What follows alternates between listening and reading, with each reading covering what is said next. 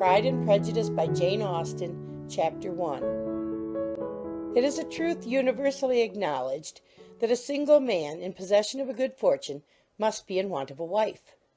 However little known the feelings or views of such a man may be on his first entering a neighbourhood, this truth is so well fixed in the minds of the surrounding families that he is considered the rightful property of some one or other of their daughters. "My dear Mr. Bennet," said his lady to him one day, "have you heard that Netherfield Park is let at last?"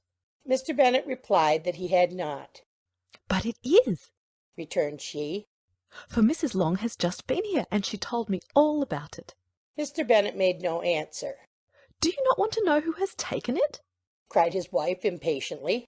"You want to tell me, and I have no objection to hearing it."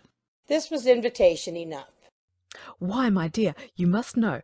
Mrs. Long says that Netherfield is taken by a young man of large fortune from the north of England, that he came down on Monday in a chaise and four to see the place, and was so much delighted with it that he agreed with Mr. Norris immediately, that he is to take possession before Michaelmas, and some of his servants are to be in the house by the end of next week." "What is his name?" "Bingley." "Is he married or single?" "Oh, single, my dear, to be sure. A single man of large fortune, 4,000 or 5,000 a year. What a fine thing for our girls!" "How so? How can it affect them?" "My dear Mr. Bennet," replied his wife, "how can you be so tiresome? You must know that I am thinking of his marrying one of them."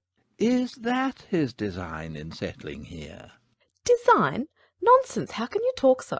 But it is very likely that he may fall in love with one of them, and therefore you must visit him as soon as he comes." "I see no occasion for that. You and the girls may go, or you may send them by themselves, which perhaps will be still better, for as you are as handsome as any of them, Mr. Bingley may like you the best of the party." "My dear, you flatter me. I certainly have had my share of beauty, but I do not pretend to be anything extraordinary now. When a woman has 5 grown-up daughters, she ought to give over thinking of her own beauty." "In such cases a woman has not often much beauty to think of." "But, my dear, you must indeed go and see Mr. Bingley when he comes into the neighbourhood." "It is more than I engage for, I assure you." "But consider your daughters. Only think what an establishment it would be for one of them. Sir William and Lady Lucas are determined to go merely on that account, for in general, you know, they visit no newcomers. Indeed, you must go, for it will be impossible for us to visit him if you do not." "You are over-scrupulous, surely. I dare say Mr. Bingley will be very glad to see you, and I will send a few lines by you to assure him of my hearty consent to his marrying whichever he chooses of the girls, though I must throw in a good word for my little Lizzie." "I desire you will do no such thing. Lizzie is not a bit better than the others, and I'm sure she is not half so handsome as Jane, nor half so good-humoured as Lydia, but you are always giving her the preference." "They have none of them much to recommend them," replied he.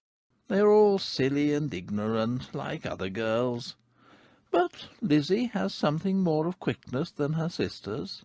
"Mr. Bennet, how can you abuse your own children in such a way? You take delight in vexing me. You have no compassion on my poor nerves." "You mistake me, my dear. I have a high respect for your nerves. They are my old friends. I have heard you mention them with consideration these last 20 years at least." "Ah, you do not know what I suffer." "But I hope you will get over it, and live to see many young men of 4,000 a year come into the neighbourhood." "It will be of no use to us if 20 such should come, since you will not visit them." "Depend upon it, my dear, that when there are 20, I will visit them all." Mr. Bennet was so odd a mixture of quick parts, sarcastic humour, reserve, and caprice, that the experience of 23 years had been insufficient to make his wife understand his character. Her mind was less difficult to develop. She was a woman of mean understanding, little information, and uncertain temper. When she was discontented, she fancied herself nervous. The business of her life was to get her daughters married. Its solace was visiting and news. End of Chapter 1. Chapter 2. Mr. Bennet was among the earliest of those who waited on Mr. Bingley. He had always intended to visit him, though to the last always assuring his wife that he should not go, and till the evening after the visit was paid she had no knowledge of it. It was then disclosed in the following manner. Observing his second daughter employed in trimming a hat, he suddenly addressed her with, "I hope Mr. Bingley will like it, Lizzie." We are not in a way to know what Mr. Bingley likes, said her mother resentfully. since we are not to visit. But you forget, mamma, said Elizabeth, that we shall meet him at the assemblies, and that Mrs. Long promised to introduce him. I do not believe Mrs. Long will do any such thing. She has 2 nieces of her own. She is a selfish, hypocritical woman, and I have no opinion of her. "No more have I, said Mr. Bennet. and I am glad to find that you do not depend on her serving you." Mrs. Bennet deigned not to make any reply, but unable to contain herself, began scolding one of her daughters. Don't keep coughing so, Kitty. For heaven's sake, have a little compassion on my nerves. You tear them to pieces. "Kitty has no discretion in her coughs," said her father. "She times them ill." I do not cough my own amusement, replied Kitty fretfully. "When is your next ball to be, Lizzie?" Tomorrow fortnight. Aye, so it is. cried her mother. And Mrs. Long does not come back till the day before, so it will be impossible for her to introduce him, for she will not know him herself. "Then, my dear, you may have the advantage of your friend, and introduce Mr. Bingley to her." Impossible, Mr. Bennet, impossible. When I am not acquainted with him myself, how can you be so teasing? "I honour your circumspection. A fortnight's acquaintance is certainly very little. One cannot know what a man really is by the end of a fortnight. But if we do not venture, somebody else will, and after all, Mrs. Long and her daughters must stand their chance. And therefore, as she will think it an act of kindness, if you decline the office, I will take it on myself." The girls stared at their father. Mrs. Bennet said only, Nonsense, nonsense. "What can be the meaning of that emphatic exclamation?" cried he. "Do you consider the forms of introduction and the stress that is laid on them as nonsense? I cannot quite agree with you there. What say you, Mary? For you are a young lady of deep reflection, I know, and read great books and make extracts." Mary wished to say something sensible, but knew not how. "While Mary is adjusting her ideas," he continued, "let us return to Mr. Bingley." I am sick of Mr. Bingley. cried his wife. "I am sorry to hear that. But why did you not tell me that before? If I had known as much this morning, I certainly would not have called on him. It is very unlucky. But as I have actually paid the visit, we cannot escape the acquaintance now." The astonishment of the ladies was just what he wished, that of Mrs. Bennet perhaps surpassing the rest, though when the first tumult of joy was over, she began to declare that it was what she had expected all the while. How good it was in you, my dear Mr. Bennet, but I knew I should persuade you at last. I was sure you loved your girls too well to neglect such an acquaintance. Well, how pleased I am, and it is such a good joke, too, that you should have gone this morning and never said a word about it till now. "Now, Kitty, you may cough as much as you choose," said Mr. Bennet, and as he spoke he left the room, fatigued with the raptures of his wife. What an excellent father you have, girls, said she when the door was shut. I do not know how you will ever make him amends for his kindness, or me either, for that matter. At our time of life it is not so pleasant, I can tell you, to be making new acquaintances every day, but for your sakes we would do anything. Lydia, my love, though you are the youngest, I dare say Mr. Bingley will dance with you at the next ball. Oh, said Lydia stoutly. I am not afraid, for though I am the youngest, I am the tallest. The rest of the evening was spent in conjecturing how soon he would return Mr. Bennet's visit, and determining when they should ask him to dinner. End of Chapter 2. Chapter 3. Not all that Mrs. Bennet, however, with the assistance of her 5 daughters, could ask on the subject was sufficient to draw from her husband any satisfactory description of Mr. Bingley. They attacked him in various ways, with barefaced questions, ingenious suppositions, and distant surmises, but he eluded the skill of them all, and they were at last obliged to accept the second-hand intelligence of their neighbour, Lady Lucas. Her report was highly favourable. Sir William had been delighted with him. He was quite young, wonderfully handsome, extremely agreeable, and, to crown the whole, he meant to be at the next assembly with a large party. Nothing could be more delightful. To be fond of dancing was a certain step towards falling in love, and very lively hopes of Mr. Bingley's heart were entertained. If I can see but one of my daughters happily settled at Netherfield, said Mrs. Bennet to her husband, and all the others equally well married, I shall have nothing to wish for. In a few days Mr. Bingley returned Mr. Bennet's visit, and sat about 10 minutes with him in his library. He had entertained hopes of being admitted to a sight of the young ladies, of whose beauty he had heard much, but he saw only the father. The ladies were somewhat more fortunate, for they had the advantage of ascertaining from an upper window that he wore a blue coat and rode a black horse.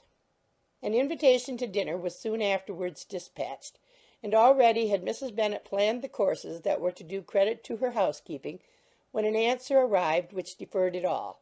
Mr. Bingley was obliged to be in town the following day, and consequently unable to accept the honour of their invitation, etc. Mrs. Bennet was quite disconcerted.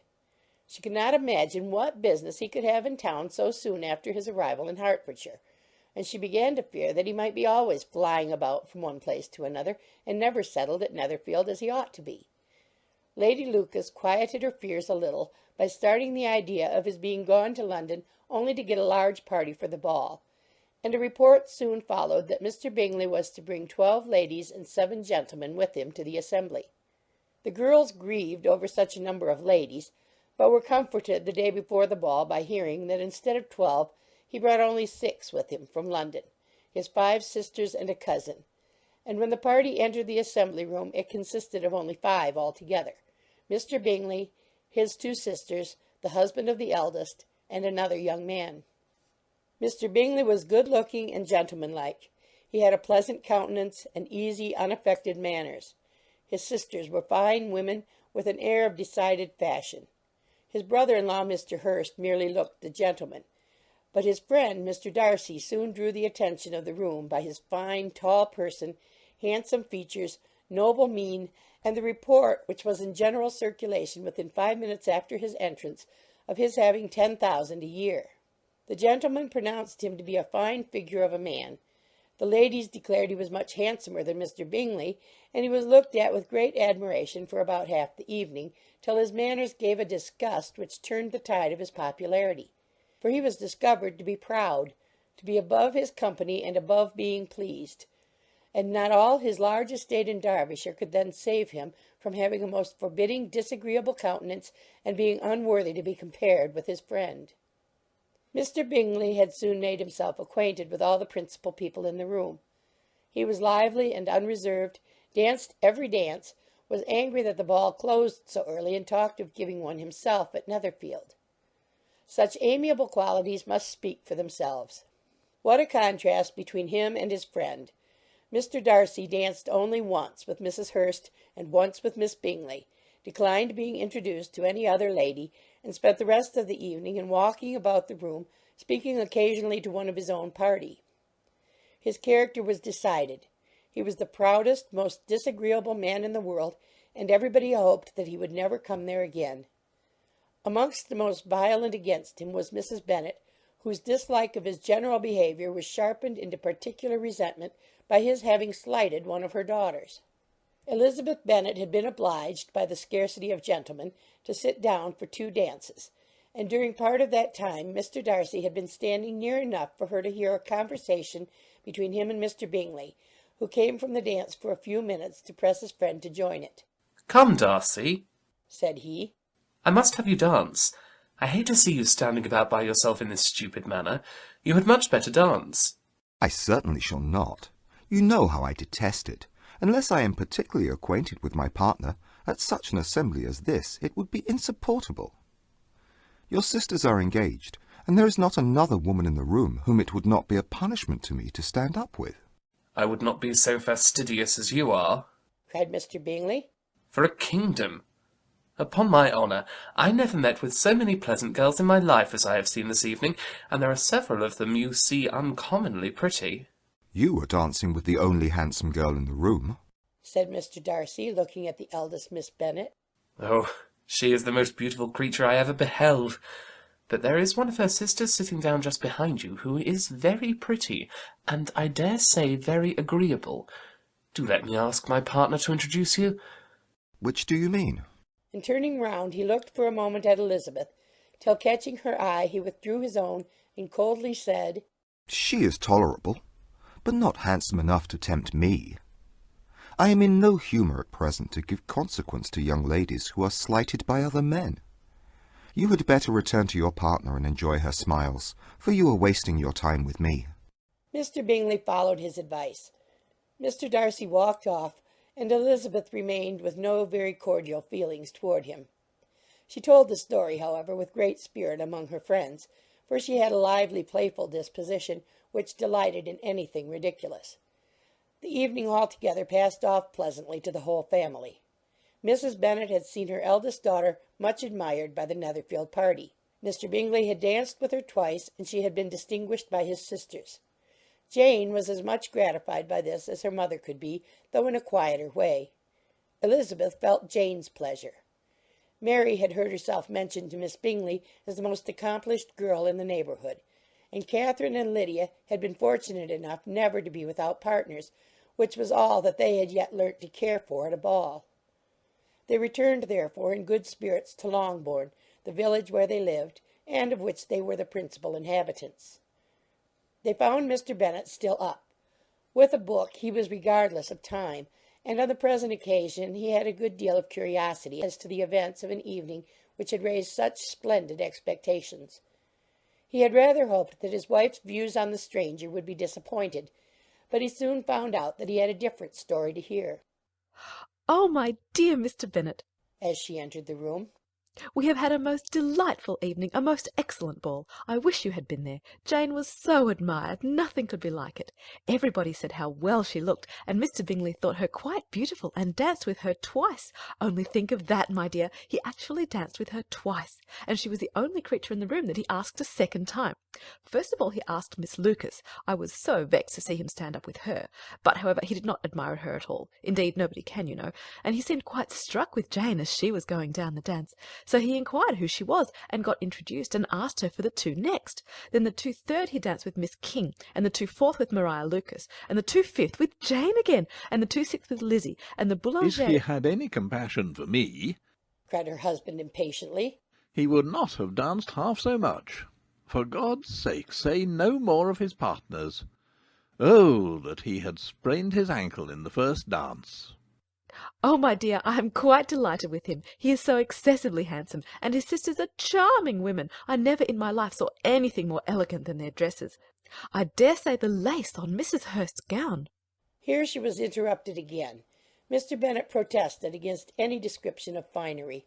She was therefore obliged to seek another branch of the subject, and related with much bitterness of spirit and some exaggeration the shocking rudeness of Mr. Darcy. "But I can assure you," she added, "that Lizzie does not lose much by not suiting his fancy, for he is a most disagreeable, horrid man, not at all worth pleasing, so high and so conceited that there was no enduring him. He walked here and he walked there, fancying himself so very great. Not handsome enough to dance with. I wish you had been there, my dear, to have given him one of your set-downs. I quite detest the man." End of Chapter 3. Chapter 4. When Jane and Elizabeth were alone, the former, who had been cautious in her praise of Mr. Bingley before, expressed to her sister just how very much she admired him. "He is just what a young man ought to be," said she. "Sensible, good-humoured, lively, and I never saw such happy manners, so much ease with such perfect good breeding." He is also handsome, replied Elizabeth, which a young man ought likewise to be if he possibly can. His character is thereby complete. "I was very much flattered by his asking me to dance a second time. I did not expect such a compliment." Did not you? I did for you. But that is one great difference between us. Compliments always take you by surprise, and me never. What could be more natural than his asking you again? He could not help seeing that you were about 5 times as pretty as every other woman in the room. No thanks to his gallantry for that. Well, he certainly is very agreeable, and I give you leave to like him. You have liked many a stupider person." "Dear Lizzie!" "Oh, you are a great deal too apt, you know, to like people in general. You never see a fault in anybody. All the world are good and agreeable in your eyes. I never heard you speak ill of a human being in your life." "I would not wish to be hasty in censuring anyone, but I always speak what I think." I know you do, and it is that which makes the wonder. With your good sense, to be so honestly blind to the follies and nonsense of others. Affectation of candour is common enough, one meets with it everywhere. But to be candid without ostentation or design, to take the good of everybody's character and make it still better, and say nothing of the bad, belongs to you alone. And so you like this man's sisters too, do you? Their manners are not equal to his. Certainly not, at first. But they are very pleasing women when you converse with them. Miss Bingley is to live with her brother and keep his house, and I am much mistaken if we shall not find a very charming neighbour in her. Elizabeth listened in silence, but was not convinced. Their behaviour at the assembly had not been calculated to please in general, and with more quickness of observation and less pliancy of temper than her sister, and with a judgment too unassailed by any attention to herself, she was very little disposed to approve them. They were, in fact, very fine ladies, not deficient in good humour when they were pleased, nor in the power of making themselves agreeable when they chose it, but proud and conceited. They were rather handsome, had been educated in one of the first private seminaries in town, had a fortune of 20,000 pounds, were in the habit of spending more than they ought, and of associating with people of rank, and were therefore in every respect entitled to think well of themselves and meanly of others. They were of a respectable family in the north of England, a circumstance more deeply impressed on their memories than that their brother's fortune and their own had been acquired by trade. Mr. Bingley inherited property to the amount of nearly 100,000 pounds from his father, who had intended to purchase an estate, but did not live to do it. Mr. Bingley intended it likewise, and sometimes made choice of his county, but as he was now provided with a good house and the liberty of a manor, it was doubtful to many of those who best knew the easiness of his temper whether he might not spend the remainder of his days at Netherfield, and leave the next generation to purchase. His sisters were anxious for his having an estate of his own, but though he was now only established as a tenant, Miss Bingley was by no means unwilling to preside at his table, nor was Mrs. Hurst, who had married a man of more fashion than fortune, less disposed to consider his house as her home when it suited her. Mr. Bingley had not been of age 2 years when he was tempted by an accidental recommendation to look at Netherfield House. He did look at it, and into it, for half an hour, was pleased with the situation and the principal rooms, satisfied with what the owner said in its praise, and took it immediately. Between him and Darcy there was a very steady friendship, in spite of great opposition of character. Bingley was endeared to Darcy by the easiness, openness, and ductility of his temper, though no disposition could offer a greater contrast to his own, and though with his own he never appeared dissatisfied. On the strength of Darcy's regard, Bingley had the firmest reliance, and of his judgment the highest opinion. In understanding, Darcy was the superior. Bingley was by no means deficient, but Darcy was clever. He was at the same time haughty, reserved, and fastidious, and his manners, though well bred, were not inviting. In that respect his friend had greatly the advantage. Bingley was sure of being liked wherever he appeared. Darcy was continually giving offence. The manner in which they spoke of the Meryton assembly was sufficiently characteristic. Bingley had never met with more pleasant people or prettier girls in his life. Everybody had been most kind and attentive to him. There had been no formality, no stiffness. He had soon felt acquainted with all the room, and as to Miss Bennet, he could not conceive an angel more beautiful. Darcy, on the contrary, had seen a collection of people in whom there was little beauty and no fashion, for none of whom he had felt the smallest interest, and from none received either attention or pleasure. Miss Bennet he acknowledged to be pretty, but she smiled too much. Mrs. Hurst and her sister allowed it to be so, but still they admired her and liked her, and pronounced her to be a sweet girl, and one whom they would not object to know more of. Miss Bennet was therefore established as a sweet girl, and their brother felt authorized by such commendation to think of her as he chose. End of chapter 4. Chapter 5. Within a short walk of Longbourn lived a family with whom the Bennets were particularly intimate. Sir William Lucas had been formerly in trade in Meryton, where he had made a tolerable fortune, and risen to the honour of knighthood by an address to the king during his mayoralty. The distinction had perhaps been felt too strongly. It had given him a disgust to his business and to his residence in a small market town, and in quitting them both he had removed with his family to a house about a mile from Meryton, denominated from that period Lucas Lodge, where he could think with pleasure of his own importance, and, unshackled by business, occupy himself solely in being civil to all the world. For though elated by his rank, it did not render him supercilious. On the contrary, he was all attention to everybody. By nature inoffensive, friendly, and obliging, his presentation at St. James's had made him courteous. Lady Lucas was a very good kind of woman, not too clever to be a valuable neighbour to Mrs. Bennet. They had several children. The eldest of them, a sensible, intelligent young woman about 27, was Elizabeth's intimate friend.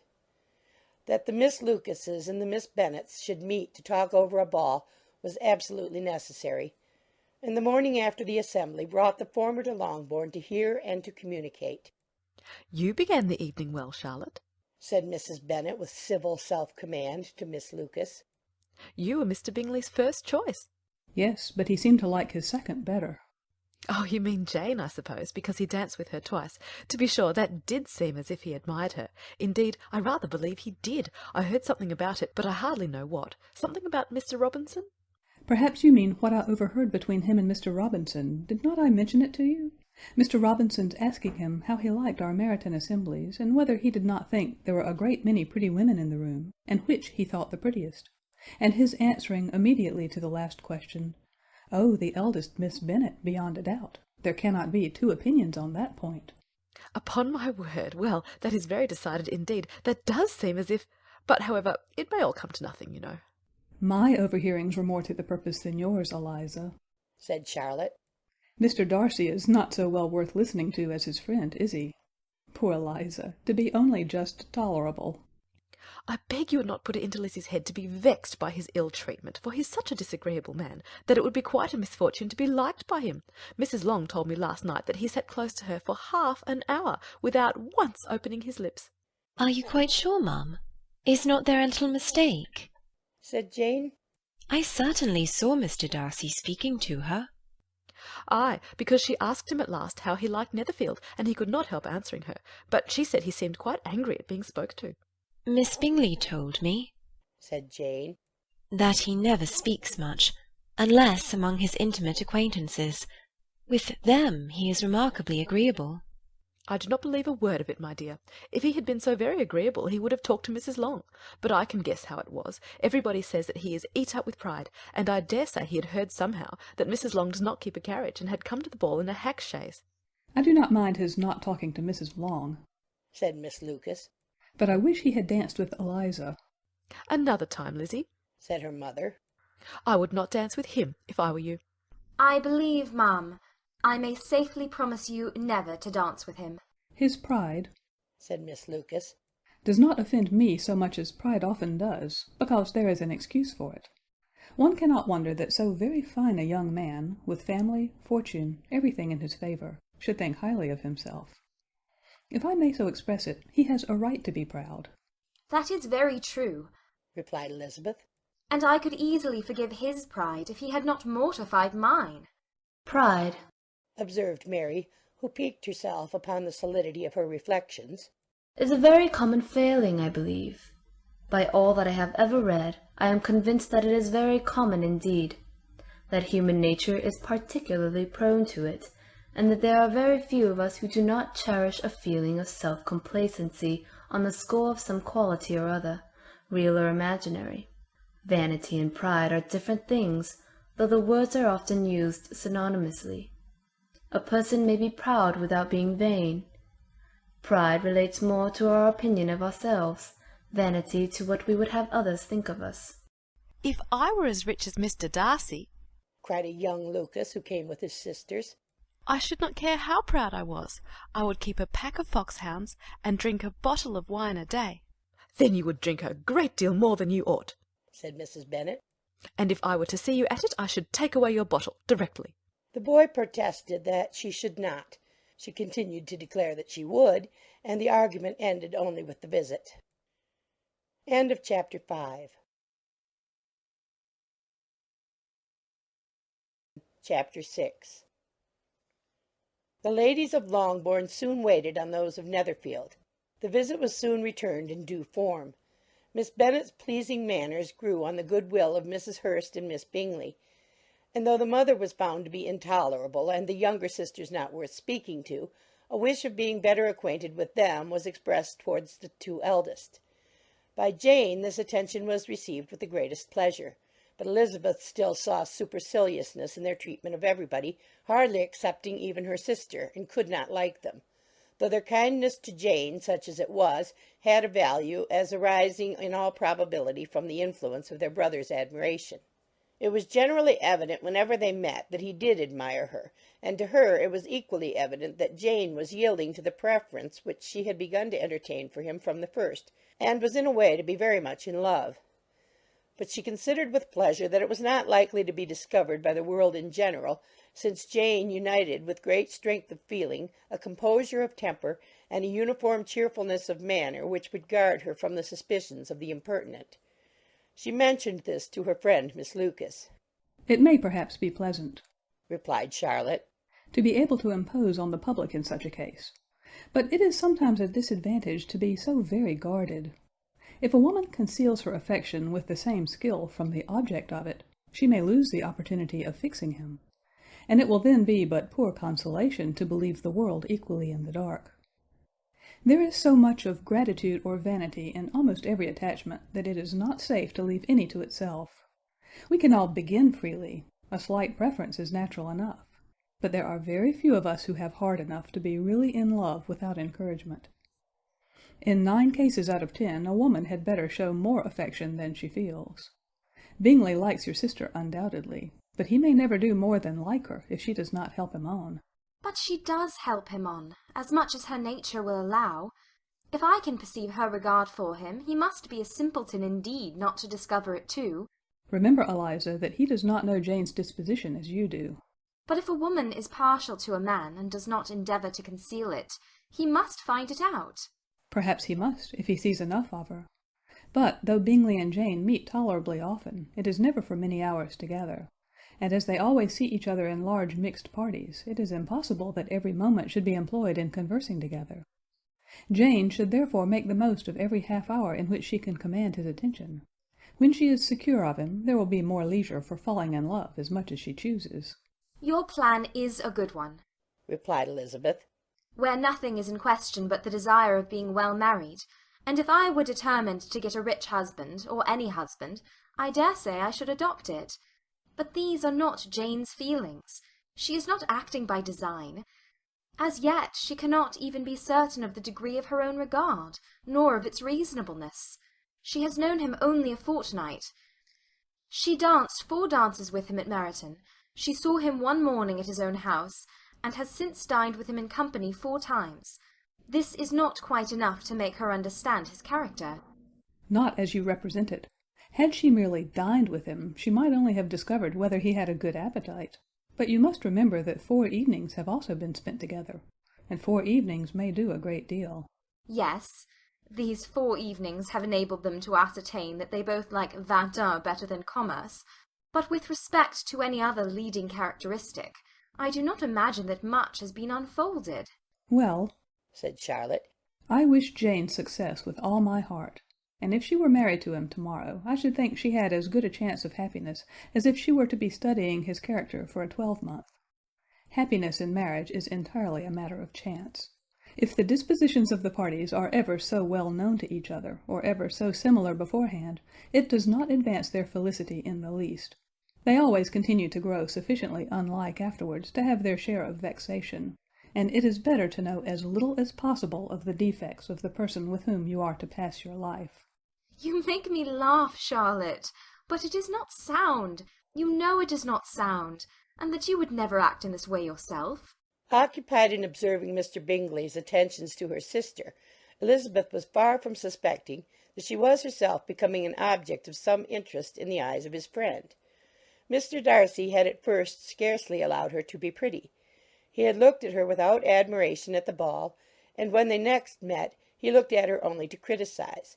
But no sooner had he made it clear to himself and his friends that she hardly had a good feature in her face, than he began to find it was rendered uncommonly intelligent by the beautiful expression of her dark eyes. To this discovery succeeded some others equally mortifying. Though he had detected with a critical eye more than one failure of perfect symmetry in her form, he was forced to acknowledge her figure to be light and pleasing, and in spite of his asserting that her manners were not those of the fashionable world, he was caught by their easy playfulness. Of this she was perfectly unaware. To her he was only the man who made himself agreeable nowhere, and who had not thought her handsome enough to dance with. He began to wish to know more of her, and, as a step towards conversing with her himself, attended to her conversation with others. His doing so drew her notice. It was at Sir William Lucas's, where a large party were assembled. "What does Mr. Darcy mean," said she to Charlotte, "by listening to my conversation with Colonel Forster?" That is a question which Mr. Darcy only can answer. "But if he does it any more, I shall certainly let him know that I see what he is about. He has a very satirical eye, and if I do not begin by being impertinent myself, I shall soon grow afraid of him." On his approaching them soon afterwards, though without seeming to have any intention of speaking, Miss Lucas defied her friend to mention such a subject to him, which immediately provoking Elizabeth to do it, she turned to him and said, "Did you not think, Mr. Darcy, that I expressed myself uncommonly well just now, when I was teasing Colonel Forster to give us a ball at Meryton?" With great energy. But it is always a subject which makes a lady energetic. "You are severe on us." It will be her turn soon to be teased, said Miss Lucas. I am going to open the instrument, Eliza, and you know what follows. "You are a very strange creature by way of a friend, always wanting me to play and sing before anybody and everybody. If my vanity had taken a musical turn, you would have been invaluable. But as it is, I would really rather not sit down before those who must be in the habit of hearing the very best performers." On Miss Lucas's persevering, however, she added, "Very well. If it must be so, it must." And gravely glancing at Mr. Darcy, "There is a fine old saying, which everybody here is of course familiar with, 'Keep your breath to cool your porridge,' and I shall keep mine to swell my song." Her performance was pleasing, though by no means capital.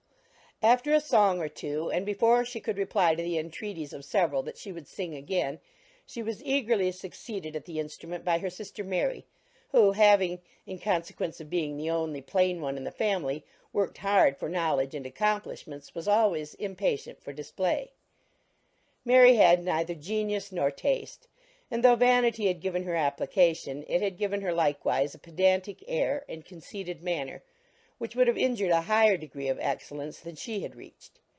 Elizabeth, easy and unaffected, had been listened to with much more pleasure, though not playing half so well, and Mary, at the end of a long concerto, was glad to purchase praise and gratitude by Scotch and Irish airs at the request of her younger sisters, who, with some of the Lucases and 2 or 3 officers, joined eagerly in dancing at one end of the room.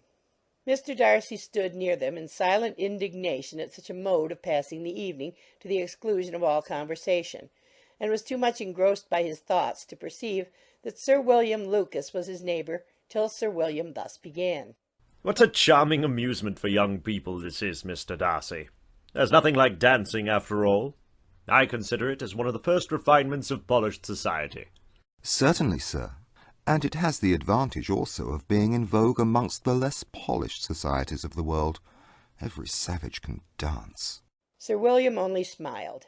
"Your friend performs delightfully," he continued after a pause, on seeing Bingley join the group. "and I doubt not that you are adept in the science yourself, Mr. Darcy." You saw me dance at Meryton, I believe, sir. "Yes, indeed, and received no inconsiderable pleasure from the sight. Do you often dance at St. James's?" Never, sir. "Do you not think it would be a proper compliment to the place?" It is a compliment which I never pay to any place if I can avoid it. "You have a house in town, I conclude?" Mr. Darcy bowed.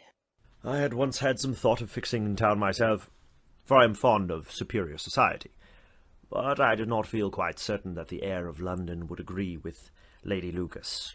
He paused in hopes of an answer, but his companion was not disposed to make any, and Elizabeth at that instant moving towards them, he was struck with the action of doing a very gallant thing, and called out to her, "My dear Miss Eliza, why are you not dancing? Mr. Darcy, you must allow me to present this young lady to you as a very desirable partner. And taking her hand, he would have given it to Mr. Darcy, who, though extremely surprised, was not unwilling to receive it, when she instantly drew back, and said, with some discomposure, to Sir William, "Indeed, sir, I have not the least intention of dancing. I entreat you not to suppose that I moved this way in order to beg for a partner." Mr. Darcy, with grave propriety, requested to be allowed the honour of her hand, but in vain. Elizabeth was determined, nor did Sir William at all shake her purpose by his attempt at persuasion. You excel so much in the dance, Miss Eliza, that it is cruel to deny me the happiness of seeing you. And though this gentleman dislikes the amusement in general, he can have no objection, I am sure, to oblige us for 1/2 hour. "Mr. Darcy is all politeness," said Elizabeth, smiling. He is, indeed. But considering the inducement, my dear Miss Eliza, we cannot wonder at his complaisance. For who would object to such a partner? Elizabeth looked archly and turned away. Her resistance had not injured her with the gentleman, and he was thinking of her with some complacency when thus accosted by Miss Bingley. "I can guess the subject of your reverie." I should imagine not. "You are considering how insupportable it would be to pass many evenings in this manner, in such society. And indeed I am quite of your opinion. I was never more annoyed. The insipidity and yet the noise, the nothingness and yet the self-importance of all those people. What will I give to hear your strictures on them?" Your conjecture is totally wrong. I assure you, my mind was more agreeably engaged. I have been meditating on the very great pleasure which a pair of fine eyes in the face of a pretty woman can bestow. Miss Bingley immediately fixed her eyes on his face, and desired he would tell her what lady had the credit of inspiring such reflections. Mr. Darcy replied with great intrepidity, Miss Elizabeth Bennet. "Miss Elizabeth Bennet?" repeated Miss Bingley. "I am all astonishment. How long has she been such a favourite? And pray, when am I to wish you joy?" That is exactly the question which I expected you to ask. A lady's imagination is very rapid. It jumps from admiration to love, from love to matrimony, in a moment. I knew you would be wishing me joy. "Nay, if you're serious about it, I shall consider the matter is absolutely settled. You will be having a charming mother-in-law indeed, and of course she will always be at Pemberley with you." He listened to her with perfect indifference while she chose to entertain herself in this manner, and as his composure convinced her that all was safe, her wit flowed long. Chapter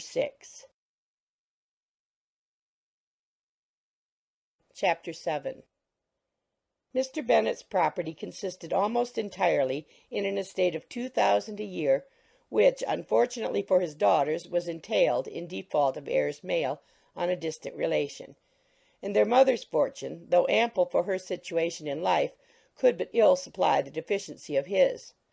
Her father had been an attorney in Meryton, and had left her £4,000.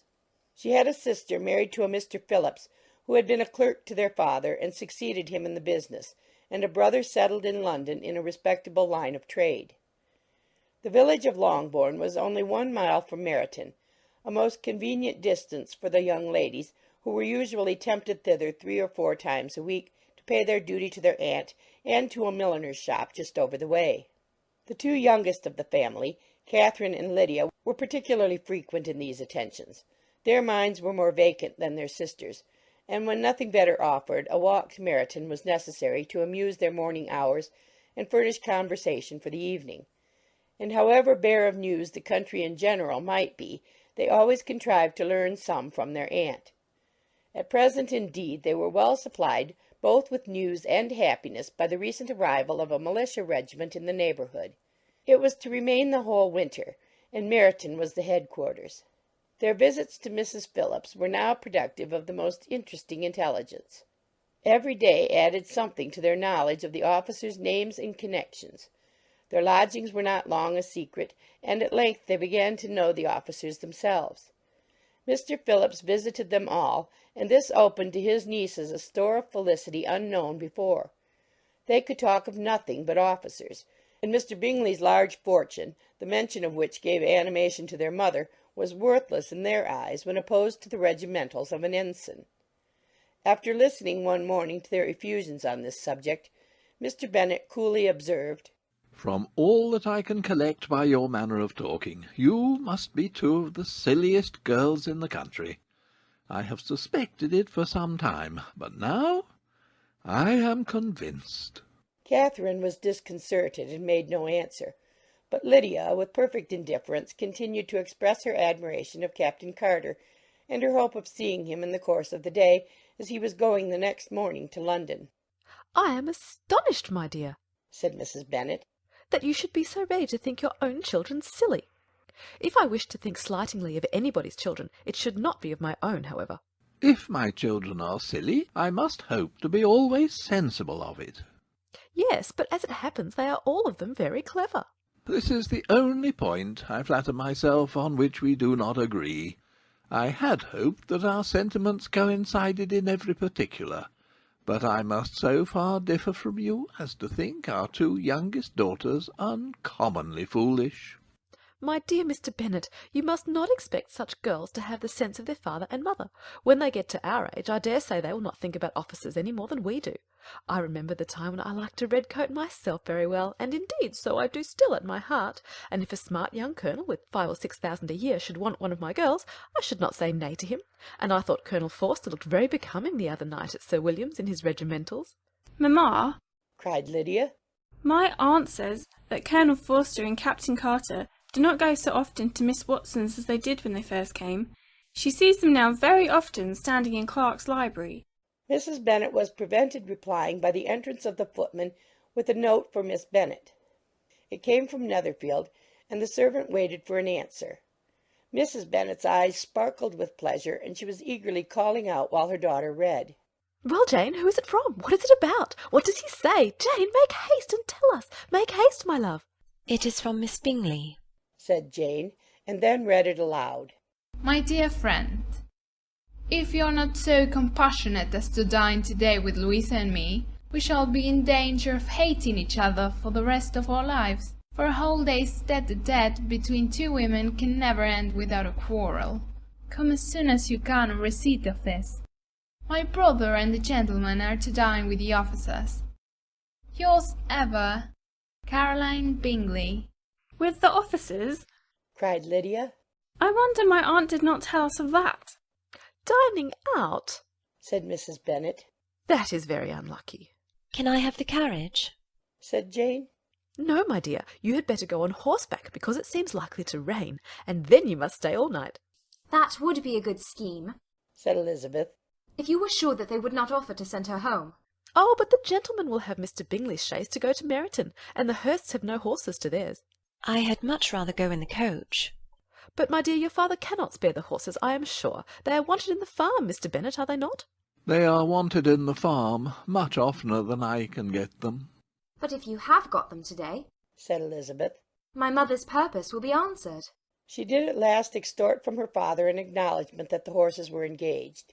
Jane was therefore obliged to go on horseback, and her mother attended her to the door with many cheerful prognostics of a bad day. Her hopes were answered. Jane had not been gone long before it rained hard. Her sisters were uneasy for her, but her mother was delighted. The rain continued the whole evening without intermission. Jane certainly could not come back. "This was a lucky idea of mine, indeed," said Mrs. Bennet more than once, as if the credit of making it rain were all her own. Till the next morning, however, she was not aware of all the felicity of her contrivance. Breakfast was scarcely over when a servant from Netherfield brought the following note for Elizabeth. "My dearest Lizzie, I find myself very unwell this morning, which I suppose is to be imputed to my getting wet through yesterday. My kind friends will not hear of my returning till I am better.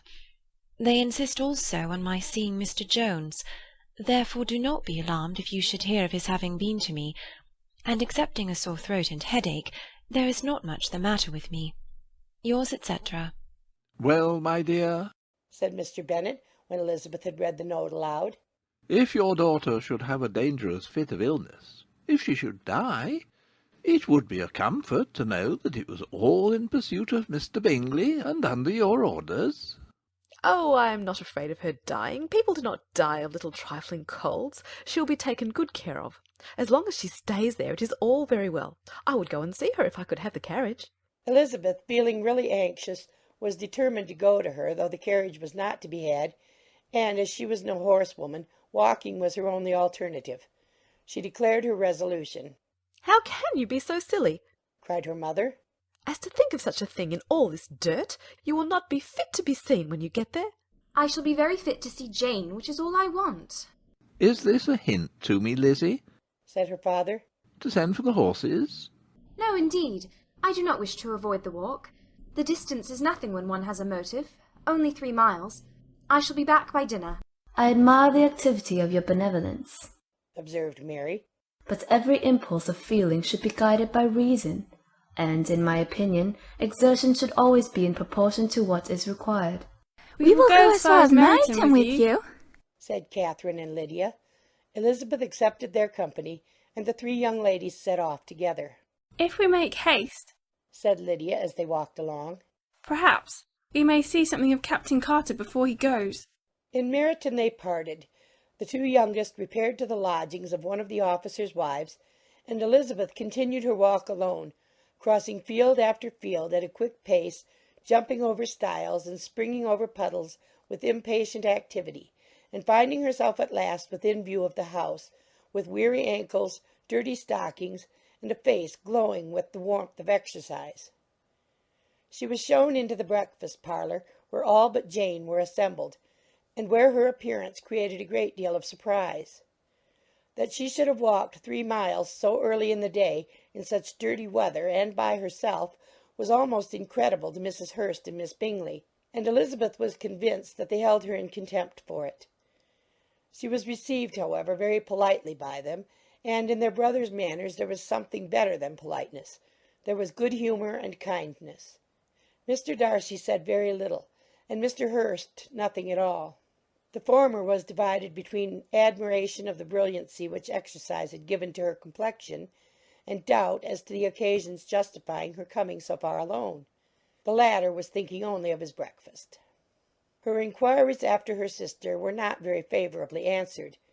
Miss Bennet had slept ill, and though up was very feverish and not well enough to leave her room. Elizabeth was glad to be taken to her immediately, and Jane, who had only been withheld by the fear of giving alarm or inconvenience from expressing in her note how much she longed for such a visit, was delighted at her entrance. She was not equal, however, to much conversation, and when Miss Bingley left them together, could attempt little besides expressions of gratitude for the extraordinary kindness she was treated with. Elizabeth silently attended her. When breakfast was over, they were joined by the sisters, and Elizabeth began to like them herself when she saw how much affection and solicitude they showed for Jane. The apothecary came, and having examined his patient, said, as might be supposed, that she had caught a violent cold, and that they must endeavour to get the better of it, advised her to return to bed, and promised her some draughts. The advice was followed readily, for the feverish symptoms increased, and her head ached acutely. Elizabeth did not quit her room for a moment, nor were the other ladies often absent. The gentlemen being out, they had, in fact, nothing to do elsewhere.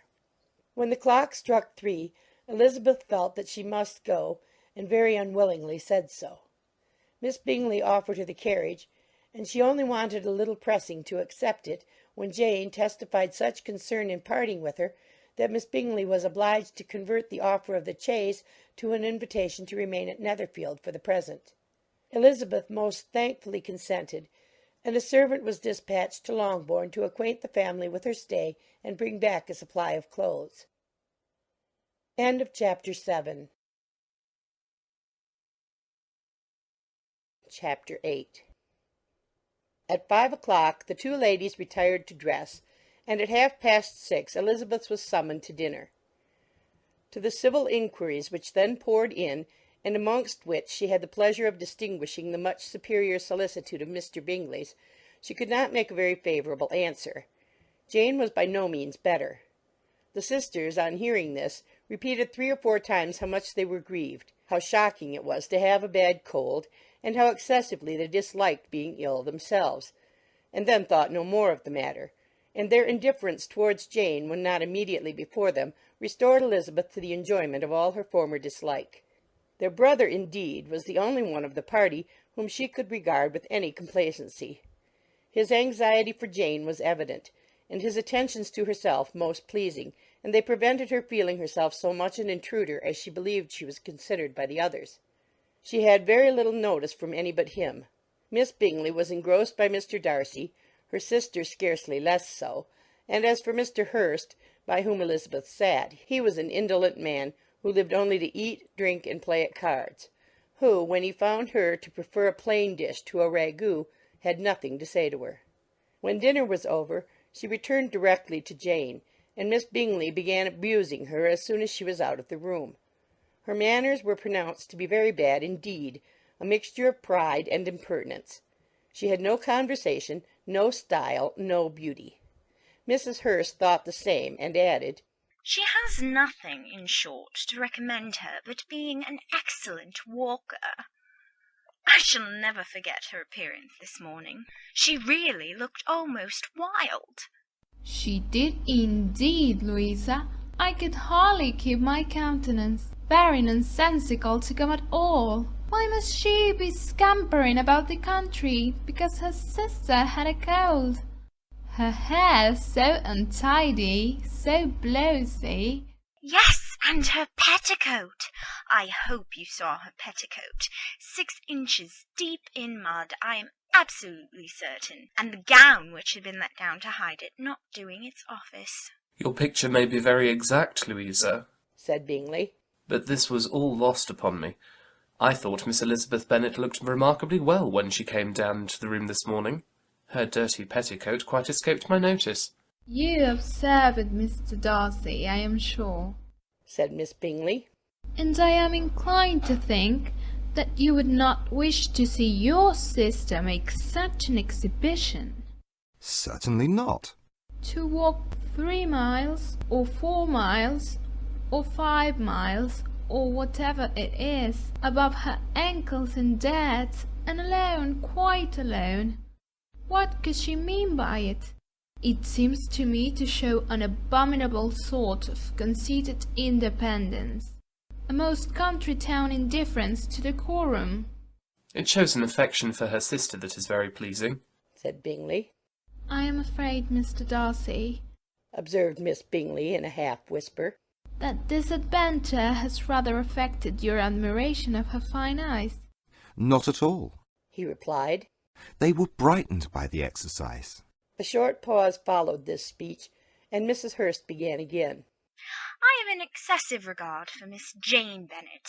She is really a very sweet girl, and I wish with all my heart she were well settled. But with such a father and mother, and such low connections, I am afraid there is no chance of it. I think I have heard you say that their uncle is an attorney at Meryton. Yes, and they have another, who lives somewhere near Cheapside. That is capital, added her sister, and they both laughed heartily.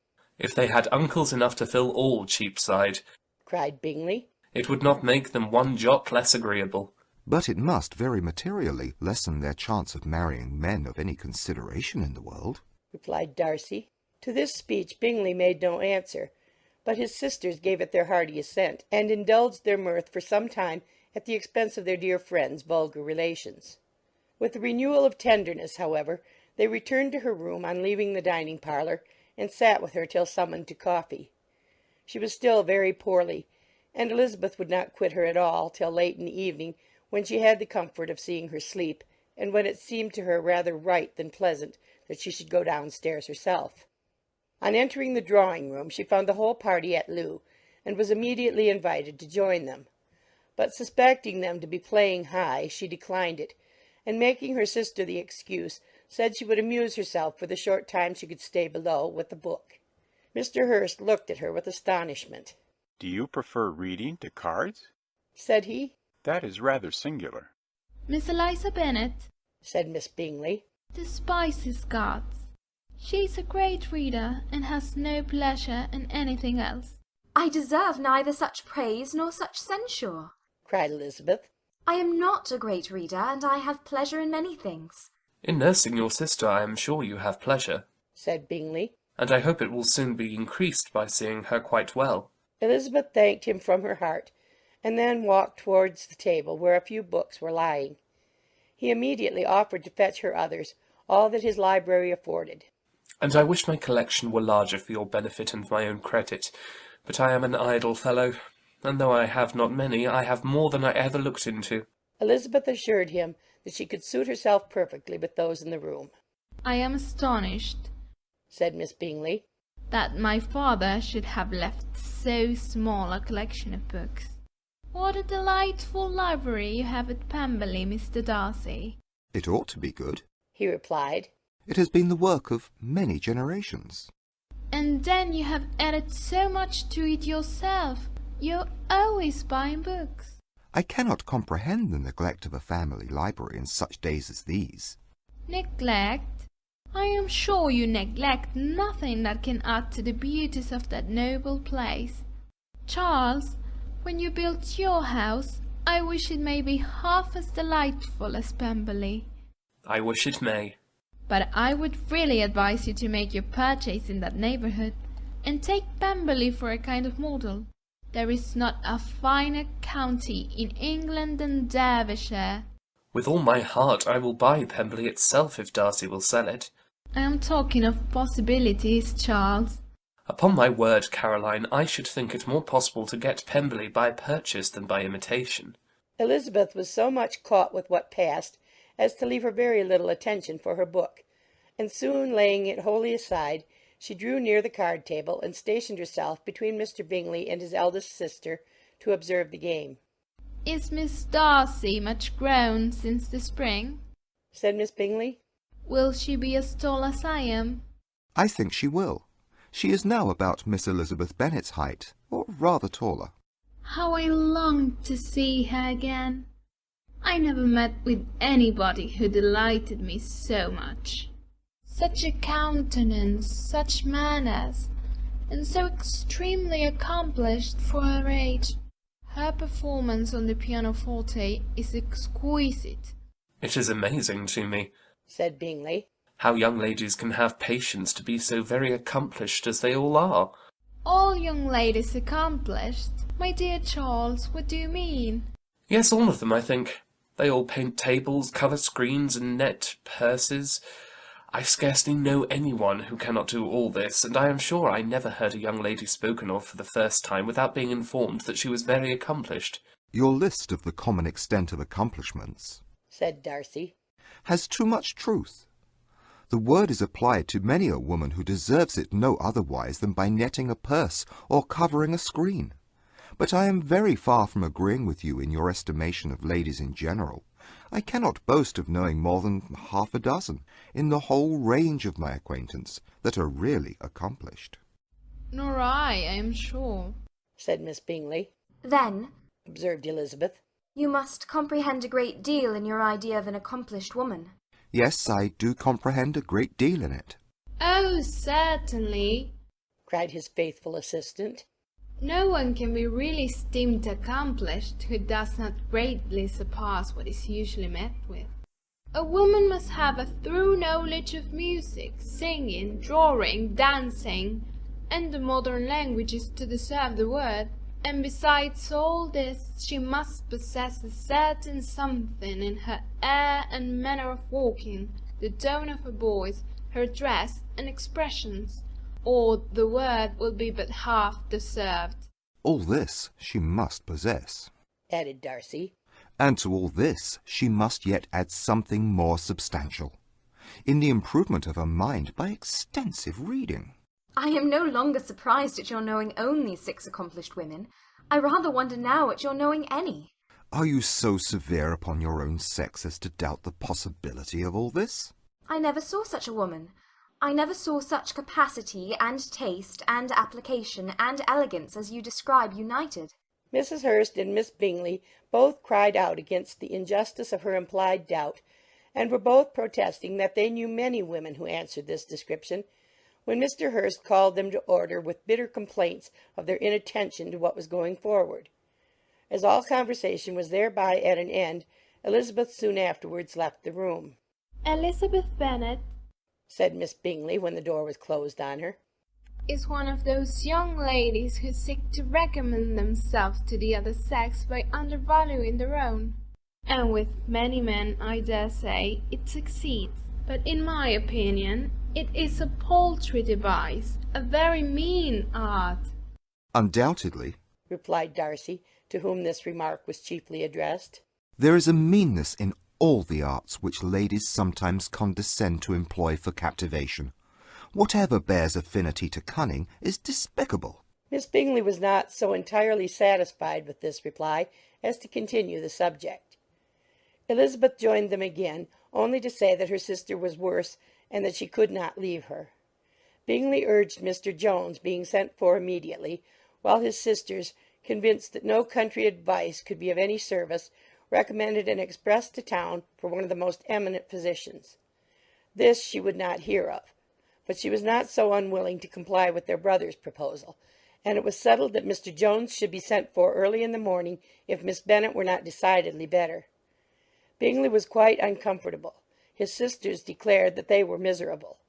They solaced their wretchedness, however, by duets after supper, while he could find no better relief to his feelings than by giving his housekeeper directions that every attention might be paid to the sick lady and her sister. End of chapter 8. Chapter 9.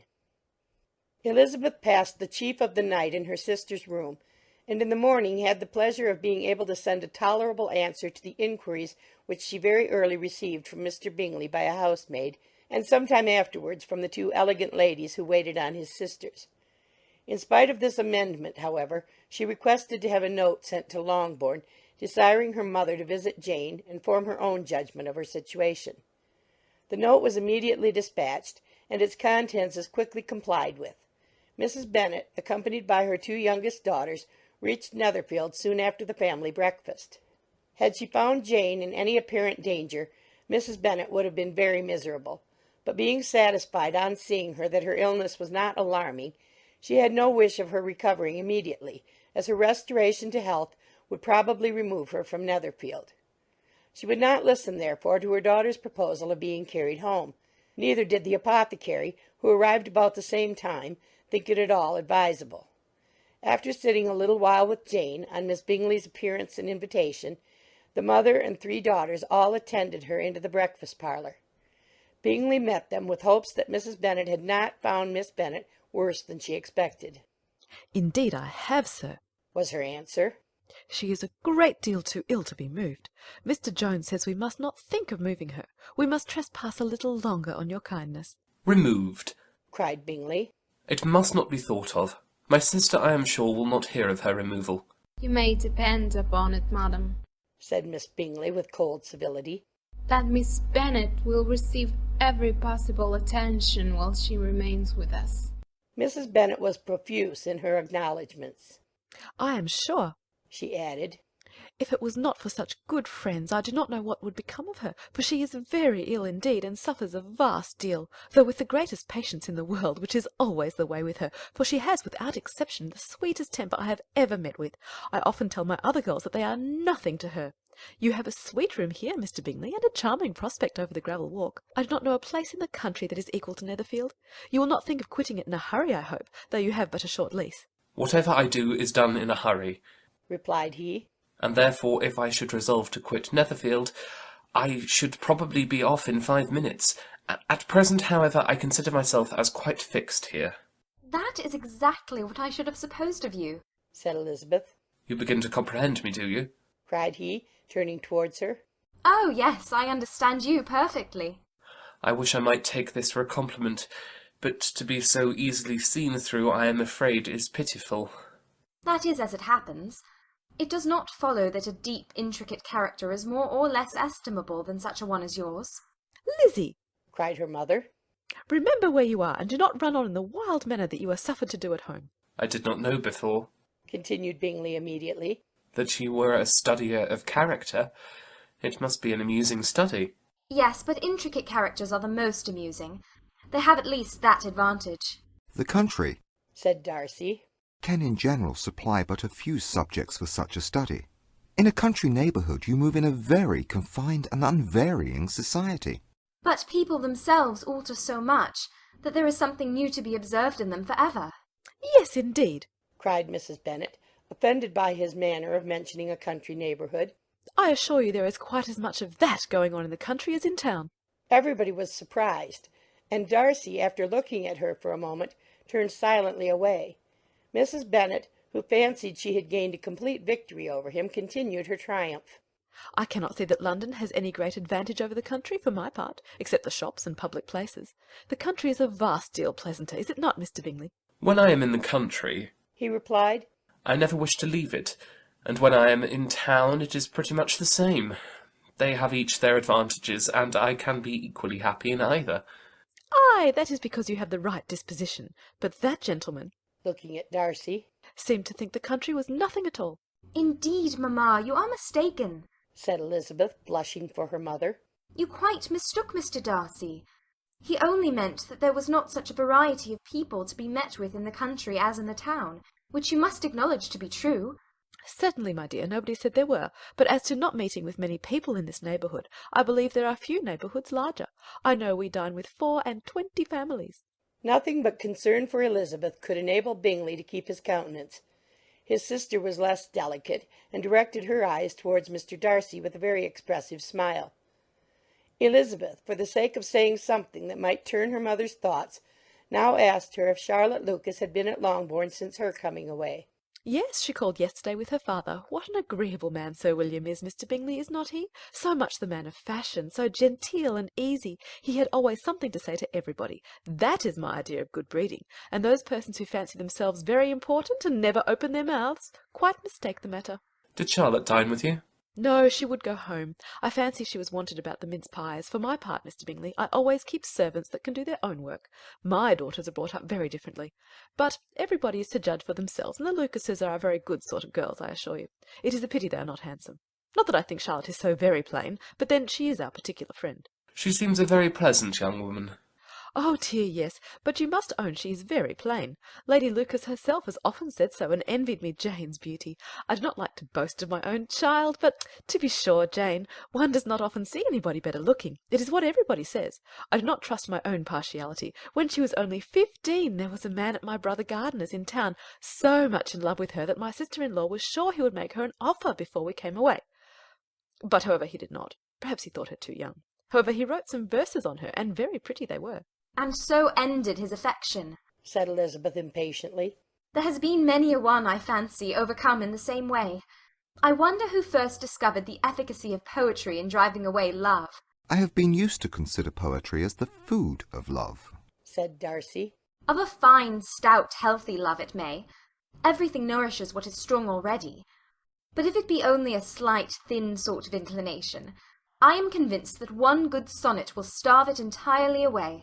Darcy only smiled, and the general pause which ensued made Elizabeth tremble lest her mother should be exposing herself again.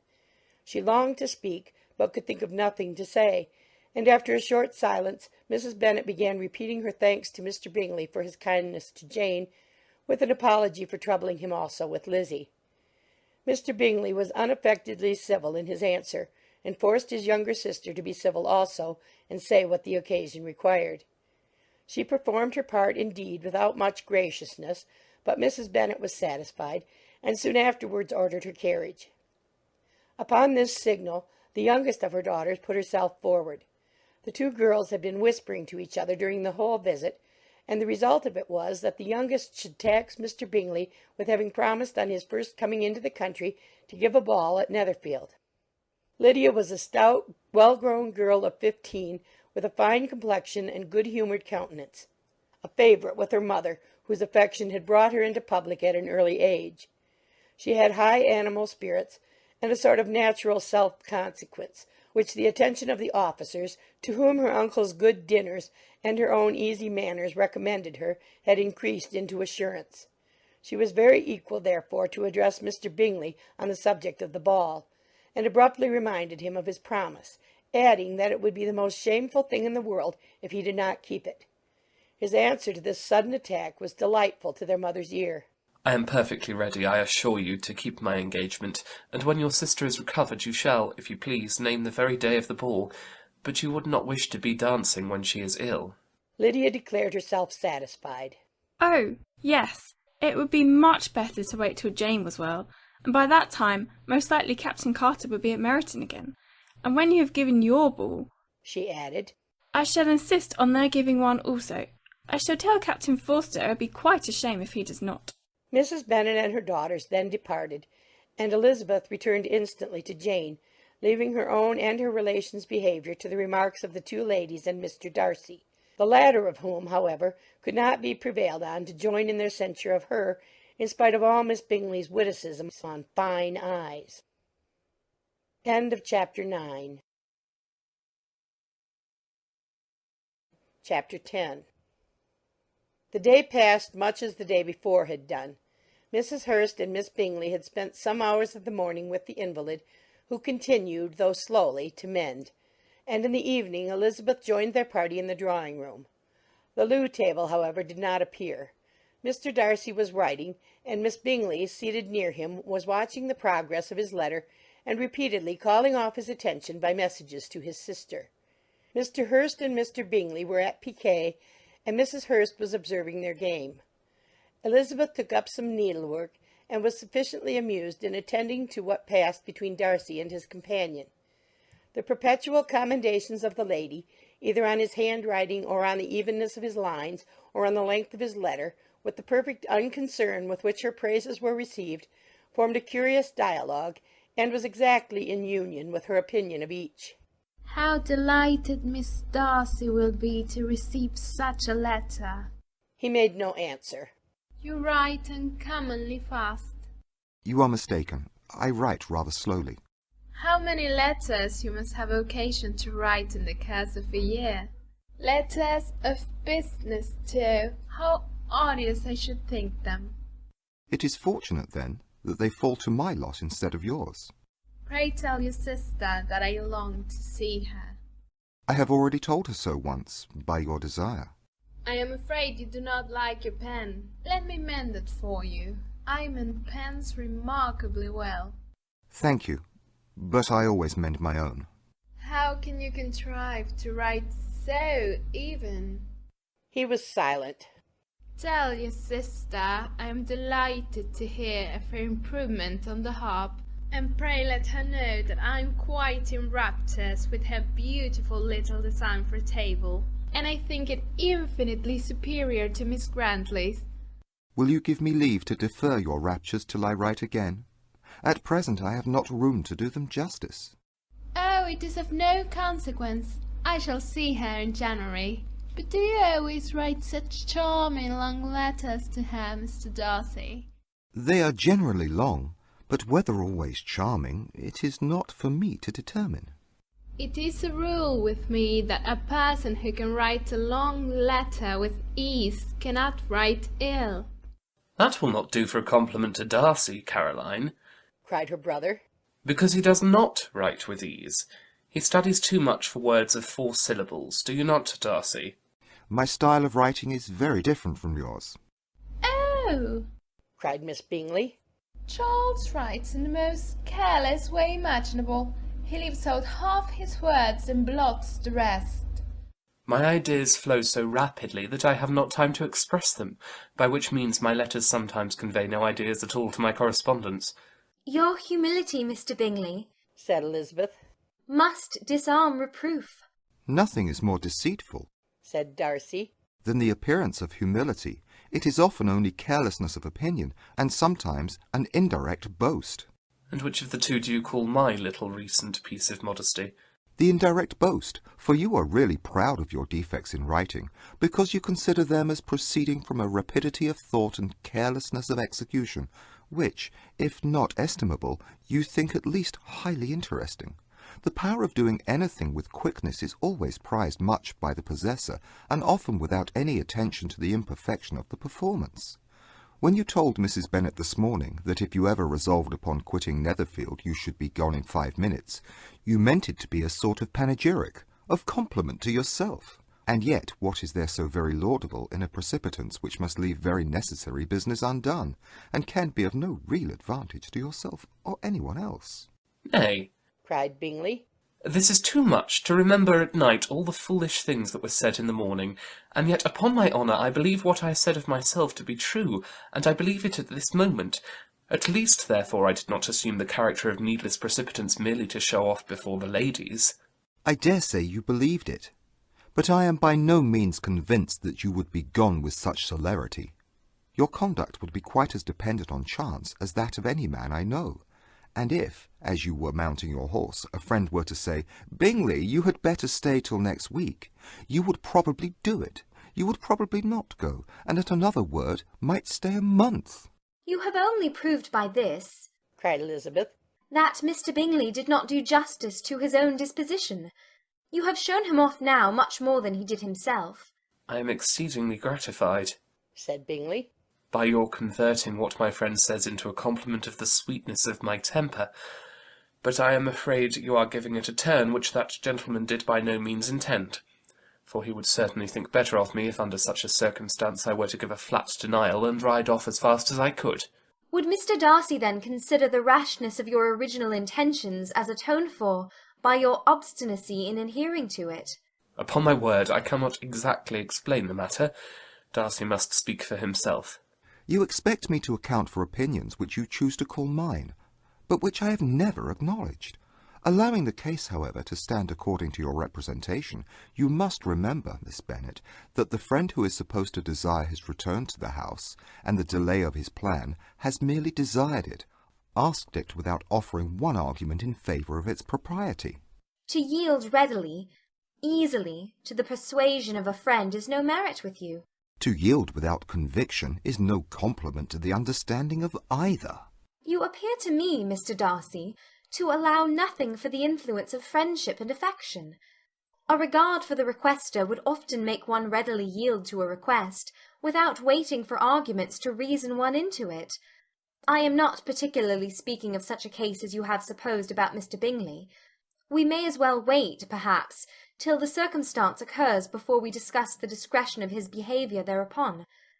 But in general and ordinary cases between friend and friend, where one of them is desired by the other to change a resolution of no very great moment, should you think ill of that person for complying with the desire, without waiting to be argued into it? Will it not be advisable, before we proceed on this subject, to arrange with rather more precision the degree of importance which is to appertain to this request, as well as the degree of intimacy subsisting between the parties? By all means, cried Bingley. Let us hear all the particulars, not forgetting their comparative height and size, for that will have more weight in the argument, Miss Bennet, than you may be aware of. I assure you that if Darcy were not such a great tall fellow in comparison with myself, I should not pay him half so much deference.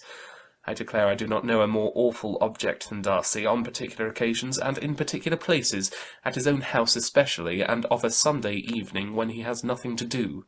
Mr. Darcy smiled, but Elizabeth thought she could perceive that he was rather offended, and therefore checked her laugh.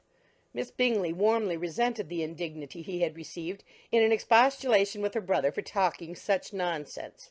"I see your design, Bingley," said his friend. "You dislike an argument and want to silence this." Perhaps I do. Arguments are too much like disputes. If you and Miss Bennet will defer yours till I am out of the room, I shall be very thankful, and then you may say whatever you like of me.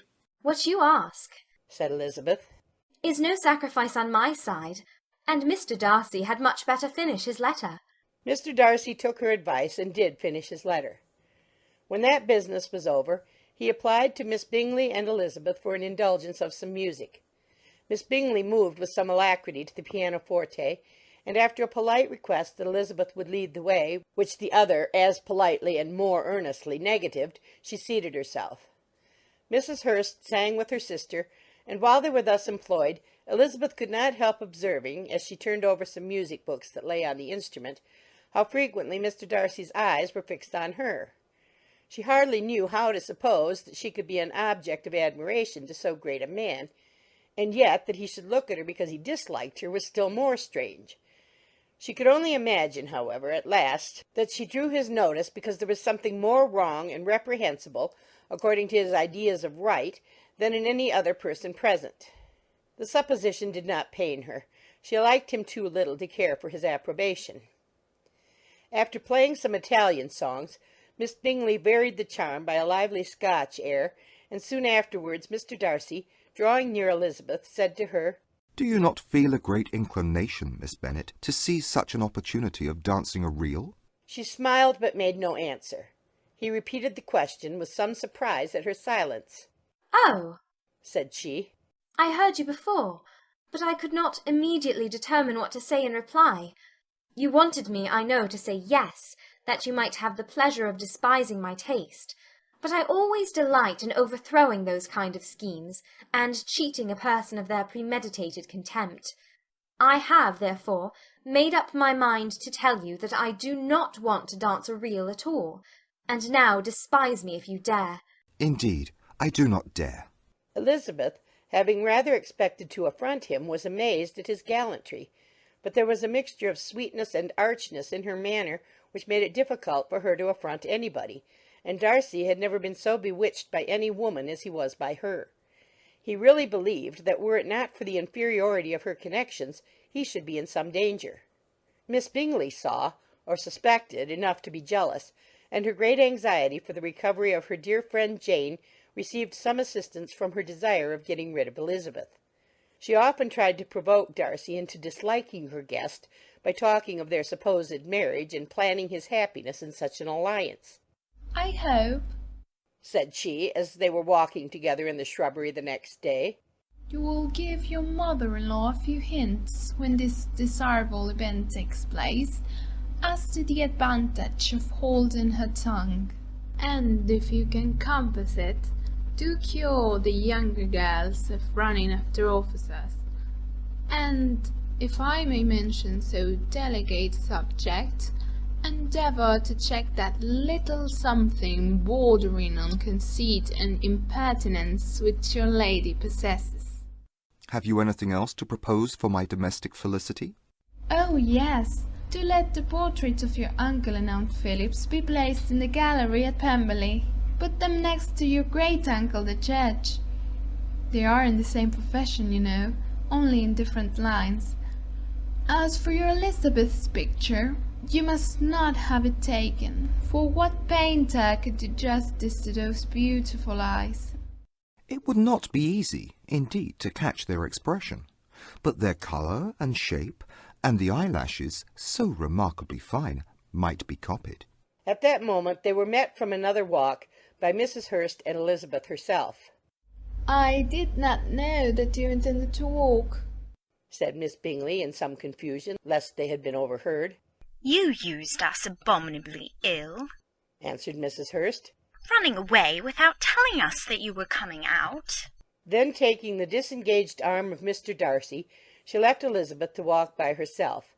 The path just admitted 3. Mr. Darcy felt their rudeness, and immediately said, "This walk is not wide enough for our party.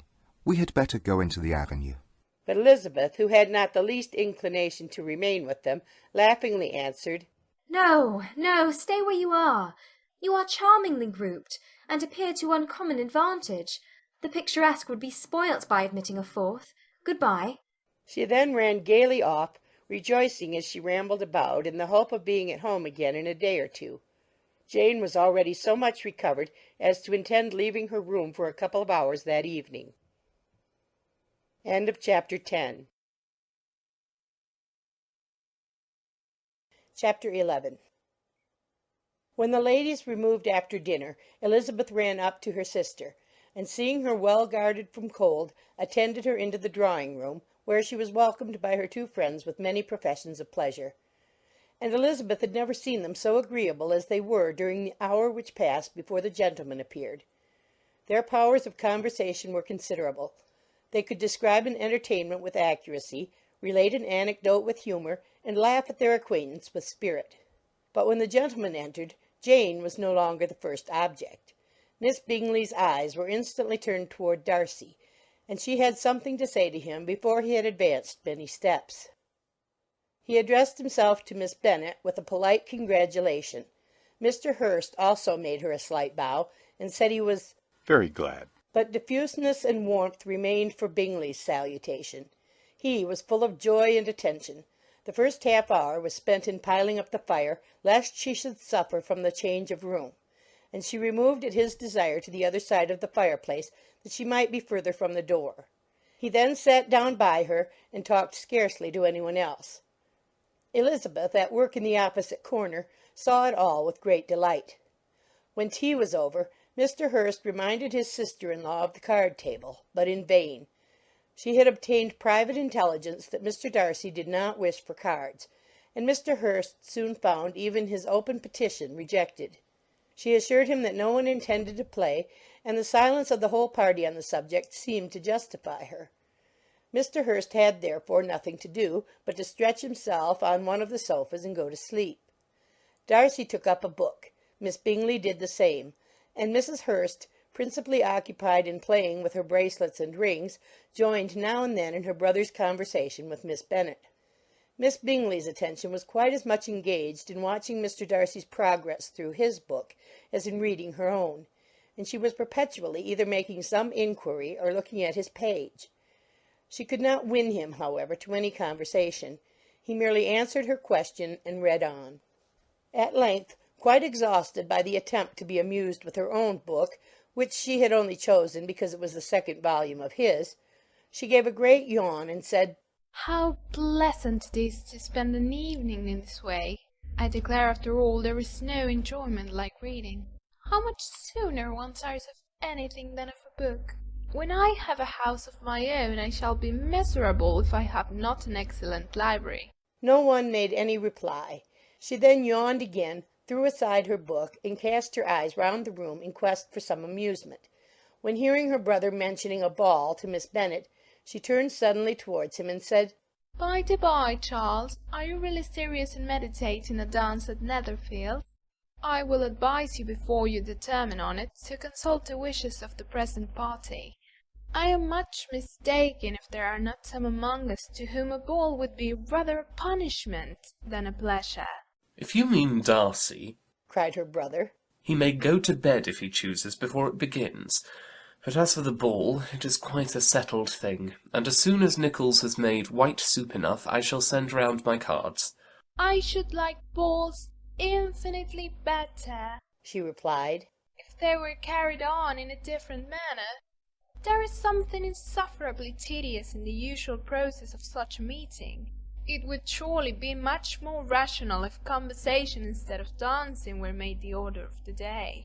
Much more rational, my dear Caroline, I dare say, but it would not be near so much like a ball. Miss Bingley made no answer, and soon afterwards she got up and walked about the room. Her figure was elegant, and she walked well, but Darcy, at whom it was all aimed, was still inflexibly studious. In the desperation of her feelings, she resolved on one effort more, and turning to Elizabeth, said, "Miss Eliza Bennet, let me persuade you to follow my example and take a turn about the room. I assure you it is very refreshing after sitting so long in one attitude." Elizabeth was surprised, but agreed to it immediately. Miss Bingley succeeded no less in the real object of her civility. Mr. Darcy looked up. He was as much awake to the novelty of attention in that quarter as Elizabeth herself could be, and unconsciously closed his book. He was directly invited to join their party, but he declined it, observing that he could imagine but two motives for their choosing to walk up and down the room together, with either of which motives his joining them would interfere. What could he mean? She was dying to know what could be his meaning, and asked Elizabeth whether she could at all understand him. "Not at all," was her answer. "But depend upon it, he means to be severe on us, and our surest way of disappointing him will be to ask nothing about it." Miss Bingley, however, was incapable of disappointing Mr. Darcy in anything, and persevered therefore in requiring an explanation of his two motives. "I have not the smallest objection to explaining them," said he, as soon as she allowed him to speak. "You either choose this method of passing the evening because you are in each other's confidence and have secret affairs to discuss, or because you are conscious that your figures appear to the greatest advantage in walking. If the first, I would be completely in your way, and if the second, I can admire you much better as I sit by the fire." "Oh, shocking!" cried Miss Bingley. "I never heard anything so abominable. How shall we punish him for such a speech? Nothing so easy, if you have but the inclination, said Elizabeth. We can all plague and punish one another. Tease him, laugh at him. Intimate as you are, you must know how it is to be done. But upon my honour, I do not. I do assure you that my intimacy has not yet told me that. 'Tis calmness of manner and presence of mind. No, no. Feel he may defy us there. And as to laughter, we will not expose ourselves, if you please, by attempting to laugh without a subject. Mr. Darcy may hug himself. Mr. Darcy is not to be laughed at, cried Elizabeth. That is an uncommon advantage, and uncommon I hope it will continue, for it would be a great loss to me to have many such acquaintances. I dearly love a laugh. Miss Bingley, said he, has given me more credit than can be. The wisest and the best of men, nay, the wisest and best of their actions, may be rendered ridiculous by a person whose first object in life is a joke. Certainly, replied Elizabeth. There are such people, but I hope I am not one of them. I hope I never ridicule what is wise and good. Follies and nonsense, whims and inconsistencies do divert me, I own, and I laugh at them whenever I can. But these, I suppose, are precisely what you are without. Perhaps that is not possible for anyone, but it has been the study of my life to avoid those weaknesses which often expose a strong understanding to ridicule. Such as vanity and pride. Yes, vanity is a weakness indeed, but pride, where there is a real superiority of mind, pride will be always under good regulation. Elizabeth turned away to hide a smile. Your examination of Mr. Darcy is over, I presume, said Miss Bingley. And pray, what is the result? I am perfectly convinced by it that Mr. Darcy has no defect. He owns it himself without disguise. No, said Darcy. I have made no such pretension. I have faults enough, but they are not, I hope, of understanding. My temper I dare not vouch for.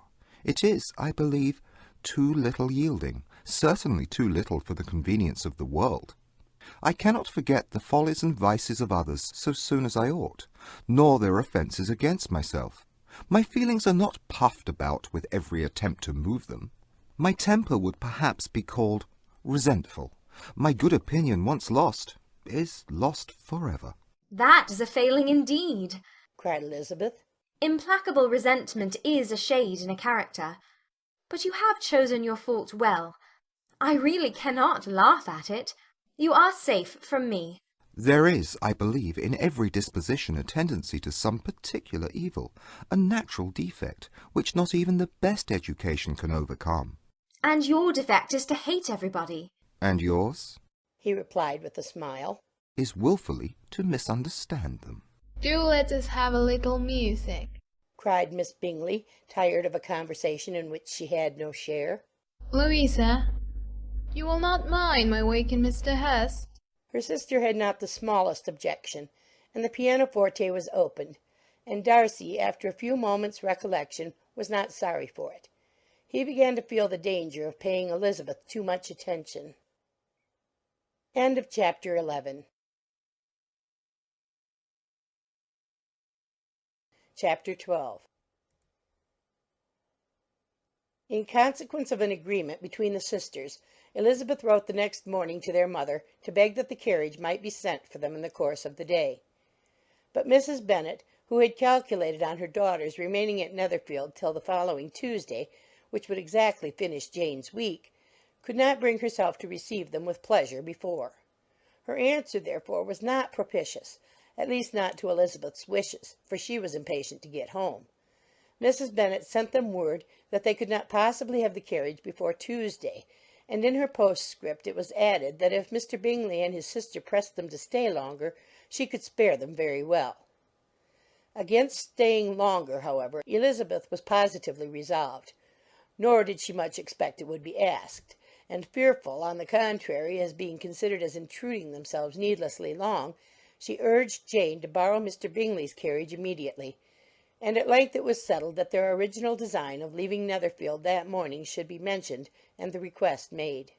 The communication excited many professions of concern, and enough was said of wishing them to stay at least till the following day to work on Jane, and till the morrow their going was deferred.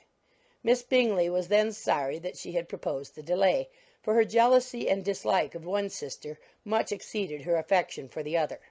The master of the house heard with real sorrow that they were to go so soon, and repeatedly tried to persuade Miss Bennet that it would not be safe for her, that she was not enough recovered, but Jane was firm where she felt herself to be right. To Mr. Darcy it was welcome intelligence. Elizabeth had been at Netherfield long enough. She attracted him more than he liked, and Miss Bingley was uncivil to her, and more teasing than usual to himself. He wisely resolved to be particularly careful that no sign of admiration should now escape him, nothing that could elevate her with the hope of influencing his felicity, sensible that if such an idea had been suggested, his behaviour during the last day must have material weight in confirming or crushing it. Steady to his purpose, he scarcely spoke 10 words to her through the whole of Saturday, and though they were at one time left by themselves for half an hour, he adhered most conscientiously to his book, and would not even look at her. On Sunday, after morning service, the separation, so agreeable to almost all, took place.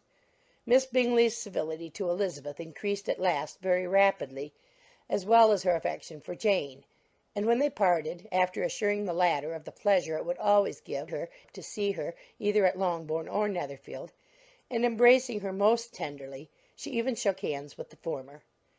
Elizabeth took leave of the whole party in the liveliest of spirits. They were not welcomed home very cordially by their mother. Mrs. Bennet wondered at their coming, and thought them very wrong to give so much trouble, and was sure Jane would have caught cold again.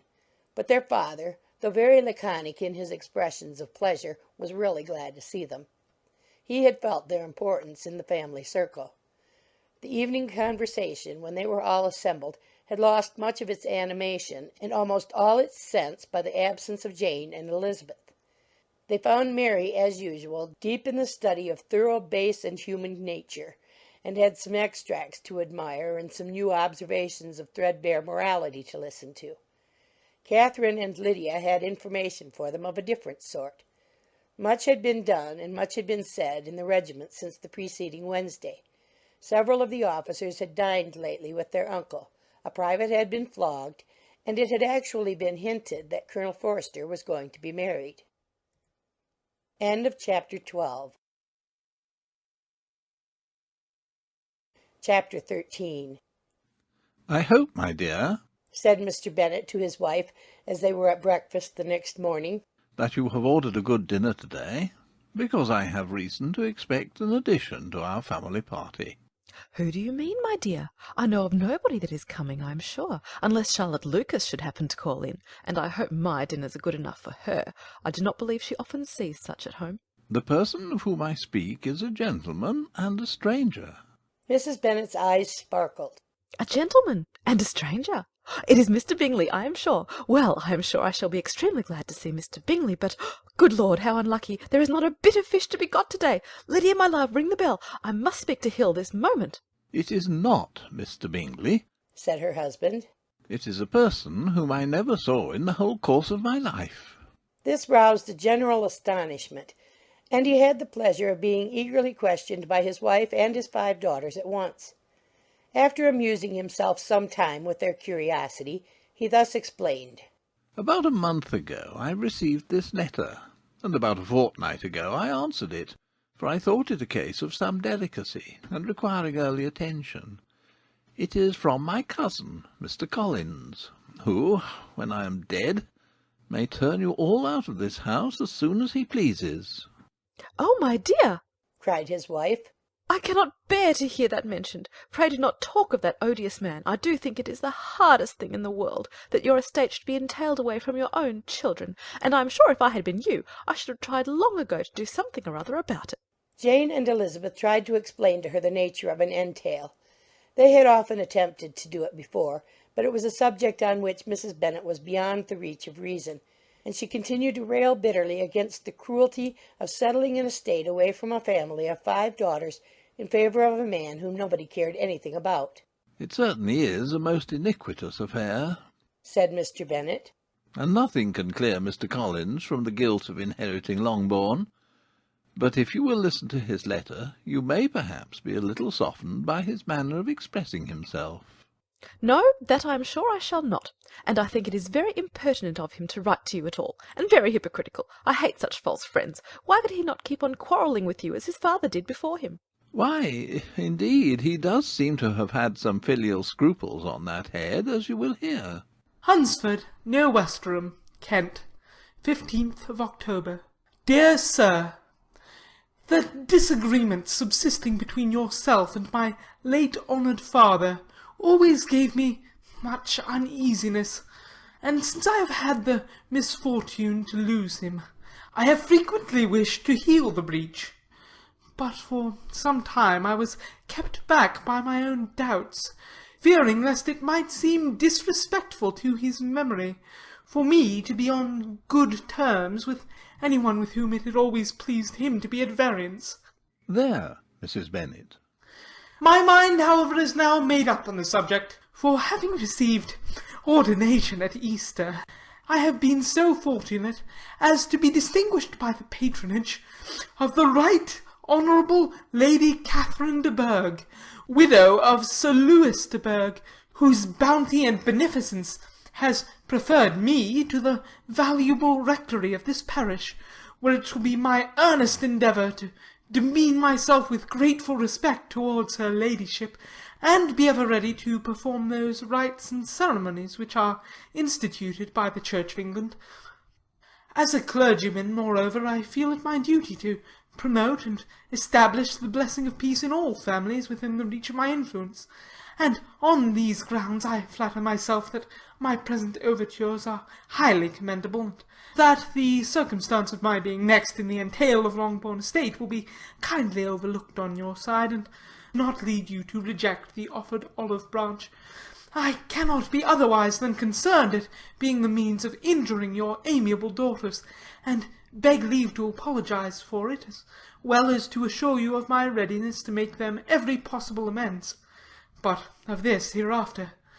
If you should have no objection to receive me into your house, I propose myself the satisfaction of waiting on you and your family Monday, November 18th, by 4 o'clock, and shall probably trespass on your hospitality till the Sunday se'nnight following, which I can do without any inconvenience, as Lady Catherine is far from objecting to my occasional absence on a Sunday, provided that some other clergyman is engaged to do the duty of the day. I remain, dear sir, with respectful compliments to your lady and daughters, your well-wisher and friend, William Collins. At 4 o'clock, therefore, we may expect this peacemaking gentleman, said Mr. Bennet as he folded up the letter.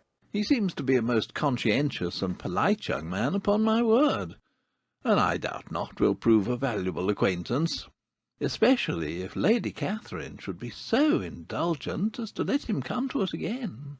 There is some sense in what he says about the girls, however, and if he is disposed to make them any amends, I shall not be the person to discourage him. Though it is difficult, said Jane, to guess in what way he can mean to make us the atonement he thinks our due. The wish is certainly to his credit. Elizabeth was chiefly struck by his extraordinary deference for Lady Catherine, and his kind intention of christening, marrying, and burying his parishioners whenever it were required. He must be an oddity, I think, said she. I cannot make him out. There is something very pompous in his style. And what can he mean by apologizing for being next in the entail? We cannot suppose he would help it if he could.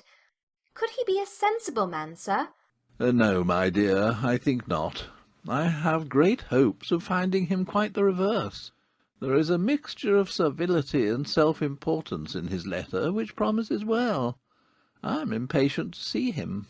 In point of composition, said Mary, the letter does not seem defective. The idea of the olive branch perhaps is not wholly new, yet I think it is well expressed. To Catherine and Lydia, neither the letter nor its writer were in any degree interesting. It was next to impossible that their cousin should come in a scarlet coat, and it was now some weeks since they had received pleasure from the society of a man in any other colour. As for their mother, Mr. Collins's letter had done away with much of her ill will, and she was preparing to see him with a degree of composure which astonished her husband and daughters. Mr. Collins was punctual to his time, and was received with great politeness by the whole family. Mr. Bennet indeed said little, but the ladies were ready enough to talk, and Mr. Collins seemed neither in need of encouragement nor inclined to be silent himself.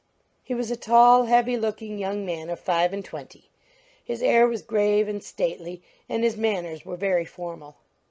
He had not been long seated before he complimented Mrs. Bennet on having so fine a family of daughters, said he had heard much of their beauty, but that in this instance fame had fallen short of the truth, and added that he did not doubt her seeing them all in due time disposed of in marriage. This gallantry was not much to the taste of some of his hearers, but Mrs. Bennet, who quarrelled with no compliments, answered most readily. You are very kind, I am sure, and I wish with all my heart it may prove so, for else they will be destitute enough. Things are settled so oddly. You allude, perhaps, to the entail of this estate? Ah, sir, I do indeed. It is a grievous affair to my poor girls, you must confess. Not that I mean to find fault with you, for such things I know are all chance in this world. There is no knowing how estates will go when once they come to be entailed. I am very sensible, madam, of the hardship to my fair cousins, and could say much on the subject, but that I am cautious of appearing forward and precipitate. But I can assure the young ladies that I come prepared to admire them. At present I will not say more, but perhaps when we are better acquainted. He was interrupted by a summons to dinner, and the girls smiled on each other. They were not the only objects of Mr. Collins's admiration.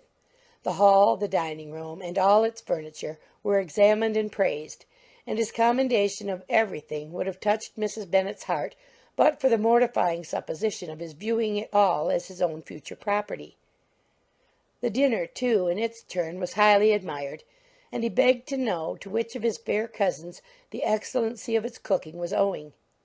But he was set right there by Mrs. Bennet, who assured him with some asperity that they were very well able to keep a good cook, and that her daughters had nothing to do in the kitchen. He begged pardon for having displeased her. In a softened tone she declared herself not at all offended, but he continued to apologize for about a quarter of an hour. End of chapter 13. Chapter 14.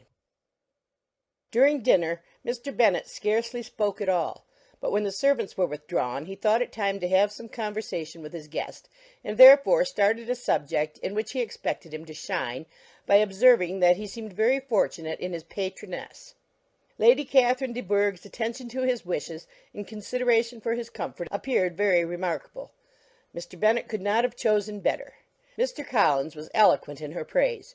The subject elevated him to more than usual solemnity of manner, and with the most important aspect he protested that he had never in his life witnessed such behaviour in a person of rank, such affability and condescension as he had himself experienced from Lady Catherine. She had been graciously pleased to approve of both of the discourses which he had already had the honour of preaching before her. She had also asked him twice to dine at Rosings, and had sent for him only the Saturday before, to make up the pool of quadrille in the evening. Lady Catherine was reckoned proud by many people he knew, but he had never seen anything but affability in her. She had always spoken to him as she would to any other gentleman. She made not the smallest objection to his joining in the society of the neighbourhood, nor to his leaving the parish occasionally for a week or two to visit his relations. She had even condescended to advise him to marry as soon as he could, provided he chose with discretion, and had once paid him a visit in his humble parsonage, where she had perfectly approved all the alterations he had been making, and had even vouchsafed to suggest some herself, some shelves in the closet upstairs. That is all very proper and civil, I am sure, said Mrs. Bennet. And I dare say she is a very agreeable woman. It is a pity that great ladies in general are not more like her. Does she live near you, sir? The garden in which stands my humble abode is separated only by a lane from Rosings Park, her ladyship's residence. I think you said she was a widow, sir? Has she any family? She has only one daughter, the heiress of Rosings, and a very extensive property. Ah, said Mrs. Bennet, shaking her head. Then she is better off than many girls. And what sort of a young lady is she? Is she handsome? She is a most charming young lady indeed. Lady Catherine herself says that, in point of true beauty, Miss de Bourgh is far superior to the handsomest of her sex, because there is that in her features which marks the young lady of distinguished birth. She is unfortunately of a sickly constitution, which has prevented her from making that progress in many accomplishments which she could not have otherwise failed of, as I am informed by the lady who superintended her education, and who still resides with them. But she is perfectly amiable, and often condescends to drive by my humble abode in her little phaeton ponies. Has she been presented? I do not remember her name among the ladies at court. Her indifferent state of health unhappily prevents her being in town, and by that means, as I told Lady Catherine one day, has deprived the British court of its brightest ornaments. Her ladyship seemed pleased with the idea, and you may imagine that I am happy on every occasion to offer those little delicate compliments which are always acceptable to ladies. I have more than once observed to Lady Catherine that her charming daughter seemed born to be a duchess, and that the most elevated rank, instead of giving her consequence, would be adorned by her. These are the kind of little things which please her ladyship, and it is a sort of attention which I conceive myself peculiarly bound to pay. You judge very properly, said Mr. Bennet. And it is happy for you that you possess the talent of flattering with delicacy. May I ask whether these pleasing attentions proceed from the impulse of the moment, or are the result of previous study? They arise chiefly from what is passing at the time, and though I sometimes amuse myself with suggesting and arranging such little elegant compliments as may be adapted to ordinary occasions, I always wish to give them as unstudied an air as possible. Mr. Bennet's expectations were fully answered. His cousin was as absurd as he had hoped, and he listened to him with the keenest enjoyment, maintaining at the same time the most resolute composure of countenance, and, except in an occasional glance at Elizabeth, requiring no partner in his pleasure. By tea-time, however, the dose had been enough, and Mr. Bennet was glad to take his guest into the drawing-room again, and when tea was over, glad to invite him to read aloud to the ladies. Mr. Collins readily assented, and a book was produced. But on beholding it, for everything announced it to be from a circulating library, he started back, and, begging pardon, protested that he never read novels. Kitty stared at him, and Lydia exclaimed. Other books were produced, and after some deliberation he chose Fordyce's Sermons.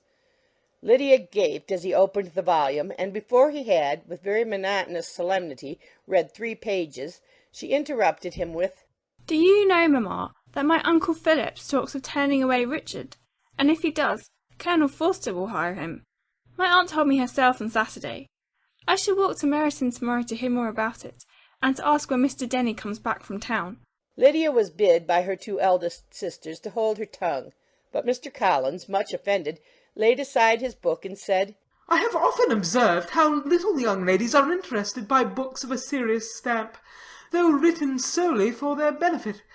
It amazes me, I confess, for certainly there can be nothing so advantageous to them as instruction. But I will no longer importune my young cousin. Then, turning to Mr. Bennet, he offered himself as his antagonist at backgammon. Mr. Bennet accepted the challenge, observing that he acted very wisely in leaving the girls to their own trifling amusements. Mrs. Bennet and her daughters apologized most civilly for Lydia's interruption, and promised that it should not occur again if he would resume his book. But Mr. Collins, after assuring them that he bore his young cousin no ill will, and should never resent her behaviour as any affront, seated himself at another table with Mr. Bennet, and prepared for backgammon. End of Chapter 14. Chapter 15. Mr. Collins was not a sensible man, and the deficiency of nature had been but little assisted by education or society, the greatest part of his life having been spent under the guidance of an illiterate and miserly father. And though he belonged to one of the universities, he had merely kept the necessary terms, without forming at it any useful acquaintance. The subjection in which his father had brought him up had given him originally great humility of manner, but it was now a good deal counteracted by the self-conceit of a weak head, living in retirement, and the consequential feelings of early and unexpected prosperity. A fortunate chance had recommended him to Lady Catherine de Bourgh when the living of Hunsford was vacant, and the respect which he felt for her high rank, and his veneration for her as his patroness, mingling with a very good opinion of himself, of his authority as a clergyman, and his right as a rector, made him altogether a mixture of pride and obsequiousness, self-importance and humility. Having now a good house and a very sufficient income, he intended to marry, and in seeking a reconciliation with the Longbourn family, he had a wife in view, as he meant to choose one of the daughters, if he found them as handsome and amiable as they were represented by common report. This was his plan of amends, of atonement, for inheriting their father's estate, and he thought it an excellent one, full of eligibility and suitableness, and excessively generous and disinterested on his own part. His plan did not vary on seeing them. Miss Bennet's lovely face confirmed his views, and established all his strictest notions of what was due to seniority, and for the first evening she was his settled choice. The next morning, however, made an alteration, for in a quarter of an hour's tete-a-tete with Mrs. Bennet before breakfast, a conversation beginning with his parsonage house, and leading naturally to the avowal of his hopes that a mistress might be found for it at Longbourn, produced from her, amid very complacent smiles and general encouragement, a caution against the very Jane he had fixed on. As to her younger daughters, she could not take upon her to say, she could not positively answer, but she did not know of any preposition. Her eldest daughter, she must just mention, she felt it incumbent on her to hint, was very likely to be soon engaged. Mr. Collins had only to change from Jane to Elizabeth, and it was soon done. Done while Mrs. Bennet was stirring the fire. Elizabeth, equally next to Jane in birth and beauty, succeeded her, of course. Mrs. Bennet treasured up the hint, and trusted that she might soon have 2 daughters married, and the man whom she could not bear to speak of the day before was now high in her good graces. Lydia's intention of walking to Meryton was not forgotten.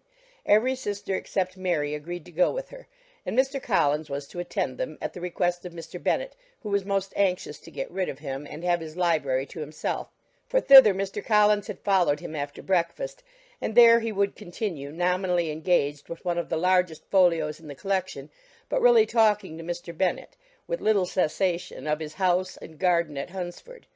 Such doings discomposed Mr. Bennet exceedingly. In his library he had been always sure of leisure and tranquillity, and though prepared, as he told Elizabeth, to meet with folly and conceit in every other room of the house, he was used to be free from them there. His civility, therefore, was most prompt in inviting Mr. Collins to join his daughters in their walk, and Mr. Collins, being in fact much better fitted for a walker than a reader, was extremely pleased to close his large book and go.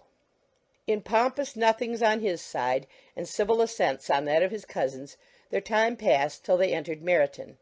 The attention of the younger ones was then no longer to be gained by him.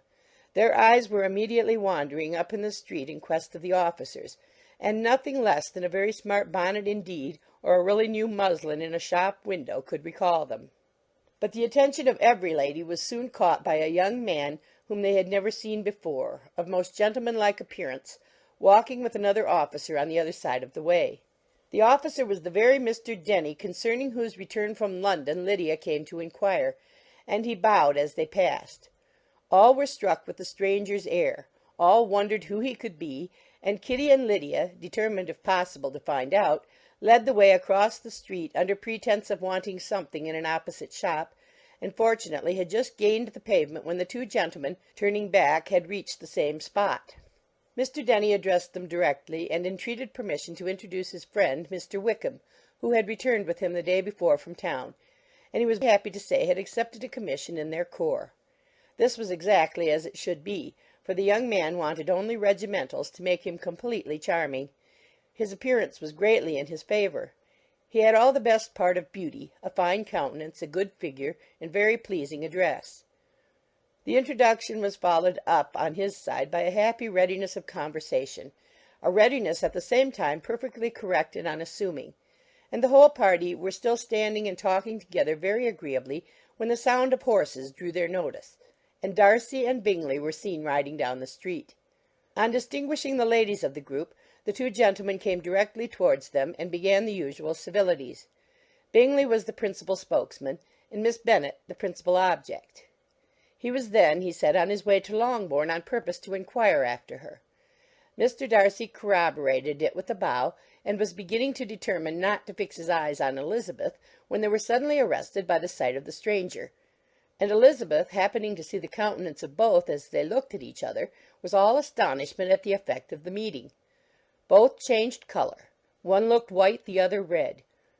Mr. Wickham, after a few moments, touched his hat, a salutation which Mr. Darcy just deigned to return. What could be the meaning of it? It was impossible to imagine. It was impossible not to long to know. In another minute Mr. Bingley, but without seeming to have noticed what passed, took leave and rode on with his friend. Mr. Denny and Mr. Wickham walked with the young ladies to the door of Mr. Phillips's house, and then made their bows, in spite of Miss Lydia's pressing entreaties that they should come in, and even in spite of Mrs. Phillips's throwing up the parlour window and loudly seconding the invitation. Mrs. Phillips was always glad to see her nieces, and the two eldest, from their recent absence, were particularly welcome, and she was eagerly expressing her surprise at their sudden return home, which, as their own carriage had not fetched them, she should have known nothing about if she had not happened to see Mr. Jones's shop-boy in the street, who had told her that they were not to send any more drafts to Netherfield because the Miss Bennets were come away, when her civility was claimed towards Mr. Collins by Jane's introduction of him. She received him with her very best politeness, which he returned with as much more, apologizing for his intrusion, without any previous acquaintance with her, which he could not help flattering himself, however, might be justified by his relationship to the young ladies who introduced him to her notice. Mrs. Phillips was quite awed by such an excess of good breeding, but her contemplation of one stranger was soon put to an end by exclamations and inquiries about the other, of whom, however, she could only tell her nieces what they already knew, that Mr. Denny had brought him from London, and that he was to have a lieutenant's commission in the shire. She had been watching him the last hour, she said, as he walked up and down the street, and had Mr. Wickham appeared, Kitty and Lydia would certainly have continued the occupation, but unluckily no one passed windows now except a few of the officers, who, in comparison with the stranger, were become stupid, disagreeable fellows. Some of them were to dine with the Phillipses the next day, and their aunt promised to make her husband call on Mr. Wickham and give him an invitation also, if the family from Longbourn would come in the evening. This was agreed to, and Mrs. Phillips protested that they would have a nice, comfortable, noisy game of lottery tickets, and a little bit of hot supper afterwards. The prospect of such delights was very cheering, and they parted in mutual good spirits. Mr. Collins repeated his apologies in quitting the room, and was assured with unwearying civility that they were perfectly needless. As they walked home, Elizabeth related to Jane what she had seen pass between the two gentlemen, but though Jane would have defended either or both had they appeared to be in the wrong, she could no more explain such behaviour than her sister. Mr. Collins, on his return, highly gratified Mrs. Bennet by admiring Mrs. Phillips's manners and politeness.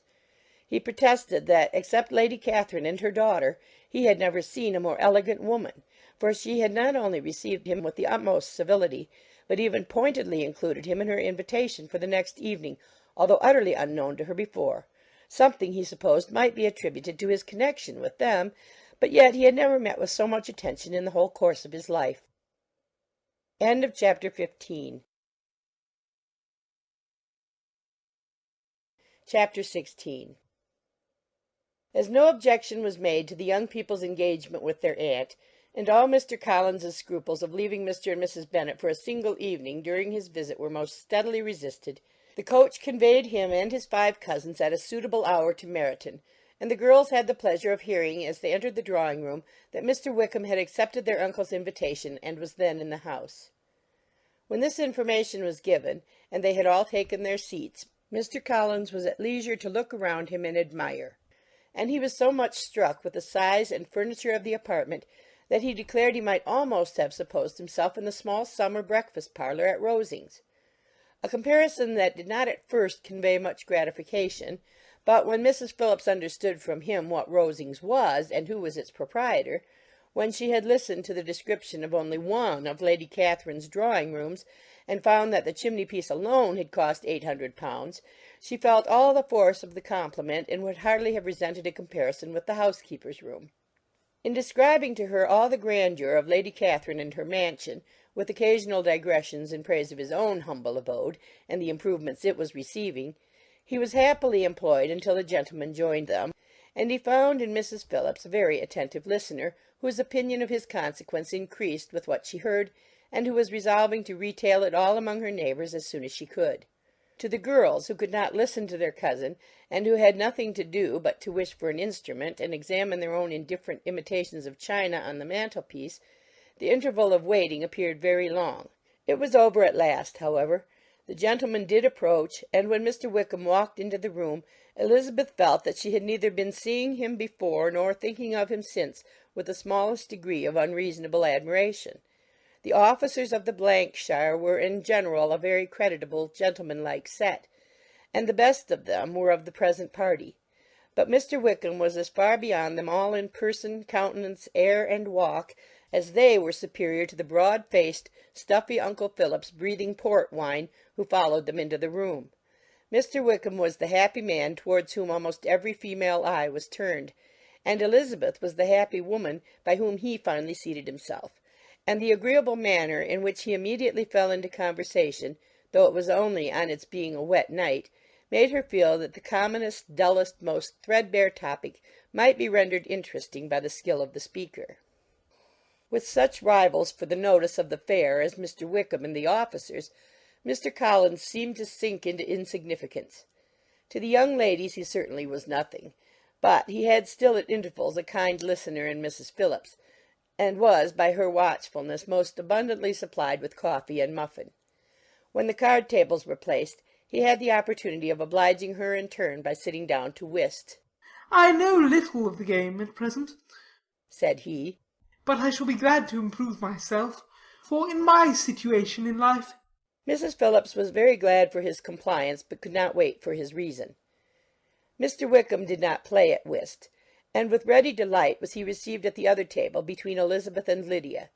At first there seemed danger of Lydia's engrossing him entirely, for she was a most determined talker, but being likewise extremely fond of lottery tickets, she soon grew too much interested in the game, too eager in making bets and exclaiming after prizes, to have attention for any one in particular.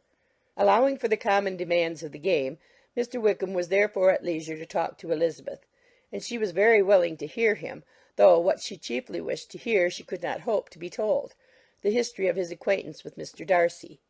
She dared not even mention that gentleman. Her curiosity, however, was unexpectedly relieved. Mr. Wickham began the subject himself. He inquired how far Netherfield was from Meryton, and after receiving her answer, asked in a hesitating manner how long Mr. Darcy had been staying there. "About a month," said Elizabeth, and then, unwilling to let the subject drop, added, "He is a man of very large property in Derbyshire, I understand." "Yes," replied Mr. Wickham. "his estate there is a noble one, a clear 10,000 per annum. You could not have met with a person more capable of giving you certain information on that head than myself, for I have been connected with his family in a particular manner from my infancy." Elizabeth could not but look surprised. "You may well be surprised, Miss Bennet, at such an assertion, after seeing, as you probably might, the very cold manner of our meeting yesterday. Are you much acquainted with Mr. Darcy?" "As much as I ever wished to be," cried Elizabeth very warmly. "I have spent 4 days in the same house with him, and I think him very disagreeable."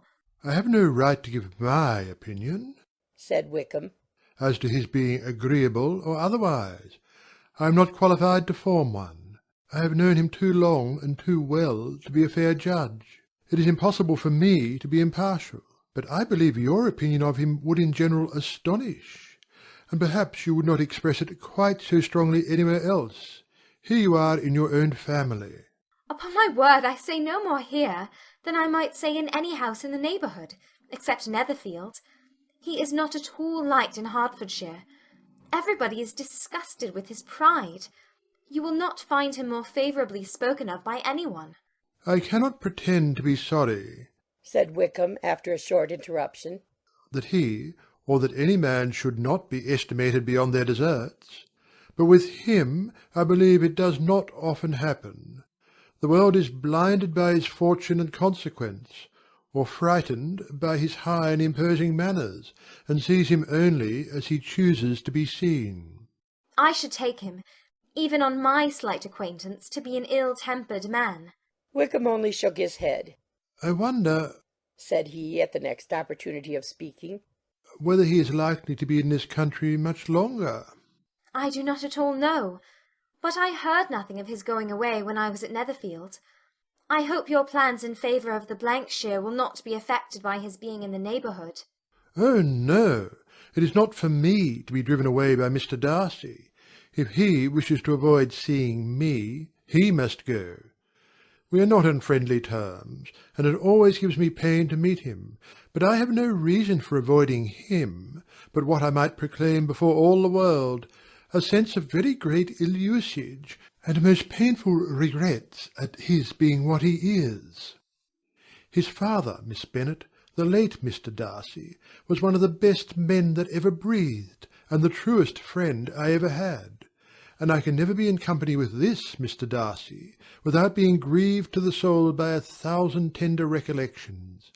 His behaviour to myself has been scandalous, but I verily believe I could forgive him anything and everything rather than his disappointing the hopes and disgracing the memory of his father. Elizabeth found the interest of the subject increase, and listened with all her heart, but the delicacy of it prevented further inquiry. Mr. Wickham began to speak on more general topics. Meryton, the neighbourhood, the society, appearing highly pleased with all that he had yet seen, and speaking of the latter with gentle but very intelligible gallantry. It was the prospect of constant society and good society, he added, which was my chief inducement to enter the shire.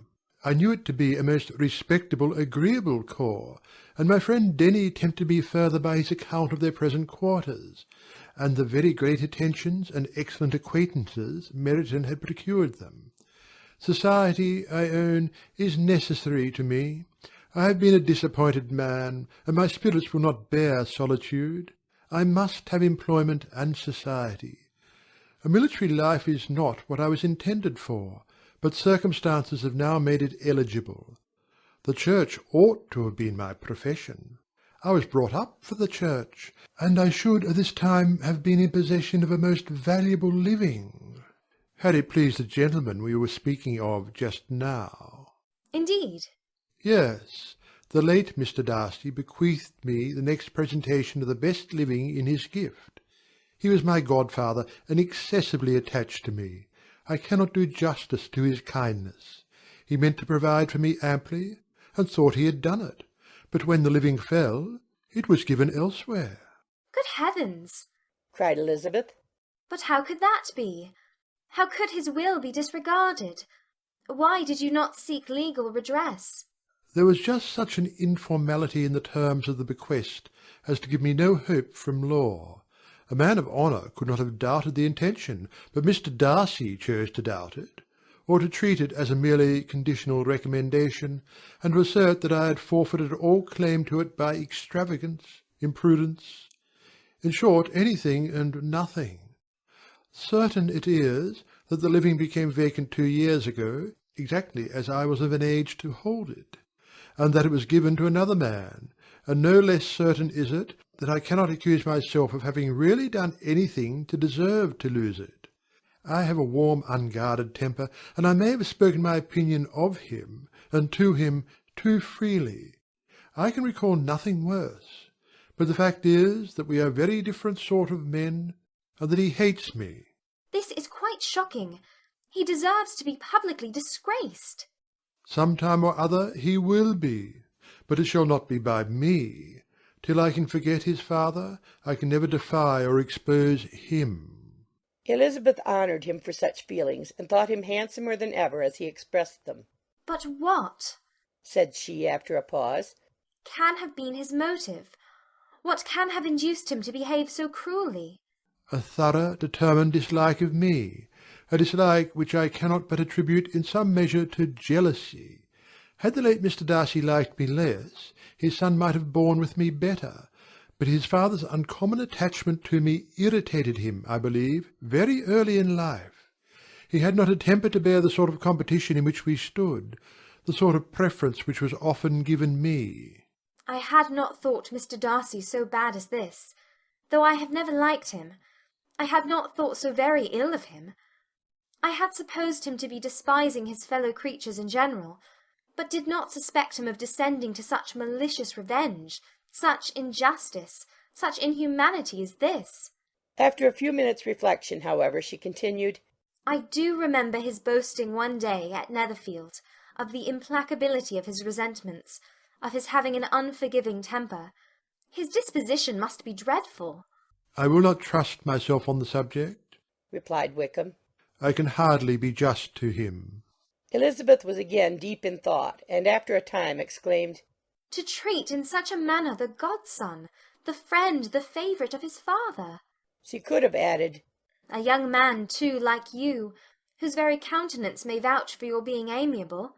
But she contented herself with, And one, too, who had probably been his companion from childhood, connected together, as I think you said, in the closest manner. We were born in the same parish, within the same park. The greatest part of our youth was passed together, inmates of the same house, sharing the same amusements, objects of the same parental care. My father began life in the profession which your uncle, Mr. Phillips, appears to do so much credit to, but he gave up everything to be of use to the late Mr. Darcy, and devoted all his time to the care of the Pemberley property. He was most highly esteemed by Mr. Darcy, a most intimate, confidential friend. Mr. Darcy often acknowledged himself to be under the greatest obligations to my father's active superintendence, and when, immediately before my father's death, Mr. Darcy gave him a voluntary promise of providing for me, I am convinced that he felt it to be as much a debt of gratitude to him as of his affection to myself. How strange! cried Elizabeth. How abominable! I wonder that the very pride of this Mr. Darcy has not made him just to you, if from no better motive, that he should not have been too proud to be dishonest, for dishonesty I must call it. It is wonderful, replied Wickham, for almost all his actions may be traced to pride, and pride has often been his best friend. It has connected him nearer with virtue than with any other feeling. But we are none of us consistent, and in his behaviour to me there were stronger impulses even than pride. Can such abominable pride as his have ever done him good? Yes, it has often led him to be liberal and generous, to give his money freely, to display hospitality, to assist his tenants, and to relieve the poor. Family pride and filial pride, for he is very proud of what his father was, have done this. Not to appear to disgrace his family, to degenerate from the popular qualities, or lose the influence of the Pemberley house, is a powerful motive. He has also brotherly pride, which, with some brotherly affection, makes him a very kind and careful guardian of his sister, and you will hear him generally cried up as the most attentive and best of brothers. What sort of girl is Miss Darcy? He shook his head. I wish I could call her amiable.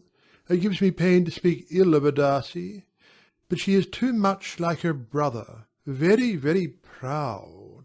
As a child she was affectionate and pleasing, and extremely fond of me, and I have devoted hours and hours to her amusement. But she is nothing to me now. She is a handsome girl, about 15 or 16, and, I understand, highly accomplished. Since her father's death, her home has been London, where a lady lives with her and superintends her education.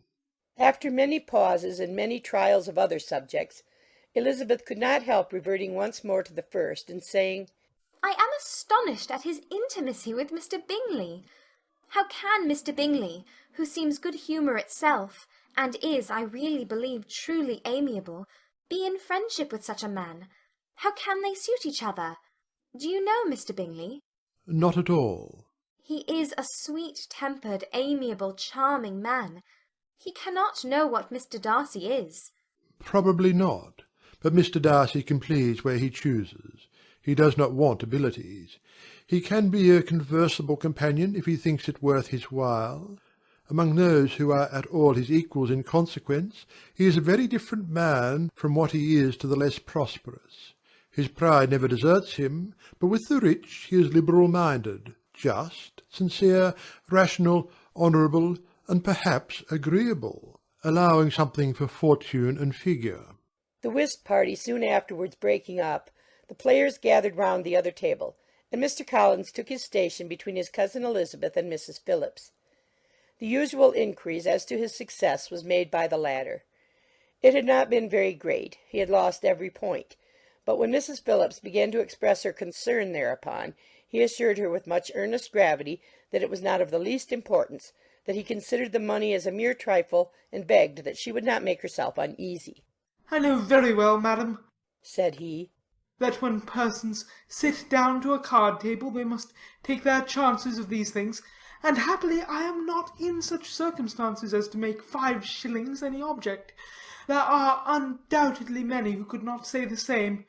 But, thanks to Lady Catherine de Bourgh, I am removed far beyond the necessity of regarding little matters." Mr. Wickham's attention was caught, and after observing Mr. Collins for a few moments, he asked Elizabeth in a low voice whether her relation was very intimately acquainted with the family of de Bourgh. Lady Catherine de Bourgh, she replied, has very lately given him a living. I hardly know how Mr. Collins was first introduced to her notice, but he certainly has not known her long. You know, of course, that Lady Catherine de Bourgh and Lady Anne Darcy were sisters, consequently that she is aunt to the present Mr. Darcy. No, indeed I did not. I knew nothing at all of Lady Catherine's connections. I never heard of her existence till the day before yesterday. Her daughter, Miss de Bourgh, will have a very large fortune, and it is believed that she and her cousin will unite the 2 estates. This information made Elizabeth smile, as she thought of poor Miss Bingley. Vain indeed must be all her attentions, vain and useless her affection for his sister and her praise of himself, if he were already self-destined for another. Mr. Collins, said she, speaks highly both of Lady Catherine and her daughter, but from some particulars that he has related of her ladyship, I suspect his gratitude misleads him, and that, in spite of her being his patroness, she is an arrogant, conceited woman. I believe her to be both in a great degree, replied Wickham.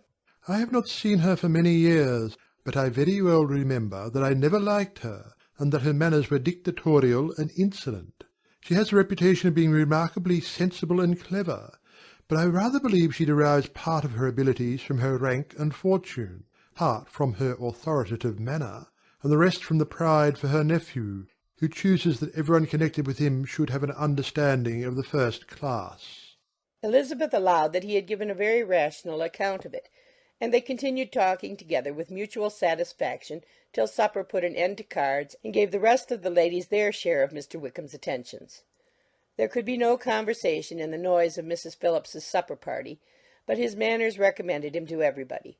Whatever he said was said well, and whatever he did done gracefully. Elizabeth went away with her head full of him. She could think of nothing but of Mr. Wickham, and of what he had told her all the way home. But there was not time for her even to mention his name as they went, for neither Lydia nor Mr. Collins were once silent. Lydia talked incessantly of lottery tickets, of the fish she had lost and the fish she had won, and Mr. Collins, in describing the civility of Mr. and Mrs. Phillips, protesting that he did not in the least regard his losses at whist, enumerating all the dishes at supper, and repeatedly fearing that he crowded his cousins, had more to say than he could well manage before the carriage stopped at Longbourn House. End of chapter 16. Chapter 17. Elizabeth related to Jane the next day what had passed between Mr. Wickham and herself.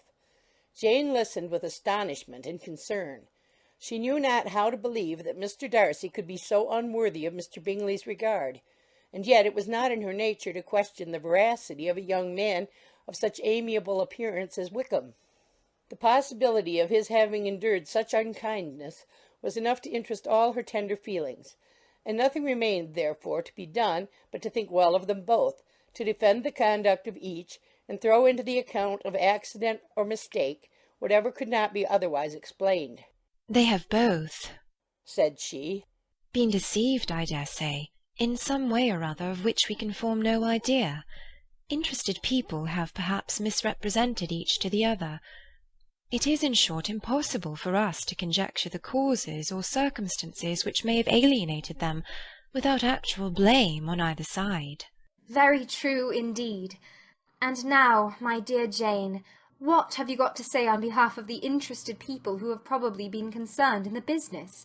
Do clear them too, or we shall be obliged to think ill of somebody. Laugh as much as you choose, but you will not laugh me out of my opinion. My dearest Lizzie, do but consider in what a disgraceful light it places Mr. Darcy to be treating his father's favourite in such a manner, one whom his father had promised to provide for. It is impossible. No man of common humanity, no man who had any value for his character could be capable of it. Can his most intimate friends be so excessively deceived in him? Oh, no. I can much more easily believe Mr. Bingley's being imposed on than that Mr. Wickham should invent such a history of himself as he gave me last night.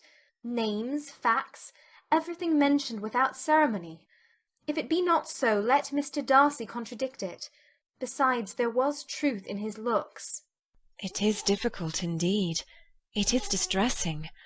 One does not know what to think. I beg your pardon. One knows exactly what to think. But Jane could think with certainty on only one point, that Mr. Bingley, if he had been imposed on, would have much to suffer when the affair became public. The two young ladies were summoned from the shrubbery, where this conversation passed, by the arrival of the very persons of whom they had been speaking. Mr. Bingley and his sisters came to give their personal invitation for the long-expected ball at Netherfield, which was fixed for the following Tuesday. The two ladies were delighted to see their dear friend again, called it an age since they had met, and repeatedly asked what she had been doing with herself since their separation.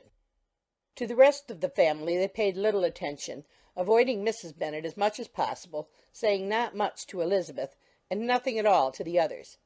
They were soon gone again, rising from their seats with an activity which took their brother by surprise, and hurrying off as if eager to escape from Mrs. Bennet's civilities. The prospect of the Netherfield ball was extremely agreeable to every female of the family. Mrs. Bennet chose to consider it as given in compliment to her eldest daughter, and was particularly flattered by receiving the invitation from Mr. Bingley himself instead of a ceremonious card. Jane pictured to herself a happy evening in the society of her two friends and the attentions of her brother, and Elizabeth thought with pleasure of dancing a great deal with Mr. Wickham, and of seeing a confirmation of everything in Mr. Darcy's look and behaviour. The happiness anticipated by Catherine and Lydia depended less on any single event or any particular person, for though they each, like Elizabeth, meant to dance half the evening with Mr. Wickham, he was by no means the only partner who could satisfy them, and a ball was at any rate a ball, and even Mary could assure her family that she had no disinclination for it. "While I can have my mornings to myself," said she, "it is enough. I think it is no sacrifice to join occasionally in evening engagements. Society has claims on us all, and I profess myself one of those who consider intervals of recreation and amusement as desirable for everybody." Elizabeth's spirits were so high on this occasion, that though she did not often speak unnecessarily to Mr. Collins, she could not help asking him whether he intended to accept Mr. Bingley's invitation, and if he did, whether he would think it proper to join in the evening's amusement, and she was rather surprised to find that he entertained no scruple whatever on that head, and was very far from dreading a rebuke, either from the Archbishop or Lady Catherine de Bourgh, by venturing to dance. "I am by no means of the opinion, I assure you," said he, "that a ball of this kind, given by a young man of character to respectable people, can have any evil tendency, and I am so far from objecting to dancing myself, that I shall hope to be honoured with the hands of all my fair cousins in the course of the evening. And I take this opportunity of soliciting yours, Miss Elizabeth, for the two first dances especially, a preference which I trust my cousin Jane will attribute to the right cause, and not to any disrespect for her." Elizabeth felt herself completely taken in. She had fully proposed being engaged by Mr. Wickham for those very dances, and to have Mr. Collins instead. Her liveliness had never been worse timed. There was no help for it, however. Mr. Wickham's happiness and her own were perforce delayed a little longer, and Mr. Collins's proposal accepted with as good a grace as she could. She was not the better pleased with his gallantry from the idea it suggested of something more. It now first struck her that she was selected from among her sisters as worthy of being mistress of Hunsford Parsonage, and of assisting to form a quadrille table at Rosings in the absence of more eligible visitors. The idea soon reached to conviction, as she observed his increasing civilities toward herself, and heard his frequent attempt at a compliment on her wit and vivacity, and though more astonished than gratified herself by this effect of her charms, it was not long before her mother gave her to understand that the probability of their marriage was extremely agreeable to her. Elizabeth, however, did not choose to take the hint, being well aware that a serious dispute must be the consequence of any reply. Mr. Collins might never make the offer, and till he did, it was useless to quarrel about him. If there had not been a Netherfield ball to prepare for and talk of, the younger Miss Bennets would have been in a very pitiable state at this time, for, from the day of the invitation to the day of the ball, there was such a succession of rain as prevented their walking to Meryton once. No aunt, no officers, no news could be sought after. The very shoe roses for Netherfield were got by proxy. Even Elizabeth might have found some trial of her patience in weather which totally suspended the improvement of her acquaintance with Mr. Wickham, and nothing less than a dance on Tuesday could have made such a Friday, Saturday, Sunday, and Monday endurable to Kitty and Lydia. End of chapter 17. Chapter 18. Till Elizabeth entered the drawing-room at Netherfield, and looked in vain for Mr. Wickham among the cluster of red coats there assembled, a doubt of his being present had never occurred to her. The certainty of meeting him had not been checked by any of those recollections that might not unreasonably have alarmed her. She had dressed with more than usual care, and prepared in the highest spirits for the conquest of all that remained unsubdued of his heart, trusting that it was not more than might be won in the course of the evening. But in an instant arose the dreadful suspicion of his being purposely omitted for Mr. Darcy's pleasure in the Bingleys' invitation to the officers. And though this was not exactly the case, the absolute fact of his absence was pronounced by his friend Denny, to whom Lydia eagerly applied, and who told them that Wickham had been obliged to go to town on business the day before, and was not yet returned, adding, with a significant smile, "I do not imagine his business would have called him away just now, if he had not wanted to avoid a certain gentleman here." This part of his intelligence, though unheard by Lydia, was caught by Elizabeth, and as it assured her that Darcy was not less answerable for Wickham's absence than if her first surmise had been just, every feeling of displeasure against the former was so sharpened by immediate disappointment that she could hardly reply with tolerable civility to the polite inquiries which he directly afterwards approached to make. Attendance, forbearance, patience with Darcy was injury to Wickham. She was resolved against any sort of conversation with him, and turned away with a degree of ill humour which she could not wholly surmount even in speaking to Mr. Bingley, whose blind partiality provoked her. But Elizabeth was not formed for ill humour, and though every prospect of her own was destroyed for the evening, it could not dwell long on her spirits, and having told all her griefs to Charlotte Lucas, whom she had not seen for a week, she was soon able to make a voluntary transition to the oddities of her cousin, and to point him out to her particular notice. The first two dances, however, brought a return of distress. They were dances of mortification. Mr. Collins, awkward and solemn, apologizing instead of attending, and often moving wrong without being aware of it, gave her all the shame and misery which a disagreeable partner for a couple of dances can give. The moment of her release from him was ecstasy. She danced next with an officer, and had the refreshment of talking of Wickham, and of hearing that he was universally liked. When those dances were over, she returned to Charlotte Lucas, and was in conversation with her when she found herself suddenly addressed by Mr. Darcy, who took her so much by surprise in his application for her hand, that, without knowing what she did, she accepted him. He walked away again immediately, and she was left to fret over her own want of presence of mind. Charlotte tried to console her. "I dare say you will find him very agreeable." Heaven forbid! That would be the greatest misfortune of all. To find a man agreeable whom one is determined to hate. Do not wish me such an evil. When the dancing recommenced, however, and Darcy approached to claim her hand, Charlotte could not help cautioning her in a whisper not to be a simpleton, and allow her fancy for Wickham to make her appear unpleasant in the eyes of a man 10 times his consequence. Elizabeth made no answer, and took her place in the set, amazed at the dignity to which she was arrived in being allowed to stand opposite to Mr. Darcy, and reading in her neighbours' looks their equal amazement in beholding it. They stood for some time without speaking a word, and she began to imagine that their silence was to last through the 2 dances, and at first was resolved not to break it, till suddenly fancying that it would be the greater punishment to her partner to oblige him to talk, she made some slight observation on the dance. He replied, and was again silent. After a pause of some minutes, she addressed him a second time with, "It is your turn to say something now, Mr. Darcy.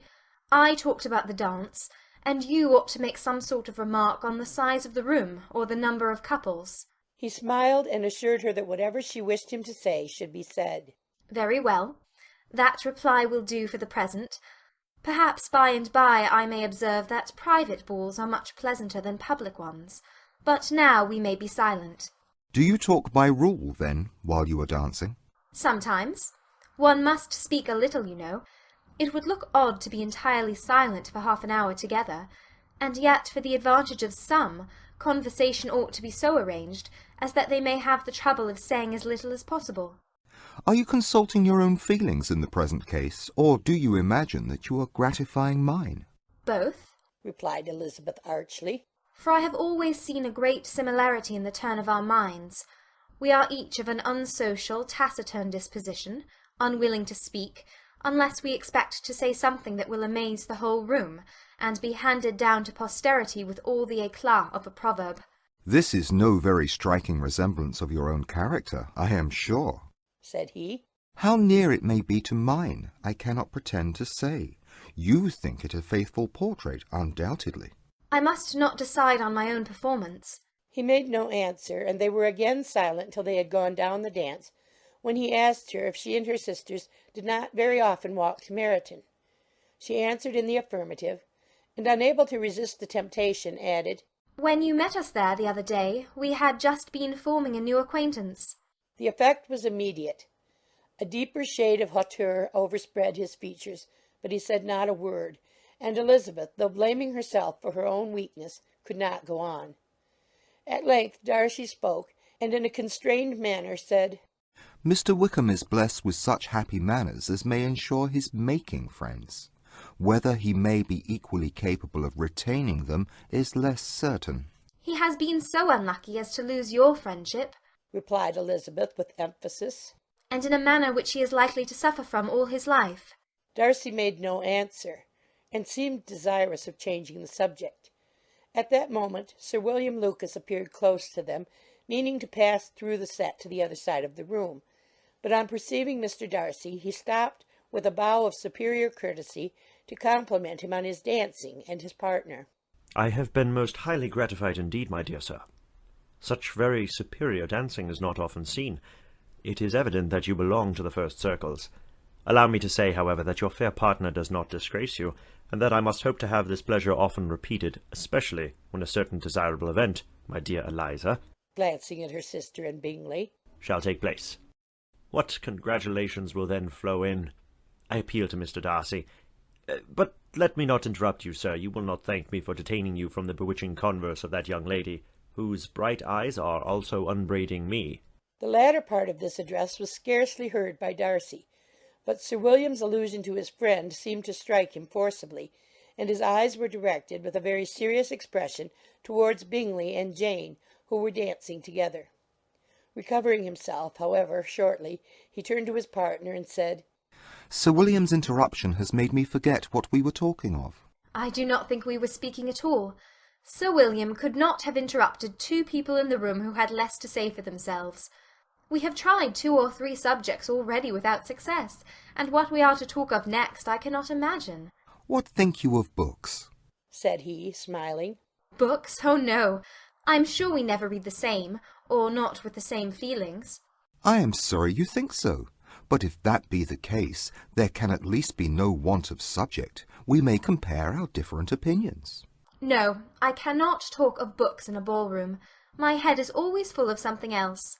The present always occupies you in such scenes, does it? said he, with a look of doubt. "Yes, always." she replied, without knowing what she said, for her thoughts had wandered far from the subject, as soon afterwards appeared by her suddenly exclaiming, "I remember hearing you once say, Mr. Darcy, that you hardly ever forgave, that your resentment once created was unappeasable. You are very cautious, I suppose, as to its being created." I am, said he, with a firm voice. "And never allow yourself to be blinded by prejudice." I hope not. "It is particularly incumbent on those who never change their opinion, to be secure of judging properly at first." May I ask to what these questions tend? "Merely to the illustration of your character," said she, endeavouring to shake off her gravity. "I am trying to make it out." And what is your success? She shook her head. "I do not get on at all. I hear such different accounts of you as puzzle me exceedingly." I can readily believe, answered he, gravely, that reports may vary greatly with respect to me, and I could wish, Miss Bennet, that you were not to sketch my character at the present moment, as there is reason to fear that the performance would reflect no credit on either. "But if I do not take your likeness now, I may never have another opportunity." I would by no means suspend any pleasure of yours, he coldly replied. She said no more, and they went down the other dance and parted in silence, and on each side dissatisfied, though not to an equal degree, for in Darcy's breast there was a tolerable, powerful feeling towards her, which soon procured her pardon, and directed all his anger against another. They had not long separated, when Miss Bingley came towards her, and with an expression of civil disdain accosted her. "So, Miss Eliza, I hear you're quite delighted with George Wickham. Your sister has been talking to me about him, and asking me 1,000 questions, and I find that the young man quite forgot to tell you, among his other communication, that he was the son of old Wickham, the late Mr. Darcy's steward. Let me recommend you, however, as a friend, not to give implicit confidence to all his assertions, for as to Mr. Darcy's using him ill, it is perfectly false. For, on the contrary, he has always been remarkably kind to him, though George Wickham has treated Mr. Darcy in a most infamous manner. I do not know the particulars, but I know very well that Mr. Darcy is not in the least to blame, that he cannot bear to hear George Wickham mentioned, and that though my brother thought that he could not well avoid including him in his invitation to the officers, he was excessively glad to find that he had taken himself out of the way. His coming into the country at all is a most insolent thing indeed, and I wonder how he could presume to do it. I pity you, Miss Eliza, for this discovery of your favourite's guilt, but really, considering his descent, one could not expect much better." "His guilt and his descent appear by your account to be the same," said Elizabeth angrily. "for I've heard you accuse him of nothing worse than of being the son of Mr. Darcy's steward, and of that, I can assure you, he informed me himself." "I beg your pardon," replied Miss Bingley, turning away with a sneer. "Excuse my interference. It was kindly meant." "Insolent girl," said Elizabeth to herself. "you are much mistaken if you expect to influence me by such a paltry attack as this. I see nothing in it but your own wilful ignorance and the malice of Mr. Darcy." She then sought her eldest sister, who has undertaken to make inquiries on the same subject of Bingley. Jane met her with a smile of such sweet complacency, a glow of such happy expression, as sufficiently marked how well she was satisfied with the occurrences of the evening. Elizabeth instantly read her feelings, and at that moment solicitude for Wickham, resentment against his enemies, and everything else, gave way before the hope of Jane's being in the fairest way for happiness. "I want to know," said she, with a countenance no less smiling than her sister's, "what you have learnt about Mr. Wickham. But perhaps you have been too pleasantly engaged to think of any third person, in which case you may be sure of my pardon." "No," replied Jane. "I have not forgotten him, but I have nothing satisfactory to tell you. Mr. Bingley does not know the whole of his history, and is quite ignorant of the circumstances which have principally offended Mr. Darcy, but he will vouch for the good conduct, the probity and honour of his friend, and is perfectly convinced that Mr. Wickham has deserved much less attention from Mr. Darcy than he has received, and I am sorry to say by his account as well as his sister's Mr. Wickham is by no means a respectable young man. I am afraid he has been very imprudent, and has deserved to lose Mr. Darcy's regard. Mr. Bingley does not know Mr. Wickham himself? No, he never saw him till the other morning at Meryton. This account, then, is what he has received from Mr. Darcy. I am satisfied. But what does he say of the living? He does not exactly recollect the circumstances, though he has heard them from Mr. Darcy more than once, but he believes that it was left to him conditionally only. I have not a doubt of Mr. Bingley's sincerity, said Elizabeth warmly. But you must excuse my not being convinced by assurances only. Mr. Bingley's defence of his friend was a very able one, I dare say, but since he is unacquainted with several parts of the story, and has learnt the rest from that friend himself, I shall venture to still think of both gentlemen as I did before. She then changed the discourse to one more gratifying to each, and on which there could be no difference of sentiment.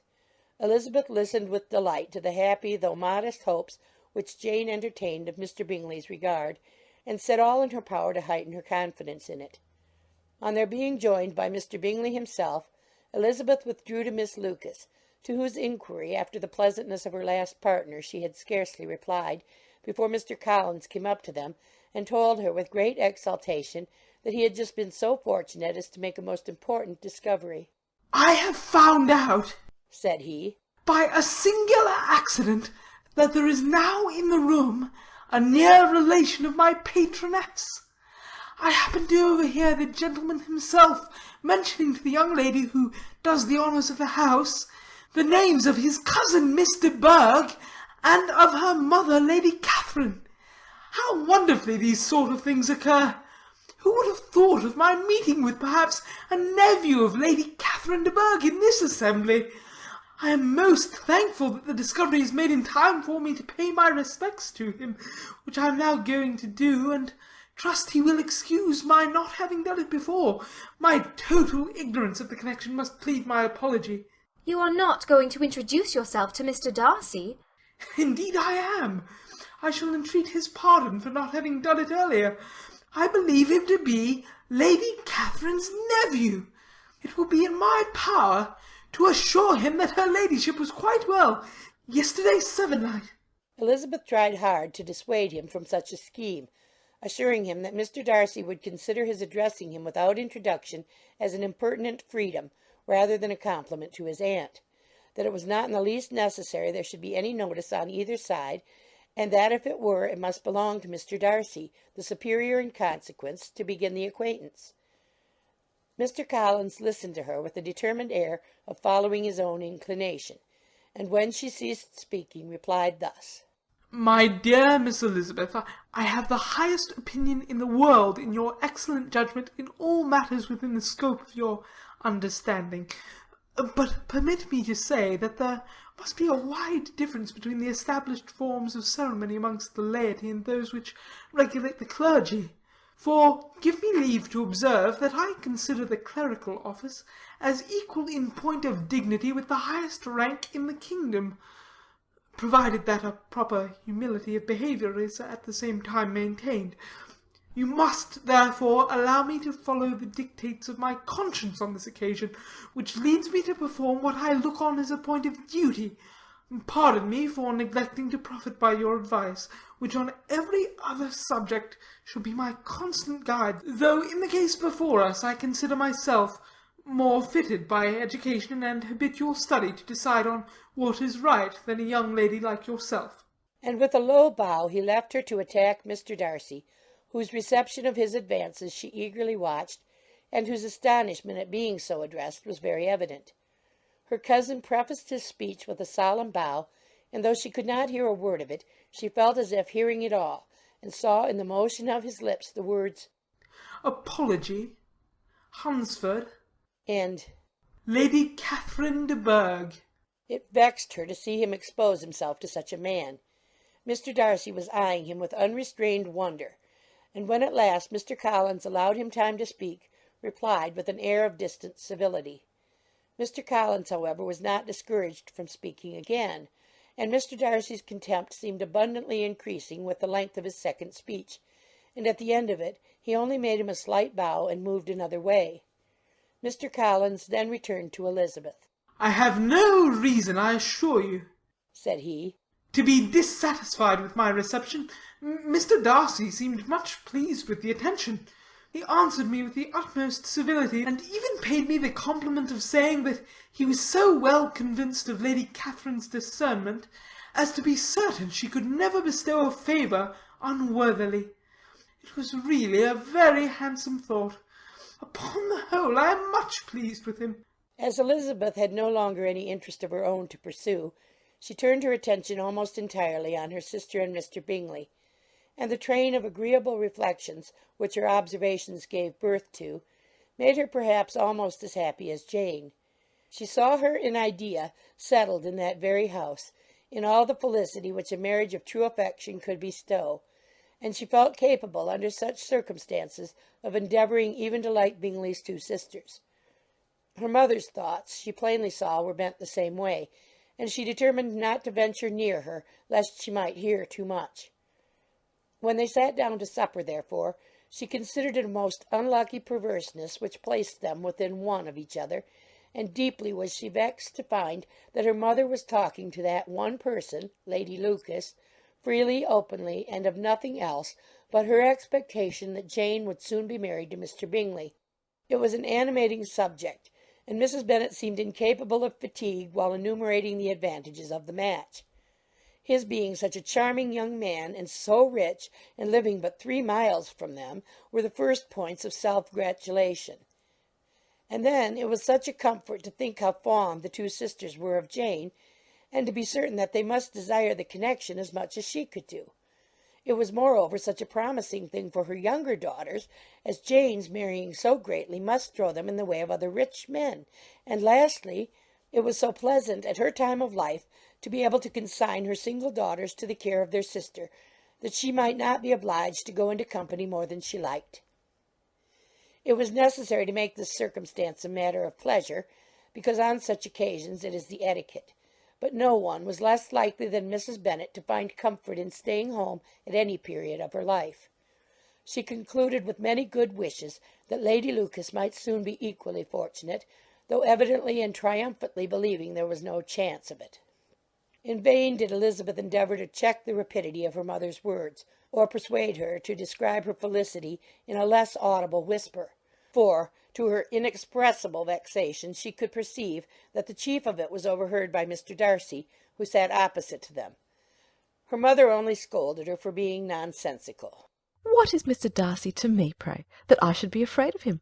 I am sure we owe him no such particular civility as to be obliged to say nothing he may not like to hear." For heaven's sake, madam, speak lower. What advantage can it be for you to offend Mr. Darcy? You will never recommend yourself to his friend by so doing. Nothing that she could say, however, had any influence. Her mother would talk of her views in the same intelligible tone. Elizabeth blushed and blushed again with shame and vexation. She could not help frequently glancing her eye at Mr. Darcy, though every glance convinced her of what she dreaded. For though he was not always looking at her mother, she was convinced that his attention was invariably fixed by her. The expression of his face changed gradually from indignant contempt to a composed and steady gravity. At length, however, Mrs. Bennet had no more to say, and Lady Lucas, who had been long yawning at the repetition of delights which she saw no likelihood of sharing, was left to the comforts of cold ham and chicken.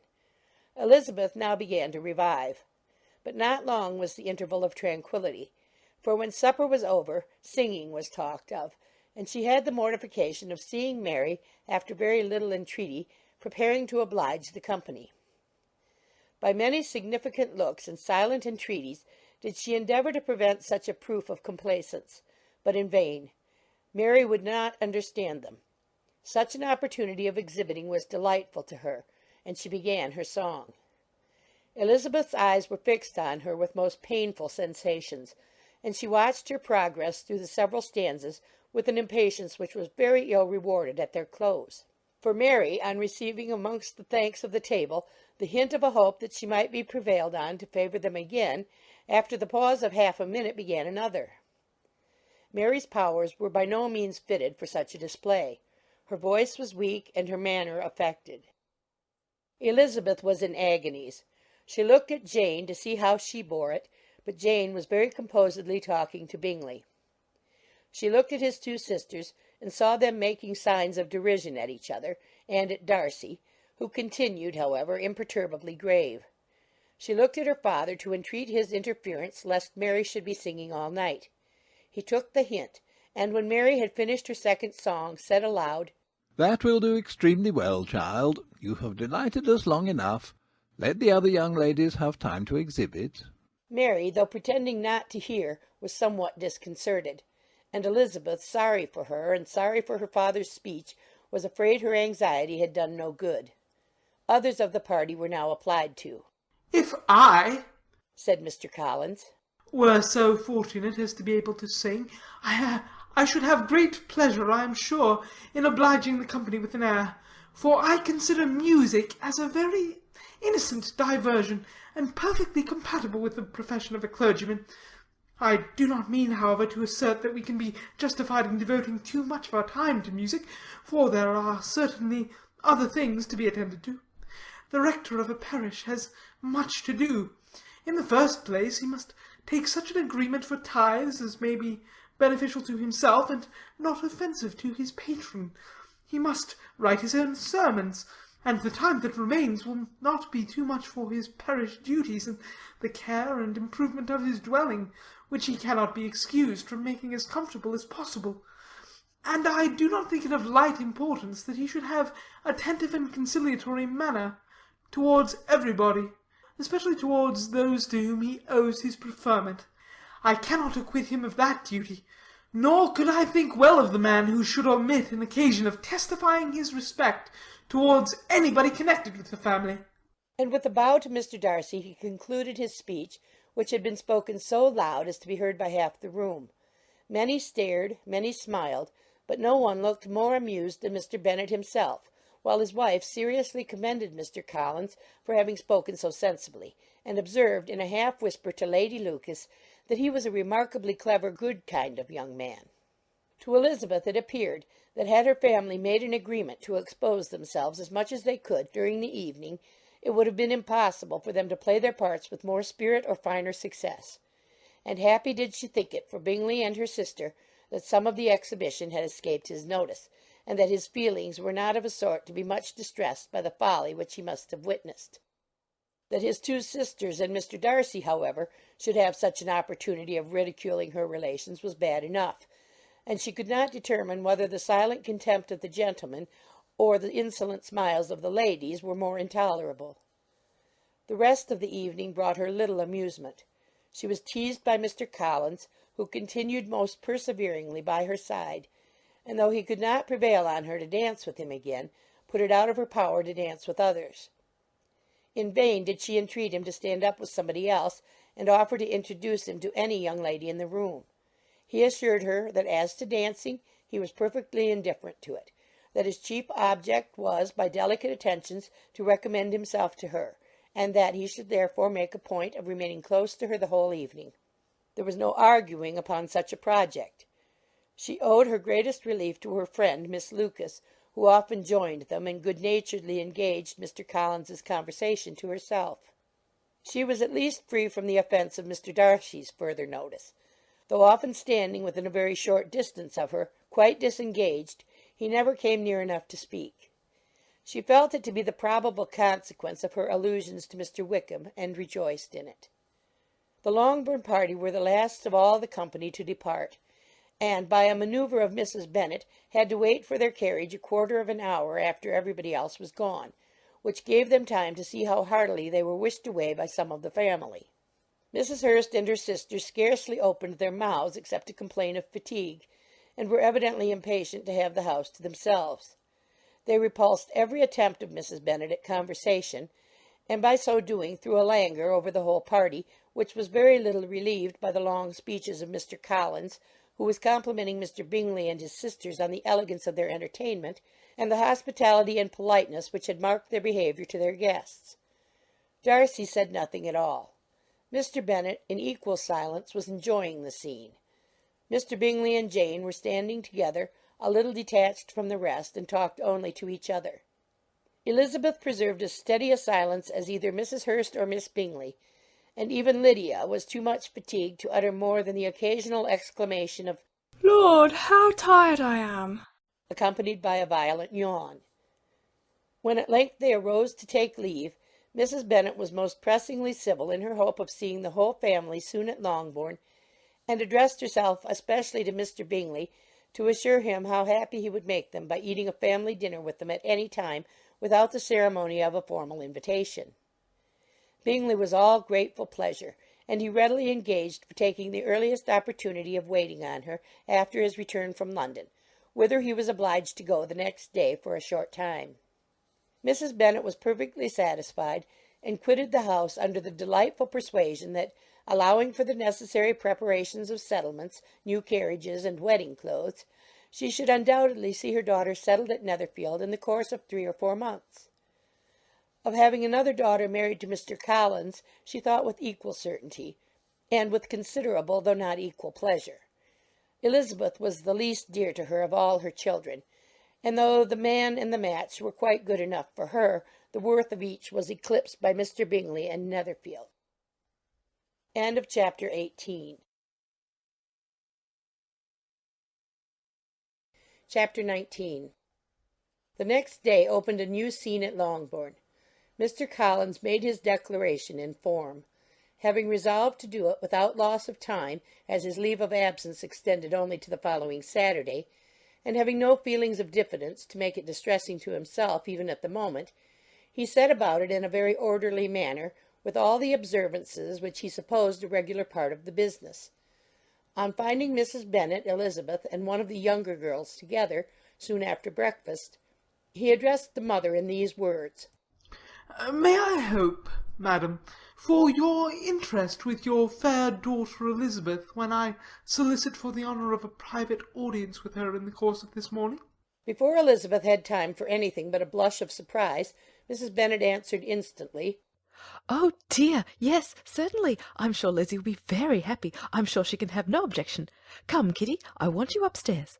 And gathering her work together, she was hastening away, when Elizabeth called out, "Dear madam, do not go. I beg you will not go. Mr. Collins must excuse me. He can have nothing to say to me that anybody need not hear. I am going away myself." "No, no, nonsense, Lizzie. I desire you to stay where you are." And upon Elizabeth seeming really, with vexed and embarrassed looks, about to escape, she added, "Lizzie, I insist upon your staying and hearing Mr. Collins." Elizabeth would not oppose such an injunction, and a moment's consideration making her also sensible that it would be wisest to get it over as soon and as quietly as possible, she sat down again and tried to conceal, by incessant employment, the feelings which were divided between distress and aversion. Mrs. Bennet and Kitty walked off, and as soon as they were gone, Mr. Collins began. "Believe me, my dear Miss Elizabeth, that your modesty, so far from doing you any disservice, rather adds to your other perfections. You would have been less amiable in my eyes had there not been this little unwillingness. But allow me to assure you that I have your respected mother's permission for this address. You can hardly doubt the purport of my discourse. However your natural delicacy may lead you to dissemble, my attentions have been too marked to be mistaken. Almost as soon as I entered the house, I singled you out as the companion of my future life. But before I am run away with by my feelings on this subject, perhaps it would be advisable for me to state my reasons for marrying, and, moreover, for coming into Hertfordshire with the design of selecting a wife, as I certainly did." The idea of Mr. Collins, with all his solemn composure, being run away with by his feelings, made Elizabeth so near laughing that she could not use the short pause he allowed in any attempt to stop him further, and he continued, "My reasons for marrying are, first, that I think it is right for every clergyman in easy circumstances like myself to set the example of matrimony in his parish. Secondly, that I am convinced it will add very greatly to my happiness. And thirdly, which perhaps I ought to have mentioned earlier, that it is the particular advice and recommendation of the very noble lady whom I have the honour of calling patroness, Twice she has condescended to give me her opinion, unasked, too, on this subject, and it was but the very Saturday night that I left Hunsford, between our pools at quadrille, while Mrs. Jenkinson was arranging Mr. Berg's footstool, that she said, "Mr. Collins, you must marry. A clergyman like you must marry. Choose properly, choose a gentlewoman for my sake, and for your own. Let her be an active, useful sort of person, not brought up high, but able to make a small income go a good way. This is my advice. Find such a woman as soon as you can, bring her to Hunsford, and I will visit her. Allow me, by the way, to observe, my fair cousin, that I do not reckon the notice and kindness of Lady Catherine de Bourgh as among the least of the advantages in my power to offer. You will find her manners beyond anything I can describe, and your wit and vivacity, I think, must be acceptable to her, especially when tempered with the silence and respect that her rank will inevitably excite. Thus much for my general intention in favour of matrimony. It remains to be told why my views were directed towards Longbourn instead of my own neighbourhood, where I can assure you there are many amiable young women. But the fact is, that being as I am to inherit this estate, after the death of your honoured father, who, however, may live many years longer, I could not satisfy myself without resolving to choose a wife from among his daughters, that the loss to them might be as little as possible, when the melancholy event takes place, which, however, as I've already said, may not be for several years. This has been my motive, my fair cousin, and I flatter myself it will not sink me in your esteem. And now nothing remains for me but to assure you in the most animated language of the violence of my affection. To fortune I am perfectly indifferent, and shall make no demand of that nature on your father, since I am well aware that it could not be complied with, and that £1,000 in the 4 per cents, which will not be yours till after your mother's decease, is all that you may ever be entitled to. On that head, therefore, I shall be uniformly silent, and you may assure yourself that no ungenerous reproach shall ever pass my lips when we are married." It was absolutely necessary to interrupt him now. "You are too hasty, sir," she cried. "You forget that I have made no answer. Let me do it without further loss of time. Accept my thanks for the compliment you are paying me. I am very sensible of the honour of your proposals, but it is impossible for me to do otherwise than to decline them." "I am not now to learn," replied Mr. Collins, with a formal wave of the hand, "that it is usual with young ladies to reject the addresses of the man whom they secretly mean to accept, when he first applies for their favour, and that sometimes the refusal is repeated a second or even a third time. I am therefore by no means discouraged by what you have just said, and shall hope to lead you to the altar ere long." "Upon my word, sir," cried Elizabeth, "your hope is a rather extraordinary one after my declaration. I do assure you that I am not one of those young ladies, if such young ladies there are, who are so daring as to risk their happiness on the chance of being asked a second time. I am perfectly serious in my refusal. You could not make me happy, and I am convinced that I am the last woman in the world who could make you so. Nay, were your friend Lady Catherine to know me, I am persuaded she would find me in every respect ill qualified for the situation." "Were it certain that Lady Catherine would think so," said Mr. Collins very gravely. "But I cannot imagine that her ladyship would at all disapprove of you, and you may be certain, when I have the honour of seeing her again, I shall speak in the very highest terms of your modesty, economy, and other amiable qualification." "Indeed, Mr. Collins, all praise of me will be unnecessary. You must give me leave to judge for myself, and pay me the compliment of believing what I say. I wish you very happy and very rich, and by refusing your hand, do all in my power to prevent your being otherwise. In making me the offer, you must have satisfied the delicacy of your feelings with regard to my family, and may take possession of Longbourn estate whenever it falls, without any self-reproach. This matter may be considered, therefore, as finally settled." And rising as she thus spoke, She would have quitted the room had Mr. Collins not thus addressed her. When I do myself the honour of speaking to you next on the subject, I shall hope to receive a more favourable answer than you have now given me, though I am far from accusing you of cruelty at present, because I know it to be the established custom of your sex to reject a man on the first application, and perhaps you have even now said as much to encourage my suit as would be consistent with the true delicacy of the female character. Really, Mr. Collins, cried Elizabeth with some warmth, you puzzle me exceedingly.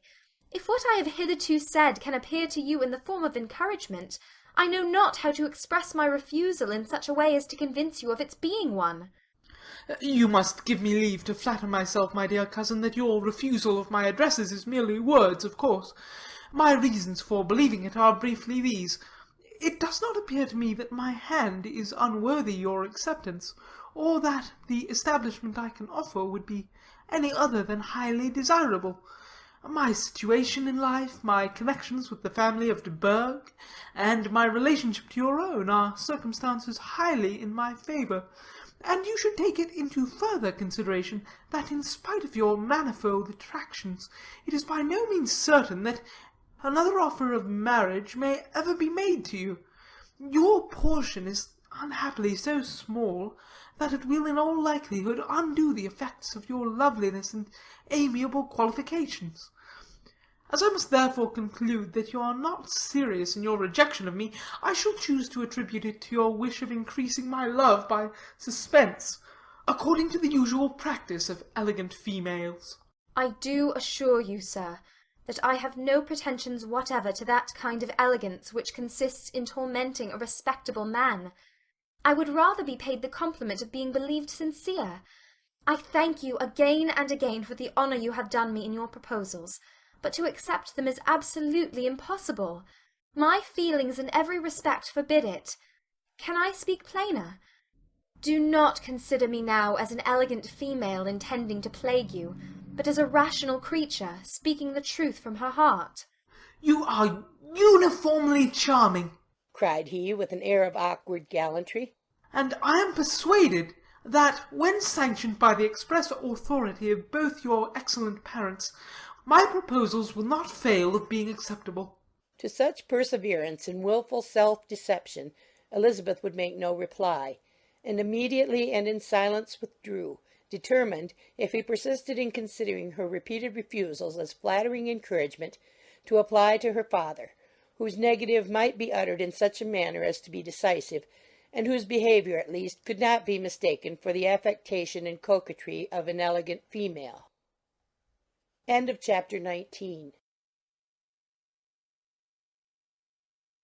Chapter 20.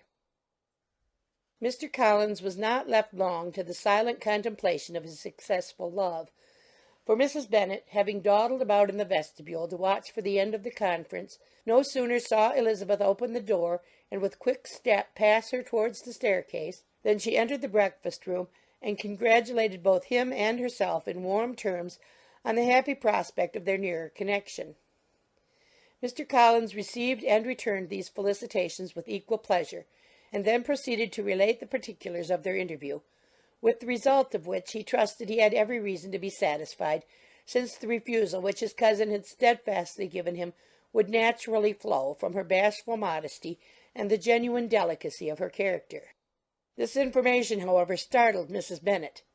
She would have been glad to be equally satisfied that her daughter had meant to encourage him by protesting against his proposals, but she dared not believe it, and could not help saying so. "But depend upon it, Mr. Collins," she added, "that Lizzie shall be brought to reason. I will speak to her about it directly. She is a very headstrong, foolish girl, and does not know her own interest, but I will make her know it." "Pardon me for interrupting you, madam," cried Mr. Collins, "but if she is really headstrong and foolish, I know not whether she would altogether be a very desirable wife to a man in my situation, who naturally looks for happiness in the marriage state. If, therefore, she actually persists in rejecting my suit, perhaps it were better not to force her into accepting me, because, if liable to such defects of temper, she could not contribute much to my felicity." "Sir, you quite misunderstand me," said Mrs. Bennet, alarmed. Lizzie is only headstrong in matters such as these. In everything else she is as good-natured a girl as ever lived. I will go directly to Mr. Bennet, and we shall very soon settle it with her, I am sure."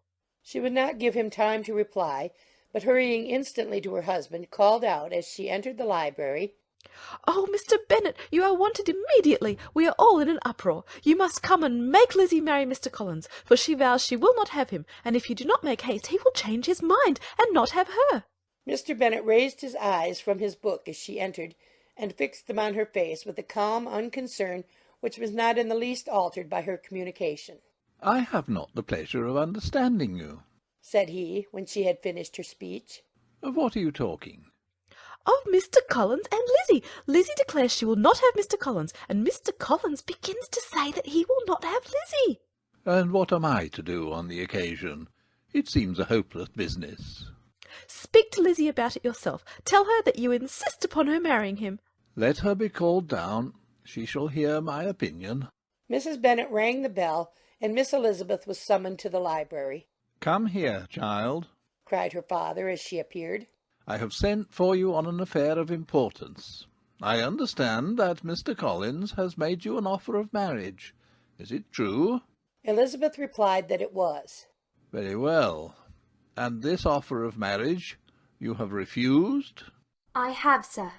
"Very well. We now come to the point. Your mother insists upon your accepting it. Is it not so, Mrs. Bennet?" "Yes, or I will never see her again." "An unhappy alternative is before you, Elizabeth. From this day you must be a stranger to one of your parents. Your mother will never see you again if you do not marry Mr. Collins, and I will never see you again if you do." Elizabeth could not but smile at such a conclusion of such a beginning, but Mrs. Bennet, who had persuaded herself that her husband regarded the affair as she wished, was excessively disappointed. "What do you mean, Mr. Bennet, in talking this way? You promised me to insist upon her marrying him." "My dear," replied her husband, "I have two small favours to request. First, that you will allow me the free use of my understanding on the present occasion, and secondly, of my room.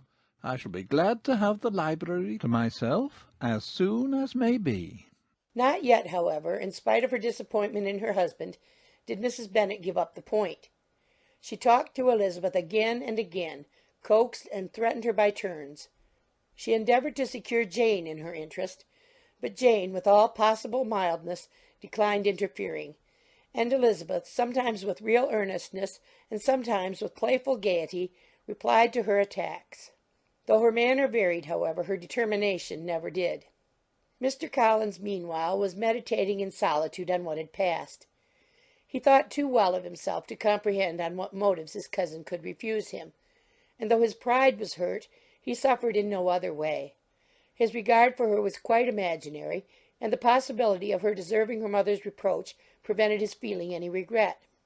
While the family were in this confusion, Charlotte Lucas came to spend the day with them. She was met in the vestibule by Lydia, who, flying to her, cried in a half-whisper, "I am glad you are calm, for there is such fun here. What do you think has happened this morning? Mr. Collins has made an offer to Lizzie, and she will not have him." Charlotte hardly had time to answer before they were joined by Kitty, who came to tell the same news, and no sooner had they entered the breakfast-room, where Mrs. Bennet was alone, than she likewise began on the subject, calling on Miss Lucas for her compassion, and entreating her to persuade her friend Lizzie to comply with the wishes of all her family. "Pray do, my dear Miss Lucas," she added in a melancholy tone, "for nobody is on my side. Nobody takes part with me. I am cruelly used. Nobody feels for my poor nerves." Charlotte's reply was spared by the entrance of Jane and Elizabeth. "Aye, there she comes," continued Mrs. Bennet, "looking as unconcerned as may be, and caring no more for us than if we were at York, provided she can have her own way. But I tell you, Miss Lizzie, if you take it into your head to go on refusing every offer of marriage in this way, you will never get a husband at all, and I am sure I do not know who is to maintain you when your father is dead. I shall not be able to keep you, and so I warn you, I have done with you from this very day. I told you in the library, you know, that I should never speak to you again, and you will find me as good as my word. I have no pleasure in talking to undutiful children. Not that I have much pleasure indeed in talking to anybody. People who suffer as I do from nervous complaints can have no great inclination for talking. Nobody can tell what I suffer, but it is always so. Those who do not complain are never pitied. Her daughters listened in silence to this effusion, sensible that any attempt to reason with her or soothe her would only increase the irritation.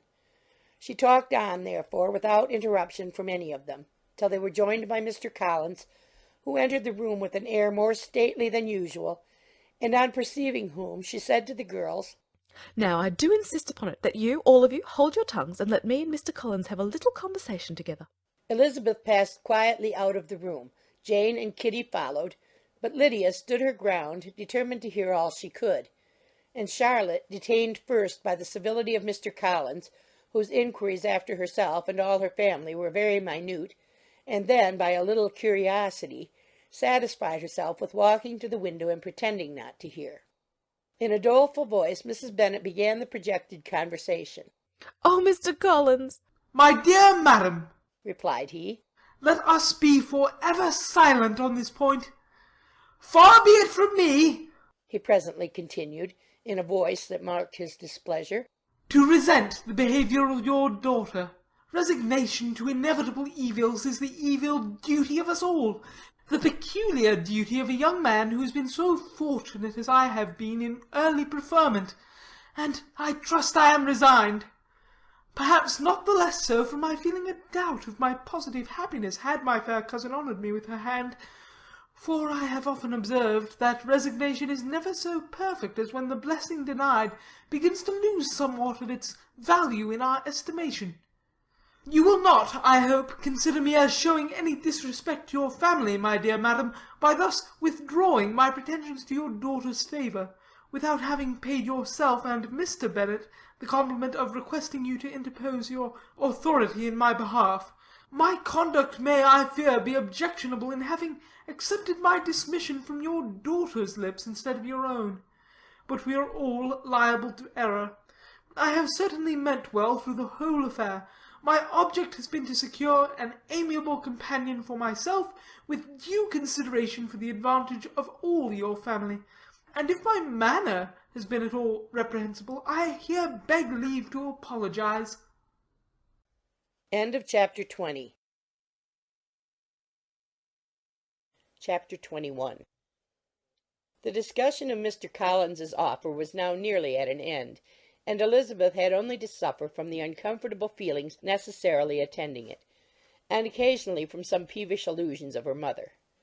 As for the gentleman himself, his feelings were chiefly expressed, not by embarrassment or dejection, or by trying to avoid her, but by stiffness of manner and resentful silence. He scarcely ever spoke to her, and the assiduous attentions which he had been so sensible of himself were transferred for the rest of the day to Miss Lucas, whose civility in listening to him was a seasonable relief to them all, and especially to her friend.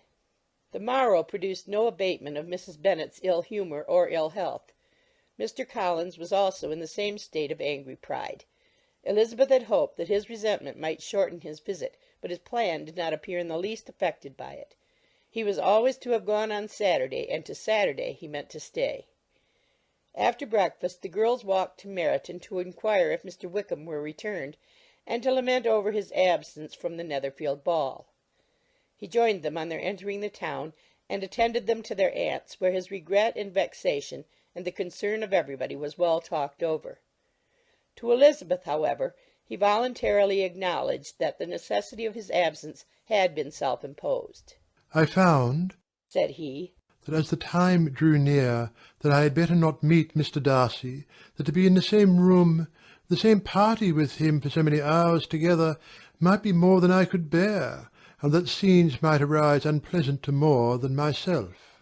She highly approved his forbearance, and they had leisure for a full discussion of it, and for all the commendation which they civilly bestowed on each other, as Wickham and another officer walked back with them to Longbourn, and during the walk he particularly attended to her. His accompanying them was a double advantage. She felt all the compliment it offered to herself, and it was most acceptable as an occasion of introducing him to her father and mother. Soon after their return a letter was delivered to Miss Bennet. It came from Netherfield. The envelope contained a sheet of elegant little hot-pressed paper, well covered with a lady's fair flowing hand, and Elizabeth saw her sister's countenance change as she read it, and saw her dwelling intently on some particular passages. Jane recollected herself soon, and putting the letter away, tried to join with her usual cheerfulness in the general conversation. But Elizabeth felt an anxiety on the subject which drew off her attention even from Wickham, and no sooner had he and his companion taken leave than a glance from Jane invited her to follow her upstairs. When they had gained their own room, Jane, taking out the letter, said, "This is from Caroline Bingley. What it contains has surprised me a good deal. The whole party have left Netherfield by this time, and are on their way to town, and without any intention of coming back again. You shall hear what she says." She then read the first sentence aloud, which comprised the information of their having just resolved to follow their brother to town directly, and of their meeting to dine in Grosvenor Street, where Mr. Hurst had a house. The next was in these words: I do not pretend to regret anything I shall live in Hertfordshire, except your society, my dearest friend. But we will hope at some future period to enjoy many returns of that delightful intercourse we have known, and in the meanwhile may lessen the pain of separation by a very frequent and most unreserved correspondence. I depend on you for that. To these high-flown expressions Elizabeth listened with all the insensibility of distrust, and though the suddenness of their removal surprised her, she saw nothing in it really to lament. It was not to be supposed that their absence from Netherfield would prevent Mr. Bingley's being there, and as to the loss of their society, she was persuaded that Jane must cease to regard it in the enjoyment of his. "It is unlucky," said she, after a short pause, "that you should not be able to see your friends before they leave the country. But may we not hope that the period of future happiness to which Miss Bingley looks forward may arrive earlier than she is aware, and that the delightful intercourse you have known as friends will be renewed with yet greater satisfaction as sisters? Mr. Bingley will not be detained in London by them." Caroline decidedly says that none of the party will return into Hertfordshire this winter. I will read it to you. When my brother left us yesterday, he imagined that the business which took him to London might be concluded in 3 or 4 days. But as we are certain it cannot be so, and at the same time convinced that when Charles gets to town he will be in no hurry to leave it again, we have determined on following him thither, that he may not be obliged to spend his vacant hours in a comfortless hotel. Many of my acquaintances are already there for the winter. I wish that I could hear that you, my dearest friend, had any intention of making one of the crowd, but of that I despair. I sincerely hope your Christmas in Hertfordshire may abound in the gaieties which that season generally brings, and that your beaux will be so numerous as to prevent your feeling the last of the 3 of whom we shall deprive you. It is evident by this," added Jane, "that he comes back no more this winter." "It is only evident that Miss Bingley does not mean that he should." "Why will you think so? It must be his own doing. He is his own master. But you do not know all. I will read you the passage which particularly hurts me. I will have no reserves from you. Mr. Darcy is impatient to see his sister, and, to confess the truth, we are scarcely less eager to meet her again. I really do not think Georgiana Darcy has her equal for beauty, elegance, and accomplishments, and the affection she inspires in Louisa and myself is heightened into something still more interesting, from the hope we dare entertain of her being hereafter our sister. I do not know whether I ever before mentioned to you my feelings on this subject, but I will not leave the country without confiding them, and I trust you will not esteem them unreasonable. My brother admires her greatly already. He will have frequent opportunity now of seeing her on the most intimate footing. Her relations all wish the connection as much as his own, and a sister's partiality is not misleading me, I think, when I call Charles most capable of engaging any woman's heart, with all the circumstances to favour an attachment, and nothing to prevent it. Am I wrong, my dearest Jane, in indulging the hope of an event which will secure the happiness of so many? What do you think of this sentence, my dear Lizzie? said Jane, as she finished it. Is it not clear enough? Does it not expressly declare that Caroline neither expects nor wishes me to be her sister, that she is perfectly convinced of her brother's indifference, and that if she suspects the nature of my feelings for him, she means most kindly to put me on my guard. Can there be any other opinion on the subject? Yes, there can, for mine is totally different. Will you hear it? Most willingly. You shall have it in a few words. Miss Bingley sees that her brother is in love with you, and wants him to marry Miss Darcy. She follows him to town in hope of keeping him there, and tries to persuade you that he does not care about you. Jane shook her head. Indeed, Jane, you ought to believe me. No one who has ever seen you together can doubt his affection. Miss Bingley, I am sure, cannot. She is not such a simpleton. Could she have seen half as much love in Mr. Darcy for herself, she would have ordered her wedding clothes. But the case is this. We are not rich enough or grand enough for them, and she is the more anxious to get Miss Darcy for her brother, from the notion that when there has been one intermarriage, she may have less trouble in achieving a second, in which there is certainly some ingenuity, and I dare say it would succeed if Mr. Berg were out of the way. But, my dearest Jane, you cannot seriously imagine that because Miss Bingley tells you her brother greatly admires Miss Darcy, he is in the smallest degree less sensible of your merit than when he took leave of you on Tuesday, or that it will be in her power to persuade him that, instead of being in love with you, he is very much in love with her friend. If we thought alike of Miss Bingley, replied Jane. Your representation of all this might make me quite easy, but I know the foundation is unjust. Caroline is incapable of wilfully deceiving anyone, and all that I can hope in this case is that she is deceiving herself. That is right. You could not have started a more happy idea, since you will not take comfort in mine.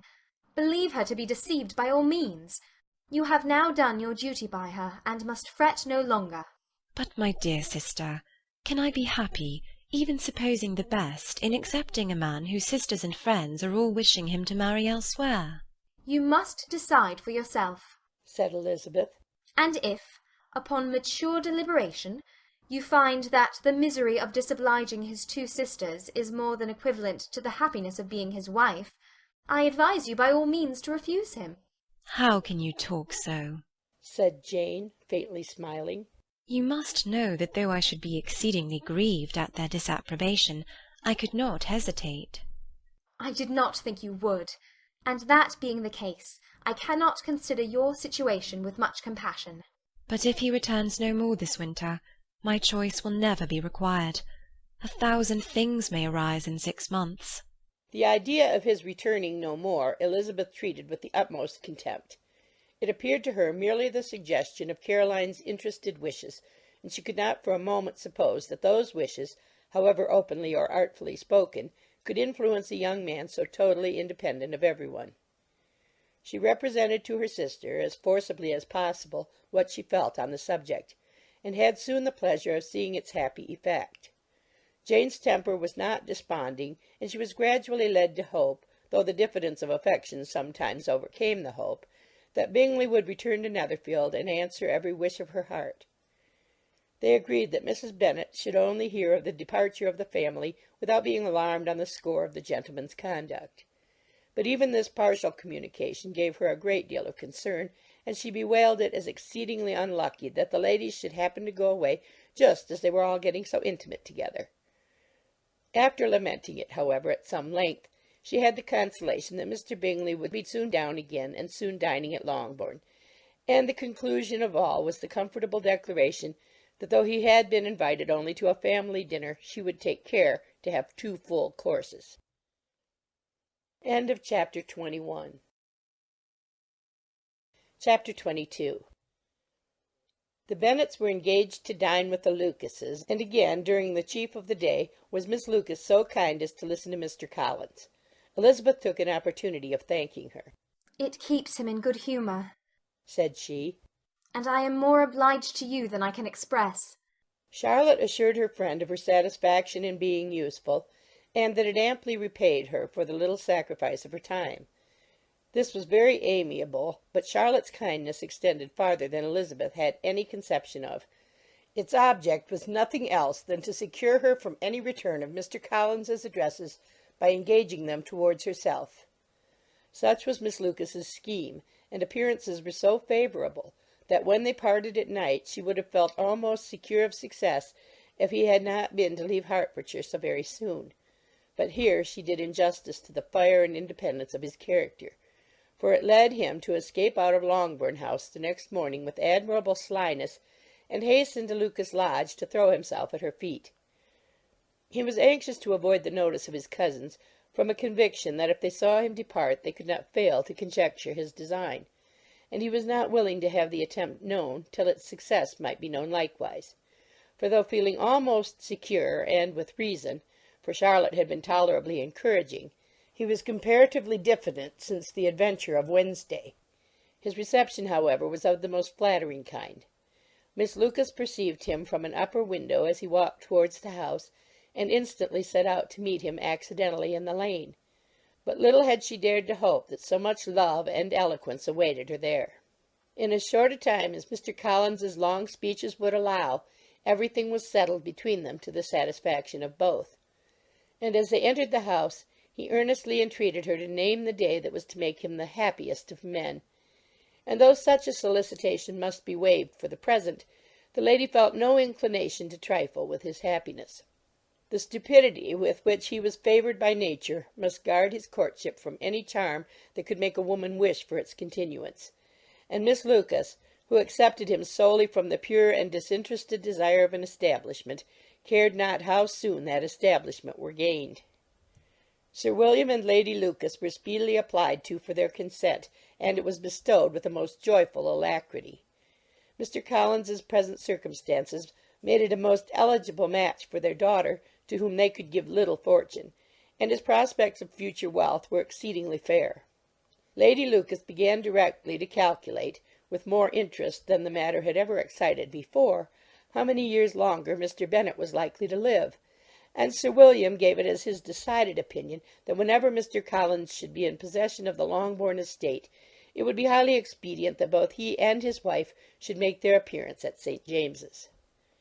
The whole family, in short, were properly overjoyed on the occasion. The younger girls formed hopes of coming out a year or two sooner than they might otherwise have done, and the boys were relieved from their apprehension of Charlotte's dying an old maid. Charlotte herself was tolerably composed. She had gained her point, and had time to consider of it. Her reflections were in general satisfactory. Mr. Collins, to be sure, was neither sensible nor agreeable. His society was irksome, and his attachment to her must be imaginary. But still he would be her husband. Without thinking highly either of men or matrimony, marriage had always been her object. It was the only provision for well-educated young women of small fortune, and however uncertain of giving happiness, must be their pleasantest preservative from want. This preservative she had now obtained, and at the age of 27, without having ever been handsome, she felt all the good luck of it. The least agreeable circumstance in the business was the surprise it must occasion to Elizabeth Bennet, whose friendship she valued beyond that of any other person. Elizabeth would wonder, and probably would blame her, and though her resolution was not to be shaken, her feelings must be hurt by such a disapprobation. She resolved to give her the information herself, and therefore charged Mr. Collins, when he returned to Longbourn to dinner, to drop no hint of what had passed before any of the family. A promise of secrecy was of course very dutifully given, but it could not be kept without difficulty, for the curiosity excited by his long absence burst forth in such very direct questions on his return as required some ingenuity to evade, and he was at the same time exercising great self-denial, for he was longing to publish his prosperous love. As he was to begin his journey too early on the morrow to see any of the family, the ceremony of leave-taking was performed when the ladies moved for the night, and Mrs. Bennet, with great politeness and cordiality, said how happy they should be to see him at Longbourn again, whenever his engagements might allow him to visit them. "My dear madam," he replied, "this invitation is particularly gratifying, because it is what I have been hoping to receive, and you may be very certain that I shall avail myself of it as soon as possible." They were all astonished, and Mr. Bennet, who could by no means wish for so speedy a return, immediately said, "But is there not danger of Lady Catherine's disapprobation here, my good sir? You had better neglect your relations than run the risk of offending your patroness." "My dear sir," replied Mr. Collins. I am particularly obliged to you for this friendly caution, and you may depend upon my not taking so material a step without her ladyship's concurrence. You cannot be too much upon your guard. Risk anything rather than her displeasure. And if you find it likely to be raised by your coming to us again, which I should think exceedingly probable, stay quietly at home, and be satisfied that we shall take no offence. Believe me, my dear sir, my gratitude is warmly excited by such affectionate attention, and depend upon it, you will speedily receive from me a letter of thanks for this, and for every other mark of your regard during my stay in Hertfordshire. As for my fair cousins, though my absence may not be long enough to render it necessary, I shall now take the liberty of wishing them health and happiness, not excepting my cousin Elizabeth. With proper civilities, the ladies then withdrew, all of them equally surprised that he meditated a quick return. Mrs. Bennet wished to understand by it that he thought of paying his addresses to one of her younger girls, and Mary might have been prevailed on to accept him. She rated his abilities much higher than any of the others. There was a solidity in his reflections which often struck her, and though by no means so clever as herself, she thought that if encouraged to read and improve himself by such an example as hers, he might become a very agreeable companion. But on the following morning every hope of this kind was done away. Miss Lucas called soon after breakfast, and in a private conference with Elizabeth related the event of the day before. The possibility of Mr. Collins's fancying himself in love with her friend had once occurred to Elizabeth within the last day or two, but that Charlotte could encourage him seemed almost as far from possibility as she could encourage him herself, and her astonishment was consequently so great as to overcome at first the bounds of decorum, and she could not help crying out, "Engaged to Mr. Collins! My dear Charlotte! Impossible!" The steady countenance which Miss Lucas had commanded in telling her story gave way to a momentary confusion here on receiving so direct a reproach, though, as it was no more than she expected, she soon regained her composure, and calmly replied, "Why should you be surprised, my dear Eliza? Do you think it incredible that Mr. Collins should be able to procure any woman's good opinion because he was not so happy as to succeed with you?" But Elizabeth had now recollected herself, and making a strong effort for it, was able to assure, with tolerable firmness, that the prospect of their relationship was highly grateful to her, and that she wished her all imaginable happiness. "I see what you are feeling," replied Charlotte. "You must be surprised, very much surprised, so lately as Mr. Collins was wishing to marry you. But when you have had time to think it over, I hope you will be satisfied with what I have done. I am not romantic, you know. I never was. I ask only a comfortable home, and considering Mr. Collins's character, connection, and situation in life, I am convinced that my chance of happiness with him is as fair as most people can boast on entering the marriage state." Elizabeth quietly answered, "Undoubtedly." And after an awkward pause they returned to the rest of the family. Charlotte did not stay much longer, and Elizabeth was then left to reflect on what she had heard. It was a long time before she became at all reconciled to the idea of so unsuitable a match. The strangeness of Mr. Collins's making 2 offers of marriage within 3 days was nothing in comparison of his being now accepted. She had always felt that Charlotte's opinion of matrimony was not exactly like her own, but she had not supposed it to be possible that, when called into action, she would have sacrificed every better feeling to worldly advantage. Charlotte, the wife of Mr. Collins, was a most humiliating picture, and to the pang of a friend disgracing herself and sunk in her esteem was added the distressing conviction that it was impossible for that friend to be tolerably happy in the lot she had chosen. Chapter 22. Chapter 23. Elizabeth was sitting with her mother and sisters, reflecting on what she had heard, and doubting whether she was authorized to mention it, when Sir William Lucas himself appeared, sent by his daughter, to announce her engagement to the family. With many compliments to them, and much self-gratulation on the prospect of a connection between the houses, he unfolded the matter to an audience not merely wondering, but incredulous. For Mrs. Bennet, with more perseverance than politeness, protested he must be entirely mistaken, and Lydia, always unguarded and often uncivil, boisterously exclaimed, Good Lord! Sir William, how can you tell such a story? Do you not know that Mr. Collins wants to marry Lizzie? Nothing less than the complaisance of a courtier could have borne without anger such treatment, but Sir William's good breeding carried him through it all, and though he begged leave to be positive as to the truth of his information, he listened to all their impertinence with the most forbearing courtesy.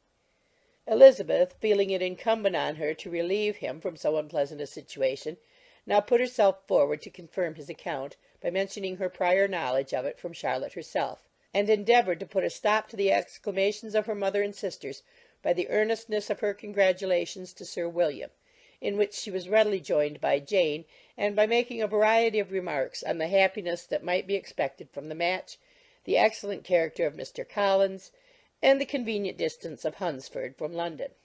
Mrs. Bennet was, in fact, too much overpowered to say a great deal while Sir William remained, but no sooner had he left them than her feelings found a rapid vent. In the first place, she persisted in disbelieving the whole of the matter.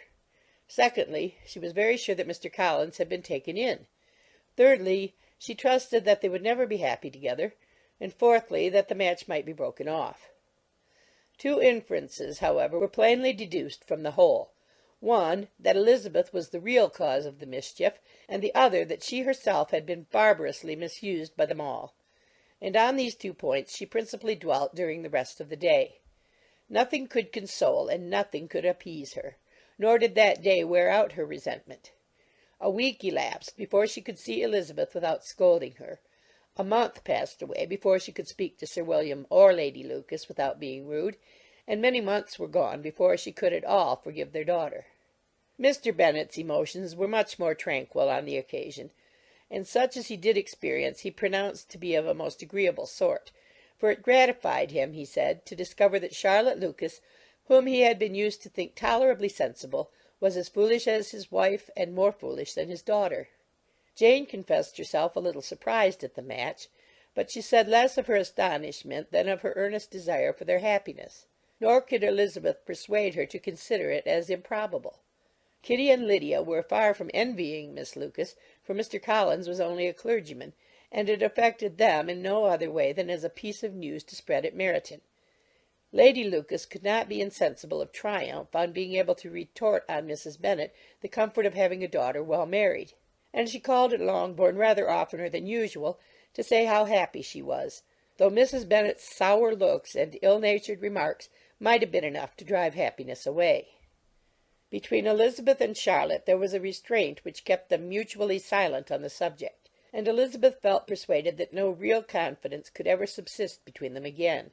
Her disappointment in Charlotte made her turn with fonder regard to her sister, of whose rectitude and delicacy she was sure her opinion could never be shaken, and for whose happiness she grew daily more anxious, as Bingley had now been gone a week, and nothing more was heard of his return. Jane had sent Caroline an early answer to her letter, and was counting the days till she might reasonably hope to hear again. The promised letter of thanks from Mr. Collins arrived on Tuesday, addressed to their father, and written with all the solemnity of gratitude which a 12-month's abode in the family might have prompted. After discharging his conscience on that head, he proceeded to inform them, with many rapturous expressions, of his happiness in having obtained the affection of their amiable neighbour, Miss Lucas, and then explained that it was merely with the view of enjoying her society that he had been so ready to close with their kind wish of seeing him again at Longbourn, whither he hoped to be able to return on Monday fortnight, for Lady Catherine, he added, so heartily approved of his marriage that she wished it to take place as soon as possible, which he trusted would be an unanswerable argument with his amiable Charlotte to name an early day for making him the happiest of men. Mr. Collins's return into Hertfordshire was no longer a matter of pleasure to Mrs. Bennet. On the contrary, she was as much disposed to complain of it as her husband. It was very strange that he should come to Longbourn instead of to Lucas Lodge. It was also very inconvenient and exceedingly troublesome. She hated having visitors in the house, while her health was so indifferent, and lovers were of all people the most disagreeable. Such were the gentle murmurs of Mrs. Bennet, and they gave way only to the greater distress of Mr. Bingley's continued absence. Neither Jane nor Elizabeth were comfortable on this subject. Day after day passed away without bringing any other tidings of him than the report which shortly prevailed in Meryton of his coming no more to Netherfield the whole winter, a report which highly incensed Mrs. Bennet, and which she never failed to contradict as a most scandalous falsehood. Even Elizabeth began to fear, not that Bingley was indifferent, but that his sisters would be successful in keeping him away. Unwilling as she was to admit an idea so destructive of Jane's happiness and so dishonourable to the stability of her lover, she could not prevent its frequently occurring. The united efforts of his two unfeeling sisters and of his overpowering friend, assisted by the attractions of Miss Darcy and the amusements of London, might be too much, she feared, for the strength of his attachment. As for Jane, her anxiety under this suspense was of course more painful than Elizabeth's, but whatever she felt she was desirous of concealing, and between herself and Elizabeth, therefore, the subject was never alluded to. But as no such delicacy restrained her mother, an hour seldom passed in which she did not talk of Bingley, express her impatience for his arrival, or even require Jane to confess that if he did not come back she would think herself very ill-used. It needed all Jane's steady mildness to bear these attacks with tolerable tranquillity. Mr. Collins returned most punctually on Monday fortnight, but his reception at Longbourn was not quite so gracious as it had been on his first introduction. He was too happy, however, to need much attention, and luckily for the others, the business of love-making relieved them from a great deal of his company. The chief of every day was spent by him at Lucas Lodge, and he sometimes returned to Longbourn only in time to make an apology for his absence before the family went to bed. Mrs. Bennet was really in a most pitiable state. The very mention of anything concerning the match threw her into an agony of ill-humour, and wherever she went she was sure of hearing it talked of. The sight of Miss Lucas was odious to her. As her successor in that house, she regarded her with jealous abhorrence. Whenever Charlotte came to see them, she concluded her to be anticipating the hour of possession, and whenever she spoke in a low voice to Mr. Collins, was convinced that they were talking of the Longbourn estate, and resolving to turn herself and her daughters out of the house as soon as Mr. Bennet were dead. She complained bitterly of all this to her husband. "Indeed, Mr. Bennet," said she, "it is very hard to think that Charlotte Lucas should ever be mistress of this house, that I should be forced to make way for her, and live to see her take my place in it." My dear, do not give way to such gloomy thoughts. Let us hope for better things. Let us flatter ourselves that I may be the survivor. This was not very consoling to Mrs. Bennet, and therefore, instead of making any answer, she went on as before. "I cannot bear to think that they should have all this estate. If it was not for the entail, I should not mind it." What should you not mind? "I should not mind anything at all." Let us be thankful that you are preserved from a state of such insensibility. "I can never be thankful, Mr. Bennet, for anything about the entail. How anyone could have the conscience to entail away an estate from one's own daughters, I cannot understand. And all for the sake of Mr. Collins, too. Why should he have it more than anybody else?" I leave it to yourself to determine, said Mr. Bennet. End of chapter 23. Chapter 24. Miss Bingley's letter arrived and put an end to doubt. The very first sentence conveyed the assurance of their being all settled in London for the winter, and concluded with her brother's regret at not having had time to pay his respects to his friends in Hertfordshire before he left the country. Hope was over, entirely over, and when Jane could attend to the rest of the letter, she found little, except the professed affection of the writer, that could give her any comfort. Miss Darcy's praise occupied the chief of it.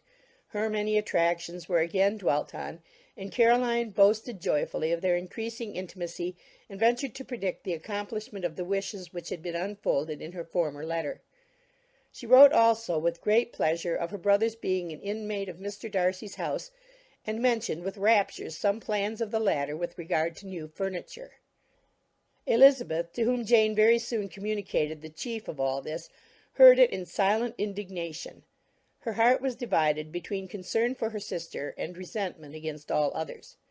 To Caroline's assertion of her brother's being partial to Miss Darcy she paid no credit. That he was really fond of Jane she doubted no more than she had ever done, and much as she had always been disposed to like him, she could not think without anger, hardly without contempt, on that easiness of temper, that want of proper resolution, which now made him the slave of his designing friends, and led him to sacrifice of his own happiness to the caprice of their inclination. Had his own happiness, however, been the only sacrifice, He might have been allowed to sport with it in whatever manner he thought best, but her sister's was involved in it, as she thought he must be sensible himself. It was a subject, in short, on which reflection would be long indulged, and must be unavailing. She could think of nothing else. And yet, whether Bingley's regard had really died away, or were suppressed by his friend's interference, whether he had been aware of Jane's attachment, or whether it had escaped his observation, whatever were the case, though her opinion of him must be materially affected by the difference, her sister's situation remained the same, her peace equally wounded. A day or two passed before Jane had courage to speak of her feelings to Elizabeth, but at last, on Mrs. Bennet's leaving them together, after a longer irritation than usual about Netherfield and its master, she could not help saying, "Oh, that my dear mother had more command over herself! She can have no idea of the pain she gives me by her continual reflections on him. But I will not repine. It cannot last long. He will be forgot, and we shall all be as we were before." Elizabeth looked at her sister with incredulous solicitude, but said nothing.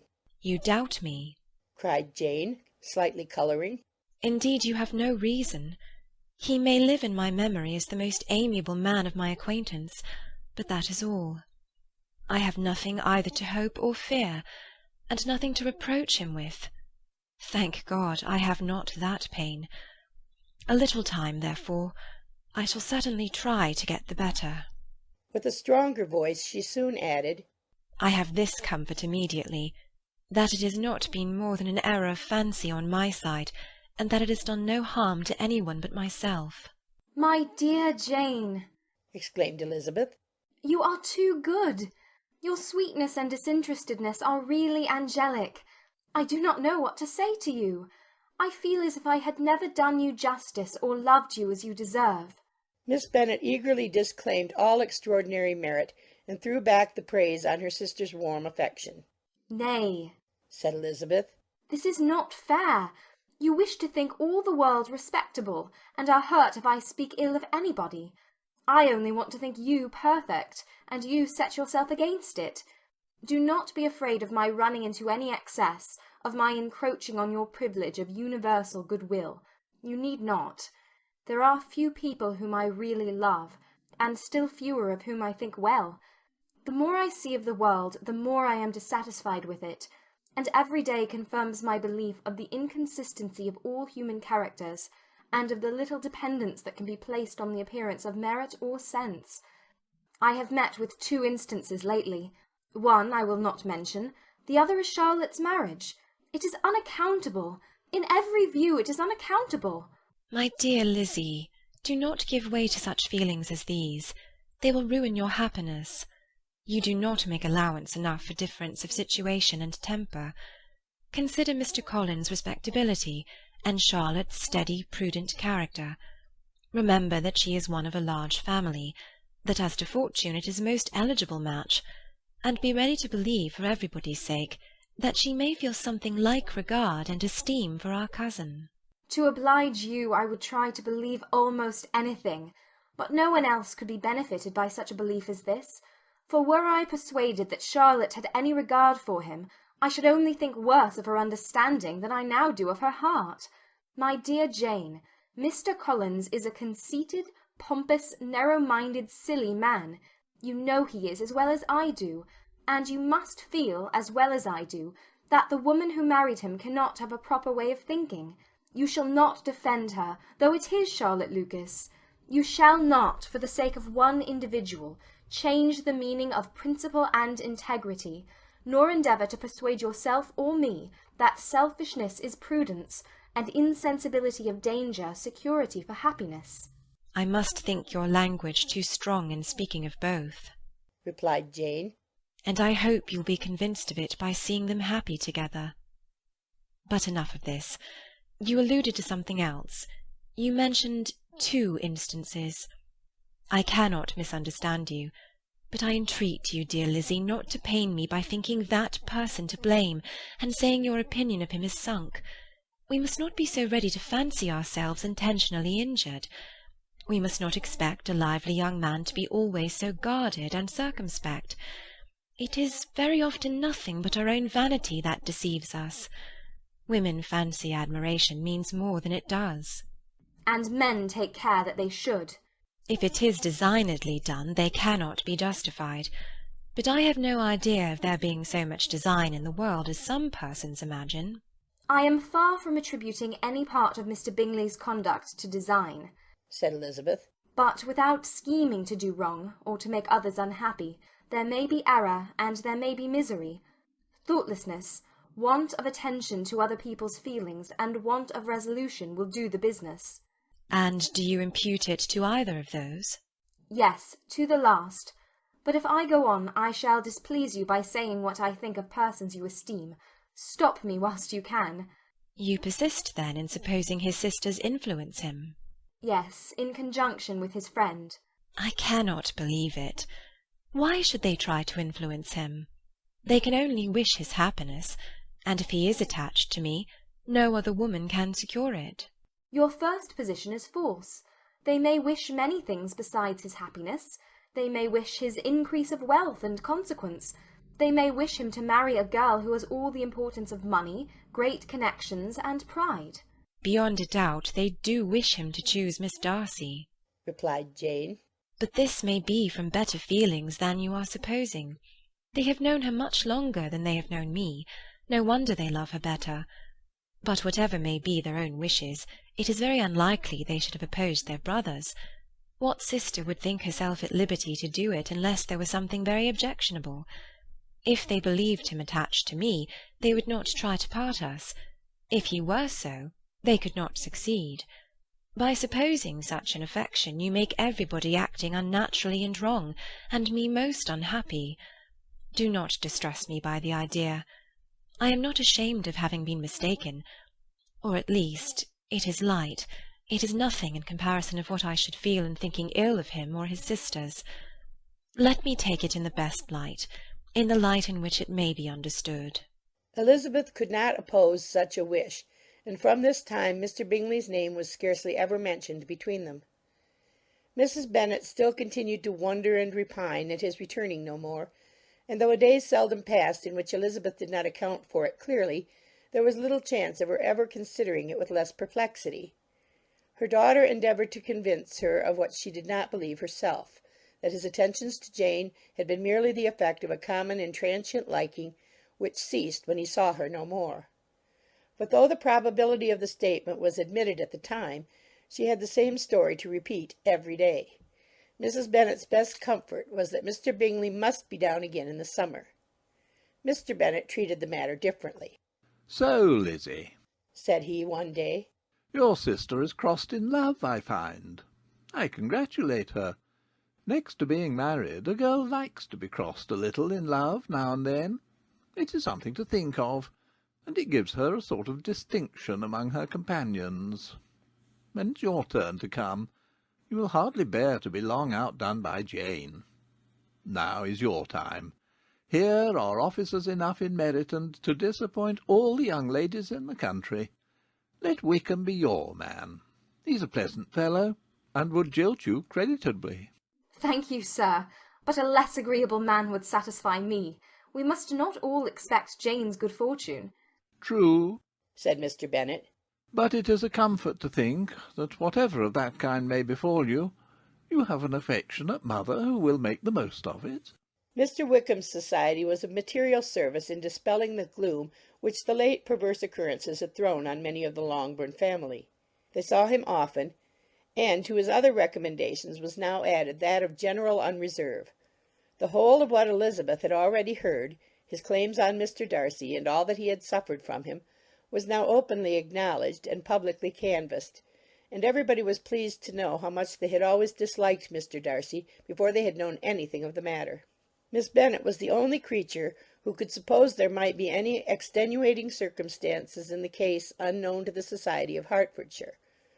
Her mild and steady candour always pleaded for allowances, and urged the possibility of mistakes.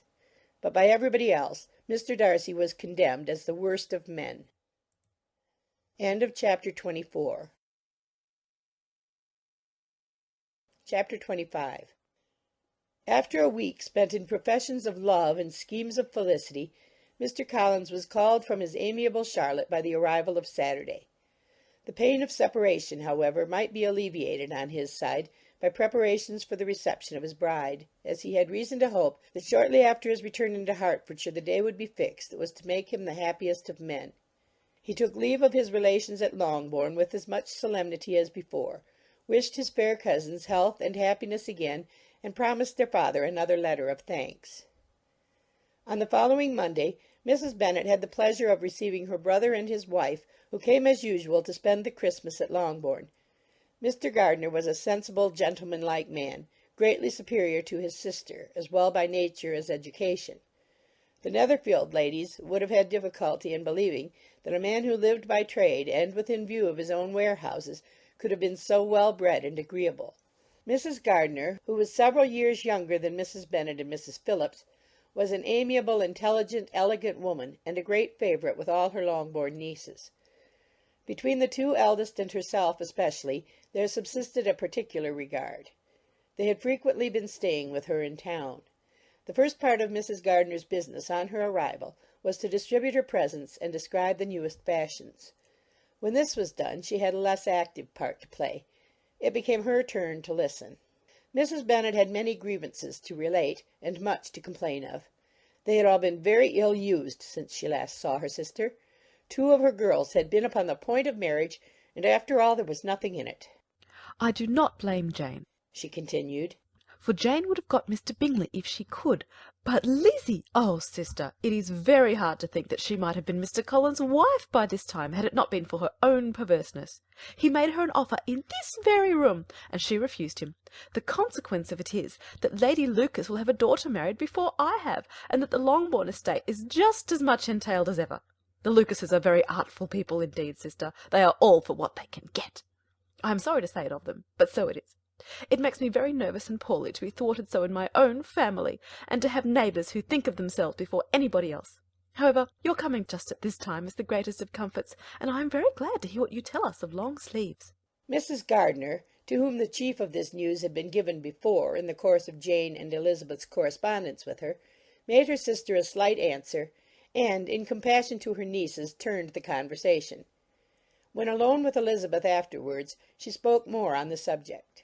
"It seems likely to have been a desirable match for Jane," said she.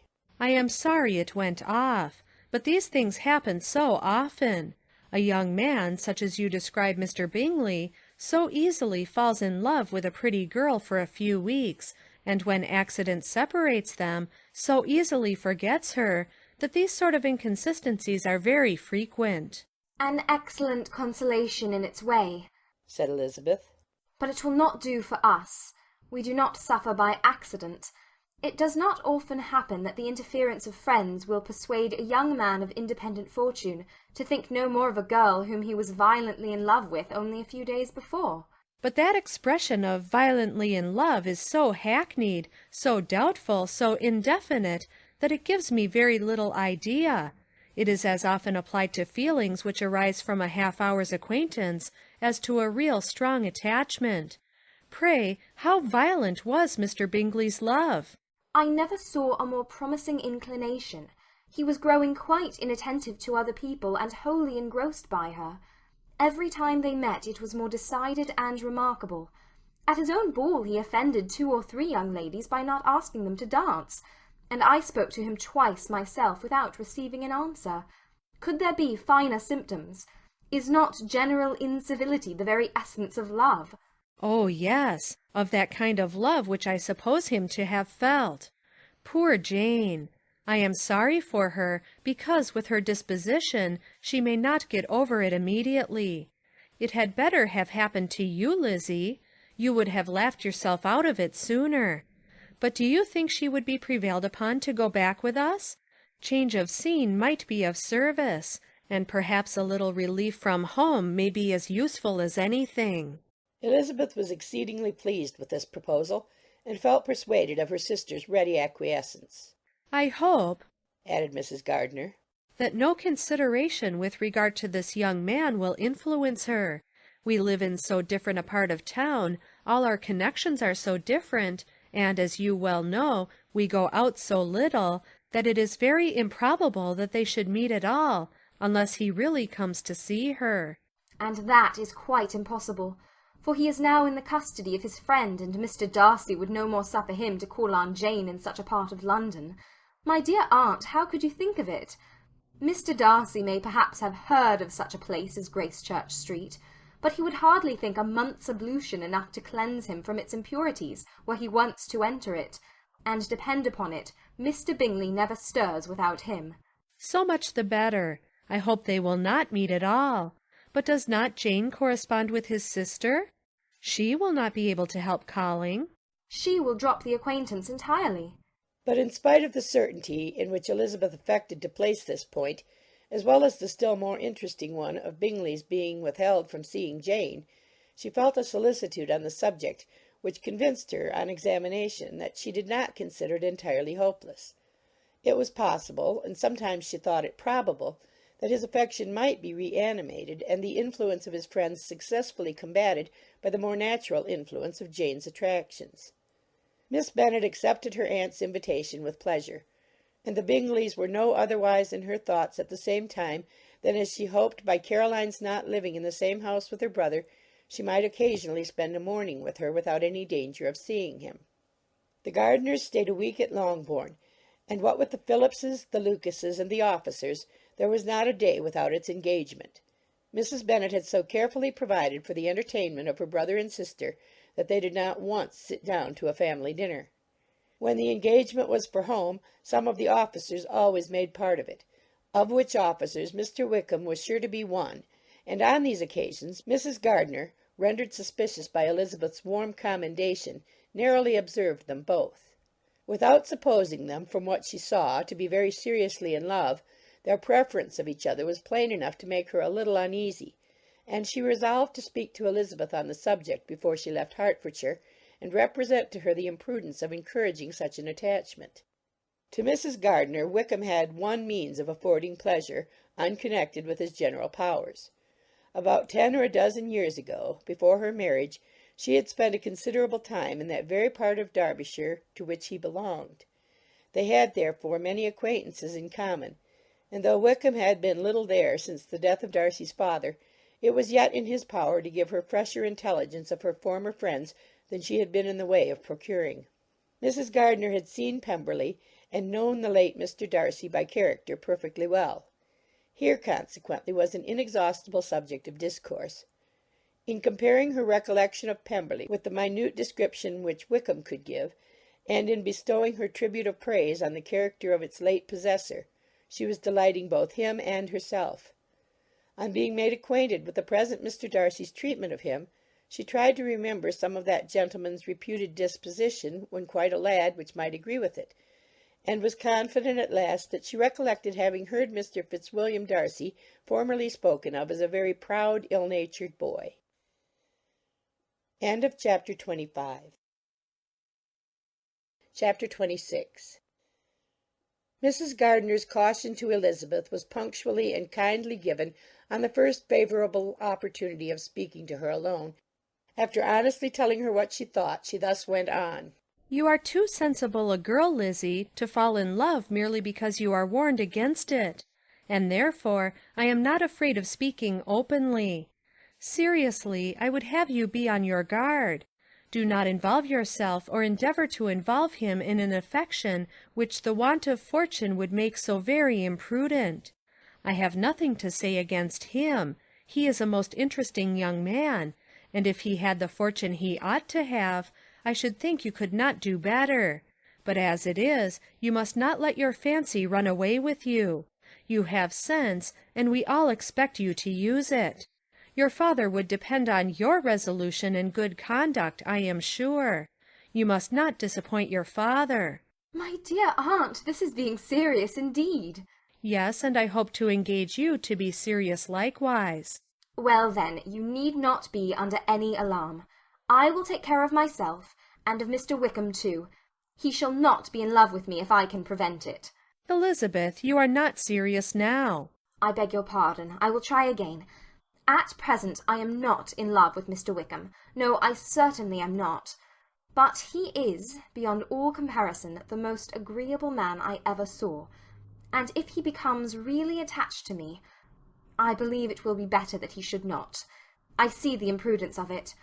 Oh, that abominable Mr. Darcy! My father's opinion of me does me the greatest honour, and I should be miserable to forfeit it. My father, however, is partial to Mr. Wickham. In short, my dear aunt, I should be very sorry to be the means of making any of you unhappy, but since we see every day that where there is affection, young people are seldom withheld by immediate want of fortune from entering into engagements with each other, how can I promise to be wiser than so many of my fellow creatures if I am tempted? Or how am I even to know that it would be wisdom to resist?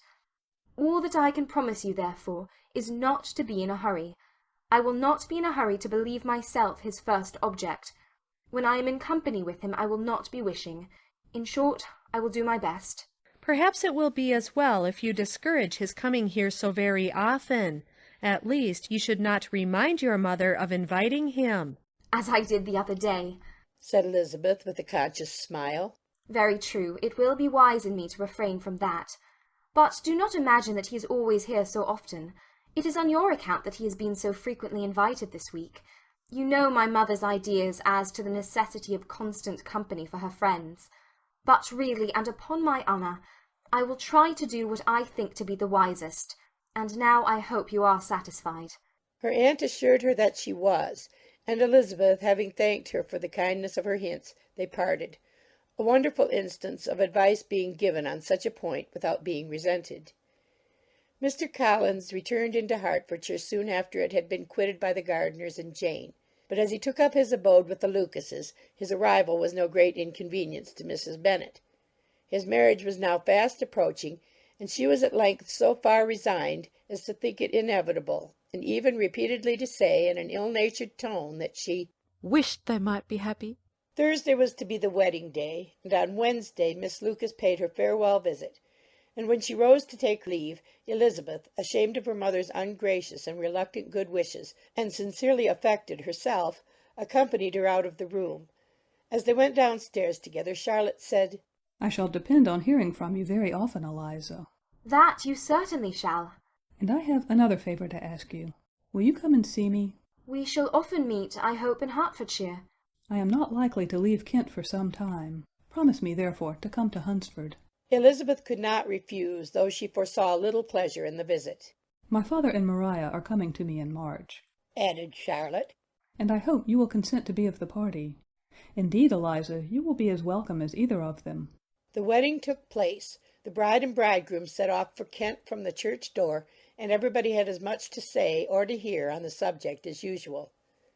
Elizabeth soon heard from her friend, and their correspondence was as regular and frequent as it had ever been.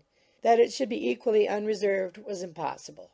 Elizabeth could never address her without feeling that all the comfort of intimacy was over, and though determined not to slacken as a correspondent, it was for the sake of what had been rather than what was. Charlotte's first letters were received with a good deal of eagerness. There could not but be curiosity to know how she would speak of her new home, how she would like Lady Catherine, and how happy she would dare pronounce herself to be. Though, when the letters were read, Elizabeth felt that Charlotte expressed herself on every point exactly as she might have foreseen. She wrote cheerfully, seemed surrounded with comforts, and mentioned nothing which she could not praise. The house, furniture, neighbourhood, and roads were all to her taste, and Lady Catherine's behaviour was most friendly and obliging. It was Mr. Collins's picture of Hunsford and Rosings rationally softened, and Elizabeth perceived that she must wait for her own visit there to know the rest. Jane had already written a few lines to her sister to announce their safe arrival in London, and when she wrote again, Elizabeth hoped it would be in her power to say something of the Bingleys. Her impatience for this second letter was as well rewarded as impatience generally is. Jane had been a week in town without either seeing or hearing from Caroline. She accounted for it, however, by supposing that her last letter to her friend from Longbourn had by some accident been lost. My aunt, she continued, is going tomorrow into that part of the town, and I shall take the opportunity of calling in Grosvenor Street. She wrote again when the visit was paid and she had seen Miss Bingley. I did not think Caroline in spirits, were her words. But she was very glad to see me, and reproached me for giving her no notice of my coming to London. I was right, therefore. My last letter had never reached her. I inquired after their brother, of course. He was well, but so much engaged with Mr. Darcy that they scarcely ever saw him. I found that Miss Darcy was expected to dinner. I wish I could see her. My visit was not long, as Caroline and Mrs. Hurst were going out. I dare say I shall see them soon here. Elizabeth shook her head over this letter. It convinced her that accident only could discover to Mr. Bingley her sister's being in town. 4 weeks passed away, and Jane saw nothing of him. She endeavoured to persuade herself that she did not regret it, but she could no longer be blind to Miss Bingley's inattention. After waiting at home every morning for a fortnight, and inventing every evening a fresh excuse for her, the visitor did at last appear. But the shortness of her stay, and yet more the alteration of her manner, would allow Jane to deceive herself no longer. The letter which she wrote on this occasion to her sister will prove what she felt. My dearest Lizzie will, I am sure, be incapable of triumphing in her better judgment at my expense, when I confess myself to have been entirely deceived in Miss Bingley's regard for me.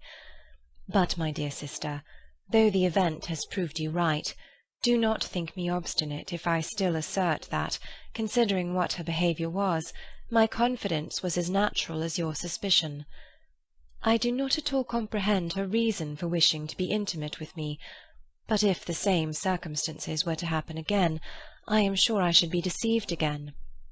Caroline did not return my visit till yesterday, and not a note, not a line did I receive in the meantime. When she did come, it was very evident that she had no pleasure in it. She made a slight, formal apology for not calling before, said not a word of wishing to see me again, and was in every respect so altered a creature that when she went away I was perfectly resolved to continue the acquaintance no longer. I pity, though I cannot help blaming her. She was very wrong in singling me out as she did. I can safely say that every advance to intimacy began on her side. But I pity her, because she must feel that she has been acting wrong, and because I am very sure that anxiety for her brother is the cause of it. I need not explain myself farther, and though we know this anxiety to be quite needless, yet if she feels it, it will easily account for her behaviour to me, and so deservedly dear as he is to his sister, whatever anxiety she must feel on his behalf is natural and amiable. I cannot but wonder, however, at her having any such fears now, because if he had at all cared about me, we must have met long ago.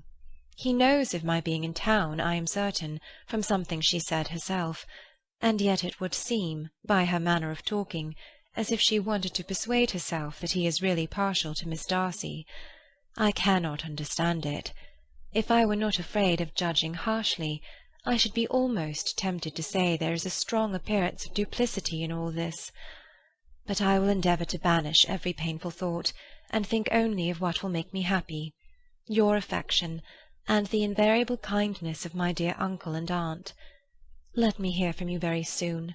Miss Bingley said something of his never returning to Netherfield again, of giving up the house, but not with any certainty.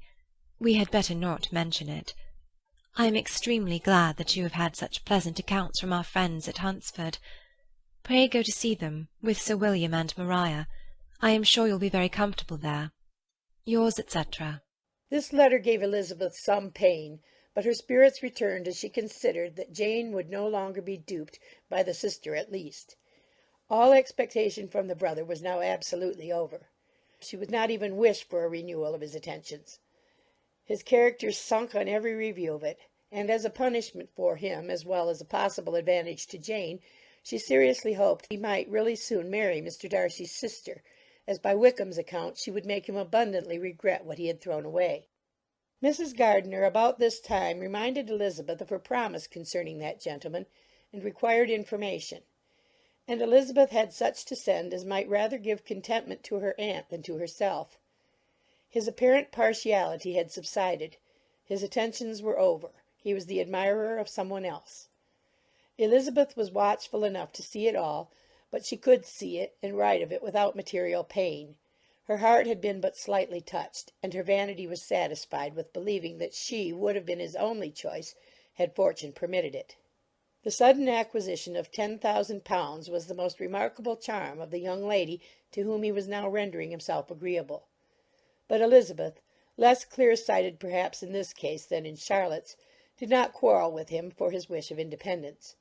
Nothing, on the contrary, could be more natural, and while able to suppose that it cost him a few struggles to relinquish her, she was ready to allow it a wise and desirable measure for both, and could very sincerely wish him happy.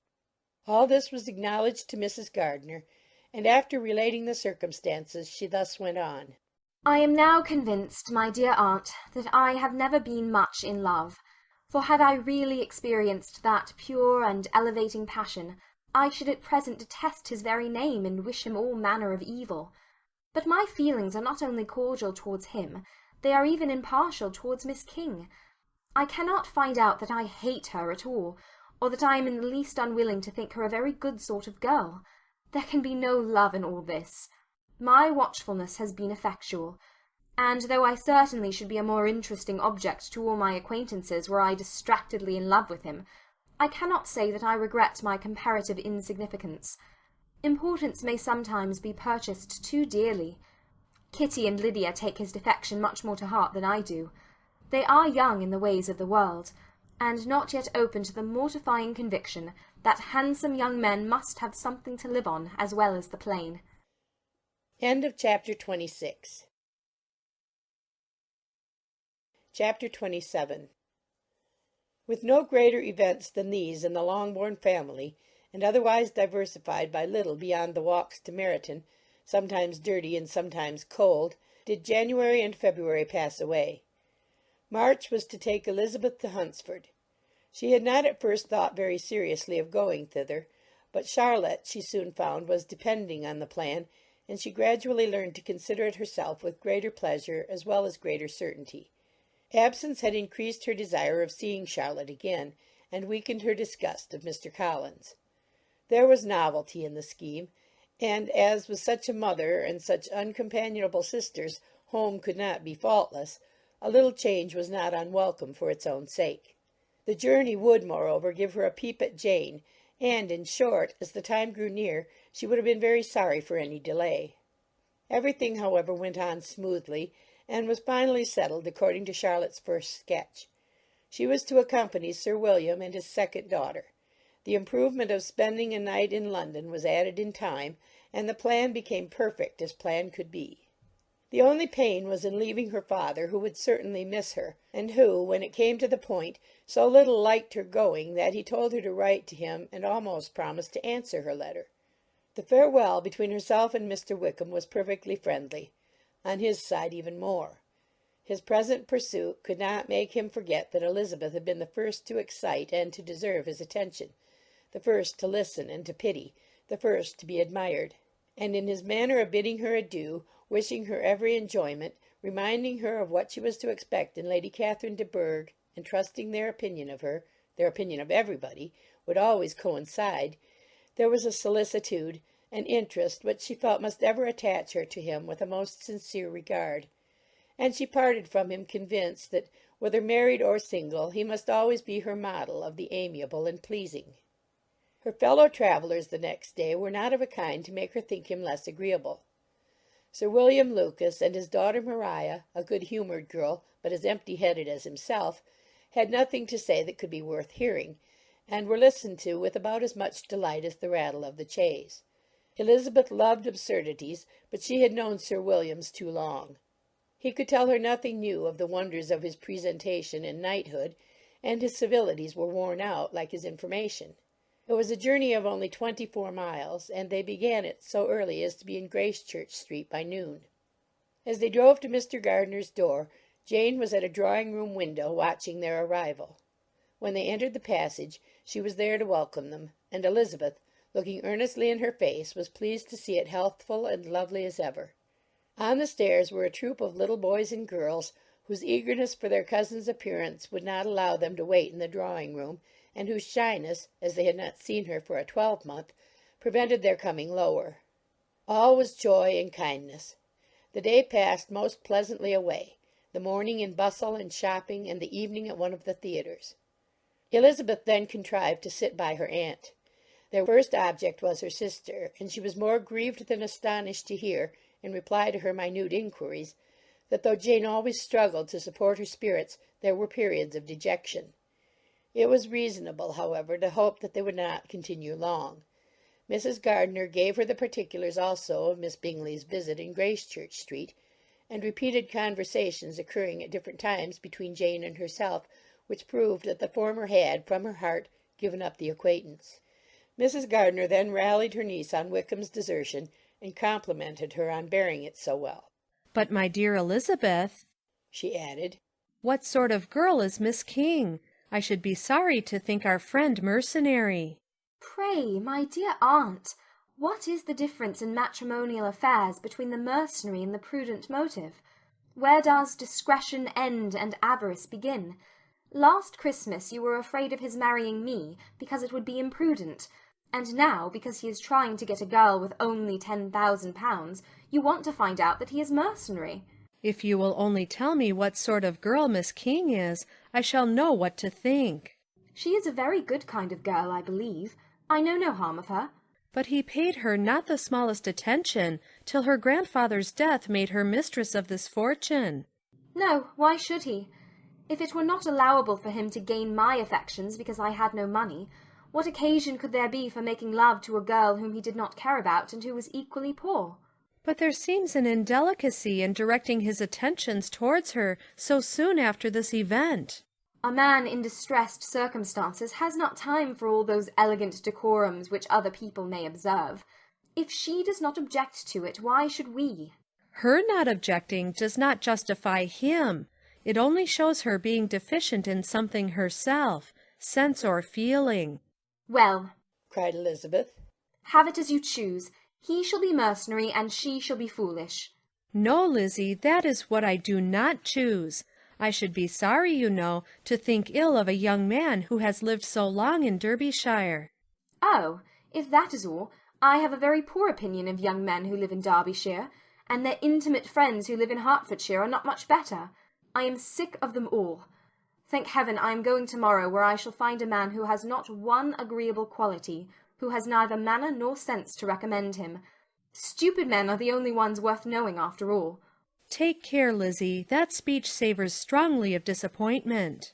Before they were separated by the conclusion of the play, she had the unexpected happiness of an invitation to accompany her uncle and aunt in a tour of pleasure which they proposed taking in the summer. We have not determined how far it shall carry us, said Mrs. Gardiner. But perhaps to the lakes. No scheme could have been more agreeable to Elizabeth, and her acceptance of the invitation was most ready and grateful. Oh, my dear, dear aunt, she rapturously cried. What delight! What felicity! You give me fresh life and vigour. Adieu to disappointment and spleen. What are young men to rocks and mountains? Oh, what hours of transport we shall spend! And when we do return, it shall not be like other travellers without being able to give one accurate idea of anything. We will know where we have gone.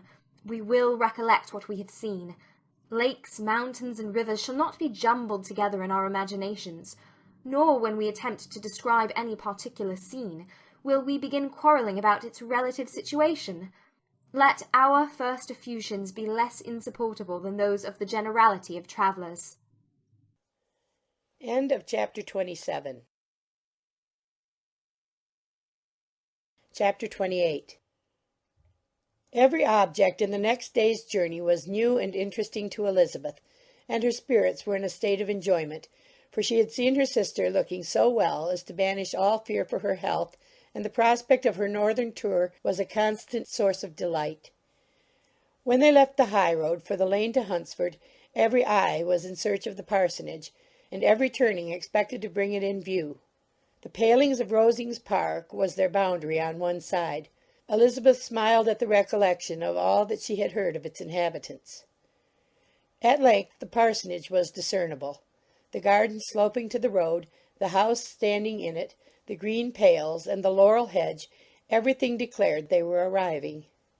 Mr. Collins and Charlotte appeared at the door, and the carriage stopped at the small gate which led by a short gravel walk to the house, amidst the nods and smiles of the whole party. In a moment they were all out of the chaise, rejoicing at the sight of each other. Mrs. Collins welcomed her friend with the liveliest pleasure, and Elizabeth was more and more satisfied with coming when she found herself so affectionately received. She saw instantly that her cousin's manners were not altered by his marriage. His formal civility was just what it had been, and he detained her some minutes at the gate to hear and satisfy his inquiries after all her family. They were then, with no other delay than his pointing out the neatness of the entrance, taken into the house, and as soon as they were in the parlour he welcomed them a second time, with ostentatious formality, to his humble abode, and punctually repeated all his wife's offers of refreshment. Elizabeth was prepared to see him in his glory, and she could not help in fancying that in displaying the good proportion of the room, its aspect and its furniture, he addressed himself particularly to her, as if wishing to make her feel what she had lost in refusing him. But though everything seemed neat and comfortable, she was not able to gratify him by any sigh of repentance, and rather looked with wonder at her friend that she could have so cheerful an air with such a companion. When Mr. Collins said anything of which his wife might reasonably be ashamed, which certainly was not unseldom, she involuntarily turned her eye on Charlotte. Once or twice she could discern a faint blush, but in general Charlotte wisely did not hear. After sitting long enough to admire every article of furniture in the room, from the sideboard to the fender, to give an account of their journey and of all that had happened in London, Mr. Collins invited them to take a stroll in the garden, which was large and well laid out, and to the cultivation of which he attended himself. To work in this garden was one of his most respectable pleasures, and Elizabeth admired the command of countenance with which Charlotte talked of the healthfulness of the exercise, and owned she encouraged it as much as possible. Here, leading the way through every walk and cross-walk, and scarcely allowing them an interval to utter the praises he asked for, every view was pointed out with a minuteness which left beauty entirely behind. He could number the fields in every direction, and could tell how many trees there were in the most distant clump. But of all the views which his garden, or which the country or kingdom could boast, none were to be compared with the prospect of Rosings, afforded by an opening in the trees that bordered the park nearly opposite the front of his house. It was a handsome modern building, well situated on rising ground. From his garden Mr. Collins would have led them round his 2 meadows, but the ladies, not having shoes to encounter the remains of a white frost, turned back, and whilst Sir William accompanied him, Charlotte took her sister and friend over the house, extremely well pleased, probably, to have the opportunity of showing it without her husband's help. It was rather small, but well built and convenient, and everything was fitted up and arranged with a neatness and consistency of which Elizabeth gave Charlotte all the credit. When Mr. Collins could be forgotten, there was really an air of great comfort throughout, and by Charlotte's evident enjoyment of it, Elizabeth supposed he must be often forgotten. She had already learnt that Lady Catherine was still in the country. It was spoken of again while they were at dinner, when Mr. Collins, joining in, observed, "Yes, Miss Elizabeth, you will have the honour of seeing Lady Catherine de Bourgh on the ensuing Sunday at church, and I need not say you will be delighted with her. She is all affability and condescension, and I doubt not but you will be honoured with some portion of her notice when service is over. I have scarcely any hesitation in saying she will include you and my sister Maria in every invitation with which she honours us during your stay here. Her behaviour to my dear Charlotte is charming.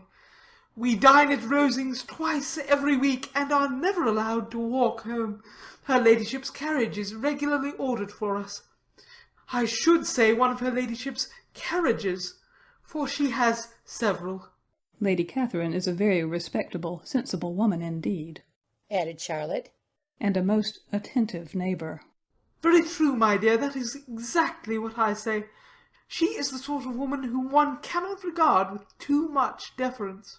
The evening was spent chiefly in talking over Hertfordshire news, and telling again what had already been written, and when it closed, Elizabeth, in the solitude of her chamber, had to meditate upon Charlotte's degree of contentment, to understand her address in guiding and composure in bearing with her husband, and to acknowledge that it was all done very well. She had also to anticipate how her visit would pass, the quiet tenor of their usual employments, the vexatious interruptions of Mr. Collins, and the gaieties of their intercourse with Rosings. A lively imagination soon settled it all. About the middle of the next day, as she was in her room getting ready for a walk, a sudden noise below seemed to speak the whole house in confusion, and after listening a moment, she heard somebody running upstairs in a violent hurry, and calling loudly after her. She opened the door, and met Maria in the landing-place, who, breathless with agitation, cried out, "Oh, my dear Eliza, pray make haste and come into the dining-room, for there is such a sight to be seen. I will not tell you what it is. Make haste and come down this moment." Elizabeth asked questions in vain. Maria would tell her nothing more, and down they ran into the dining-room, which fronted the lane, in quest of this wonder. It was two ladies, stopping in a low phaeton at the garden gate. "And is this all?" cried Elizabeth. "I expected at least that the pigs were got into the garden, and here is nothing but Lady Catherine and her daughter." "La, my dear," said Maria, quite shocked at the mistake. "it is not Lady Catherine. The old lady is Mrs. Jenkinson, who lives with them. The other is Miss de Bourgh. Only look at her. She is quite a little creature. Who would have thought that she could be so thin and small?"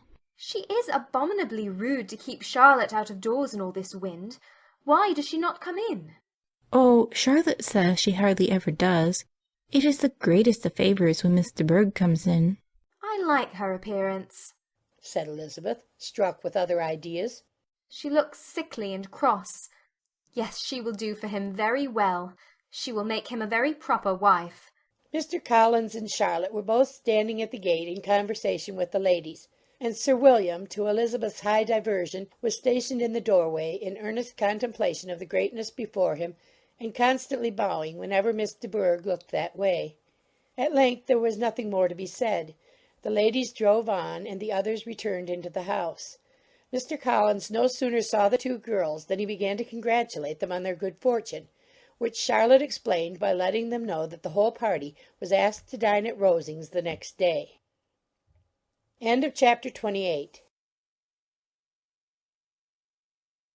Chapter 29. Mr. Collins's triumph, in consequence of this invitation, was complete. The power of displaying the grandeur of his patroness to his wondering visitors, and of letting them see her civility towards himself and his wife, was exactly what he had wished for, and that an opportunity of doing it should be given so soon was such an instance of Lady Catherine's condescension as he knew not how to admire enough. "I confess," said he, "that I should not have been at all surprised by her ladyship's asking us on a Sunday to drink tea and spend the evening at Rosings. I rather expected, from my knowledge of her affability, that it would happen. But who could have foreseen such an attention as this? Who could have imagined that we should receive an invitation to dine there? An invitation, moreover, including the whole party, so immediately after your arrival." "I am the less surprised at what has happened," replied Sir William, "from that knowledge of what the manners of the really great are, which my situation in life has allowed me to acquire. About the court, such instances of elegant breeding are not uncommon." Scarcely anything was talked of the whole day or next morning but their visit to Rosings. Mr. Collins was carefully instructing them in what they were to expect, that the sight of such rooms, so many servants, and so splendid a dinner might not wholly overpower them. When the ladies were separating for the toilette, he said to Elizabeth, "Do not make yourself uneasy, my dear cousin, about your apparel. Lady Catherine is far from requiring that elegance of dress in us which becomes herself and her daughter. I would advise you merely to put on whatever of your clothes is superior to the rest. There is no occasion for anything more. Lady Catherine will not think the worse of you for being simply dressed. She likes to have the distinction of rank preserved." While they were dressing, he came 2 or 3 times to their different doors to recommend their being quick, as Lady Catherine very much objected to be kept waiting for her dinner. Such formidable accounts of her ladyship and her manner of living quite frightened Maria Lucas, who had been little used to company, and she looked forward to her introduction at Rosings with as much apprehension as her father had done to his presentation at St. James's. As the weather was fine, they had a pleasant walk of about half a mile across the park.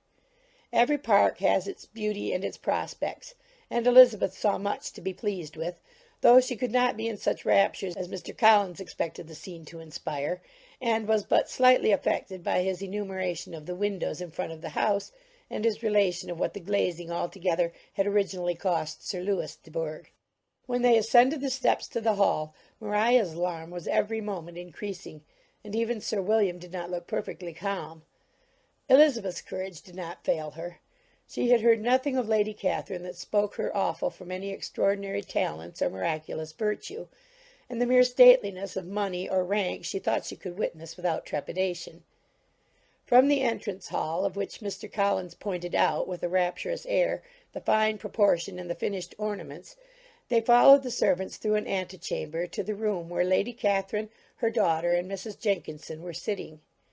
Her ladyship, with great condescension, arose to receive them, and as Mrs. Collins had settled it with her husband that the office of introduction should be hers, it was performed in a proper manner, without any of those apologies and thanks which he would have thought necessary.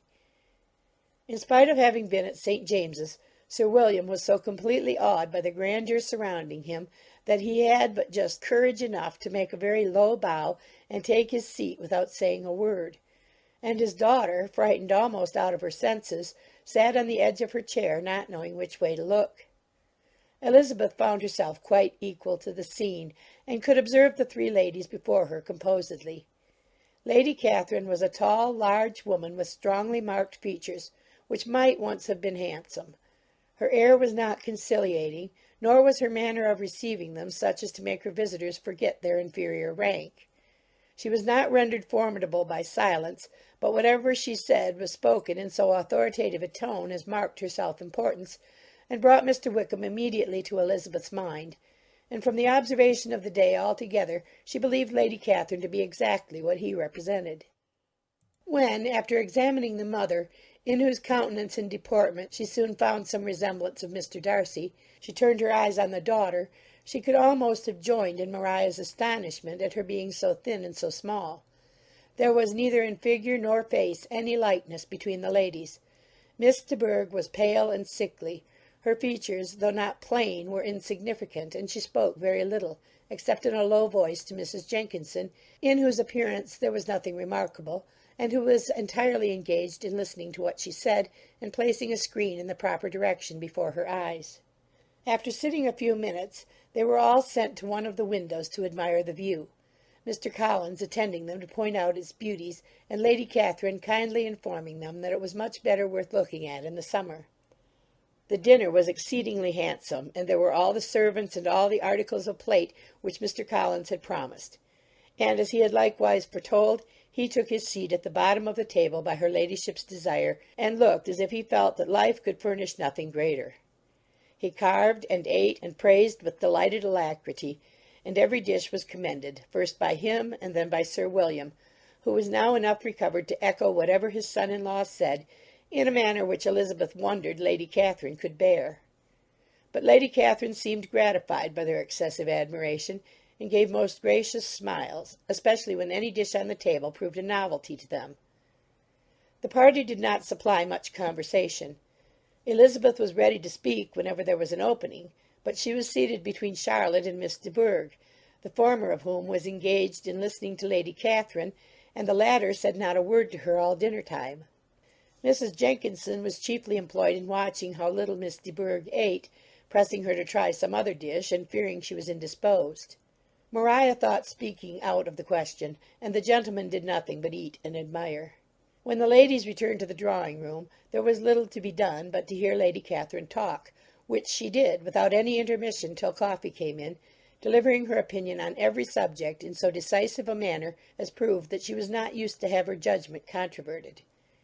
She inquired into Charlotte's domestic concerns familiarly and minutely, gave her a great deal of advice as to the management of them all, told her how everything ought to be regulated in so small a family as hers, and instructed her as to the care of her cows and her poultry. Elizabeth found that nothing was beneath this great lady's attention which could furnish her with an occasion of dictating to others. In the intervals of her discourse with Mrs. Collins, she addressed a variety of questions to Maria and Elizabeth, but especially to the latter, of whose connections she knew the least, and who she observed to Mrs. Collins was a very genteel, pretty kind of girl. She asked her at different times how many sisters she had, whether they were older or younger than herself, whether any of them were likely to be married, whether they were handsome, where they had been educated, what carriage her father kept, and what had been her mother's maiden name. Elizabeth felt all the impertinence of her questions, but answered them very composedly. Lady Catherine then observed, "Your father's estate is entailed on Mr. Collins, I think, for your sake." Turning to Charlotte, "I am glad of it, but otherwise I see no occasion for entailing estates from the female line. It was not thought necessary in Sir Lewis de Bourgh's family. Do you play and sing, Miss Bennet?" A little. "Oh, then, some time or other we shall be happy to hear you. Our instrument is a capital one, probably superior to you shall try it some day. Do your sisters play and sing?" One of them does. "Why did not you all learn? You ought all to have learned. The Miss Webbs all play, and their father has not so good an income as yours. Do you draw?" No, not at all. "What? None of you?" Not one. "That is very strange, but I suppose you had no opportunity. Your mother should have taken you to town every spring for the benefit of masters." My mother would have had no objection, but my father hates London. "Has your governess left you?" We never had any governess. "No governess? How is that possible? 5 daughters brought up at home without a governess? I never heard of such a thing. Your mother must have been quite a slave to your education."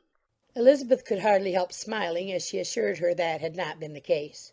"Then who taught you? Who attended to you? Without a governess you must have been neglected." Compared with some families, I believe we were, but such of us as wished to learn never wanted the means.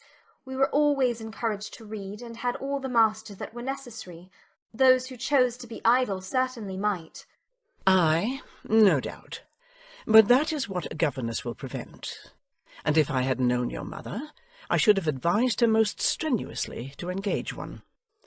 I always say that nothing is to be done in education without steady and regular instruction, and nobody but a governess can give it. It is wonderful how many families I have been the means of supplying in that way. I am always glad to get a young person well placed out. 4 nieces of Mrs. Jenkinson are most delightfully situated through my means, and it was but the other day that I recommended another young person who was merely accidentally mentioned to me, and the family are quite delighted with her. Mrs. Collins, did I tell you of Lady Metcalfe's calling yesterday to thank me? She finds Miss Pope a treasure. "Lady Catherine," said she, "you have given me a treasure. Are any of your younger sisters out, Miss Bennet?" Yes, ma'am, all. "All? What? All 5 out at once? Very odd. And you only the second. The younger ones out before the elder ones are married. Your younger sisters must be very young." Yes, my youngest is not 16. Perhaps she is full young to be much in company. But really, ma'am, I think it would be very hard upon younger sisters that they should not have their share of society and amusement, because the elder may not have the means or inclination to marry early. The last-born has as good a right to the pleasures of youth as the first, and to be kept back on such a motive, I think it would not be very likely to promote sisterly affection or delicacy of mind. "Upon my word," said her ladyship, "you give your opinion very decidedly for so young a person. Pray, what is your age?"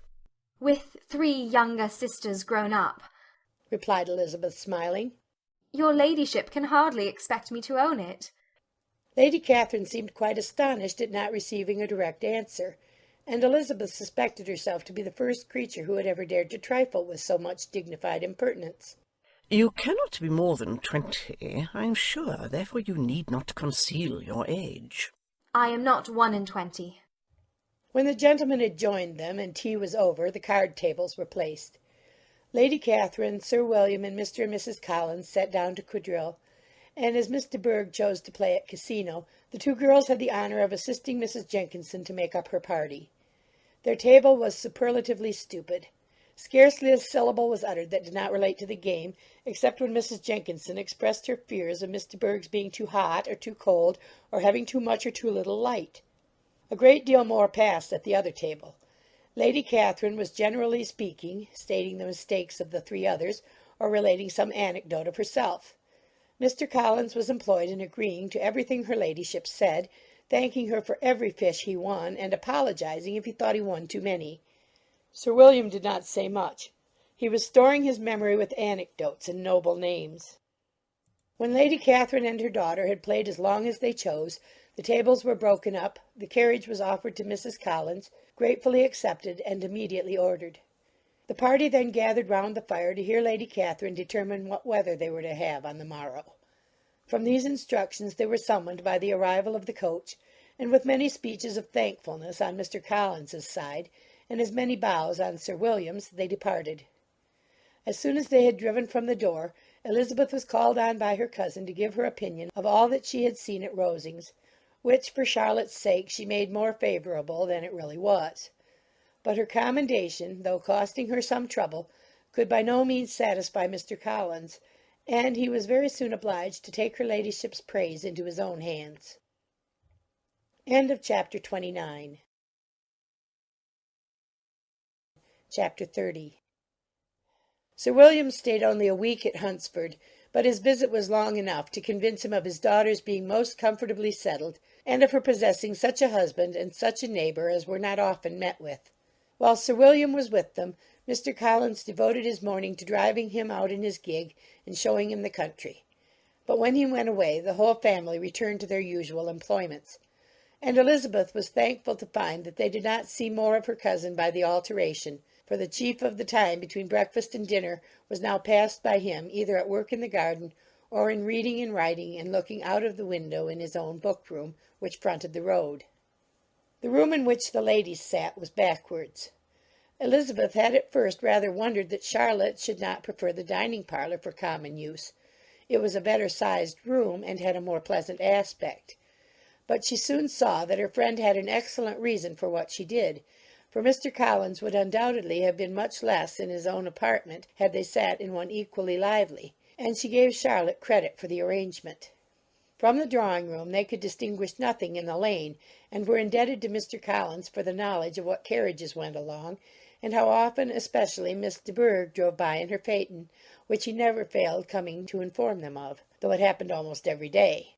She not unfrequently stopped at the parsonage and had a few minutes' conversation with Charlotte, but was scarcely ever prevailed upon to get out.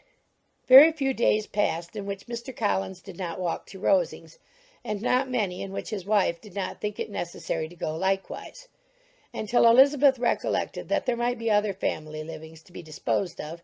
She could not understand the sacrifice of so many hours. Now and then they were honoured with a call from her ladyship, and nothing escaped her observation that was passing in the room during these visits. She examined into their employments, looked at their work, and advised them to do it differently, found fault with the arrangement of the furniture, or detected the housemaid in negligence, and if she accepted any refreshment, seemed to do it only for the sake of finding out that Mrs. Collins's joints of meat were too large for her family. Elizabeth soon perceived that though this great lady was not in commission of the peace of the county, she was a most active magistrate in her own parish, the minutest concerns of which were carried to her by Mr. Collins, and whenever any of the cottagers were disposed to be quarrelsome, discontented, or too poor, she sallied forth into the village to settle their differences, silence their complaints, and scold them into harmony and plenty. The entertainment of dining at Rosings was repeated about twice a week, and allowing for the loss of Sir William, and there being only one card-table in the evening, every such entertainment was the counterpart of the first. Their other engagements were few, as the style of living in the neighbourhood in general was beyond Mr. Collins's reach. This, however, was no evil to Elizabeth, and upon the whole she spent her time comfortably enough. There were half-hours of pleasant conversation with Charlotte, and the weather was so fine for the time of year that she had often great enjoyment out of doors. Her favourite walk, and where she frequently went while the others were calling on Lady Catherine, was along the open grove which edged that side of the park where there was a nice sheltered path, which no one seemed to value but herself, and where she felt beyond the reach of Lady Catherine's curiosity. In this quiet way the first fortnight of her visit soon passed away. Easter was approaching, and the week preceding it was to bring an addition to the family at Rosings, which in so small a circle must be important. Elizabeth had heard soon after her arrival that Mr. Darcy was expected there in the course of a few weeks, and though there were not many of her acquaintances whom she did not prefer, his coming would furnish one comparatively new to look at in their Rosings parties, and she might be amused in seeing how hopeless Miss Bingley's designs on him were by his behaviour to his cousin, for whom he was evidently destined by Lady Catherine, who talked of his coming with the greatest satisfaction, spoke of him in terms of the highest admiration, and seemed almost angry to find that he had already been frequently seen by Miss Lucas and herself. His arrival was soon known at the parsonage, for Mr. Collins was walking the whole morning within view of the lodges opening into Hunsford Lane, in order to have the earliest assurance of it, and after making his bow as the carriage turned into the park, hurried home with the great intelligence. On the following morning he hastened to Rosings to pay his respects. There were 2 nephews of Lady Catherine to require them, for Mr. Darcy had brought with him a Colonel Fitzwilliam, the younger son of his uncle Lord Blank, and to the great surprise of all the party, when Mr. Collins returned, the gentleman accompanied him. Charlotte had seen them from her husband's room crossing the road, and immediately running into the other, told the girls what an honour they might expect, adding, I may thank you, Eliza, for this piece of civility. Mr. Darcy would never have come so soon to wait upon me. Elizabeth had scarcely time to disclaim all right to the compliment before their approach was announced by the door-bell, and shortly afterwards the 3 gentlemen entered the room. Colonel Fitzwilliam, who led the way, was about 30, not handsome, but in person and address most truly the gentleman. Mr. Darcy looked just as he had been used to look in Hertfordshire, paid his compliments with his usual reserve to Mrs. Collins, and whatever might be his feelings toward her friend, met her with every appearance of composure. Elizabeth merely curtsied to him without saying a word. Colonel Fitzwilliam entered into conversation directly with the readiness and ease of a well-bred man, and talked very pleasantly.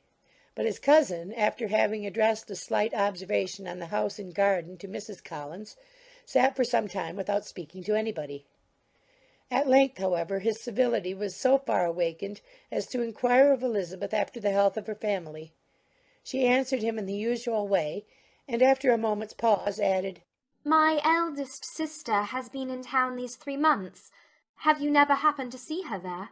She was perfectly sensible that he never had, but she wished to see whether he would betray any consciousness of what had passed between the Bingleys and Jane, and she thought he looked a little confused as he answered that he had never been so fortunate as to meet Miss Bennet. The subject was pursued no farther, and the gentlemen soon afterwards went away. Chapter 30. Chapter 31. Colonel Fitzwilliam's manners were very much admired at the parsonage, and the ladies all felt that he must add considerably to the pleasures of their engagements at Rosings. It was some days, however, before they received any invitation thither, for while there were visitors in the house they could not be necessary, and it was not till Easter Day, almost a week after the gentlemen's arrival, that they were honoured by such an attention, and then they were merely asked on leaving church to come there in the evening. For the last week they had seen very little of Lady Catherine or her daughter. Colonel Fitzwilliam had called at the parsonage more than once during the time, but Mr. Darcy they had seen only at church. The invitation was accepted, of course, and at a proper hour they joined the party in Lady Catherine's drawing-room. Her ladyship received them civilly, but it was plain that their company was by no means so acceptable as when she could get nobody else, and she was, in fact, almost engrossed by her nephews, speaking to them, especially to Darcy, much more than to any other person in the room. Colonel Fitzwilliam seemed really glad to see them.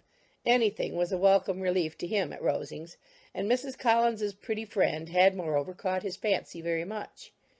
He now seated himself by her, and talked so agreeably of Kent and Hertfordshire, of travelling and staying at home, of new books and music, that Elizabeth had never been half so well entertained in that room before, and they conversed with so much spirit and flow as to draw the attention of Lady Catherine herself, as well as of Mr. Darcy.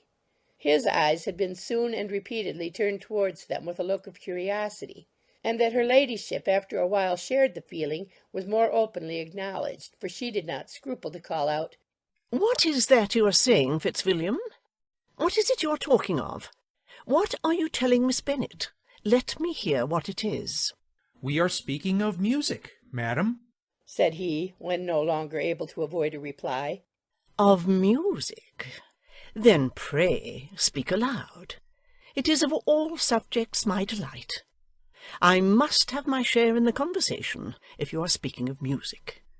There are few people in England, I suppose, who have more true enjoyment of music than myself, or a better natural taste. If I had ever learnt, I should have been a great proficient. And so would Anne, if her health had allowed her to apply. I am confident that you would have performed delightfully. How does Georgiana get on, Darcy?" Mr. Darcy spoke with affectionate praise of his sister's proficiency. "I'm very glad to hear such a good account of her," said Lady Catherine. "And pray tell her from me that she cannot expect to excel if she does not practice a good deal." "I assure you, madam," he replied, "that she does not need such advice. She practices very constantly." "So much the better. It cannot be done too much. And when I next write to her, I shall charge her not to neglect it on any account. I often tell young ladies that no excellence in music is to be acquired without constant practice. I have told Miss Bennet several times that she will never play really well unless she practices more. And though Mrs. Collins has no instrument, she is very welcome, as I have often told her, to come to Rosings every day and play on the pianoforte in Mrs. Jenkins's room. She would be in nobody's way, you know, in that part of the house." Mr. Darcy looked a little ashamed of his aunt's ill-breeding, and made no answer. When coffee was over, Colonel Fitzwilliam reminded Elizabeth of having promised to play to him, and she sat down directly to the instrument. He drew a chair near her. Lady Catherine listened to half a song, and then talked, as before, to her other nephew, till the latter walked away from her, and making with his usual deliberation towards the pianoforte, stationed himself so as to command a full view of the fair performer's countenance. Elizabeth saw what he was doing, and at the first convenient pause turned to him with an arch smile, and said, "You mean to frighten me, Mr. Darcy, by coming in all this state to hear me. I will not be alarmed, though your sister does play so well. There is a stubbornness about me that never can bear to be frightened at the will of others. My courage always rises at every attempt to intimidate me." "I shall not say you are mistaken," he replied, "because you could never really believe me to entertain any design of alarming you. And I have had the pleasure of your acquaintance long enough to know that you find great enjoyment in occasionally professing opinions which, in fact, are not your own." Elizabeth laughed heartily at this picture of herself, and said to Colonel Fitzwilliam, "Your cousin will give you a very pretty notion of me, and teach you not to believe a word I say. I am particularly unlucky in meeting with a person so able to expose my real character, in a part of the world where I had hoped to pass myself off with some degree of credit. Indeed, Mr. Darcy, it is very ungenerous in you to mention all that you knew to my disadvantage in Hertfordshire, and, give me leave to say, very impolitic too, for it is provoking me to retaliate, and such things may come out as will shock your relations to hear." "I am not afraid of you," said he, smilingly. "Pray let me hear what you have to accuse him of," cried Colonel Fitzwilliam. "I should like to know how he behaves among strangers." "You shall hear, then, but prepare yourself for something very dreadful. The first time of my ever seeing him in Hertfordshire, you must know, was at a ball. And at this ball, what do you think he did? He danced only 4 dances, though gentlemen were scarce, and, to my certain knowledge, more than one young lady was sitting down in want of a partner. Mr. Darcy, you cannot deny the fact." "I had not at that time the honour of knowing any lady in the assembly beyond my own party." "True, and nobody can ever be introduced in a ball-room. Well, Colonel Fitzwilliam, what do I play next? My fingers wait your orders." "Perhaps," said Darcy, I should have judged better had I sought an introduction, but I am ill qualified to recommend myself to strangers. Shall we ask your cousin the reason of this? said Elizabeth, still addressing Colonel Fitzwilliam. Shall we ask him why a man of sense and education, and who has lived in the world, is ill qualified to recommend himself to strangers? I can answer your question, said Fitzwilliam, without applying to him. It is because he will not give himself the trouble. I certainly have not the talent which some people possess, said Darcy, of conversing easily with those I have never seen before.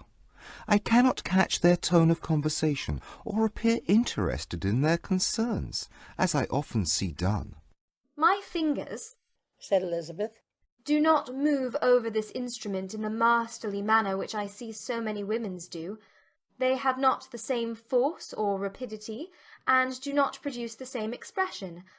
But then I have always supposed it to be my own fault, because I will not take the trouble of practising.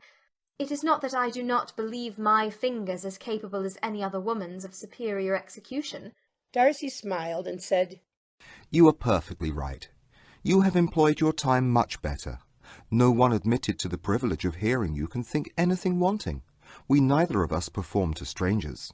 Here they were interrupted by Lady Catherine, who called out to know what they were talking of. Elizabeth immediately began playing again. Lady Catherine approached, and after listening for a few minutes, said to Darcy, Miss Bennet would not play at all amiss if she practised more, and could have the advantage of a London master. She has a very good notion of fingering, though her taste is not equal to Anne's. Anne would have been a delightful performer had her health allowed her to learn.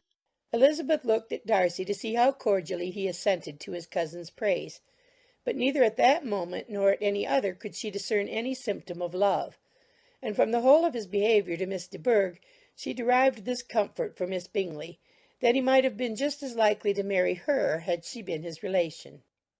Lady Catherine continued her remarks on Elizabeth's performance, mixing with them many instructions on execution and taste. Elizabeth received them with all the forbearance of civility, and at the request of the gentleman remained at the instrument till her ladyship's carriage was ready to take them all home. Chapter 31. Chapter 32. Elizabeth was sitting by herself the next morning and writing to Jane while Mrs. Collins and Maria were gone on business into the village, when she was startled by a ring at the door, the certain signal of a visitor. As she had heard no carriage, she thought it not unlikely to be Lady Catherine, and under that apprehension was putting away her half-finished letter, that she might escape all impertinent questions, when the door opened, and to her very great surprise Mr. Darcy, and Mr. Darcy only, entered the room.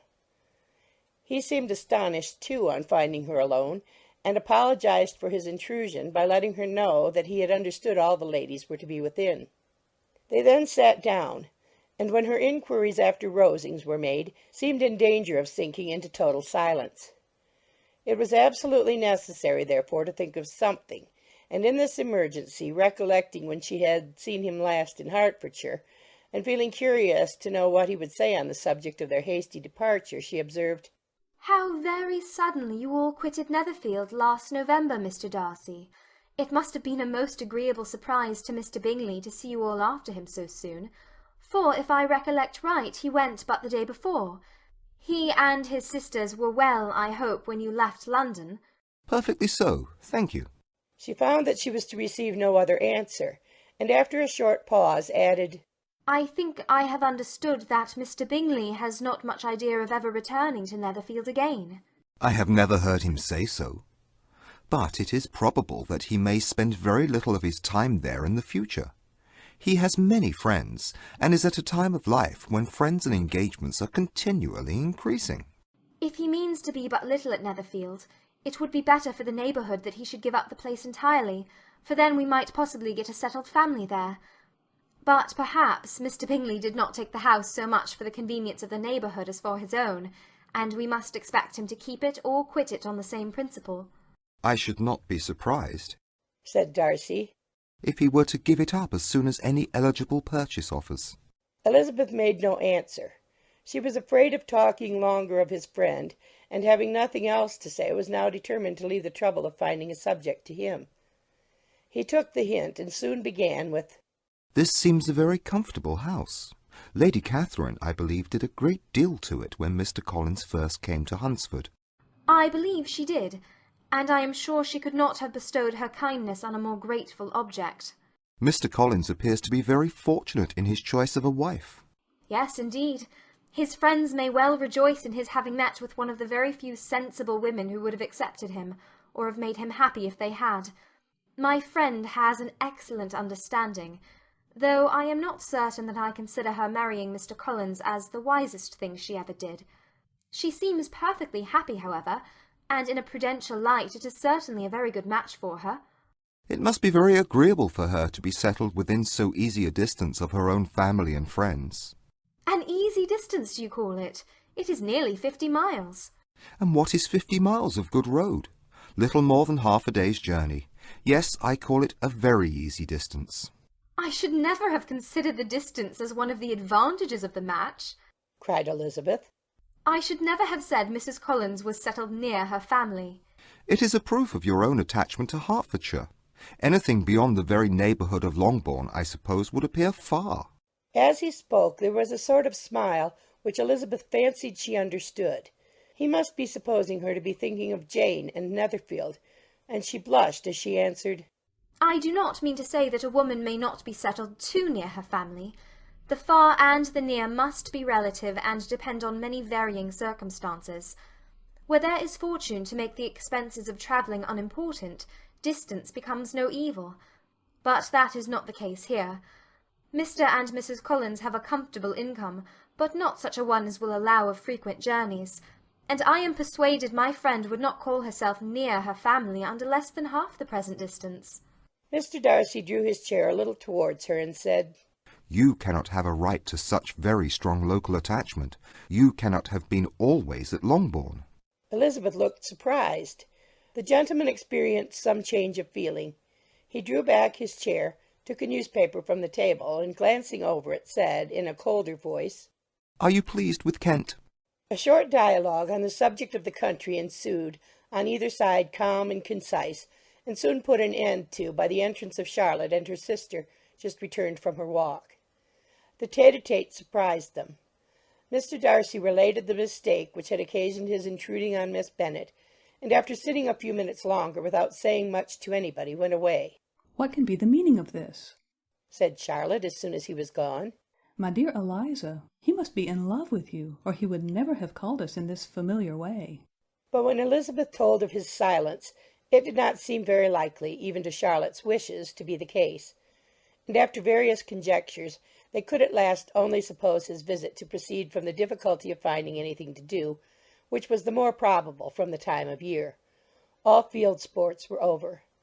Within doors there was Lady Catherine, books, and a billiard table, but gentlemen cannot always be within doors, and in the nearness of the parsonage, or the pleasantness of the walk to it, or of the people who lived in it, the two cousins found a temptation from this period of walking thither almost every day. They called at various times of the morning, sometimes separately, sometimes together, and now and then accompanied by their aunt. It was plain to them all that Colonel Fitzwilliam came because he had pleasure in their society, a persuasion which of course recommended him still more, and Elizabeth was reminded by her own satisfaction in being with him, as well as by his evident admiration of her former favourite, George Wickham. And though, in comparing them, she saw there was less captivating softness in Colonel Fitzwilliam's manners, she believed he might have the best informed mind. But why Mr. Darcy came so often to the parsonage, it was more difficult to understand. It could not be for society, as he frequently sat there 10 minutes together without opening his lips, and when he did speak, it seemed the effect of necessity rather than of choice, a sacrifice to propriety, not a pleasure to himself. He seldom appeared really animated. Mrs. Collins knew not what to make of him. Colonel Fitzwilliam's occasionally laughing at his stupidity proved that he was generally different, which her own knowledge of him could not have told her, and as she would like to have believed this change the effect of love, and the object of that love her friend Eliza, she set herself seriously to work to find it out. She watched him whenever they were at Rosings, and whenever he came to Hunsford, but without much success. He certainly looked at her friend a great deal, but the expression of that look was disputable. It was an earnest, steadfast gaze, but she often doubted whether there were much admiration in it, and sometimes it seemed nothing but absence of mind. She had once or twice suggested to Elizabeth the possibility of his being partial to her, but Elizabeth always laughed at the idea, and Mrs. Collins did not think it right to press the subject, from the danger of raising expectations which might only end in disappointment. For, in her opinion, it admitted not of a doubt that all her friend's dislike would vanish if she could suppose him to be in her power. In her kind schemes for Elizabeth, she sometimes planned her marrying Colonel Fitzwilliam. He was beyond comparison the most pleasant man. He certainly admired her, and his situation in life was most eligible. But, to counterbalance these advantages, Mr. Darcy had considerable patronage in the church, and his cousin could have none at all. End of chapter 32. Chapter 33. More than once did Elizabeth, in her ramble within the park, unexpectedly meet Mr. Darcy. She felt all the perverseness of the mischance that should bring him where no one else was brought, and, to prevent its ever happening again, took care to inform him at first that it was a favourite haunt of hers. How it could occur a second time, therefore, was very odd. Yet it did, and even a third. It seemed like wilful ill-nature, or a voluntary penance, for on these occasions it was not merely a few formal inquiries and an awkward pause and then away, but he actually thought it necessary to turn back and walk with her.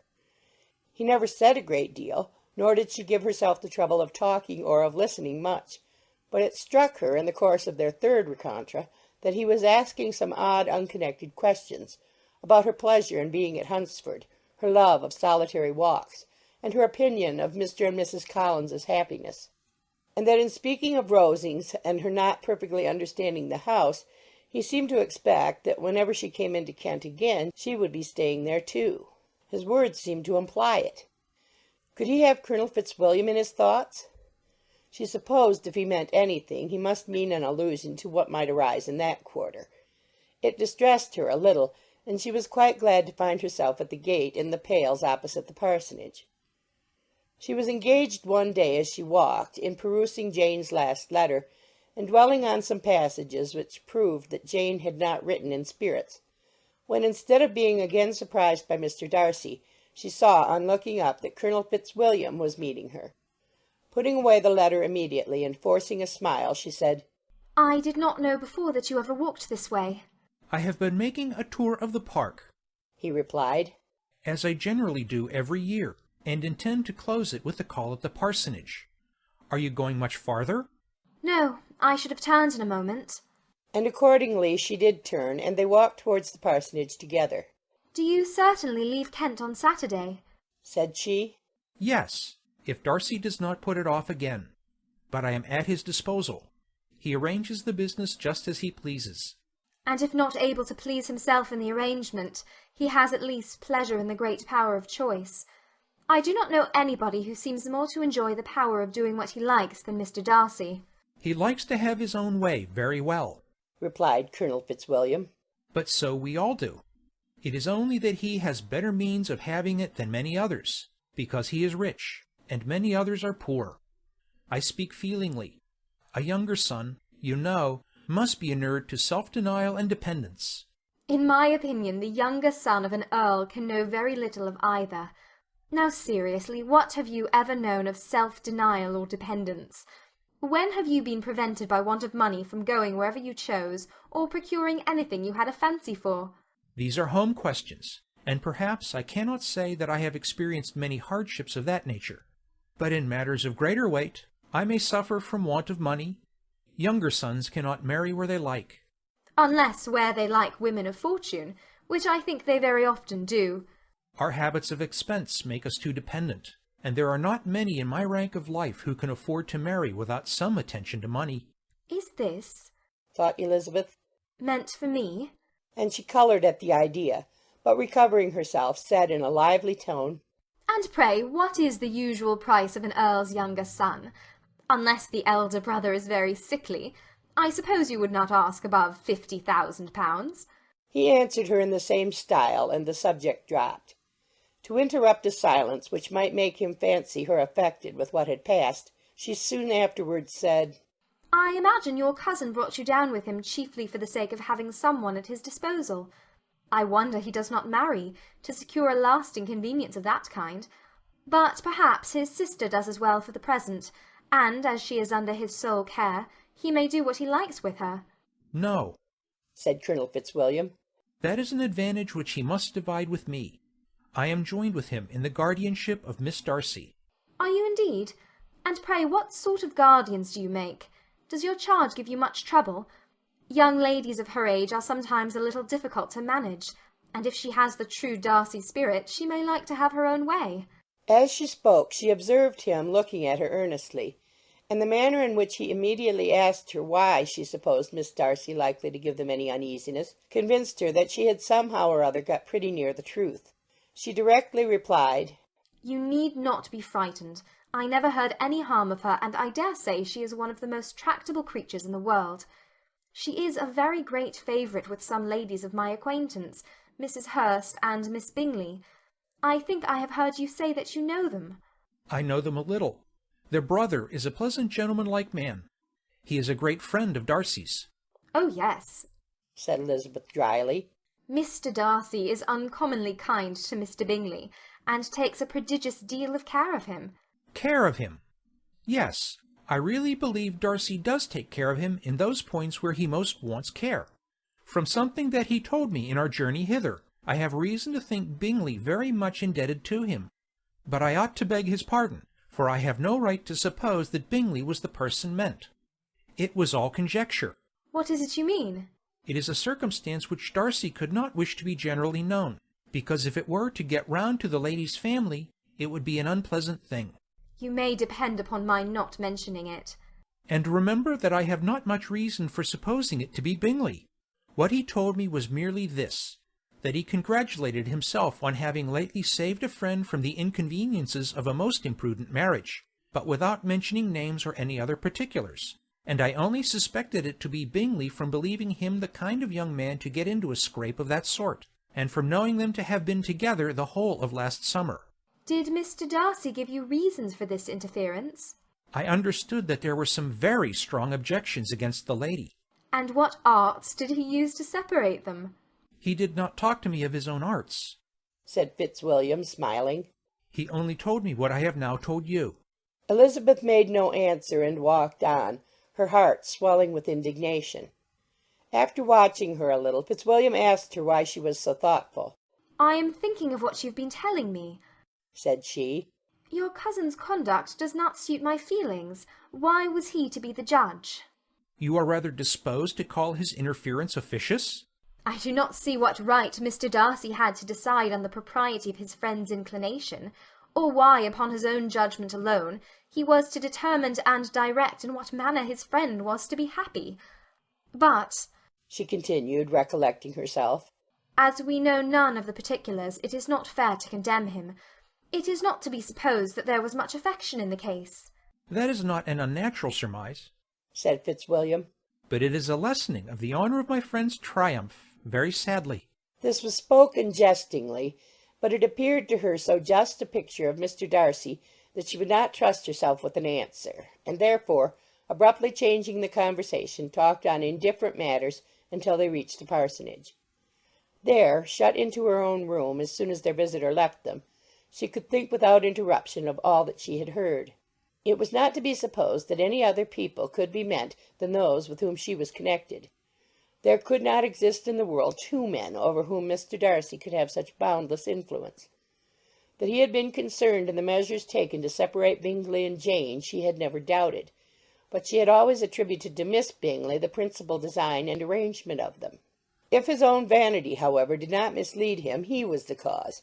His pride and caprice were the cause of all that Jane had suffered, and still continued to suffer. He had ruined for a while every hope of happiness for the most affectionate, generous heart in the world, and no one could say how lasting an evil he might have inflicted. There were some very strong objections against the lady, were Colonel Fitzwilliam's words, and those strong objections probably were her having one uncle who was a country attorney and another who was in business in London. To Jane herself? She exclaimed. There could be no possibility of objection, all loveliness and goodness as she is, her understanding excellent, her mind improved, and her manners captivating. Neither could anything be urged against my father, who, though with some peculiarities, has abilities Mr. Darcy himself need not disdain, and respectability which he will probably never reach. When she thought of her mother, her confidence gave way a little, but she would not allow that any objections there had material weight with Mr. Darcy, whose pride, she was convinced, would receive a deeper wound from the want of importance in his friends' connections than from their want of sense. And she was quite decided at last that he had been partly governed by this worst kind of pride, and partly by the wish of retaining Mr. Bingley for his sister. The agitation and tears which the subject occasioned brought on a headache, and it grew so much worse towards the evening that, added to her unwillingness to see Mr. Darcy, it determined her not to attend her cousins to Rosings, where they were engaged to drink tea. Mrs. Collins, seeing that she was really unwell, did not press her to go, and as much as possible prevented her husband from pressing her. But Mr. Collins could not conceal his apprehension of Lady Catherine's being rather displeased by her staying at home. End of Chapter 33. Chapter 34. When they were gone, Elizabeth, as if intending to exasperate herself as much as possible against Mr. Darcy, chose for her employment the examination of all the letters which Jane had written to her since her being in Kent. They contained no actual complaint, nor was there any revival of past occurrences or any communication of present suffering. But in all, and in almost every line of each, there was a want of that cheerfulness which had been used to characterize her style, and which, proceeding from the serenity of a mind at ease with itself and kindly disposed towards everyone, had been scarcely ever clouded. Elizabeth noticed every sentence conveying the idea of uneasiness, with an intention which it had hardly received on the first perusal. Mr. Darcy's shameful boast of what misery he had been able to inflict gave her a keener sense of her sister's sufferings. It was some consolation to think that his visit to Rosings was to end on the day after the next, and a still greater that in less than a fortnight she should herself be with Jane again, and enabled to contribute to the recovery of her spirits by all that affection could do. She could not think of Darcy's leaving Kent without remembering that his cousin was to go with him, but Colonel Fitzwilliam had made it clear that he had no intentions at all, and agreeable as he was, she did not mean to be unhappy about him. While settling this point, she was suddenly roused by the sound of the door-bell, and her spirits were a little fluttered by the idea of its being Colonel Fitzwilliam himself, who had once before called late in the evening, and might now come to inquire particularly after her. But this idea was soon banished, and her spirits were very differently affected, when, to her utter amazement, she saw Mr. Darcy walk into the room. In a hurried manner he immediately began an inquiry after her health, imputing his visit to a wish of hearing that she were better. She answered him with cold civility. He sat down for a few moments, and then, getting up, walked about the room. Elizabeth was surprised, but said not a word. After a silence of several minutes he came towards her in an agitated manner, and thus began. In vain I have struggled. It will not do. My feelings will not be repressed. You must allow me to tell you how ardently I admire and love you. Elizabeth's astonishment was beyond expression. She stared, coloured, doubted, and was silent. This he considered sufficient encouragement, and the avowal of all that he felt and had long felt for her immediately followed.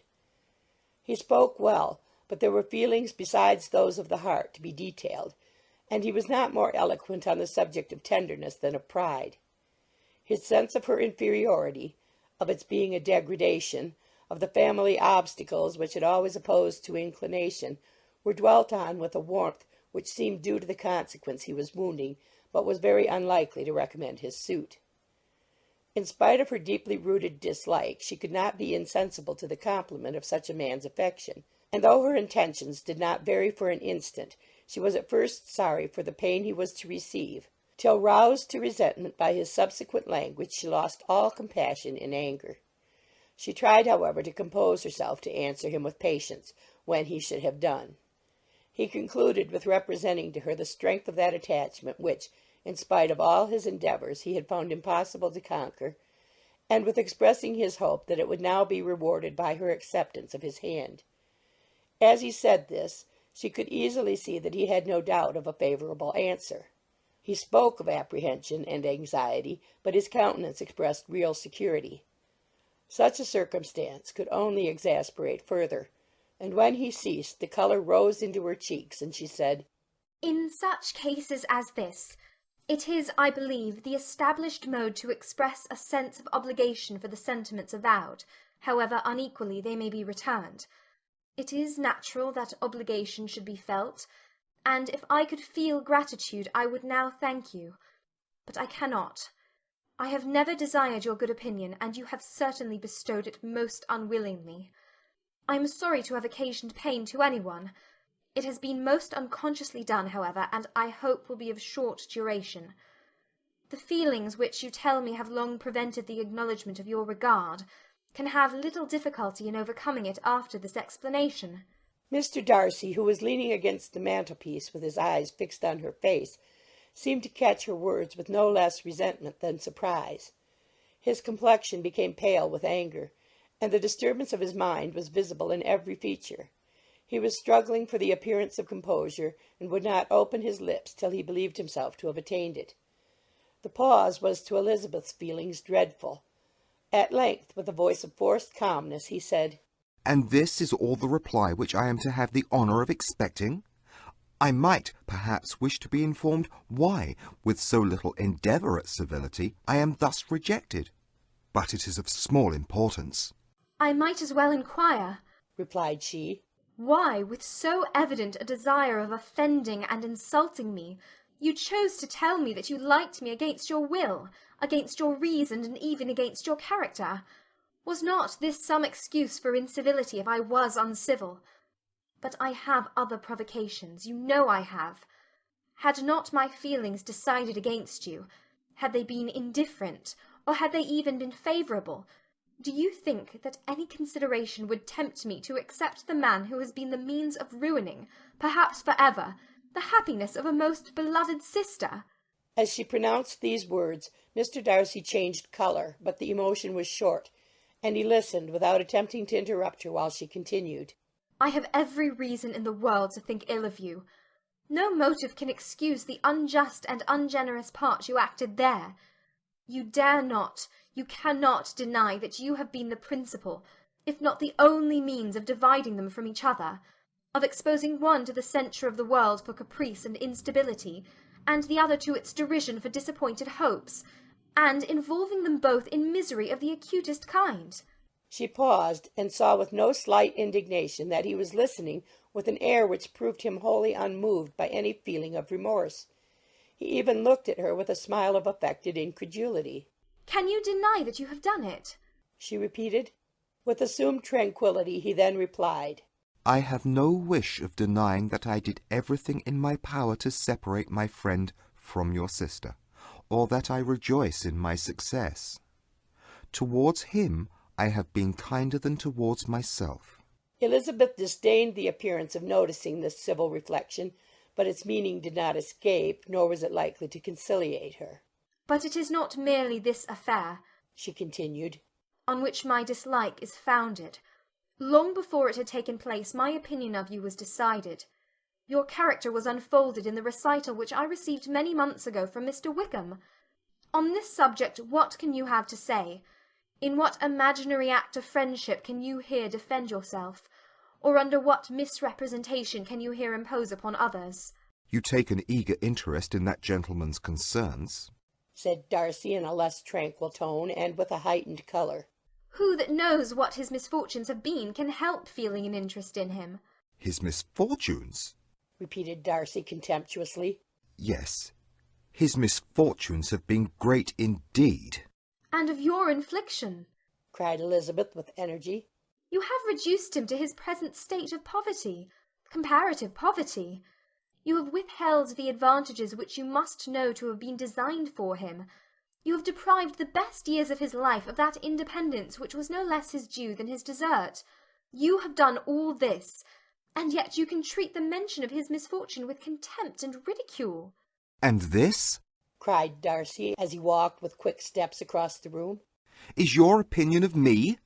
This is the estimation in which you hold me? I thank you for explaining it so fully, My faults, according to this calculation, are heavy indeed, but perhaps, added he, stopping in his walk and turning towards her, these offences might have been overlooked had not your pride been hurt by my honest confession of the scruples that had long prevented my forming any serious design.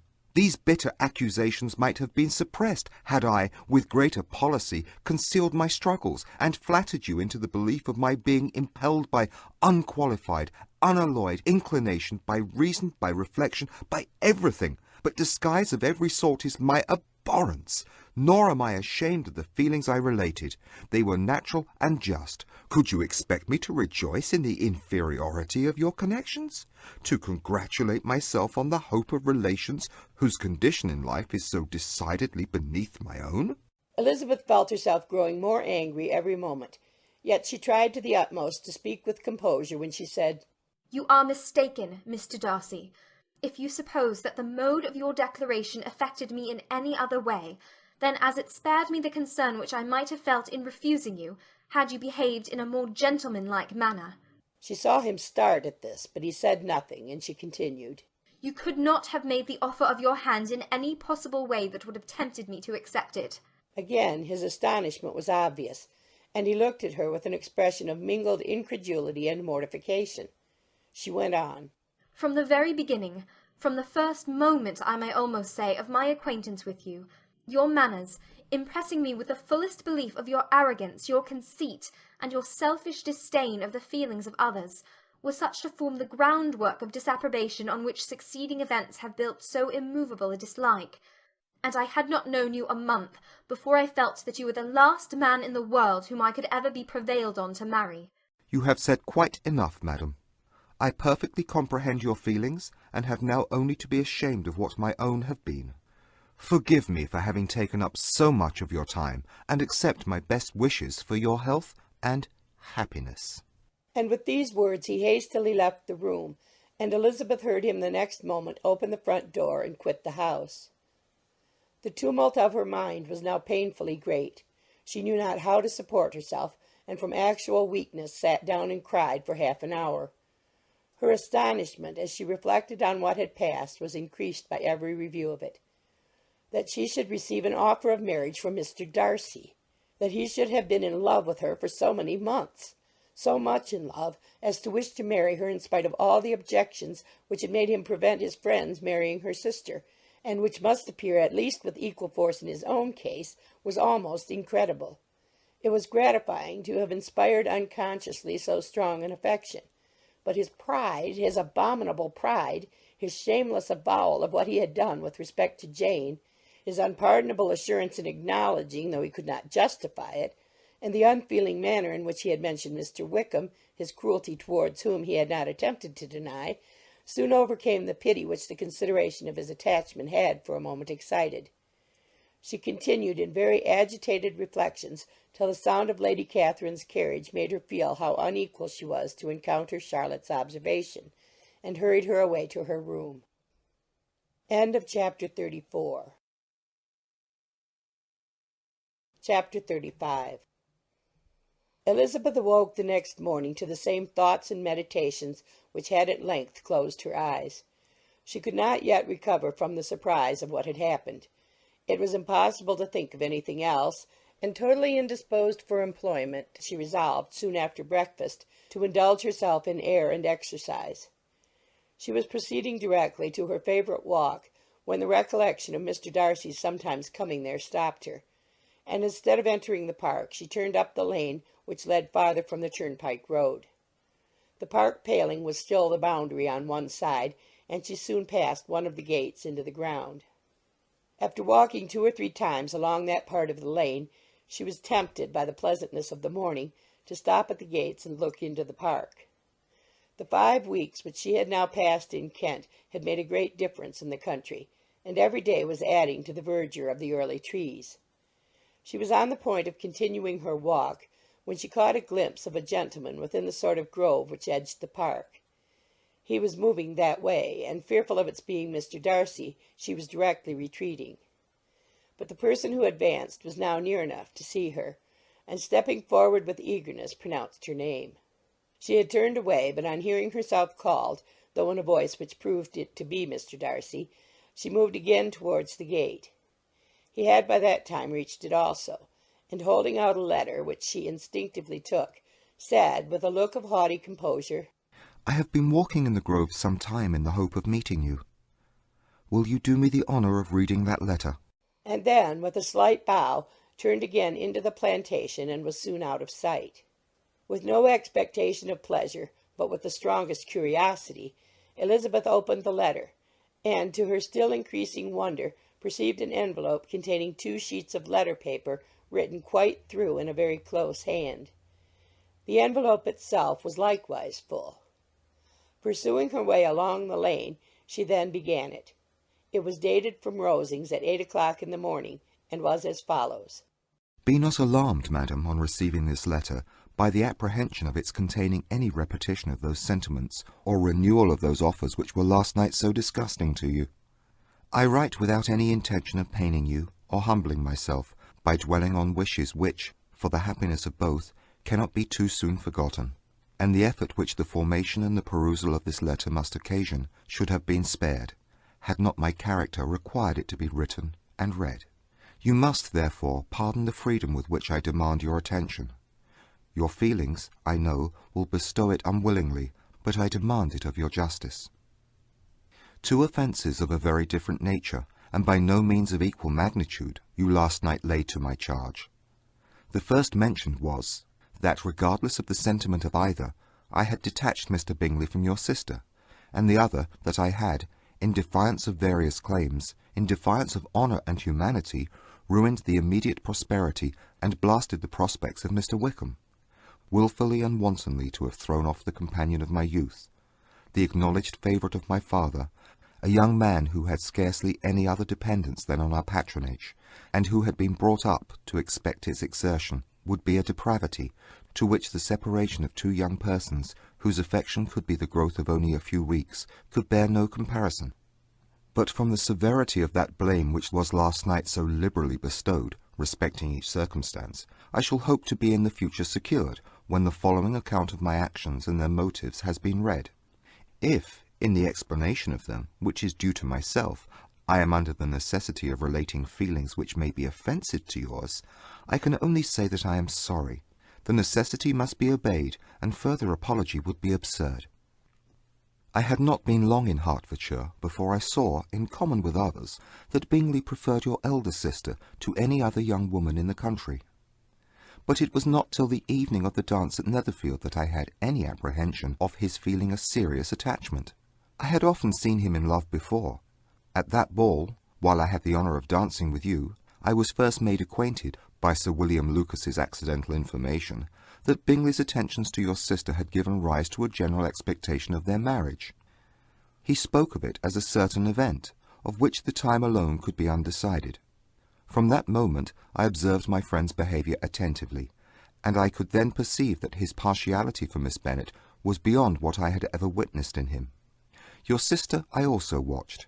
Her look and manners were open, cheerful, and engaging as ever, but without any symptom of peculiar regard, and I remained convinced from the evening's scrutiny that though she received his attentions with pleasure, she did not invite them by any participation of sentiment. If you had not been mistaken here, I must have been in error. Your superior knowledge of your sister must make the latter probable. If it be so, if I had been misled by such error to inflict pain on her, your resentment has not been unreasonable. But I shall not scruple to assert that the serenity of your sister's countenance and air was such as might have given the most acute observer a conviction that, however amiable her temper, her heart was not likely to be easily touched. That I was desirous of believing her indifferent is certain, but I will venture to say that my investigation and decisions are not usually influenced by my hopes or fears. I did not believe her to be indifferent because I wished it.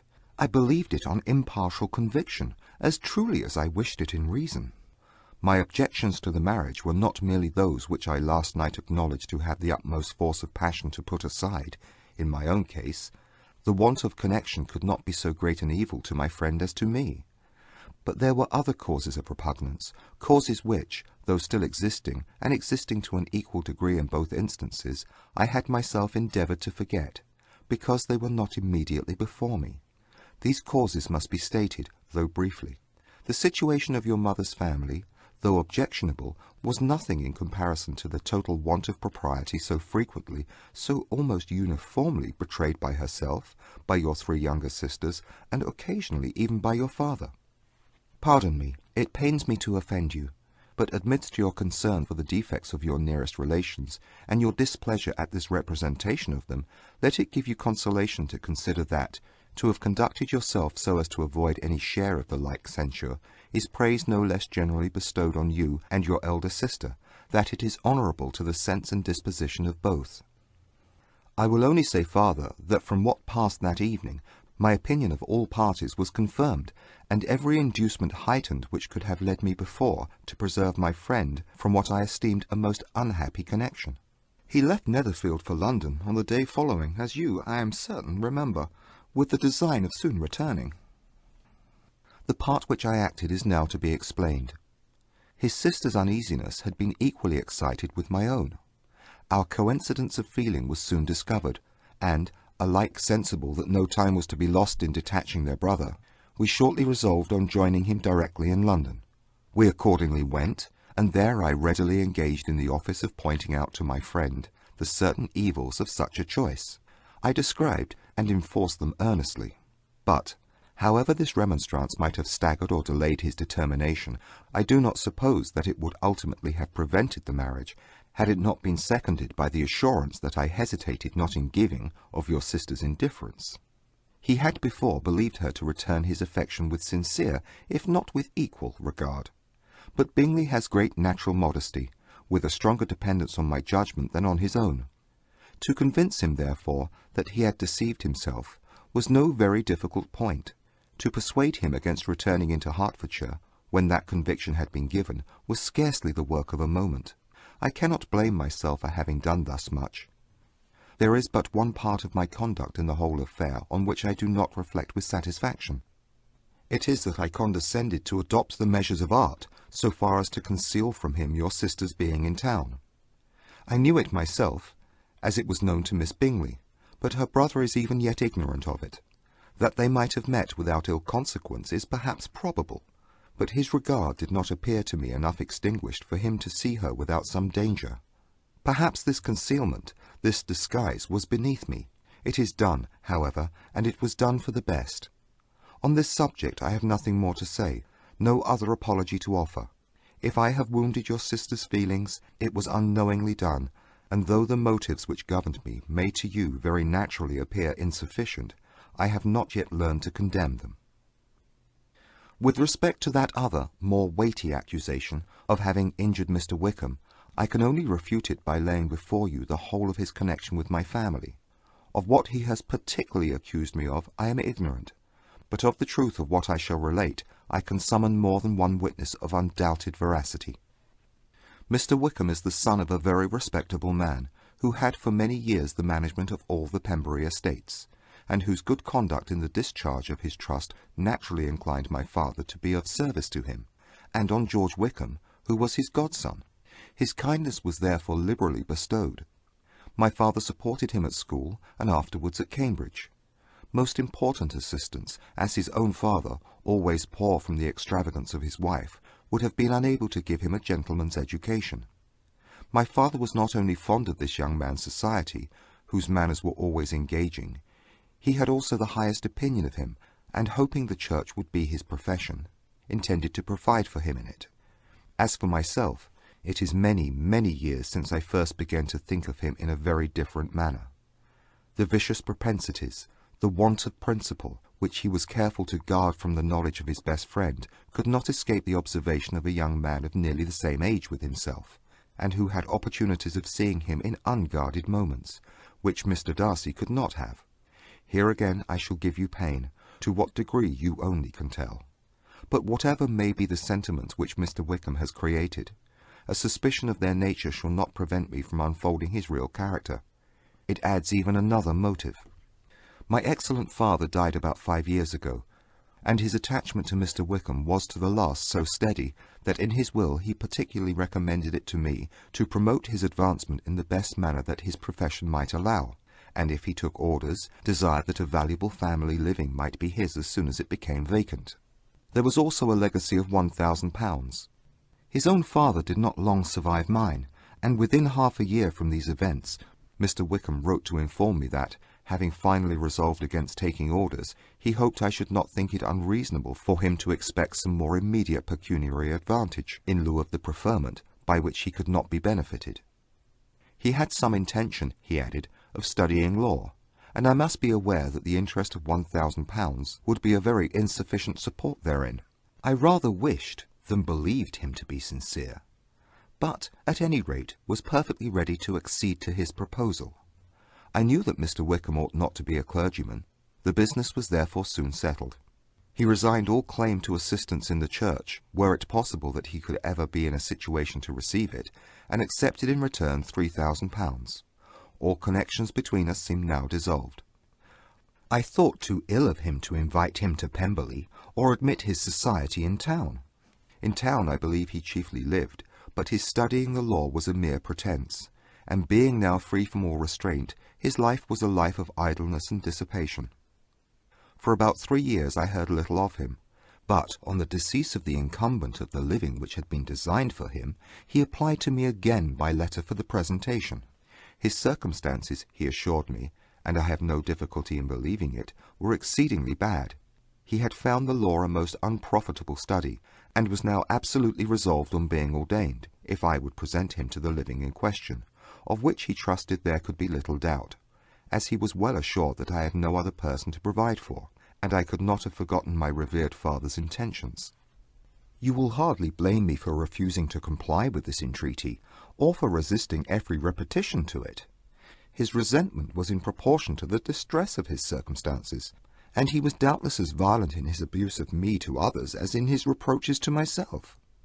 After this period, every appearance of acquaintance was dropped. How he lived I know not, but last summer he was again most painfully obtruded on my notice. I must now mention a circumstance which I would wish to forget myself, and which no obligation less than the present should induce me to unfold to any human being. Having said thus much, I feel no doubt of your secrecy. My sister, who is more than 10 years my junior, was left to the guardianship of my mother's nephew, Colonel Fitzwilliam, and myself. About a year ago she was taken from school and an establishment formed for her in London, and last summer she went with the lady who presided over it to Ramsgate, and thither also went Mr. Wickham, undoubtedly by design, for there proved to have been a prior acquaintance between him and Mrs. Young, in whose character we were most unhappily deceived, and by her connivance and aid he so far recommended himself to Georgiana, whose affectionate heart retained a strong impression of his kindness to her as a child, that she was persuaded to believe herself in love, and to consent to an elopement. She was then but 15, which must be her excuse, and after stating her imprudence, I am happy to add that I owed the knowledge of it to herself. I joined them unexpectedly a day or two before the intended elopement, and then Georgiana, unable to support the idea of grieving and offending a brother, whom she almost looked up to as a father, acknowledged the whole to me. You may imagine what I felt and how I acted. Regard for my sister's credit and feelings prevented any public exposure, but I wrote to Mr. Wickham, who left the place immediately, and Mrs. Young was of course removed from her charge. Mr. Wickham's chief object was unquestionably my sister's fortune, which is £30,000, but I cannot help supposing that the hope of revenging himself on me was a strong inducement. His revenge would have been complete indeed. This, madam, is a faithful narrative of every event in which we have been concerned together, and if you do not absolutely reject it as false, you will, I hope, acquit me henceforth of cruelty towards Mr. Wickham. I know not in what manner, under what form of falsehood he had imposed on you, but his success is not perhaps to be wondered at. Ignorant as you previously were of everything concerning either, detection could not be in your power, and suspicion certainly not in your inclination. You may possibly wonder why all this was not told you last night, but I was not then master enough of myself to know what could or ought to be revealed. For the truth of everything here related, I can appeal more particularly to the testimony of Colonel Fitzwilliam, who, from our near relationship and constant intimacy, and, still more, as one of the executors of my father's will, has been unavoidably acquainted with every particular of these transactions. If your abhorrence of me should make my assertions valueless, you cannot be prevented by the same cause from confiding in my cousin, and that there may be the possibility of consulting him. I shall endeavour to find some opportunity of putting this letter in your hands in the course of the morning. I will only add, God bless you. Fitzwilliam Darcy. End of chapter 35. Chapter 36. If Elizabeth, when Mr. Darcy gave her the letter, did not expect it to contain a renewal of his offers, she had formed no expectation at all of its contents. But such as they were, it may well be supposed how eagerly she went through them, and what a contrariety of emotion they excited. Her feelings as she read were scarcely to be defined. With amazement did she first understand that he believed any apology to be in his power, and steadfastly was she persuaded that he could have no explanation to give which a just sense of shame would not conceal. With a strong prejudice against everything he might say, she began his account of what had happened at Netherfield. She read with an eagerness which hardly left her power of comprehension, and from impatience of knowing what the next sentence might bring, was incapable of attending to the sense of the one before her eyes. His belief of her sister's insensibility she instantly resolved to be false, and his account of the real, the worst objections to the match, made her too angry to have any wish of doing him justice. He expressed no regret for what he had done, which satisfied her. His style was not penitent but haughty. It was all pride and insolence. But when this subject was succeeded by his account of Mr. Wickham, when she read with somewhat clearer attention a relation of events which, if true, must overthrow every cherished opinion of his worth, and which bore so alarming an affinity to his own history of himself, her feelings were yet more acutely painful and more difficult of definition. Astonishment, apprehension, and even horror oppressed her. She wished to discredit it entirely, repeatedly exclaiming, "This must be false! This cannot be! This must be the grossest falsehood!" And when she had gone through the whole letter, though scarcely knowing anything of the last page or two, put it hastily away, protesting that she would not regard it, that she would never look in it again. In this perturbed state of mind, with thoughts that could rest on nothing, she walked on, but it would not do. In half a minute the letter was unfolded again, and collecting herself as well as she could, she again began the mortifying perusal of all that related to Wickham, and commanded herself so far as to examine the meaning of every sentence. The account of his connection with the Pemberley family was exactly what he had related himself, and the kindness of the late Mr. Darcy, though she had not before known its extent, agreed equally well with his own words. So far each recital confirmed the other. But when she came to the will, the difference was great. What Wickham had said of the living was fresh in her memory, and as she recalled his very words, it was impossible not to feel that there was gross duplicity on one side or the other, and for a few moments she flattered herself that her wishes did not err.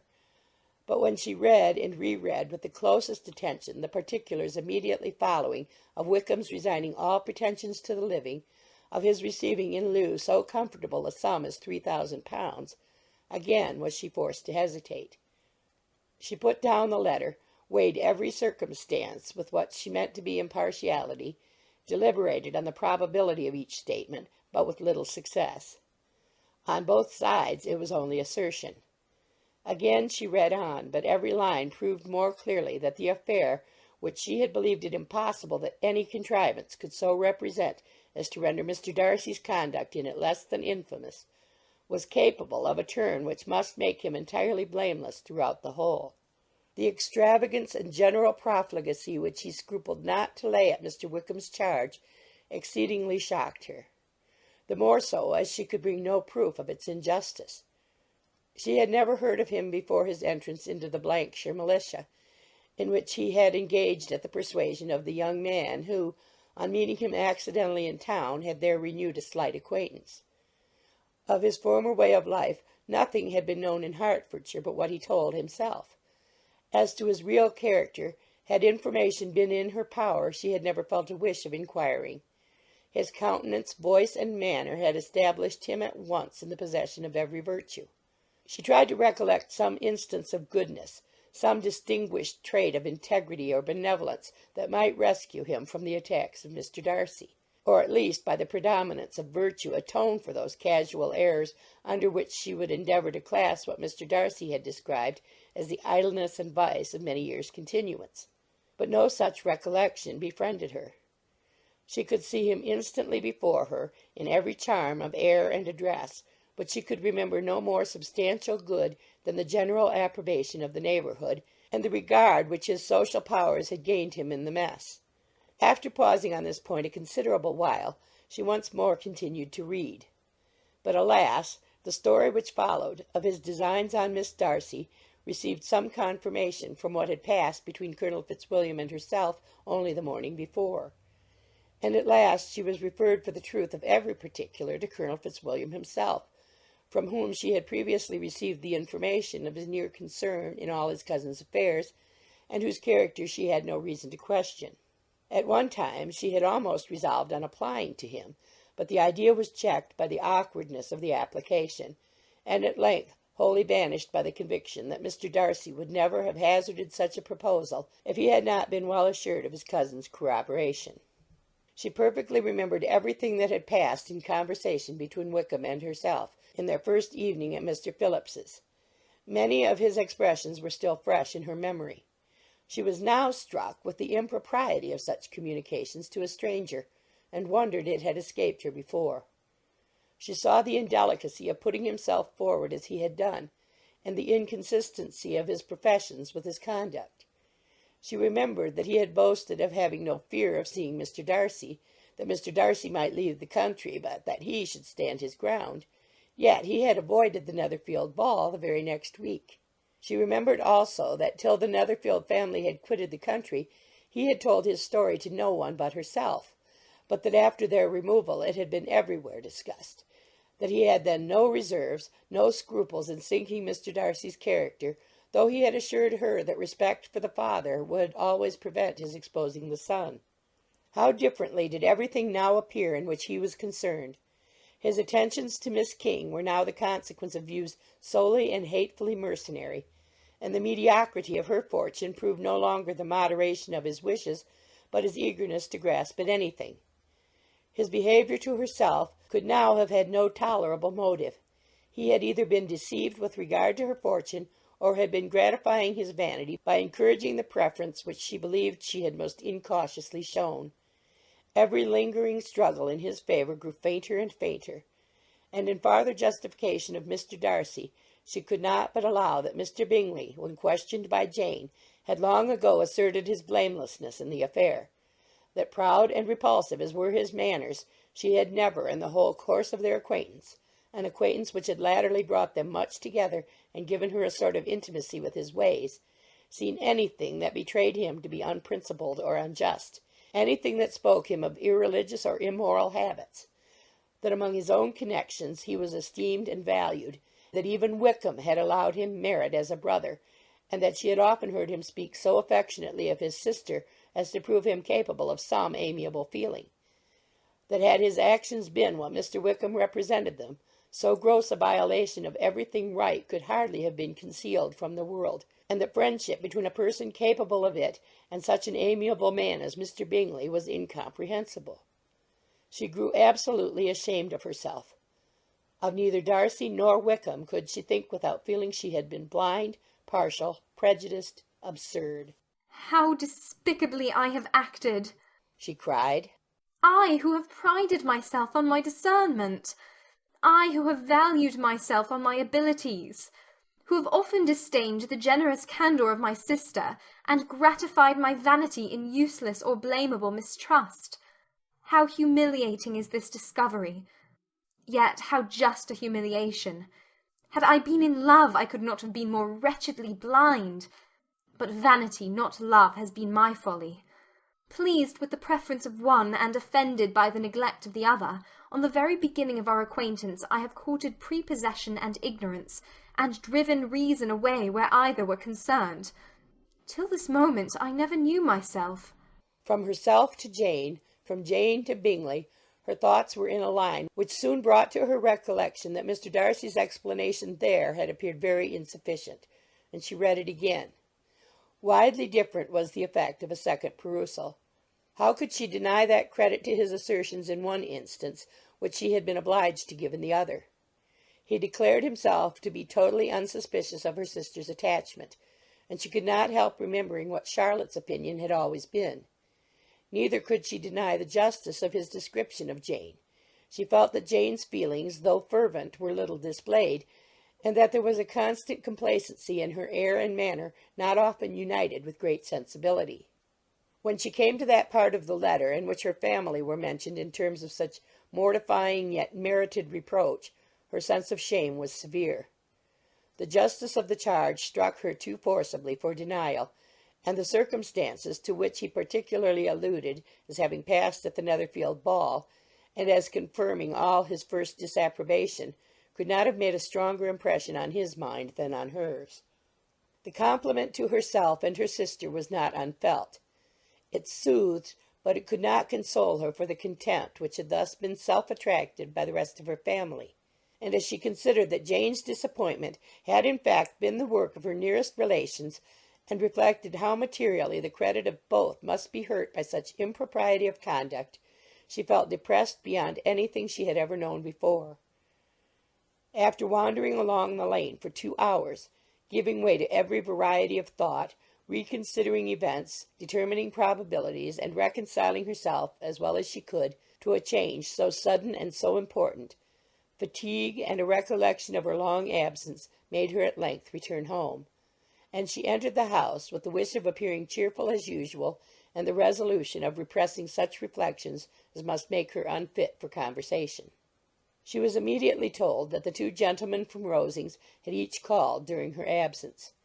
Mr. Darcy only for a few minutes, to take leave, but that Colonel Fitzwilliam had been sitting with them at least an hour, hoping for her return, and almost resolving to walk after her till she could be found. Elizabeth could but just affect concern in missing him. She really rejoiced at it. Colonel Fitzwilliam was no longer an object. She could think only of her letter. End of chapter 36. Chapter 37. The 2 gentlemen left Rosings the next morning, and Mr. Collins, having been in waiting near the lodges to make them his parting obeisance, was able to bring home the pleasing intelligence of their appearing in very good health and in as tolerable spirits as could be expected after the melancholy scene so lately gone through at Rosings.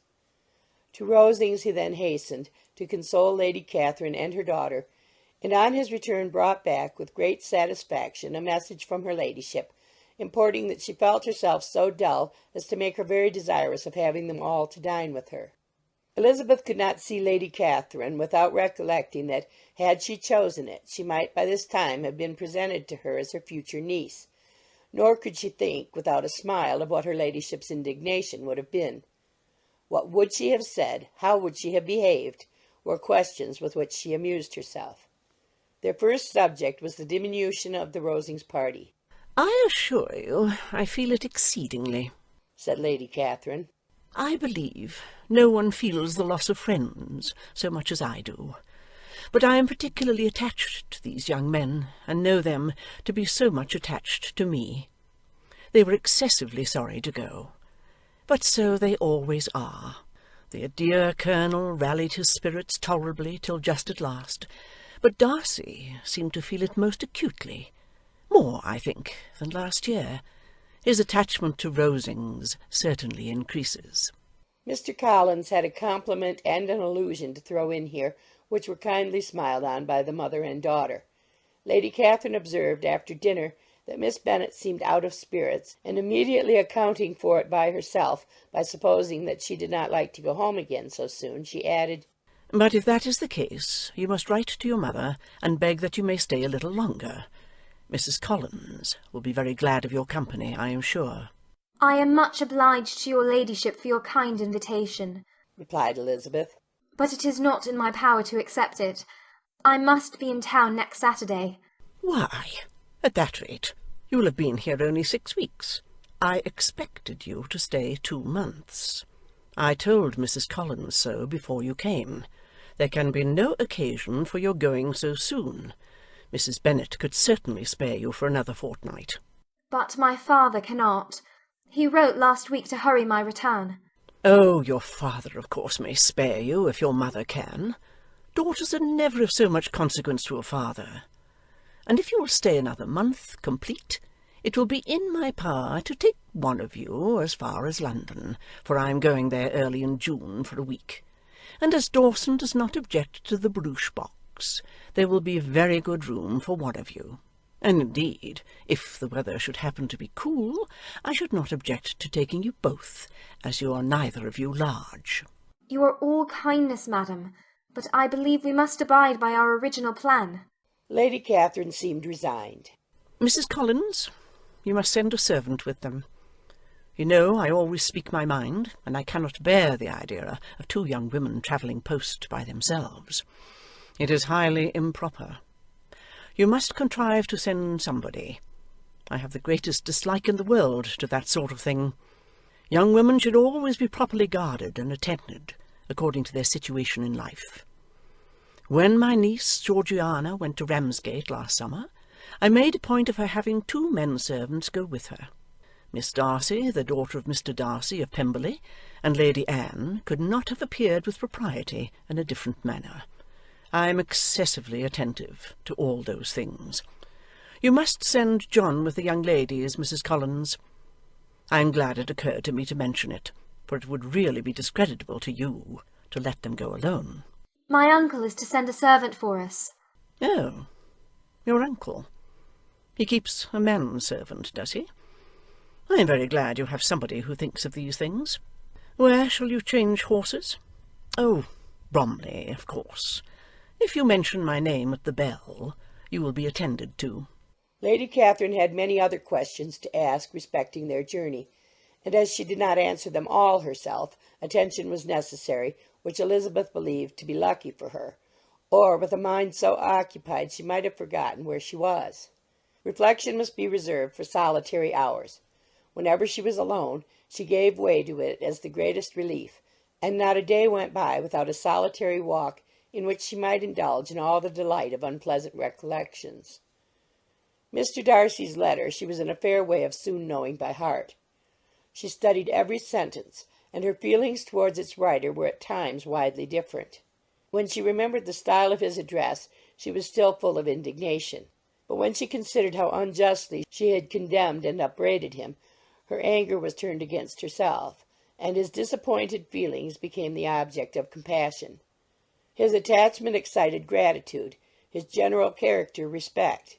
But she could not approve him, nor could she for a moment repent her refusal, or feel the slightest inclination ever to see him again. In her own past behaviour there was a constant source of vexation and regret, and in the unhappy defects of her family a subject of yet heavier chagrin. They were hopeless of remedy. Her father, contented with laughing at them, would never exert himself to restrain the wild giddiness of his youngest daughters, and her mother, with manners so far from right herself, was entirely insensible of the evil. Elizabeth had frequently united with Jane in an endeavour to check the imprudence of Catherine and Lydia, but while they were supported by their mother's indulgence, what chance could there be of improvement? Catherine, weak-spirited, irritable, and completely under Lydia's guidance, had been always affronted by their advice, and Lydia, self-willed and careless, would scarcely give them a hearing. They were ignorant, idle, and vain. While there was an officer in Meryton, they would flirt with him, and while Meryton was within a walk of Longbourn, they would be going there for ever. Anxiety on Jane's behalf was another prevailing concern, and Mr. Darcy's explanation, by restoring Bingley to all her former good opinion, heightened the sense of what Jane had lost. His affection was proved to have been sincere, and his conduct cleared of all blame, unless any could attach to the implicitness of his confidence in his friend. How grievous, then, was the thought that of a situation so desirable in every respect, so replete with advantage, so promising for happiness, Jane had been deprived by the folly and indecorum of her own family. When to these recollections was added the development of Wickham's character, it may be easily believed that the happy spirits, which had seldom been depressed before, were now so much affected as to make it almost impossible for her to appear tolerably cheerful.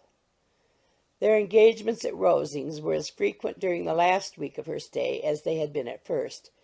The very last evening was spent there, and her ladyship again inquired minutely into the particulars of their journey, gave them directions as to the best method of packing, and was so urgent on the necessity of placing gowns in the only right way that Maria thought herself obliged on her return to undo all the work of the morning and pack her trunk afresh. When they parted, Lady Catherine, with great condescension, wished them a good journey, and invited them to come to Hunsford again next year, and Miss de Bourgh exerted herself so far as to curtsy and hold out her hand to both. End of chapter 37. Chapter 38. On Saturday morning, Elizabeth and Mr. Collins met for breakfast a few minutes before the others appeared, and he took the opportunity of paying the parting civilities which he deemed indispensably necessary. "I know not, Miss Elizabeth," said he, "whether Mrs. Collins has yet expressed her sense of your kindness in coming to us, but I am very certain you will not leave the house without receiving her thanks for it. The favour of your company has been much felt, I assure you. We know how little there is to tempt any one to our humble abode. Our plain manner of living, our small rooms and few domestics, and the little we see of the world, must make Hunsford extremely dull to a young lady like yourself. But I hope you will believe us grateful for your condescension, and that we have done everything in our power to prevent your spending your time unpleasantly." Elizabeth was eager with her thanks and assurances of happiness. She had spent 6 weeks with great enjoyment, and the pleasure of being with Charlotte and the kind attentions she had received must make her feel the obliged. Mr. Collins was gratified, and with a more smiling solemnity replied, "It gives me great pleasure to hear that you have passed your time not disagreeably. We have certainly done our best, and most fortunately having it in our power to introduce you to very superior society, and from our connection with Rosings, the frequent means of varying the humble home scene, I think we may flatter ourselves that your Hunsford visit cannot have been entirely irksome. Our situation with regard to Lady Catherine's family is indeed the sort of extraordinary advantage and blessing which few can boast. You see on what a footing we are. You see how continually we are engaged there. In truth, I must acknowledge that, with all the disadvantages of this humble parsonage, I should not think any one abiding in it an object of compassion, while they are sharers of our intimacy at Rosings." Words were insufficient for the elevation of his feelings, and he was obliged to walk about the room while Elizabeth tried to unite civility and truth in a few short sentences. "You may, in fact, carry a very favourable report of us into Hertfordshire, my dear cousin. I flatter myself, at least, that you will be able to do so. Lady Catherine's great attentions to Mrs. Collins you have been a daily witness of, and altogether I trust it does not appear that your friend has drawn an unfortunate. But on this point it will be as well to be silent. Only let me assure you, my dear Miss Elizabeth, that I can from my heart most cordially wish you equal felicity in marriage. My dear Charlotte and I have but one mind and one way of thinking. There is in everything a most remarkable resemblance of character and ideas between us. We seem to have been designed for each other." Elizabeth could safely say that it was a great happiness where that was the case, and with equal sincerity could add that she firmly believed and rejoiced in his domestic comforts. She was not sorry, however, to have the recital of them interrupted by the lady from whom they sprang. Poor Charlotte! It was melancholy to leave her to such society, but she had chosen it with her eyes open, and though evidently regretting that her visitors were to go, she did not seem to ask for compassion. Her home and her housekeeping, her parish and her poultry, and all their dependent concerns had not yet lost their charms. At length the chaise arrived. The trunks were fastened on, the parcels placed within, and it was pronounced to be ready. After an affectionate parting between the friends, Elizabeth was attended to the carriage by Mr. Collins, and as they walked down the garden he was commissioning her with his best respects to all her family, not forgetting his thanks for the kindness he had received at Longbourn in the winter, and his compliments to Mr. and Mrs. Gardiner, though unknown. He then handed her in. Maria followed, and the door was on the point of being closed, when he suddenly reminded them, with some consternation, that they had hitherto forgotten to leave any message for the ladies at Rosings. "But," he added, "you will of course wish to have your humble respects delivered to them, with your grateful thanks for their kindness to you while you have been here?" Elizabeth made no objection. The door was then allowed to be shut, and the carriage drove off. "Good gracious!" cried Maria, after a few minutes' silence. "It seems but a day or two since we first came, and yet how many things have happened!" "A great many indeed," said her companion, with a sigh. "We have dined 9 times at Rosings, besides drinking tea there twice. How much I shall have to tell!" Elizabeth added privately, "and how much I shall have to conceal." Their journey was performed without much conversation or any alarm, and within 4 hours of their leaving Hunsford they reached Mr. Gardiner's house, where they were to remain a few days. Jane looked well, and Elizabeth had little opportunity of studying her spirits amidst the various engagements which the kindness of her aunt had reserved for them. But Jane was to go home with her, and at Longbourn there would be leisure enough for observation. It was not without an effort, meanwhile, that she could wait even for Longbourn before she told her sister of Mr. Darcy's proposals. To know that she had the power of revealing what would so exceedingly astonish Jane, and must at the same time so highly gratify whatever of her own vanity she had not yet been able to reason away, was such a temptation to openness as nothing could have conquered but the state of indecision in which she remained as to the extent of what she should communicate, and her fear, if she once entered on the subject, of being hurried into repeating something of Bingley which might only grieve her sister further. Chapter 38. Chapter 39. It was the second week in May in which the 3 young ladies set out together from Gracechurch Street for the town of in Hertfordshire, and as they drew near the appointed inn where Mr. Bennet's carriage was to meet them, they quickly perceived, in token of the coachman's punctuality, both Kitty and Lydia looking out of a dining-room upstairs. These 2 girls had been above an hour in the place, happily employed in visiting an opposite milliner, watching the sentinel on guard, and dressing a salad and cucumber. After welcoming their sisters, they triumphantly displayed a table set out with such cold meat as an inn larder usually affords, exclaiming, Is not this nice? Is not this an agreeable surprise? And we mean to treat you all," added Lydia. "But you must lend us the money, for we have just spent ours at the shop out there." Then, showing her purchases, "Look here, I have bought this bonnet. I do not think it is very pretty, but I thought I might as well buy it as not. I shall put it to pieces as soon as I get home and see if I can make it up any better." And when her sisters abused it as ugly, she added, with perfect unconcern, "Oh, but there were 2 or 3 much uglier in the shop, and when I have bought some prettier coloured satin to trim it with fresh, I think it will be very tolerable. Besides, it will not much signify what one wears this summer, after the Blankshire have left Meryton, and they are going in a fortnight." "Are they indeed?" cried Elizabeth with the greatest satisfaction. "They are going to be in camp near Brighton, and I do so want papa to take us all there for the summer. It would be such a delicious scheme, and I dare say it would hardly cost anything at all. Mamma would like to go too, of all things. Only think what a miserable summer else we shall have." "Yes," thought Elizabeth. "that would be a delightful scheme indeed, and completely do for us at once. Good heaven! Brighton, and a whole campful of soldiers, to us, who have been overset already by one poor regiment of militia, and the monthly balls of Meryton." "Now, I have got some news for you," said Lydia, as they sat down at table. "What do you think? It is excellent news, capital news, about a certain person we all like." Jane and Elizabeth looked at each other, and the waiter was told he need not stay. Lydia laughed and said, "Ay, that is just like your formality and discretion. You thought the waiter must not hear, as if he cared. I dare say he often hears worse things said than I am going to say. But he is an ugly fellow. I'm glad he is gone. I never saw such a long chin in my life. Well, but now for my news. It is about dear Wickham. Too good for the waiter, is it not? There is no danger of Wickham's marrying Mary King. There's for you. She has gone down to her uncle at Liverpool, gone to stay. Wickham is safe." "And Mary King is safe," added Elizabeth. safe from a connection imprudent as to fortune. She is a great fool for going away if she liked him. But I hope there is no strong attachment on either side, said Jane. I'm sure there is none on his.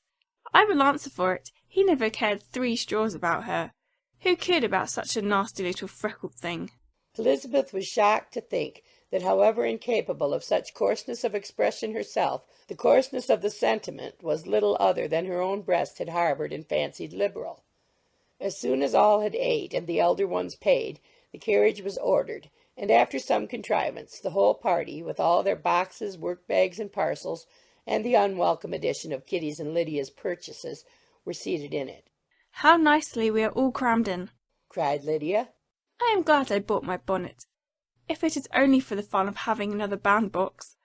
Well, now let us be quite comfortable and snug, and talk and laugh all the way home.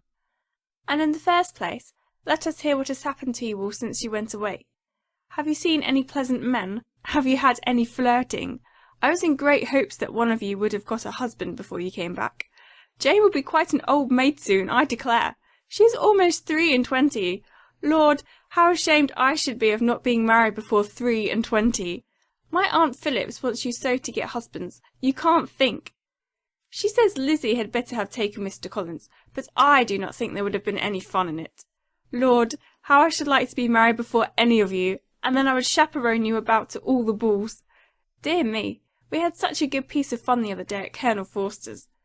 Kitty and me were to spend the day there, and Mrs. Forster promised to have a little dance in the evening. By the by, Mrs. Forster and me are such friends. And so she asked the 2 Harringtons to come, but Harriet was ill, so Pen was forced to come by herself, and then, what do you think we did? We dressed up Chamberlain in woman's clothes on purpose to pass for a lady. Only think what fun! Not a soul knew of it but Colonel and Mrs. Forster, and Kitty and me, except my aunt, for we were forced to borrow one of her gowns, and you cannot imagine how well he looked. When Denny and Wickham and Pratt and 2 or 3 more of the men came in, they did not know him in the least. Lord, how I laughed! And so did Mrs. Forster. I thought I should have died, and that made the men suspect something, and then they soon found out what was the matter.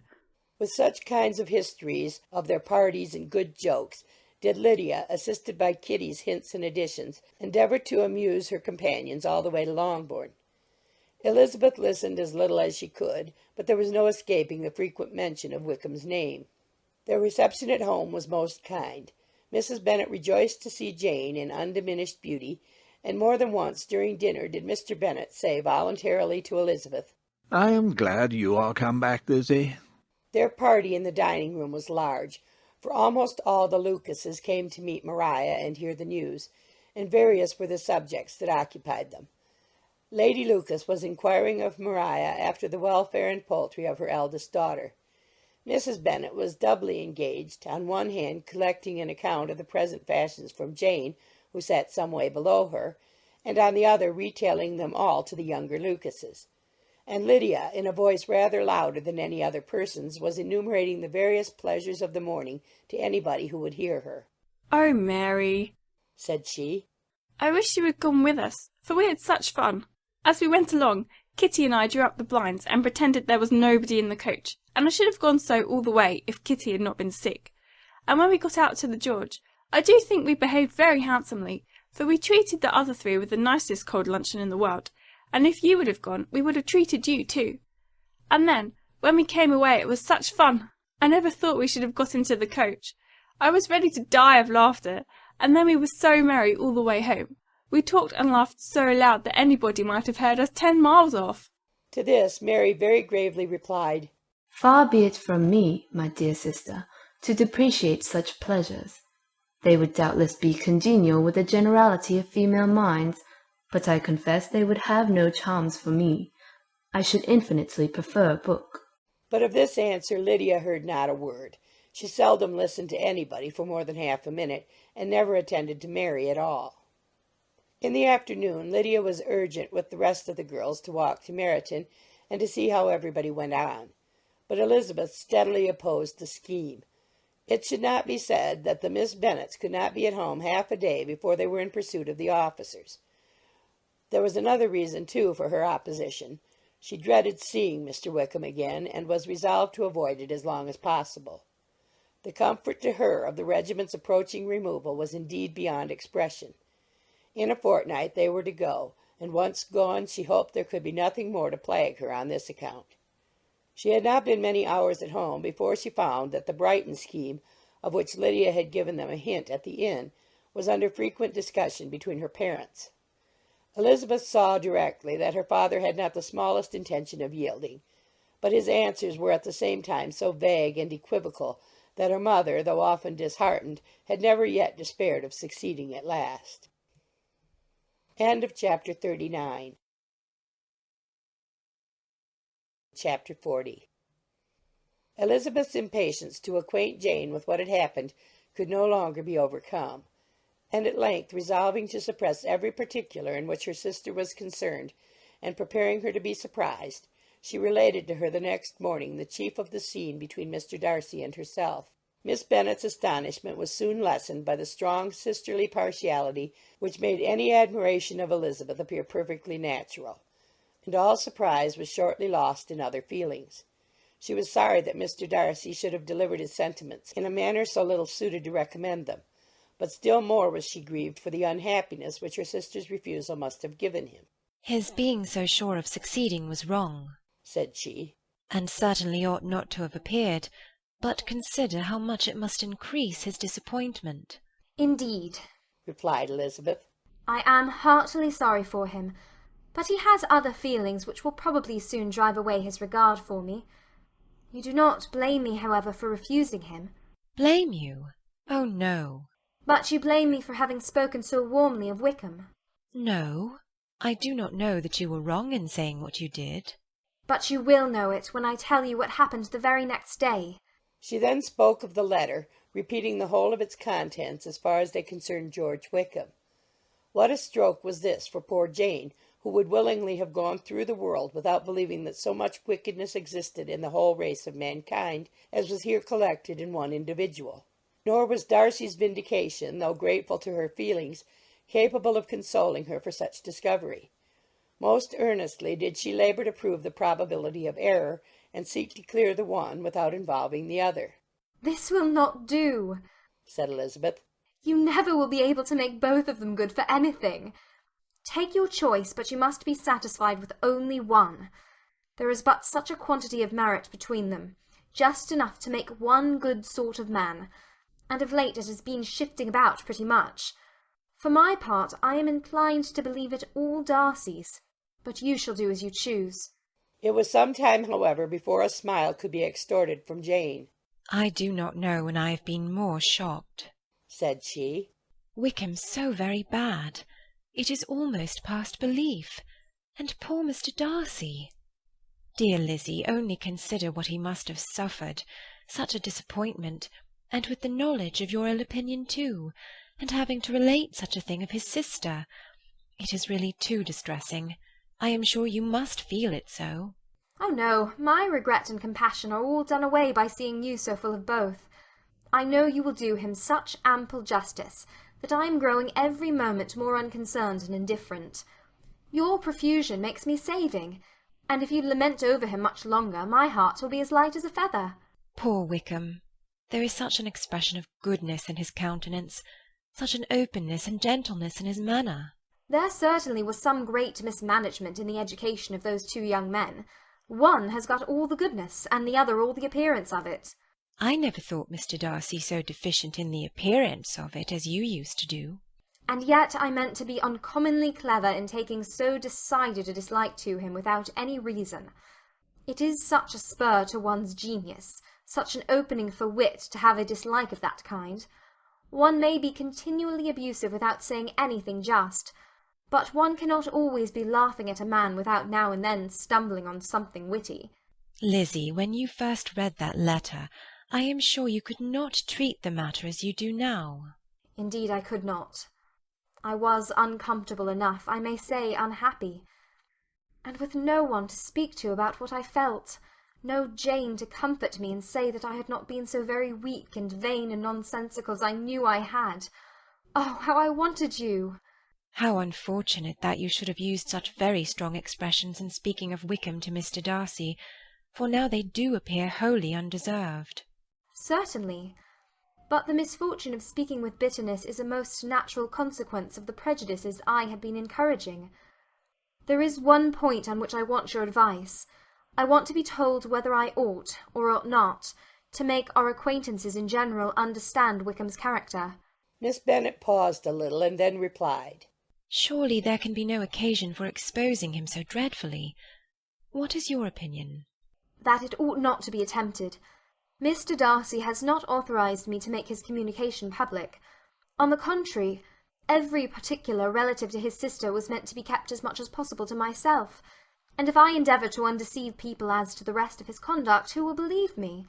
The general prejudice against Mr. Darcy is so violent that it would be the death of half the good people in Meryton to attempt to place him in an amiable light. I am not equal to it. Wickham will soon be gone, and therefore it will not signify to anyone here what he really is. Some time hence it will all be found out, and then we may laugh at their stupidity in not knowing it before. At present I will say nothing about it. You are quite right. To have his errors made public might ruin him forever.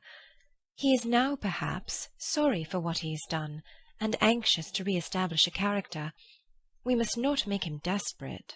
The tumult of Elizabeth's mind was allayed by this conversation.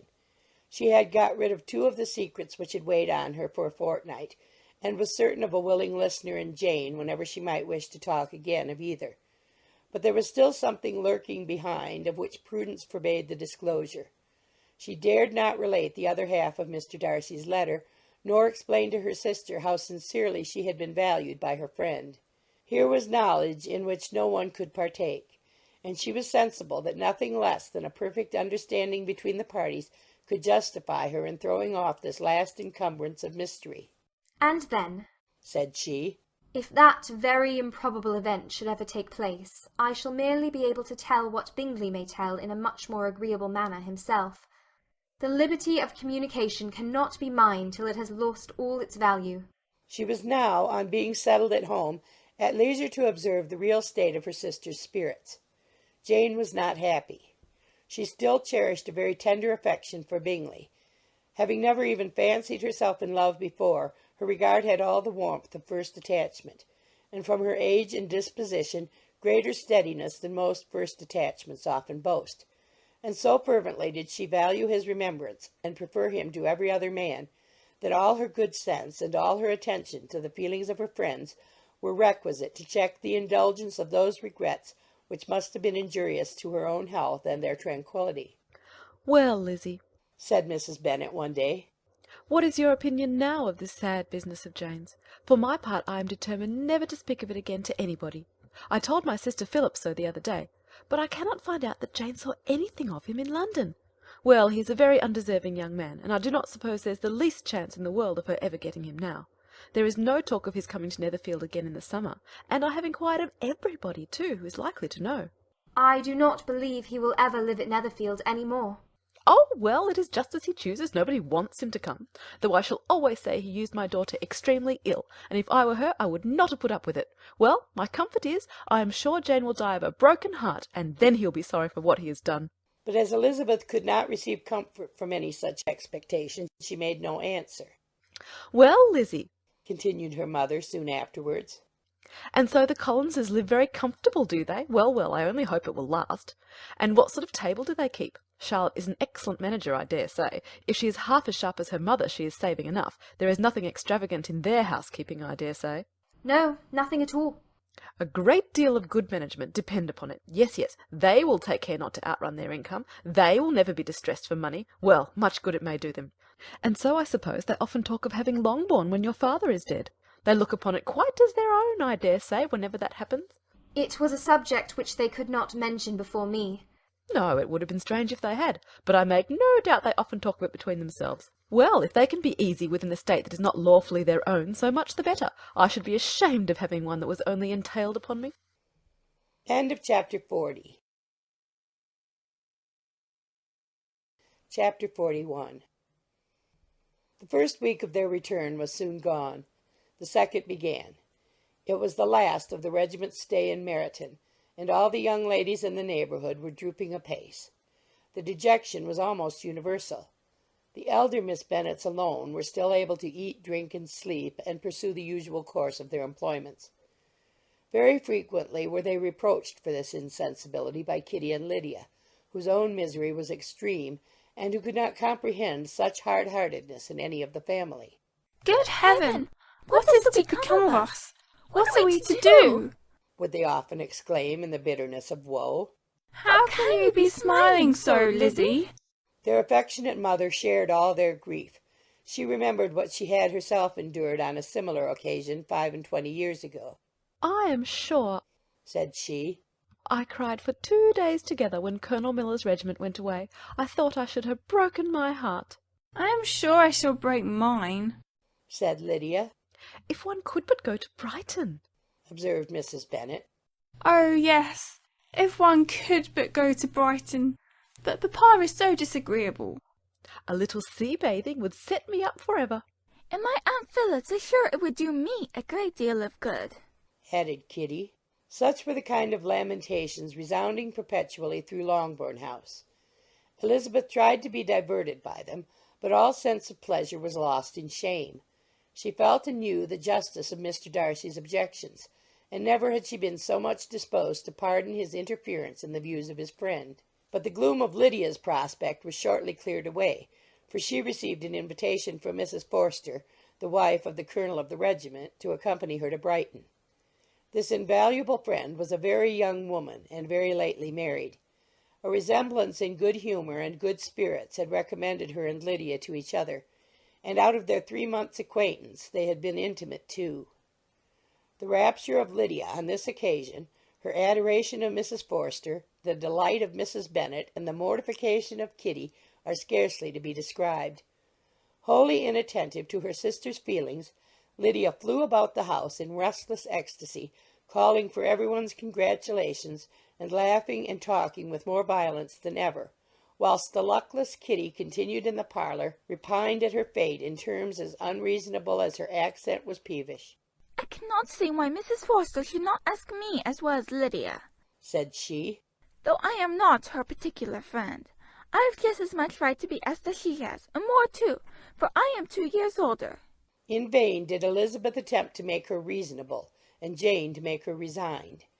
As for Elizabeth herself, this invitation was so far from exciting in her the same feelings as in her mother and Lydia, that she considered it as the death warrant of all possibility of common sense for the latter, and detestable as such a step must make her were it known, she could not help secretly advising her father not to let her go. She represented to him all the improprieties of Lydia's general behaviour, the little advantage she could derive from the friendship of such a woman as Mrs. Forster, and the probability of her being yet more imprudent with such a companion at Brighton, where the temptations must be greater than at home. He heard her attentively, and then said, Lydia will never be easy until she has exposed herself in some public place or other, and we can never expect her to do it with so little expense or inconvenience to her family as under the present circumstances. If you were aware, said Elizabeth, of the very great disadvantage to us all which must arise from the public notice of Lydia's unguarded and imprudent manner, nay, which has already arisen from it, I am sure you would judge differently in the affair. Already arisen? Repeated Mr. Bennet. What? Has she frightened away some of your lovers? Poor little Lizzie! But do not be cast down. Such squeamish youths as cannot bear to be connected with a little absurdity are not worth a regret. Come, let me see the list of pitiful fellows who have been kept aloof by Lydia's folly. Indeed, you are mistaken. I have no such injuries to resent. It is not of particular, but of general evils which I am now complaining. Our importance, our respectability in the world must be affected by the wild volatility, the assurance and disdain of all restraint which mark Lydia's character. Excuse me, for I must speak plainly. If you, my dear father, will not take the trouble of checking her exuberant spirits, and of teaching her that her present pursuits are not to be the business of her life, she will soon be beyond the reach of amendment. Her character will be fixed, and she will, at 16, be the most determined flirt that ever made herself or her family ridiculous.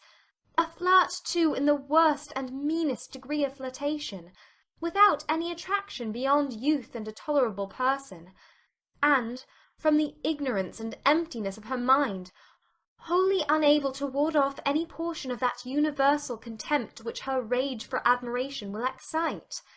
In this danger Kitty also is comprehended.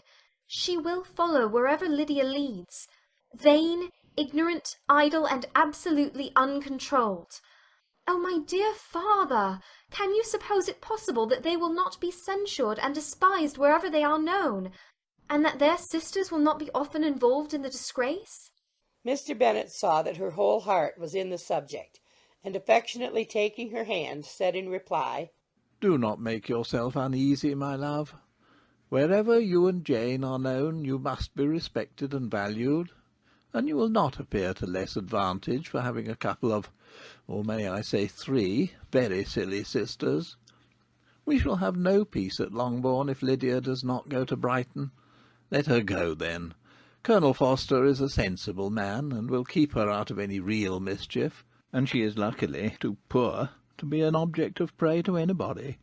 At Brighton she will be of less importance, even as a common flirt, than she has been here. The officers will find women better worth their notice.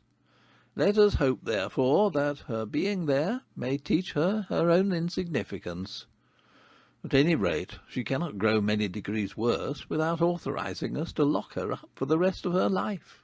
With this answer Elizabeth was forced to be content, but her own opinion continued the same, and she left him disappointed and sorry. It was not in her nature, however, to increase her vexations by dwelling on them. She was confident of having performed her duty, and to fret over unavoidable evils, or augment them by anxiety, was no part of her disposition.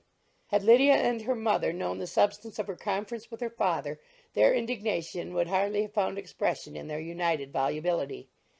In Lydia's imagination a visit to Brighton comprised every possibility of earthly happiness. She saw, with the creative eye of fancy, the streets of that gay bathing-place covered with officers. She saw herself the object of attention to tens and to scores of them at present unknown. She saw all the glories of the camp, its tents stretched forth in beauteous uniformity of lines, crowded with the young and the gay and dazzling with scarlet, and to complete the view she saw herself seated beneath a tent, tenderly flirting with at least 6 officers at once. Had she known her sister sought to tear her from such prospects and such realities as these, what would have been her sensations? They could have been understood only by her mother, who might have felt nearly the same. Lydia's going to Brighton was all that consoled her for her melancholy conviction of her husband's never intending to go there himself. But they were entirely ignorant of what had passed, and their raptures continued with little intermission to the very day of Lydia's leaving home. Elizabeth was now to see Mr. Wickham for the last time. Having been frequently in company with him since her return, agitation was pretty well over. The agitations of formal partiality entirely so. She had even learnt to detect, in the very gentleness which had first delighted her, an affectation and a sameness to disgust and weary. In his present behaviour to herself, moreover, she had a fresh source of displeasure, for the inclination he soon testified of renewing those intentions which had marked the early part of their acquaintance could only serve, after what had since passed, to provoke her. She lost all concern for him in finding herself thus selected as the object of such idle and frivolous gallantry, and while she steadily repressed it, could not but feel the reproof contained in his believing that, however long and for whatever cause his attentions had been withdrawn, her vanity would be gratified and her preference secured at any time by their renewal. On the very last day of the regiment's remaining at Meryton, he dined, with other of the officers, at Longbourn, and so little was Elizabeth disposed to part from him in good humour, that on his making some inquiry as to the manner in which her time had passed at Hunsford, she mentioned Colonel Fitzwilliam's and Mr. Darcy's having both spent 3 weeks at Rosings, and asked him if he was acquainted with the former. He looked surprised, displeased, alarmed, but with a moment's recollection and a returning smile, replied that he had formerly seen him often, and after observing that he was a very gentlemanlike man, asked her how she had liked him. Her answer was warmly in his favour. With an air of indifference he soon afterwards added, "How long did you say he was at Rosings?" Nearly 3 weeks. "And you saw him frequently?" Yes, almost every day. "His manners are very different from his cousin's." Yes, very different. But I think Mr. Darcy improves upon acquaintance. "Indeed!" cried Mr. Wickham, with a look which did not escape her. "And pray, may I ask?" But checking himself, he added in a gayer tone, "Is it in address that he improves? Has he deigned to add aught of civility to his ordinary style? For I dare not hope," he continued in a lower and more serious tone, "that he is improved in essentials." Oh, no, said Elizabeth. In essentials, I believe, he is very much what he ever was. While she spoke, Wickham looked as if scarcely knowing whether to rejoice over her words or to distrust their meaning. There was a something in her countenance which made him listen with an apprehensive and anxious attention, while she added, When I said that he improved on acquaintance, I did not mean that his mind or his manners were in a state of improvement, but that, from knowing him better, his disposition was better understood. Wickham's alarm now appeared in a heightened complexion and agitated look. For a few minutes he was silent, till, shaking off his embarrassment, he turned to her again, and said in the gentlest of accents, "You who know so well my feeling towards Mr. Darcy will readily comprehend how sincerely I must rejoice that he is wise enough to assume even the appearance of what is right. His pride in that direction may be of service, if not to himself, to many others, for it must only deter him from such foul misconduct as I have suffered by. I only fear that the sort of cautiousness to which you, I imagine, have been alluding is merely adopted on his visits to his aunt, of whose good opinion and judgment he stands much in awe. His fear of her has always operated, I know, when they were together, and a good deal is to be imputed to his wish of forwarding the match with Mr. Berg, which I am certain he has very much at heart." Elizabeth could not repress a smile at this, but she answered only by a slight inclination of the head. She saw that he wanted to engage her on the old subject of his grievances, and she was in no humour to indulge him.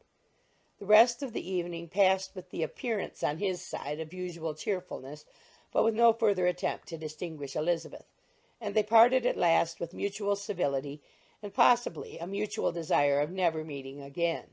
When the party broke up, Lydia returned with Mrs. Forster to Meryton, from whence they were to set out early the next morning. The separation between her and her family was rather noisy than pathetic. Kitty was the only one who shed tears, but she did weep from vexation and envy. Mrs. Bennet was diffuse in her good wishes for the felicity of her daughter, and impressive in her injunctions that she should not miss the opportunity of enjoying herself as much as possible, advice which there was every reason to believe would be well attended to. And in the clamorous happiness of Lydia herself in bidding farewell, the more gentle adieus of her sisters were uttered without being heard. Chapter 41. Chapter 42. Had Elizabeth's opinion been all drawn from her own family, she could not have formed a very pleasing opinion of conjugal felicity or domestic comfort. Her father, captivated by youth and beauty, and that appearance of good humour which youth and beauty generally give, had married a woman whose weak understanding and illiberal mind had very early in their marriage put an end to all real affection for her. Respect, esteem, and confidence had vanished for ever, and all his views of domestic happiness were overthrown. But Mr. Bennet was not of a disposition to seek comfort for the disappointment which his own imprudence had brought on, in any of those pleasures which too often console the unfortunate for their folly or their vice. He was fond of the country and of books, and from these tastes had arisen his principal enjoyments. To his wife he was very little otherwise indebted than as her ignorance and folly had contributed to his amusement. This is not the sort of happiness which a man would in general wish to owe to his wife, but where other powers of entertainment are wanting, the true philosopher will derive benefit from such as are given. Elizabeth, however, had never been blind to the impropriety of her father's behaviour as a husband. She had always seen it with pain, but respecting his abilities, and grateful for his affectionate treatment of herself, she endeavoured to forget what she could not overlook, and to banish from her thoughts that continual breach of conjugal obligation and decorum which, in exposing his wife to the contempt of her own children, was so highly reprehensible.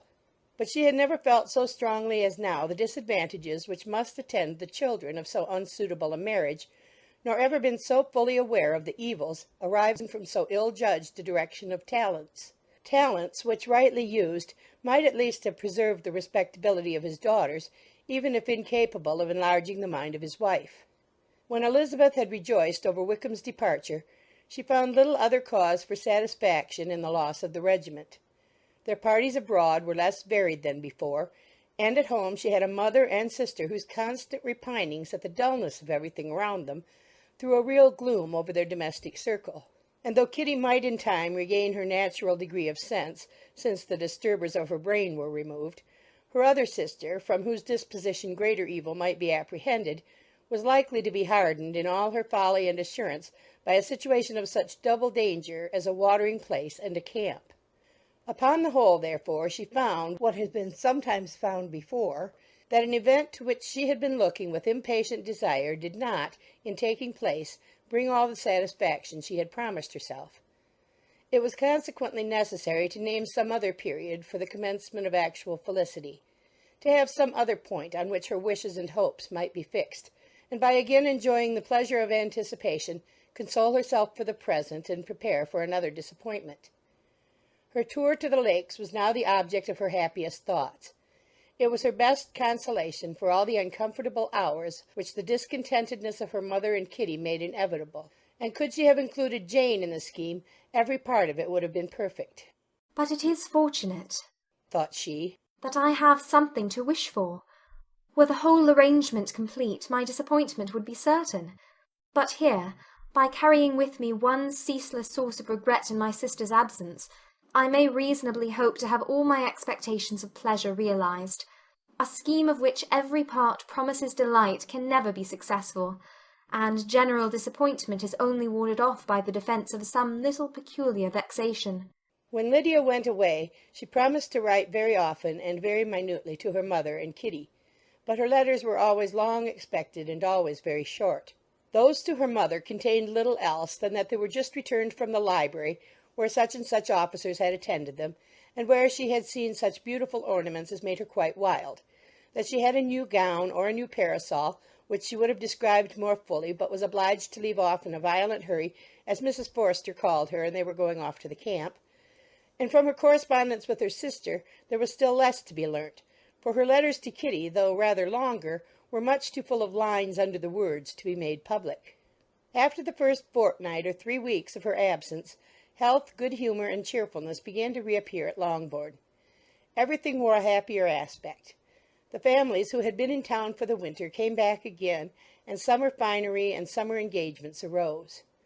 Mrs. Bennet was restored to her usual querulous serenity, and by the middle of June Kitty was so much recovered as to be able to enter Meryton without tears, an event of such happy promise as to make Elizabeth hope that by the following Christmas she might be so tolerably reasonable as not to mention an officer above once a day, unless, by some cruel and malicious arrangement at the War Office, another regiment should be quartered in Meryton.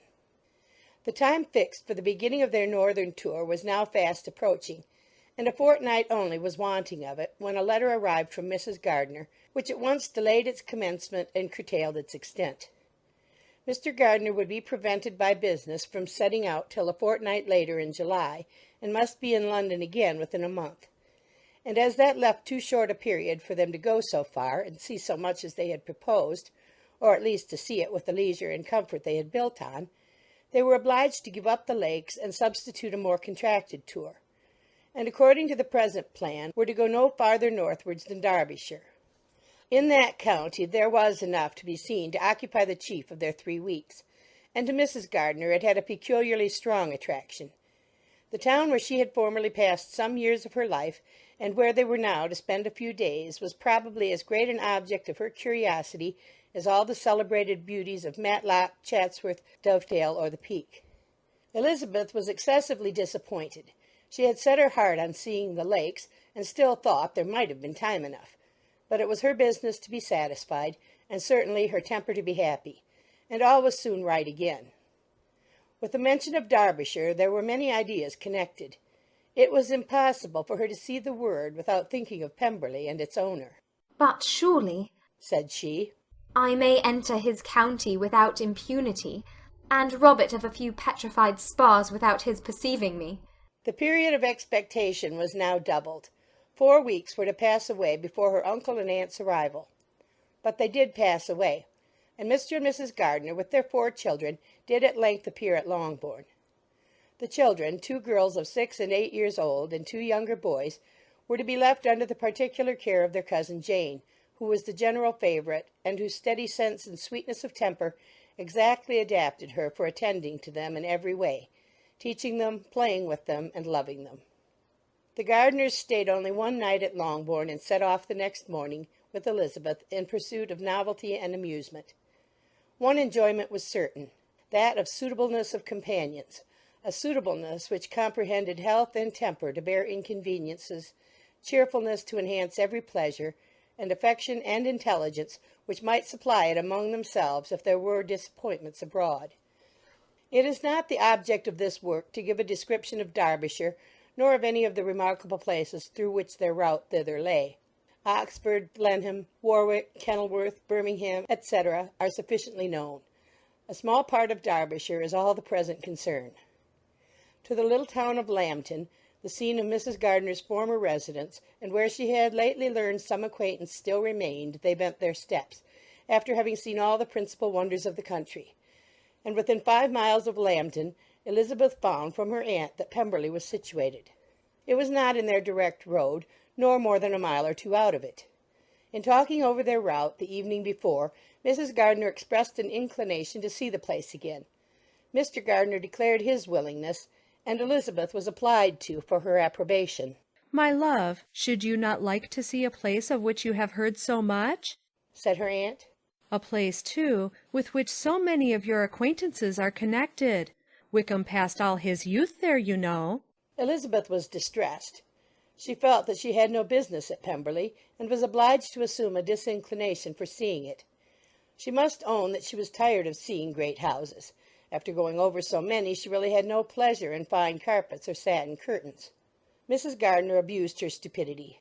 "If it were merely a fine house, richly furnished," said she, "I should not care about it myself, but the grounds are delightful. They have some of the finest woods in the country." Elizabeth said no more, but her mind could not acquiesce. The possibility of meeting Mr. Darcy while viewing the place instantly occurred. It would be dreadful. She blushed at the very idea, and thought it would be better to speak openly to her aunt than to run such a risk. But against this there were objections, and she finally resolved that it could be the last resource if her private inquiries to the absence of the family were unfavourably answered. Accordingly, when she retired at night, she asked the chambermaid whether Pemberley were not a very fine place, what was the name of its proprietor, and, with no little alarm, whether the family were down for the summer. A most welcome negative followed the last question, and her alarms now being removed, she was at leisure to feel a great deal of curiosity to see the house herself, and when the subject was revived the next morning, and she was again applied to, could readily answer, and with a proper air of indifference, that she had not really any dislike to the scheme. To Pemberley, therefore, they were to go. End of Chapter 42. Chapter 43. Elizabeth, as they drove along, watched for the first appearance of Pemberley Woods with some perturbation, and when at length they turned in at the lodge, her spirits were in a high flutter. The park was very large, and contained great variety of ground. They entered it in one of its lowest points, and drove for some time through a beautiful wood stretching over a wide extent. Elizabeth's mind was too full for conversation, but she saw and admired every remarkable spot in point of view. They gradually ascended for half a mile, and then found themselves at the top of a considerable eminence where the wood ceased, and the eye was instantly caught by Pemberley House, situated on the opposite side of a valley, into which the road, with some abruptness, wound. It was a large, handsome stone building, standing well on rising ground, and backed by a ridge of high woody hills, and in front a stream of some natural importance was swelled into greater, but without any artificial appearance. Its banks were neither formal nor falsely adorned. Elizabeth was delighted. She had never seen a place for which nature had done more, or where natural beauty had been so little counteracted by an awkward taste. They were all of them warm in their admiration, and at that moment she felt that to be mistress of Pemberley might be something. They descended the hill, crossed the bridge, and drove to the door, and while examining the nearer aspect of the house, all her apprehension of meeting its owner returned. She dreaded lest the chambermaid had been mistaken. On applying to see the place, they were admitted into the hall, and Elizabeth, as they waited for the housekeeper, had leisure to wonder at her being where she was. The housekeeper came, a respectable-looking elderly woman, much less fine and more civil than she had any notion of finding her. They followed her into the dining-parlour. It was a large, well-proportioned room, handsomely fitted up. Elizabeth, after slightly surveying it, went to a window to enjoy its prospect. The hill, crowned with wood, which they had descended, receiving increased abruptness from the distance, was a beautiful object. Every disposition of the ground was good, and she looked on the whole scene, the river, the trees scattered on its banks, and the winding of the valley, as far as she could trace it, with delight. As they passed into other rooms, these objects were taking different positions, but from every window there were beauties to be seen. The rooms were lofty and handsome, and their furniture suitable to the fortune of its proprietor. But Elizabeth saw, with admiration of his taste, that it was neither gaudy nor uselessly fine, with less of splendour and more real elegance than the furniture of Rosings. And of this place, thought she, I might have been mistress. With these rooms I might now have been familiarly acquainted. Instead of viewing them as a stranger, I might have rejoiced in them as my own, and welcomed to them as visitors my uncle and aunt. But no. Recollecting herself, that could never be. My uncle and aunt would have been lost to me. I should not have been allowed to invite them. This was a lucky recollection. It saved her from something very like regret. She longed to inquire of the housekeeper whether her master was really absent, but had not the courage for it. At length, however, the question was asked by her uncle, and she turned away with alarm, while Mrs. Reynolds replied that he was, adding, "But we expect him to-morrow, with a large party of friends." How rejoiced was Elizabeth that their own journey had not by any circumstance been delayed a day. Her aunt now called her to look at a picture. She approached and saw the likeness of Mr. Wickham suspended amongst several other miniatures over the mantelpiece. Her aunt asked her smilingly how she liked it. The housekeeper came forward and told them it was a picture of a young gentleman, the son of her late master's steward, who had been brought up by him at his own expense. "He is now gone into the army," she added, "but I am afraid he has turned out very wild." Mrs. Gardiner looked at her niece with a smile, but Elizabeth could not return it. "And that," said Mrs. Reynolds, pointing to another of the miniatures, "is my master, and very like him. It was drawn at the same time as the other, about 8 years ago." I have heard much of your master's fine person, said Mrs. Gardiner, looking at the picture. It is a handsome face, but Lizzie, you can tell us whether it is like or not. Mrs. Reynolds' respect for Elizabeth seemed to increase on this intimation of her knowing her master. "Does that young lady know Mr. Darcy?" Elizabeth coloured and said, "A little." "And do you not think him a very handsome gentleman, ma'am?" "Yes, very handsome." "I am sure I know none so handsome, but in the gallery upstairs you will see a finer, larger picture of him than this. This room was my late master's favourite room, and these miniatures are just as they used to be then. He was very fond of them." This accounted to Elizabeth for Mr. Wickham's being among them. Mrs. Reynolds then directed their attention to one of Miss Darcy, drawn when she was only 8 years old. "And is Miss Darcy as handsome as her brother?" said Mrs. Gardiner. "Oh, yes, the handsomest young lady that ever was seen, and so accomplished. She plays and sings all day long. In the next room is a new instrument just come down for her, a present from my master. She comes here to-morrow with him." Mr. Gardiner, whose manners were very easy and pleasant, encouraged her communicativeness by his questions and remarks. Mrs. Reynolds, either by pride or attachment, had evidently great pleasure in talking of her master and his sister. "Is your master much at Pemberley in the course of a year?" "Not so much as I could wish, sir, but I dare say he may spend half his time here, and Miss Darcy is always down for the summer months." "Except," thought Elizabeth, When she goes to Ramsgate. If your master would marry, you might see more of him. Yes, sir, but I do not know when that will be. I do not know who is good enough for him. Mr. and Mrs. Gardiner smiled. Elizabeth could not help saying, It is very much to his credit, I am sure, that you should think so. I say no more than the truth, and everybody will say that knows him, replied the other. Elizabeth thought this was going pretty far, and she listened with increasing astonishment as the housekeeper added, I have never known a cross word from him in my life, and I have known him ever since he was 4 years old.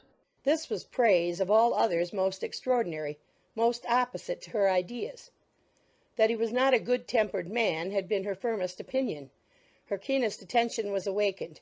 She longed to hear more, and was grateful to her uncle for saying, There are very few people of whom so much can be said. You are lucky in having such a master. Yes, sir, I know I am. If I were to go through the world, I could not meet with a better. But I have always observed that they who are good-natured when children are good-natured when they grow up, and he was always the sweetest-tempered, most generous-hearted boy in the world. Elizabeth almost stared at her. Can this be Mr. Darcy? Thought she. His father was an excellent man, said Mrs. Gardiner. Yes, ma'am, that he was indeed, and his son will be just like him, just as affable to the poor.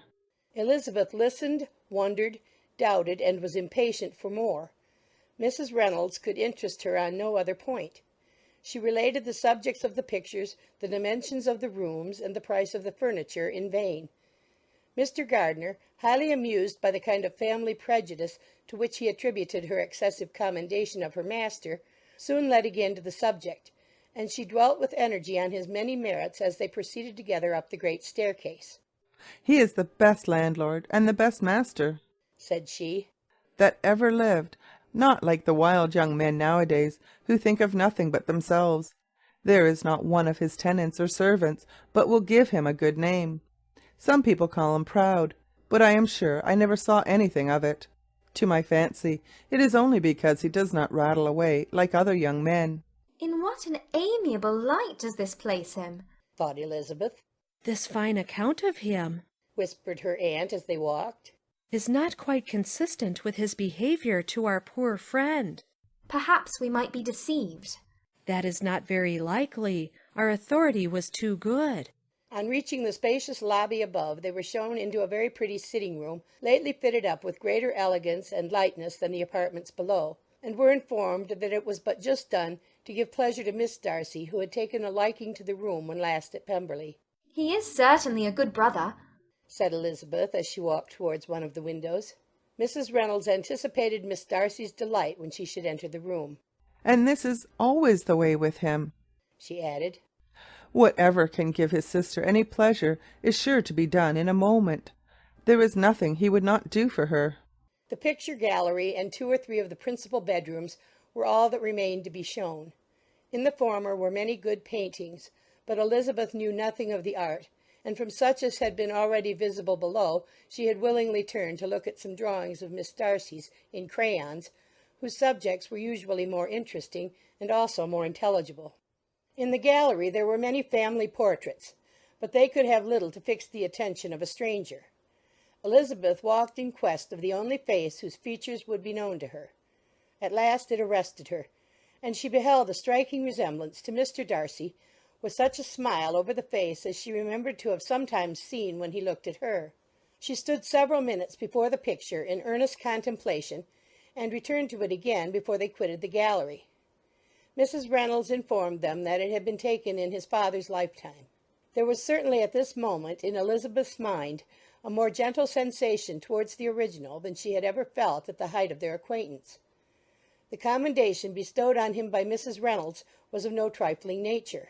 What praise is more valuable than the praise of an intelligent servant? As a brother, a landlord, a master, she considered how many people's happiness were in his guardianship. How much of pleasure or pain was it in his power to bestow? How much of good or evil must be done by him?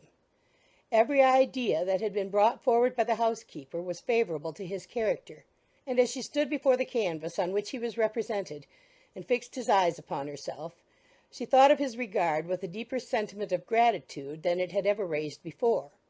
She remembered its warmth, and softened its impropriety of expression. When all of the house that was open to general inspection had been seen, they returned downstairs, and taking leave of the housekeeper, were consigned over to the gardener, who met them at the hall door. As they walked across the hall towards the river, Elizabeth turned back to look again.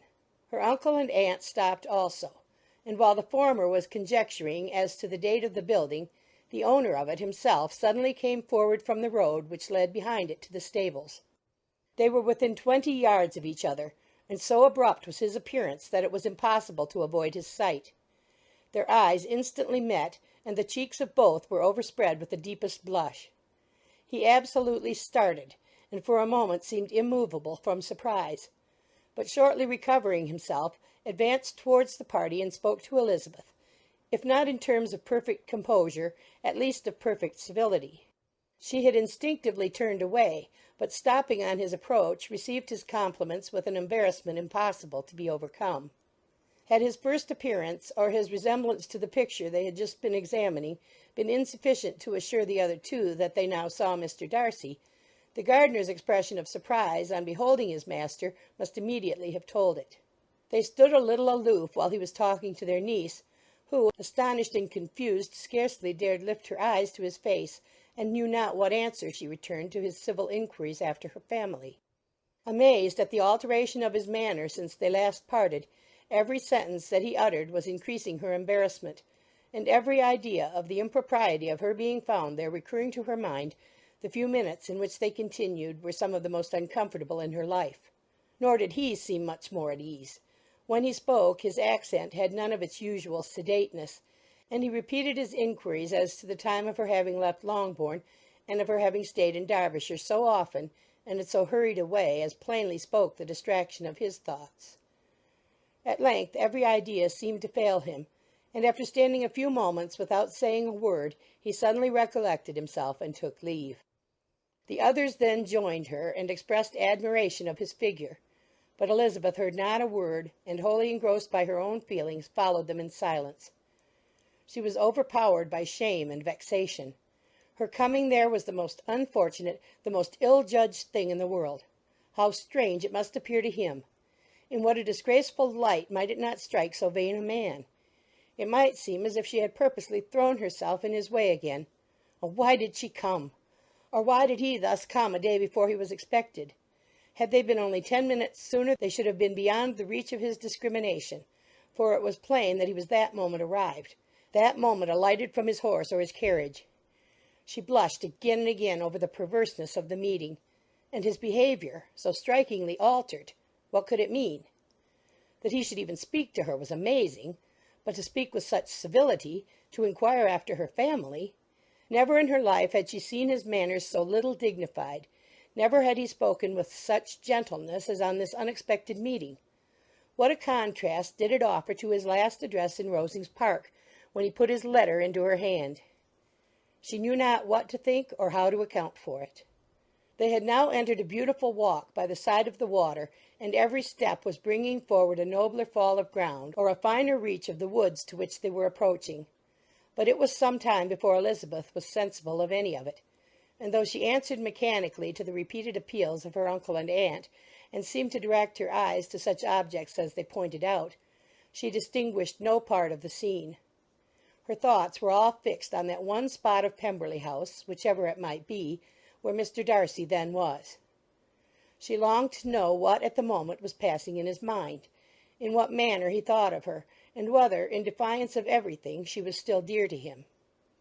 Perhaps he had been civil only because he felt himself at ease. Yet there had been that in his voice which was not like ease. Whether he had felt more of pain or of pleasure in seeing her, she could not tell, but he certainly had not seen her with composure. At length, however, the remarks of her companions on her absence of mind aroused her, and she felt the necessity of appearing more like herself. They entered the woods, and bidding adieu to the river for a while, ascended some of the higher grounds, when, in spots where the opening of the trees gave the eye power to wander, were many charming views of the valley, the opposite hills, with the long range of woods overspreading many, and occasionally part of the stream. Mr. Gardiner expressed the wish of going round the whole park, but feared it might be beyond a walk. With a triumphant smile they were told that it was 10 miles round. It settled the matter, and they pursued the accustomed circuit, which brought them again after some time in a descent among hanging woods to the edge of the water and one of its narrowest parts. They crossed it by a simple bridge, in character with the general air of the scene. It was a spot less adorned than any they had yet visited, and the valley, here contracted into a glen, allowed room only for the stream and a narrow walk amidst the rough coppice-wood which bordered it. Elizabeth longed to explore its windings, but when they had crossed the bridge and perceived their distance from the house, Mrs. Gardiner, who was not a great walker, could go no farther, and thought only of returning to the carriage as quickly as possible. Her niece was, therefore, obliged to submit, and they took their way towards the house on the opposite side of the river, in the nearest direction. But their progress was slow, for Mr. Gardiner, though seldom able to indulge the taste, was very fond of fishing, and was so much engaged in watching the occasional appearance of some trout in the water, and talking to the man about them, that he advanced but little. Whilst wandering on in this slow manner, they were again surprised, and Elizabeth's astonishment was quite equal to what it had been at first, by the sight of Mr. Darcy approaching them, and at no great distance. The walk here, being less sheltered than on the other side, allowed them to see him before they met. Elizabeth, however astonished, was at least more prepared for an interview than before, and resolved to appear and to speak with calmness if he really intended to meet them. For a few moments, indeed, she felt that he would probably strike into some other path. The idea lasted while a turning in the walk concealed him from their view. The turning past, he was immediately before them. With a glance, she saw that he had lost none of his recent civility, and to imitate his politeness she began, as they met, to admire the beauty of the place. But she had not got beyond the words "Delightful" and "charming," when some unlucky recollections obtruded, and she fancied that praise of Pemberley from her might be mischievously construed. Her colour changed, and she said no more. Mrs. Gardiner was standing a little behind, and on her pausing, he asked her if she would do him the honour of introducing him to her friends. This was a stroke of civility for which she was quite unprepared, and she could hardly suppress a smile at his being now seeking the acquaintance of some of those very people against whom his pride had revolted in his offer to herself. "What will be his surprise," thought she, "when he knows who they are? He takes them now for people of fashion." The introduction, however, was immediately made, and as she named their relationship to herself, she stole a sly look at him to see how he bore it, and was not without the expectation of his decamping as fast as he could from such disgraceful companions. That he was surprised by the connection was evident. He sustained it, however, with fortitude, and so far from going away, turned back with them and entered into conversation with Mr. Gardiner. Elizabeth could not but be pleased, could not but triumph. It was consoling that he should know she had some relations for whom there was no need to blush. She listened most attentively to all that passed between them, and gloried in every expression, every sentence of her uncle which marked his intelligence, his taste, or his good manners.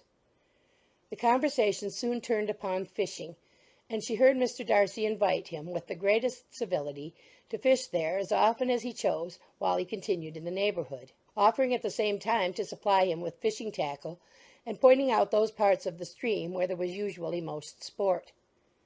Mrs. Gardiner, who was walking arm in arm with Elizabeth, gave her a look expressive of wonder. Elizabeth said nothing, but it gratified her exceedingly. The compliment must be all for herself. Her astonishment, however, was extreme, and continually was she repeating, "Why is he so altered? From what can it proceed? It cannot be for me. It cannot be for my sake that his manners are thus softened. My reproofs at Hunsford could not work such a change as this. It is impossible that he should still love me." After walking some time in this way, the two ladies in front, the two gentlemen behind, on resuming their places, after descending to the brink of the river for the better inspection of some curious water plant, there chanced to be a little alteration. It originated in Mrs. Gardiner, who, fatigued by the exercise of the morning, found Elizabeth's arm inadequate to her support, and consequently preferred her husband's. Mr. Darcy took her place by her niece, and they walked on together. After a short silence, the lady first spoke. She wished him to know that she had been assured of his absence before she came to the place, and accordingly began by observing that his arrival had been very unexpected. "For your housekeeper," she added, "informed us that you would certainly not be here till tomorrow, and indeed before we left Bakewell we understood that you were not immediately expected in the country." He acknowledged the truth of it all, and said that business with his steward had occasioned his coming forward a few hours before the rest of the party with whom he had been travelling. They will join me early tomorrow, he continued, and among them are some who will claim an acquaintance with you, Mr. Bingley and his sisters. Elizabeth answered only by a slight bow. Her thoughts were instantly driven back to the time when Mr. Bingley's name had been the last mentioned between them, and if she might judge by his complexion, his mind was not very differently engaged. There is also one other person in the party, he continued after a pause, who, more particularly, wishes to be known to you. Will you allow me, or do I ask too much, to introduce my sister to your acquaintance during your stay at Lambton? The surprise of such an application was great indeed. It was too great for her to know in what manner she acceded to it. She immediately felt that whatever desire Miss Darcy might have of being acquainted with her must be the work of her brother, and without looking farther it was satisfactory. It was gratifying to know that his resentment had not made him think really ill of her. They now walked on in silence, each of them deep in thought. Elizabeth was not comfortable, that was impossible, but she was flattered and pleased. His wish of introducing his sister to her was a compliment of the highest kind. They soon outstripped the others, and when they had reached the carriage, Mr. and Mrs. Gardiner were half a quarter of a mile behind. He then asked her to walk into the house, but she declared herself not tired, and they stood together on the lawn. At such a time much might have been said, and silence was very awkward. She wanted to talk, but there seemed to be an embargo on every subject. At last she recollected that she had been travelling, and they talked of Matlock and Dove Dale with great perseverance. Yet time and her aunt moved slowly, and her patience and her ideas were nearly worn out before the tete-a-tete was over. On Mr. and Mrs. Gardiner's coming up, they were all pressed to go into the house and take some refreshment, but this was declined, and they parted on each side with utmost politeness. Mr. Darcy handed the ladies into the carriage, and when it drove off, Elizabeth saw him walking slowly towards the house. The observations of her uncle and aunt now began, and each of them pronounced him to be infinitely superior to anything they had expected. "He is perfectly well behaved, polite, and unassuming," said her uncle. "There is something a little stately in him, to be sure," replied her aunt. "but it is confined to his air, and is not unbecoming. I can now say with the housekeeper that though some people may call him proud, I have seen nothing of it." "I was never more surprised than by his behaviour to us. It was more than civil, it was really attentive, and there was no necessity for such attention. His acquaintance with Elizabeth was very trifling." "To be sure, Lizzie," said her aunt, "he is not so handsome as Wickham, or rather he has not Wickham's countenance, for his features are perfectly good. But how came you to tell me that he was so disagreeable?" Elizabeth excused herself as well as she could, said that she had liked him better when they had met in Kent than before, and that she had never seen him so pleasant as this morning. "But perhaps he may be a little whimsical in his civilities," replied her uncle. "Your great men often are, and therefore I shall not take him at his word, as he might change his mind another day, and warn me off his grounds." Elizabeth felt that they had entirely misunderstood his character, but said nothing. "From what we have seen of him," continued Mrs. Gardiner, "I really should not have thought that he could have behaved in so cruel a way by anybody as he has done by poor Wickham. He has not an ill-natured look. On the contrary, there is something pleasing about his mouth when he speaks, and there is something of dignity in his countenance that would not give one an unfavourable idea of his heart. But to be sure, the good lady who showed us his house did give him a most flaming character. I could hardly help laughing aloud sometimes. But he is a liberal master, I suppose, and that, in the eye of a servant, comprehends every virtue." Elizabeth here felt herself called on to say something in vindication of his behaviour to Wickham, and therefore gave them to understand, in as guarded a manner as she could, that by what she had heard from his relations in Kent, his actions were capable of a very different construction, and that his character was by no means so faulty, nor Wickham so amiable, as they had been considered in Hertfordshire. In confirmation of this, she related the particulars of all the pecuniary transactions in which they had been connected, without actually naming her authority, but stating it to be such as might be relied on. Mrs. Gardiner was surprised and concerned, but as they were now approaching the scene of her former pleasures, every idea gave way to the charm of recollection, and she was too much engaged in pointing out to her husband all the interesting spots in its environs to think of anything else. Fatigued as she had been by the morning's walk, they had no sooner dined than she set off again in quest of her former acquaintance, and the evening was spent in the satisfactions of an intercourse renewed after many years' discontinuance. The occurrences of the day were too full of interest to leave Elizabeth much attention for any of these new friends, and she could do nothing but think, and think with wonder, of Mr. Darcy's civility, and above all of his wishing her to be acquainted with his sister.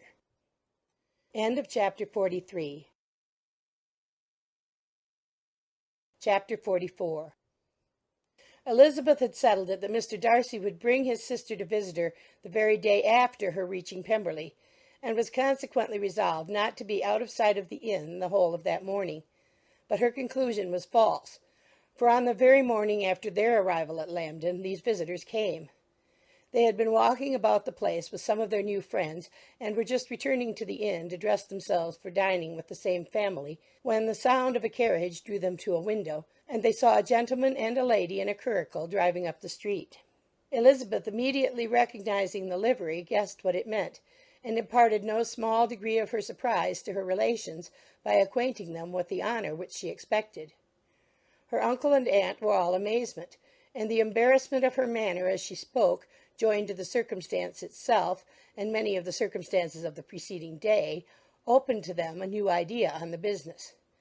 Nothing had ever suggested it before, but they felt that there was no other way of accounting for such attentions from such a quarter than by supposing a partiality for their niece. While these newly born notions were passing in their heads, the perturbation of Elizabeth's feelings was at every moment increasing.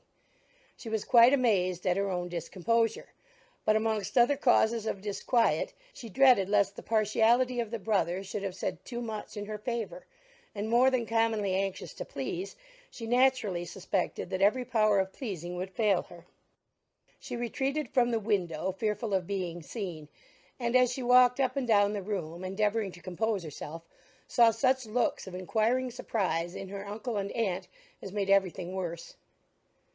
Miss Darcy and her brother appeared, and this formidable introduction took place. With astonishment did Elizabeth see that her new acquaintance was at least as much embarrassed as herself.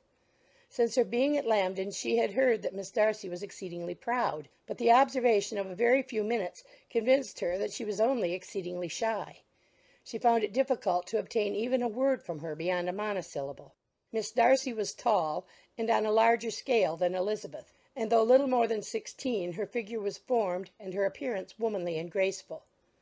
She was less handsome than her brother, but there was sense and good humour in her face, and her manners were perfectly unassuming and gentle. Elizabeth, who had expected to find in her as acute and unembarrassed an observer as ever Mr. Darcy had been, was much relieved by discerning such different feelings. They had not long been together before Mr. Darcy told her that Bingley was also coming to wait on her, and she had barely time to express her satisfaction and prepare for such a visitor, when Bingley's quick step was heard on the stairs, and in a moment he entered the room. All Elizabeth's anger against him had been long done away, but had she still felt any, it could hardly have stood its ground against the unaffected cordiality with which he expressed himself on seeing her again. He inquired in a friendly though general way after her family, and looked and spoke with the same good-humoured ease that he had ever done. To Mr. and Mrs. Gardiner he was scarcely a less interesting personage than to herself. They had long wished to see him. The whole party before them, indeed, excited a lively attention. The suspicions which had just arisen of Mr. Darcy and their niece directed their observation towards each with an earnest though guarded inquiry, and they soon drew from those inquiries the full conviction that one of them at least knew what it was to love. Of the ladies' sensations they remained a little in doubt, but that the gentleman was overflowing with admiration was evident enough. Elizabeth, on her side, had much to do. She wanted to ascertain the feelings of each of her visitors. She wanted to compose her own, and to make herself agreeable to all. And in the latter object, where she feared most to fail, she was most sure of success. For those to whom she endeavoured to give pleasure were prepossessed in her favour. Bingley was ready, Georgiana was eager, and Darcy determined to be pleased. In seeing Bingley, her thoughts naturally flew to her sister, and oh, how ardently did she long to know whether any of his were directed in a like manner. Sometimes she could fancy that he talked less than on former occasions, and once or twice pleased herself with the notion that, as he looked at her, he was trying to trace a resemblance. But though this might be imaginary, she could not be deceived as to his behaviour to Miss Darcy, who had been set up as a rival to Jane. No look appeared on either side that spoke particular regard. Nothing occurred between them that could justify the hopes of his sister.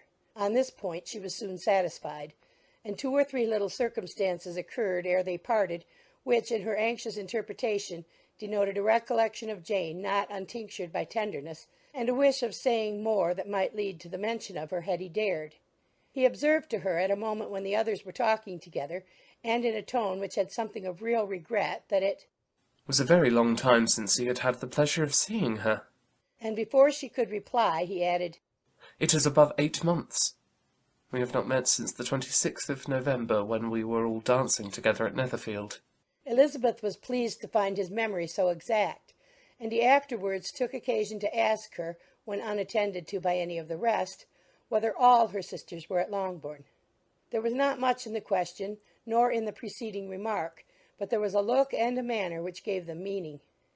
It was not often that she could turn her eyes on Mr. Darcy himself, but whenever she did catch a glimpse, she saw an expression of general complaisance, and in all that he said she heard an accent so removed from hauteur or disdain of his companions as convinced her that the improvement of manners which she had yesterday witnessed, however temporary its existence might prove, had at least outlived one day. When she saw him thus seeking the acquaintance and courting the good opinion of people with whom any intercourse a few months ago would have been a disgrace, when she saw him thus civil, not only to herself, but to the very relations whom he had so openly disdained, and recollected their last lively scene in Hunsford Parsonage, the difference, the change, was so great, and struck so forcibly on her mind, that she could hardly restrain her astonishment from being visible. Never, even in the company of his dear friends at Netherfield, or his dignified relations at Rosings, had she seen him so desirous to please, so free from self-consequence or unbending reserve, as now, when no importance could result from the success of his endeavours, and when even the acquaintance of those to whom his attentions were addressed would draw down the ridicule and censure of the ladies both of Netherfield and Rosings. Their visitors stayed with them above half an hour, and when they arose to depart, Mr. Darcy called on his sister to join him in expressing their wish of seeing Mr. and Mrs. Gardiner and Miss Bennet to dinner at Pemberley before they left the country. Miss Darcy, though with a diffidence which marked her little in the habit of giving invitations, readily obeyed. Mrs. Gardiner looked at her niece, desirous of knowing how she, whom the invitation most concerned, felt disposed as to its acceptance. But Elizabeth had turned away her head.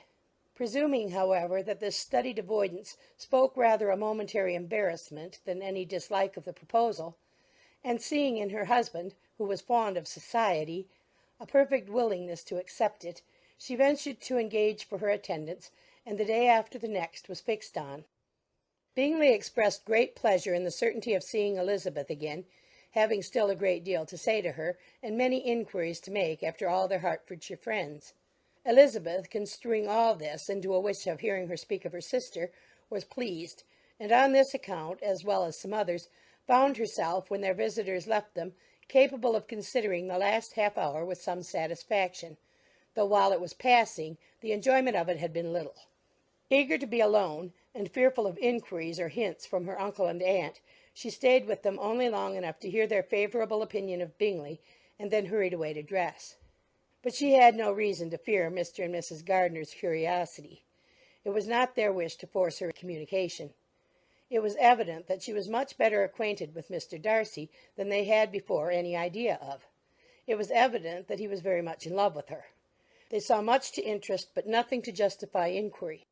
Of Mr. Darcy it was now a matter of anxiety to think well, and as far as their acquaintance reached there was no fault to find. They could not be untouched by his politeness, and had they drawn his character from their own feelings and his servant's report without any reference to any other account, the circle in Hertfordshire to which he was known would not have recognized it for Mr. Darcy.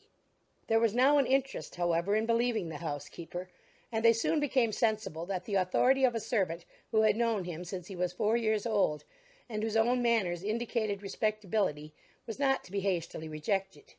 Neither had anything occurred in the intelligence of their Lambton friends that could materially lessen its weight. They had nothing to accuse him of but pride.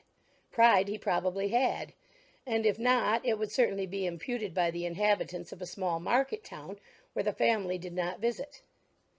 It was acknowledged, however, that he was a liberal man, and did much good among the poor. With respect to Wickham, the travellers soon found that he was not held there in much estimation, for though the chief of his concerns with the son of his patron were imperfectly understood, it was yet a well-known fact that on his quitting Derbyshire he had left many debts behind him which Mr. Darcy afterwards discharged. As for Elizabeth, her thoughts were at Pemberley this evening more than the last.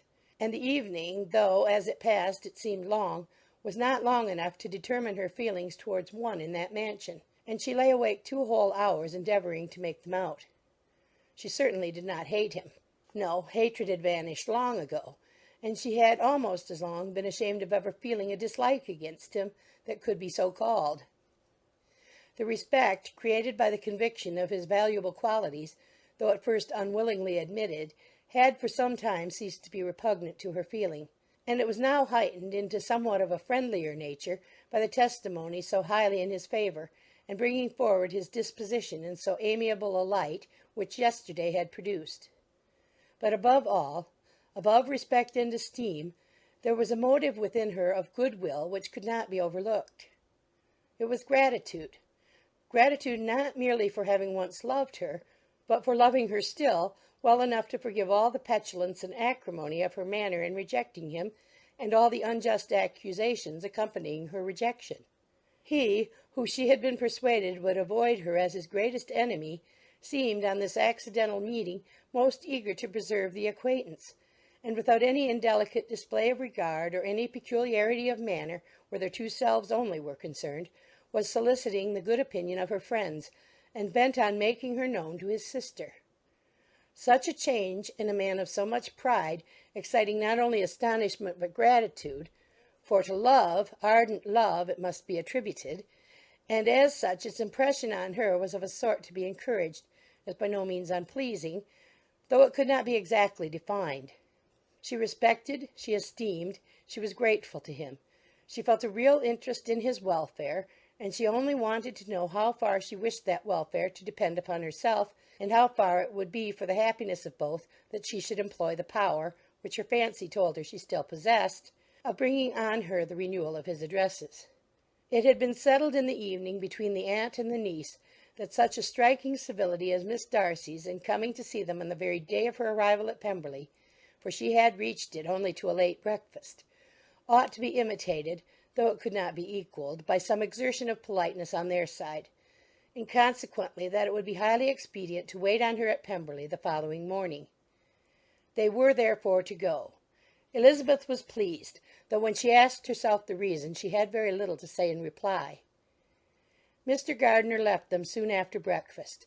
The fishing scheme had been renewed the day before, and a positive engagement made of his meeting some of the gentlemen at Pemberley before noon. End of Chapter 44. Chapter 45. Convinced as Elizabeth now was that Miss Bingley's dislike of her had originated in jealousy, she could not help feeling how unwelcome her appearance at Pemberley must be to her, and was curious to know with how much civility on that lady's side the acquaintance would now be renewed. On reaching the house, they were shown through the hall into the saloon, whose northern aspect rendered it delightful for summer. Its windows opening to the ground admitted a most refreshing view of the high woody hills behind the house, and of the beautiful oaks and Spanish chestnuts which were scattered over the intermediate lawn. In this house they were received by Miss Darcy, who was sitting there with Mrs. Hurst and Miss Bingley, and the lady with whom she lived in London. Georgiana's reception of them was very civil, but attended with all the embarrassment which, though proceeding from shyness and the fear of doing wrong, would easily give to those who felt themselves inferior the belief of her being proud and reserved. Mrs. Gardiner and her niece, however, did her justice, and pitied her. By Mrs. Hurst and Miss Bingley they were noticed only by a curtsy, and on their being seated, a pause, awkward as such pauses must always be, succeeded for a few moments. It was first broken by Mrs. Annesley, a genteel, agreeable-looking woman, whose endeavour to introduce some kind of discourse proved her to be more truly well-bred than either of the others, and between her and Mrs. Gardiner, with occasional help from Elizabeth, the conversation was carried on. Miss Darcy looked as if she wished for courage enough to join in it, and sometimes did venture a short sentence when there was least danger of its being heard. Elizabeth soon saw that she was herself closely watched by Miss Bingley, and that she could not speak a word, especially to Miss Darcy, without calling her attention. This observation would not have prevented her from trying to talk to the latter, had they not been seated at an inconvenient distance. But she was not sorry to be spared the necessity of saying much. Her own thoughts were employing her. She expected every moment that some of the gentlemen would enter the room. She wished, she feared, that the master of the house might be amongst them, and whether she wished or feared it most she could scarcely determine. After sitting in this manner a quarter of an hour without hearing Miss Bingley's voice, Elizabeth was roused by receiving from her a cold inquiry after the health of her family. She answered with equal indifference and brevity, and the others said no more. The next variation which their visit afforded was produced by the entrance of servants with cold meat, cake, and a variety of all the finest fruits in season. But this did not take place till after many a significant look and smile from Mrs. Annesley to Miss Darcy had been given to remind her of her post. There was now employment for the whole party, for though they could not all talk, they could all eat, and the beautiful pyramids of grapes, nectarines, and peaches soon collected them round the table. While thus engaged, Elizabeth had a fair opportunity of deciding whether she most feared or wished for the appearance of Mr. Darcy, by the feelings which prevailed on his entering the room. And then, though but a moment before she had believed her wishes to predominate, she began to regret that he came. He had been some time with Mr. Gardiner, who, with 2 or 3 other gentlemen from the house, was engaged by the river, and had left him only on learning that the ladies of the family intended a visit to Georgiana that morning. No sooner did he appear than Elizabeth wisely resolved to be perfectly easy and unembarrassed, a resolution the more necessary to be made, but perhaps not the more easily kept, because she saw that the suspicions of the whole party were awakened against them, and that there was scarcely an eye which did not watch his behaviour when he first came into the room. In no countenance was attentive curiosity so strongly marked as in Miss Bingley's, in spite of the smiles which overspread her face whenever she spoke to one of its objects. For jealousy had not yet made her desperate, and her attentions to Mr. Darcy were by no means over. Miss Darcy, on her brother's entrance, exerted herself much more to talk, and Elizabeth saw that he was anxious for his sister and herself to get acquainted, and forwarded as much as possible every attempt at conversation on either side. Miss Bingley saw all this likewise, and in the imprudence of anger took the first opportunity of saying, with sneering civility, "Pray, Miss Eliza, are not the Militia removed from Meryton? They must be a great loss to your family." In Darcy's presence she dared not mention Wickham's name, but Elizabeth instantly comprehended that he was uppermost in her thoughts, and the various recollections connected with him gave her a moment's distress. But exerting herself vigorously to repel the ill-natured attack, she presently answered the question in a tolerably detached tone. While she spoke, an involuntary glance showed her Darcy, with a heightened complexion, earnestly looking at her, and his sister overcome with confusion and unable to lift up her eyes. Had Miss Bingley known what pain she was then giving her beloved friend, she undoubtedly would have refrained from the hint, but she had merely intended to discompose Elizabeth by bringing forward the idea of a man to whom she believed her partial, to make her betray a sensibility which might injure her in Darcy's opinion, and perhaps to remind the latter of all the follies and absurdities by which some part of her family were connected with that corps. Not a syllable had ever reached her of Miss Darcy's meditated elopement. To no creature had it been revealed where secrecy was possible, except to Elizabeth. And from all Bingley's connections her brother was particularly anxious to conceal it, from the very wish which Elizabeth had long ago attributed to him of their becoming hereafter her own. He had certainly formed such a plan, and without meaning that it should effect his endeavour to separate him from Miss Bennet, it is probable that it might add something to his lively concern for the welfare of his friend. Elizabeth's collected behaviour, however, soon quieted his emotion, and as Miss Bingley, vexed and disappointed, dared not approach nearer to Wickham, Georgiana also recovered in time, though not enough to be able to speak any more.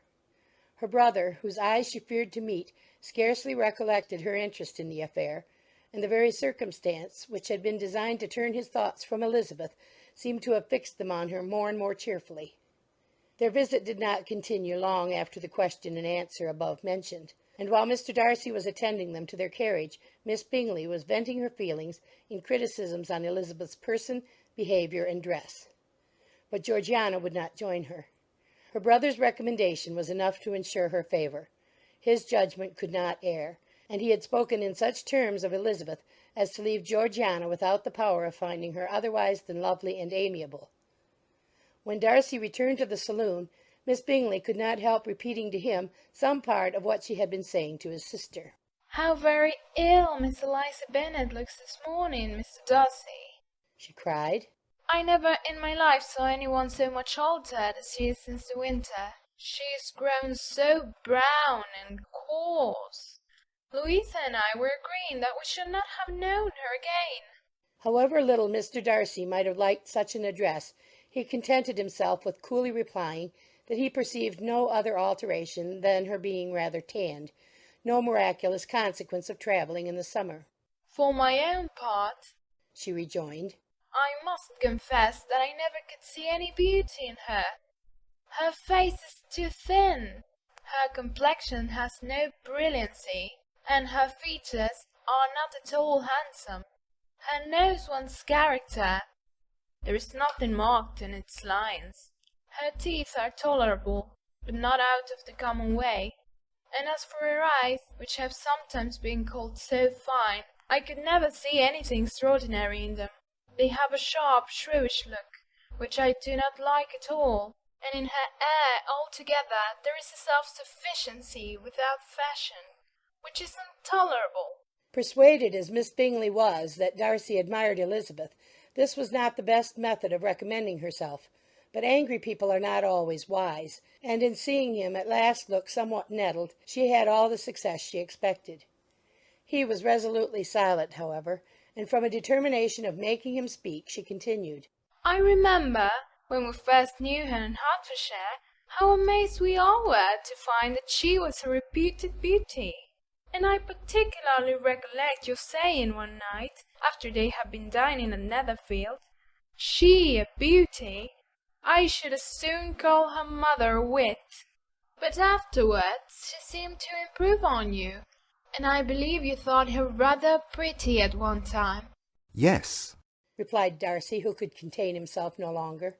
but that was only when I first saw her, for it is many months since I have considered her as one of the handsomest women of my acquaintance. He then went away, and Miss Bingley was left to all the satisfaction of having forced him to say what gave no one any pain but herself. Mrs. Gardiner and Elizabeth talked of all that had occurred during their visit as they returned, except what had particularly interested them both. The look and behaviour of everybody they had seen were discussed, except of the person who had mostly engaged their attention. They talked of his sister, his friends, his house, his fruit, of everything but himself. Yet Elizabeth was longing to know what Mrs. Gardiner thought of him, and Mrs. Gardiner would have been highly gratified by her niece's beginning the subject. End of chapter 45. Chapter 46. Elizabeth had been a good deal disappointed in not finding a letter from Jane on their first arrival at Lambton, and this disappointment had been renewed on each of the mornings that had now been spent there. But on the third her repining was over, and her sister justified by the receipt of 2 letters from her at once, on one of which was marked that it had been missent elsewhere. Elizabeth was not surprised at it, as Jane had written the direction remarkably ill. They had just been preparing to walk as the letters came in, and her uncle and aunt, leaving her to enjoy them in quiet, set off by themselves. The one missed sent must first be attended to. It had been written 5 days ago. The beginning contained an account of all their little parties and engagements, with such news as the country afforded. But the latter half, which was dated a day later, and written in evident agitation, gave more important intelligence. It was to this effect. Since writing the above, dearest Lizzie, something has occurred of a most unexpected and serious nature, but I am afraid of alarming you. Be assured that we are all well. What I have to say relates to poor Lydia. An express came at 12 last night, just as we were all gone to bed, from Colonel Forster, to inform us that she was gone off to Scotland with one of his officers, to own the truth, with Wickham. Imagine our surprise. To Kitty, however, it does not seem so wholly unexpected. I am very, very sorry. So imprudent a match on both sides. But I am willing to hope the best, and that his character has been misunderstood. Thoughtless and indiscreet, I can easily believe him. But this step, and let us rejoice over it, marks nothing bad at heart. His choice is disinterested at least, for he must know my father can give her nothing. Our poor mother is sadly grieved. My father bears it better. How thankful am I that we never let them know what has been said against him. We must forget it ourselves. They were off Saturday night about 12, as is conjectured, but were not missed till yesterday morning at 8. The express was sent off directly. My dear Lizzie, they must have passed within 10 miles of us. Colonel Forster gives us reason to expect him here soon. Lydia left a few lines for his wife, informing her of their intention. I must conclude, for I cannot be long from my poor mother. I am afraid you will not be able to make it out, but I hardly know what I have written. Without allowing herself time for consideration, and scarcely knowing what she felt, Elizabeth, on finishing this letter, instantly seized the other, and opening it with the utmost impatience, read as follows. It had been written a day later than the conclusion of the first. By this time, my dearest sister, you have received my hurried letter. I wish this may be more intelligible, but though not confined for time, my head is so bewildered that I cannot answer for being coherent. Dearest Lizzie, I hardly know what I would write, but I have bad news for you, and it cannot be delayed. Imprudent as a marriage between Mr. Wickham and our poor Lydia would be, we are now anxious to be assured that it has taken place, for there is but too much reason to fear they are not gone to Scotland. Colonel Forster came yesterday, having left Brighton the day before, not many hours after the express. Though Lydia's short letter to Mrs. F. gave them to understand that they were going to Gretna Green, something was dropped by Denny expressing his belief that W. never intended to go there or to marry Lydia at all, which was repeated to Colonel F., who, instantly taking the alarm, set off from B. intending to trace their route. He did trace them easily to Clapham, but no farther, for on entering that place they removed into a hackney coach and dismissed the chaise that brought them from Epsom. All that is known after this is that they were seen to continue the London road. I know not what to think. After making every possible enquiry on that side of London, Colonel F. came on into Hertfordshire, anxiously renewing them at all the turnpikes, and at the inns in Barnet and Hatfield, but without any success. No such people had been seen to pass through. With the kindest concern he came on to Longbourn, and broke his apprehensions to us in a manner most creditable to his heart. I am sincerely grieved for him and Mrs. F., but no one can throw any blame on them. Our distress, my dear Lizzie, is very great. My father and mother believe the worst, but I cannot think so ill of him. Many circumstances might make it more eligible for them to be married privately in town than to pursue their first plan, and even if he could form such a design against a young woman of Lydia's connections, which is not likely, can I suppose her so lost to everything? Impossible. I grieve to find, however, that Colonel F. is not disposed to depend upon their marriage. He shook his head when I expressed my hopes, and said he feared W. was not a man to be trusted. My poor mother is really ill and keeps her room. Could she exert herself, it would be better, but this is not to be expected. And as to my father, I never in my life saw him so affected. Poor Kitty has anger for having concealed their attachment, but as it was a matter of confidence, one cannot wonder. I am truly glad, dearest Lizzie, that you have been spared something of these distressing scenes. But now, as the first shock is over, shall I own that I long for your return? I am not so selfish, however, as to press for it, if inconvenient. Adieu. I take up my pen again to do what I have just told you I would not, but circumstances are such that I cannot help earnestly begging you all to come here as soon as possible. I know my dear uncle and aunt so well that I am not afraid of requesting it, though I have still something more to ask of the former. My father is going to London with Colonel Forster instantly to try to discover her. What he means to do, I am sure I know not, but his excessive distress will not allow him to pursue any measure in the best and safest way, and Colonel Forster is obliged to be at Brighton again to-morrow evening. In such an exigence my uncle's advice and assistance would be everything in the world. He will immediately comprehend what I must feel, and I rely upon his goodness. Oh, where is my uncle? cried Elizabeth, darting from her seat as she finished the letter in eagerness to follow him without losing a moment of the time so precious. But as she reached the door it was opened by a servant, and Mr. Darcy appeared. Her pale face and impetuous manner made him start, and before he could recover himself to speak, she, in whose mind every idea was superseded by Lydia's situation, hastily exclaimed, I beg your pardon, but I must leave you. I must find Mr. Gardiner this moment on business that cannot be delayed. I have not an instant to lose. Good God, what is the matter? cried he, with more feeling than politeness. Then, recollecting himself, I will not detain you a minute, but let me, or let the servant go after Mr. and Mrs. Gardiner.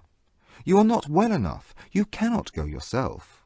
Elizabeth hesitated, but her knees trembled under her, and she felt how little would be gained by her attempting to pursue them. Calling back the servant, therefore, she commissioned him, though in so breathless an accent as made her almost unintelligible, to fetch his master and mistress home instantly. On his quitting the room, she sat down, unable to support herself, and looking so miserably ill that it was impossible for Darcy to leave her, or to refrain from saying, in a tone of gentleness and commiseration, Let me call your maid. Is there nothing you could take to give you present relief? A glass of wine. Shall I get you one? You are very ill. No, I thank you, she replied, endeavouring to recover herself. There is nothing the matter with me. I am quite well. I am only distressed by some dreadful news which I have just received from Longbourn. She burst into tears as she alluded to it, and for a few minutes could not speak another word. Darcy, in wretched suspense, could only say something indistinctly of his concern, and observe her in compassionate silence. At length she spoke again. I have just had a letter from Jane with such dreadful news. It cannot be concealed from anyone. My younger sister has left all her friends, has eloped, has thrown herself into the power of Mr. Wickham. They are gone off together from Brighton. You know him too well to doubt the rest. She has no money, no connections, nothing that can tempt him to. She is lost for ever. Darcy was fixed in astonishment.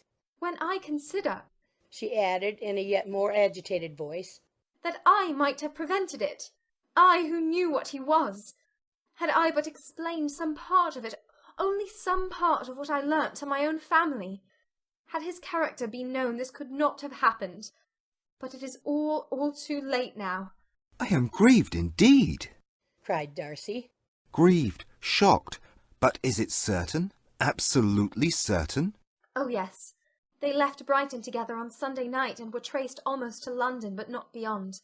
They are certainly not gone to Scotland. And what has been done? What has been attempted to recover her? My father has gone to London, and Jane has written to beg my uncle's immediate assistance, and we shall be off, I hope, in half an hour. But nothing can be done. I know very well that nothing can be done. How is such a man to be worked on? How are they even to be discovered? I have not the smallest hope. It is every way horrible. Darcy shook his head in silent acquiescence. When my eyes were opened to his real character, oh, had I known what I ought, what I dared to do! But I knew not. I was afraid of doing too much. Wretched, wretched mistake! Darcy made no answer. He seemed scarcely to hear her, and was walking up and down the room in earnest meditation, his brow contracted, his air gloomy. Elizabeth soon observed and instantly understood it. Her power was sinking. Everything must sink under such a proof of family weakness, such an assurance of the deepest disgrace. She could neither wonder nor condemn, but the belief of his self-conquest brought nothing consolatory to her bosom, afforded no palliation of her distress. It was, on the contrary, exactly calculated to make her understand her own wishes, and never had she so honestly felt that she could have loved him as now, when all love must be vain. But self, though it would intrude, could not engross her.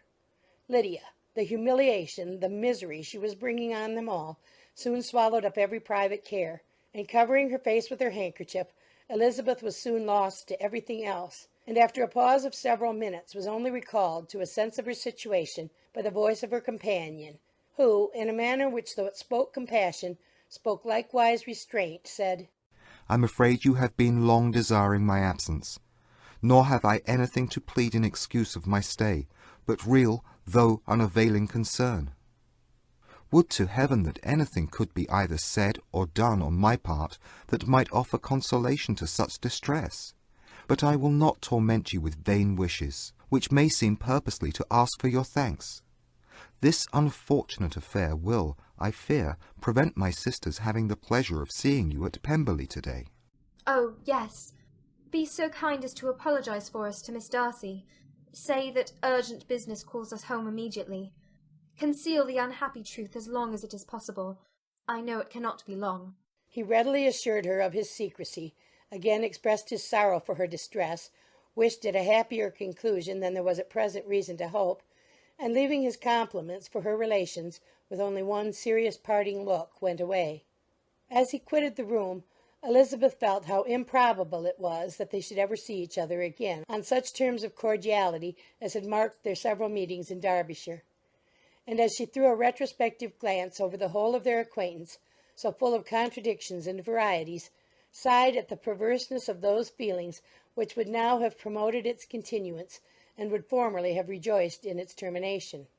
If gratitude and esteem are good foundations of affection, Elizabeth's change of sentiment will be neither improbable nor faulty. But if otherwise, if regard, springing from such sources, is unreasonable or unnatural, in comparison of what is so often described as arriving on a first interview with its object, and even before 2 words have been exchanged, nothing can be said in her defence, except that she had given somewhat of a trial to the latter method in her partiality for Wickham, and that its ill success might, perhaps, authorize her to seek the other less interesting mode of attachment. Be that as it may, she saw him go with regret, and in this early example of what Lydia's infamy must produce, found additional anguish as she reflected on that wretched business. Never since reading Jane's second letter had she entertained a hope of Wickham's meaning to marry her. No one but Jane, she thought, could flatter herself with such an expectation.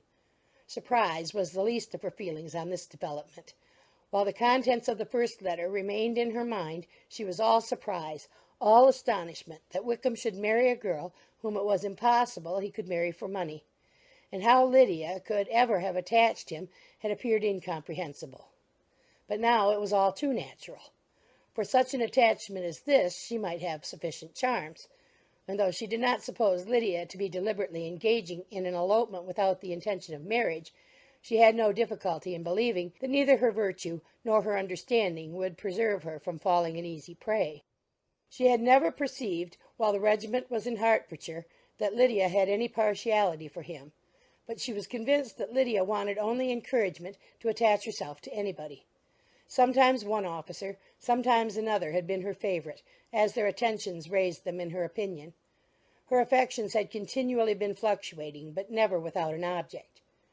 The mischief of neglect and mistaken indulgence towards such a girl, oh, how acutely did she now feel it! She was wild to be at home, to hear, to see, to be upon the spot, to share with Jane in the cares that must now fall wholly upon her in a family so deranged, a father absent, a mother incapable of exertion and requiring constant attendance, and though almost persuaded that nothing could be done for Lydia, her uncle's interference seemed of the utmost importance, and till he entered the room her impatience was severe. Mr. and Mrs. Gardiner had hurried back in alarm, supposing by the servant's account that their niece was taken suddenly ill. But satisfying them instantly on that head, she eagerly communicated the cause of their summons, reading the 2 letters aloud, and dwelling on the postscript of the last with trembling energy. Though Lydia had never been a favourite with them, Mr. and Mrs. Gardiner could not but be deeply afflicted. Not Lydia only, but all were concerned in it, and after the first exclamations of surprise and horror, Mr. Gardiner promised every assistance in his power. Elizabeth, though expecting no less, thanked him with tears of gratitude, and all 3, being actuated by one spirit, everything relating to their journey was speedily settled. They were to be off as soon as possible. "But what is to be done about Pemberley?" cried Mrs. Gardiner. "John told us Mr. Darcy was here when you sent for us. Was it so?" Yes, and I told him we should not be able to keep our engagement. That is all settled. "What is all settled?" repeated the other, as she ran into her room to prepare. "And they are upon such terms as for her to disclose the real truth? Oh, that I knew how it was!" But wishes were vain, or at least could only serve to amuse her in the hurry and confusion of the following hour. Had Elizabeth been at leisure to be idle, she would have remained certain that all employment was impossible to one so wretched as herself. But she had her share of business as well as her aunt, and amongst the rest there were notes to be written to all their friends at Lambton, with false excuses for their sudden departure. An hour, however, saw the whole completed, and Mr. Gardiner, meanwhile having settled his account at the inn, nothing remained to be done but to go. And Elizabeth, after all the misery of the morning, found herself in a shorter space of time than she could have supposed, seated in the carriage and on the road to Longbourn. End of chapter 46. Chapter 47. "I have been thinking it over again, Elizabeth," said her uncle as they drove from the town, "and really, upon serious consideration, I am much more inclined than I was to judge as your elder sister does on the matter. It appears to me so very unlikely that any young man should form such a design against a girl who was by no means unprotected or friendless, and who was actually staying in his colonel's family, that I am strongly inclined to hope the best. Could he expect that her friends would not step forward? Could he expect to be noticed again by the regiment after such an affront to Colonel Forster? His temptation is not adequate to the risk." Do you really think so? cried Elizabeth, brightening up for a moment. "Upon my word," said Mrs. Gardiner, "I begin to be of your uncle's opinion. It is really too great a violation of decency, honour, and interest for him to be guilty of. I cannot think so very ill of Wickham. Can you yourself, Lizzie, so wholly give him up as to believe him capable of it?" Not, perhaps, of neglecting his own interest, but of every other neglect I can believe him capable, if indeed it should be so. But I dare not hope it. Why should they not go on to Scotland if that had been the case? "In the first place," replied Mr. Gardiner, "there is no absolute proof that they are not gone to Scotland." Oh, but their removing from the chaise into a hackney coach is such a presumption. And besides, no traces of them were to be found on the Bonnet Road. "Well then, supposing them to be in London, they may be there, though for the purpose of concealment, for no more exceptional purpose. It is not likely that money should be very abundant on either side, and it might strike them that they could be more economically, though less expeditiously, married in London than in Scotland." But why all this secrecy? Why any fear of detection? Why must their marriage be private? Oh, no, no, this is not likely. His most particular friend, you see by Jane's account, was persuaded of his never intending to marry her. Wickham will never marry a woman without some money. He cannot afford it. And what claims has Lydia? What attraction has she beyond youth, health, and good humour that could make him, for her sake, forego every chance of benefiting himself by marrying well? As to what restraint the apprehensions of disgrace in the corps might throw on a dishonourable elopement with her, I am not able to judge, for I know nothing of the effects that such a step might produce. But as to your other objection, I am afraid it will hardly hold good. Lydia has no brothers to step forward, and he might imagine, from my father's behaviour, from his indolence and the little attention he has ever seemed to give to what was going forward in his family, that he would do as little and think as little about it as any father could do in such a matter. But can you think that Lydia is so lost to everything but love of him as to consent to live with him on any terms other than marriage? It does seem, and it is most shocking indeed, replied Elizabeth, with tears in her eyes, that a sister's sense of decency and virtue in such a point should admit of doubt. But really I know not what to say. Perhaps I am not doing her justice. But she is very young. She has never been taught to think on serious subjects, and for the last half-year, nay, for a 12-month, she has been given up to nothing but amusement and vanity. She has been allowed to dispose of her time in the most idle and frivolous manner, and to adopt any opinions that came in her way. Since the Blankshire were first quartered in Meryton, nothing but love, flirtation, and offices have been in her head. She has been doing everything in her power by thinking and talking on the subject to give greater, what shall I call it, susceptibility to her feelings, which are naturally lively enough. And we all know that Wickham has every charm of person and address that can captivate a woman. But you see that Jane, said her aunt, does not think so very ill of Wickham as to believe him capable of the attempt. Of whom does Jane ever think ill? And who is there, whatever might be their former conduct, that she would think capable of such an attempt till it were proved against them? But Jane knows as well as I do what Wickham really is. We both know that he has been profligate in every sense of the word, that he has neither integrity nor honour, that he is as false and deceitful as he is insinuating. And do you really know all this? cried Mrs. Gardiner, whose curiosity as to the mode of her intelligence was all alive. I do indeed, replied Elizabeth, colouring. I told you the other day of his infamous behaviour to Mr. Darcy, and you yourself, when last at Longbourn, heard in what manner he spoke of the man who had behaved with such forbearance and liberality towards him. And there are other circumstances which I am not at liberty, which it is not worth while to relate, but his lies about the whole Pemberley family are endless. From what he said of Miss Darcy, I was thoroughly prepared to see a proud, reserved, disagreeable girl. Yet he knew to the contrary himself. He must know that she was as amiable and unpretending as we have found her. But does Lydia know nothing of this? Can she be ignorant of what you and Jane seem so well to understand? Oh yes, that is the worst of all. Till I was in Kent, and saw so much both of Mr. Darcy and his relation Colonel Fitzwilliam, I was ignorant of the truth myself. And when I returned home, the Blankshire was to leave Meryton in a week or fortnight's time.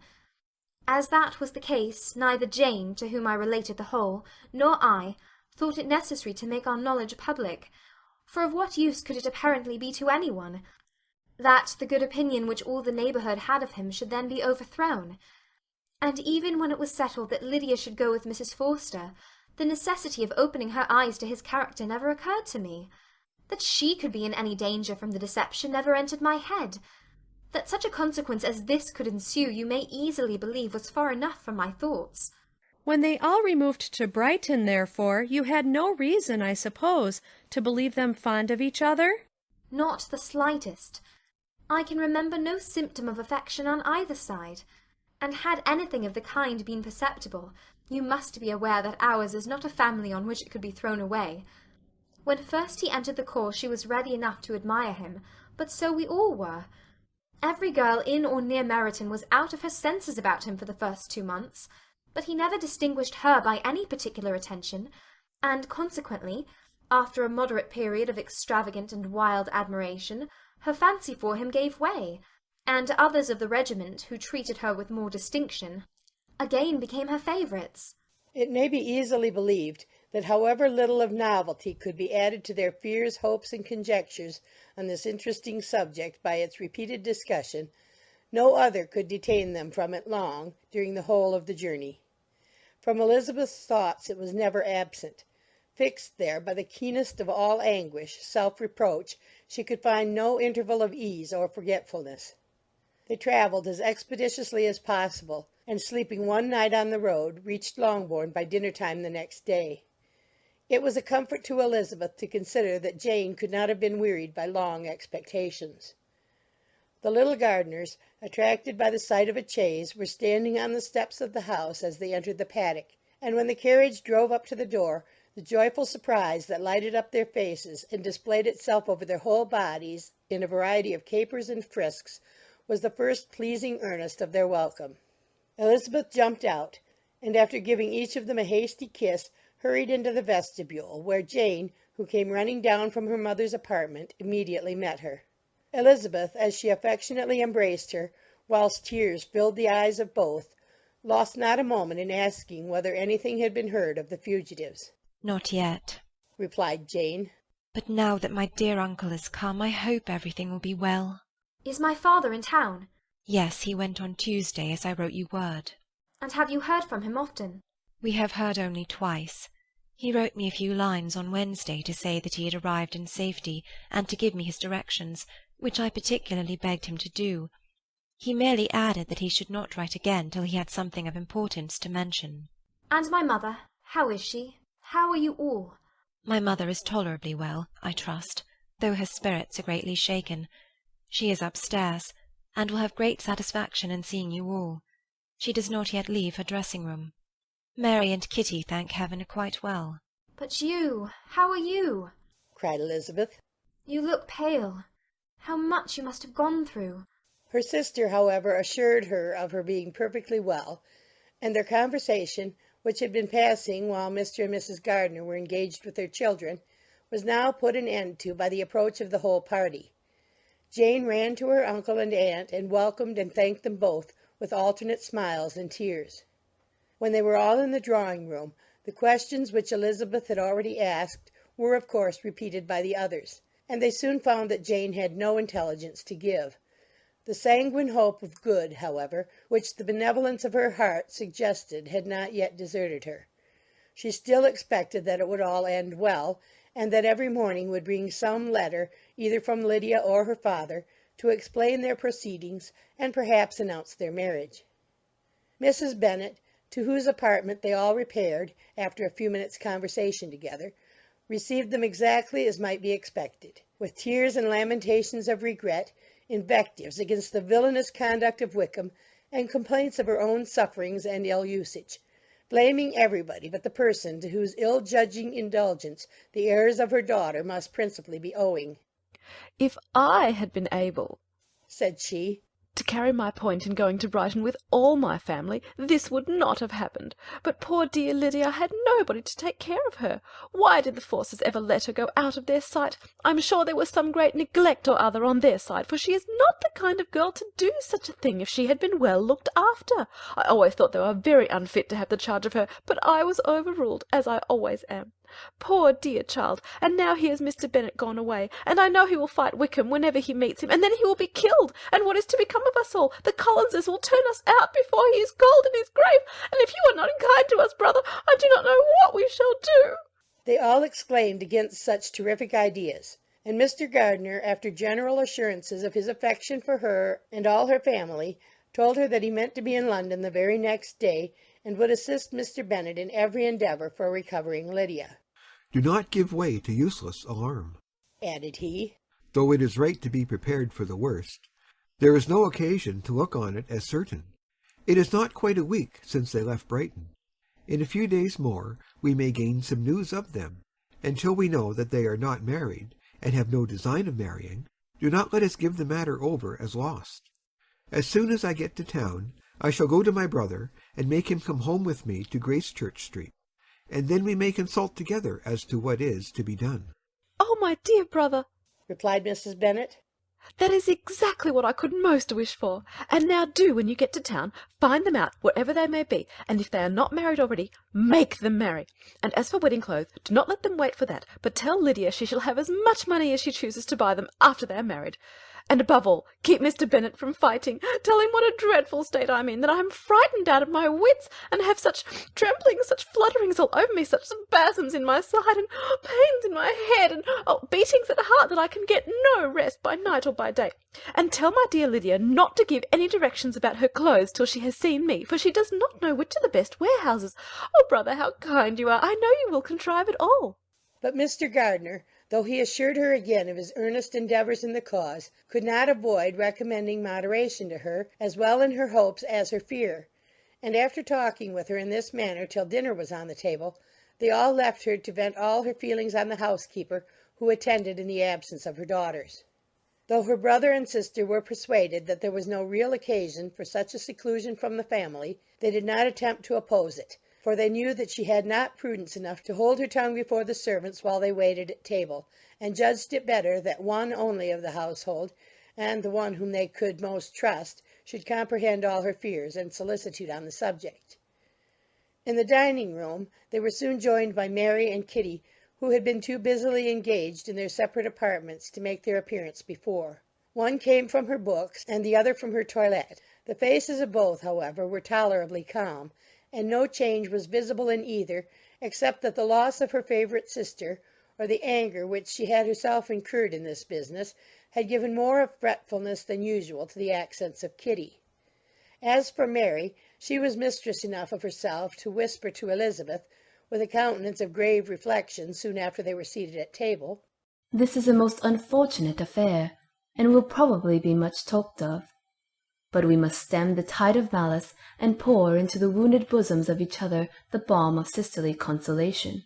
Then, perceiving in Elizabeth no inclination of replying, she added, "Unhappy as the event must be for Lydia, we may draw from it this useful lesson, that loss of virtue in a female is irretrievable, that one false step involves her in endless ruin, that her reputation is no less brittle than it is beautiful, and that she cannot be too much guarded in her behaviour towards the undeserving of the other sex." Elizabeth lifted up her eyes in amazement, but was too much oppressed to make any reply. Mary, however, continued to console herself with such kind of moral extractions from the evil before them. In the afternoon the two elder Miss Bennets were able to be for half an hour by themselves, and Elizabeth instantly availed herself of the opportunity of making any inquiries which Jane was equally eager to satisfy. After joining in general lamentations over the dreadful sequel of this event, which Elizabeth considered as all but certain, and Miss Bennet could not assert to be wholly impossible, the former continued the subject by saying, "But tell me all and everything about it which I have not already heard. Give me further particulars. What did Colonel Forster say? Had they no apprehension of anything before the elopement took place? They must have seen them together for ever." Colonel Forster did own that he had often suspected some partiality, especially on Lydia's side, but nothing to give him any alarm. I am so grieved for him. His behaviour was attentive and kind to the utmost. He was coming to us in order to assure us of his concern, before he had any idea of their not being gone to Scotland. When that apprehension first got abroad, it hastened his journey. And was Denny convinced that Wickham would not marry? Did he know of their intending to go off? Had Colonel Forster seen Denny himself? Yes, but when questioned by him, Denny denied knowing anything of their plans, and would not give his real opinion about it. He did not repeat his persuasion of their not marrying, and from that, I am inclined to hope, he might have been misunderstood before. And till Colonel Forster came himself, not one of you entertained a doubt, I suppose, of their being really married? How was it possible that such an idea should enter our brains? I felt a little uneasy, a little fearful of my sister's happiness with him in marriage, because I knew that his conduct had not always been quite right. My father and mother knew nothing of that. They only felt how imprudent a match it must be. Kitty then owned, with a very natural triumph on knowing more than the rest of us, that in Lydia's last letter she had prepared her for such a step. She had known, it seems, of their being in love with each other many weeks. But not before they went to Brighton? No, I believe not. And did Colonel Forster appear to think well of Wickham himself? Does he know his real character? I must confess that he did not speak so well of Wickham as he formerly did. He believed him to be imprudent and extravagant, and since this sad affair has taken place, it is said that he left Meryton greatly in debt, but I hope this may be false. Oh, Jane, had we been less secret, had we told what we knew of him, this could not have happened. Perhaps it would have been better, replied her sister. But to expose the former faults of any person without knowing what their present feelings were seemed unjustifiable. We acted with the best intentions. Could Colonel Forster repeat the particulars of Lydia's note to his wife? He brought it with him for us to see. Jane then took it from her pocket-book and gave it to Elizabeth. These were the contents. My dear Harriet, you will laugh when you know where I am gone, and I cannot help laughing myself at your surprise tomorrow morning, as soon as I am missed. I am going to Gretna Green, and if you cannot guess with who, I shall think you a simpleton, for there is but one man in the world I love, and he is an angel. I shall never be happy without him, so think it no harm to be off. You need not send them word at Longbourn of my going, if you do not like it, for it will make the surprise the greater when I write to them and sign my name Lydia Wickham. What a good joke it will be! I can hardly write for laughing. Pray make my excuses to Pratt for not keeping my engagement and dancing with him tonight. Tell him I hope he will excuse me when he knows all, and tell him I will dance with him at the next ball we meet, with great pleasure. I shall send for my clothes when we get to Longbourn, but I wish you would tell Sally to mend a great slit in my worked muslin gown before they are packed up. Good-bye. Give my love to Colonel Forster. I hope you will drink to our good journey. Your affectionate friend, Lydia Bennet. Oh, thoughtless, thoughtless Lydia! cried Elizabeth when she had finished it. What a letter is this to be written at such a moment! But at least it shows that she was serious on the subject of their journey. Whatever he might afterwards persuade her to, it was not on her side a scheme of infamy. My poor father! How he must have felt it! I never saw anyone so shocked. He could not speak a word for full 10 minutes. My mother was taken ill immediately, and the whole house in such confusion. Oh, Jane! cried Elizabeth. Was there a servant belonging to it who did not know the whole story before the end of the day? I do not know. I hope there was. But to be guarded at such a time is very difficult. My mother was in hysterics, and though I endeavoured to give her every assistance in my power, I am afraid I did not do so much as I might have done. But the horror of what might possibly happen almost took from me my faculties. Your attendance upon her has been too much for you. You do not look well. Oh, that I had been with you! You have had every care and anxiety upon yourself alone.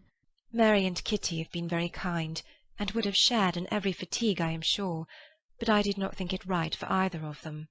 Kitty is slight and delicate, and Mary studies so much that her hours of repose should not be broken in on.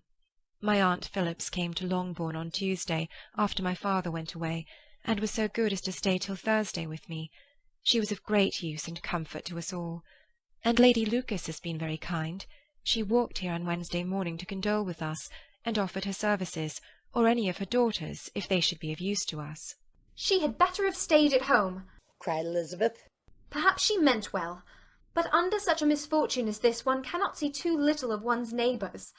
Assistance is impossible, condolence insufferable. Let them triumph over us at a distance and be satisfied. She then proceeded to inquire into the measures which her father had intended to pursue while in town for the recovery of his daughter. He meant, I believe, replied Jane, to go to Epsom, the place where they last changed horses, see the postillions, and try if anything could be made out from them. His principal object must be to discover the number of the hackney coach which took them from Clapham. It had come with a fare from London, and as he thought that the circumstance of a gentleman and ladies removing from one carriage into another might be remarked, he meant to make inquiries at Clapham. If he could anyhow discover at what house the coachman had before set down his fare, he determined to make inquiries there, and hoped it might not be impossible to find out the stand and number of the coach. I do not know of any other designs that he had formed, but he was in such a hurry to be gone, and his spirit so greatly discomposed, that I had difficulty in finding out even so much as this.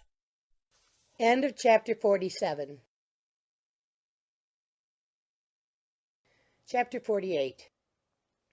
The whole party were in hopes of a letter from Mr. Bennet the next morning, but the post came in without bringing a single line from him. His family knew him to be, on all common occasions, a most negligent and dilatory correspondent, but at such a time they had hoped for exertion. They were forced to conclude that he had no pleasing intelligence to send, but even of that they would have been glad to be certain. Mr. Gardiner had waited only for the letters before he set off.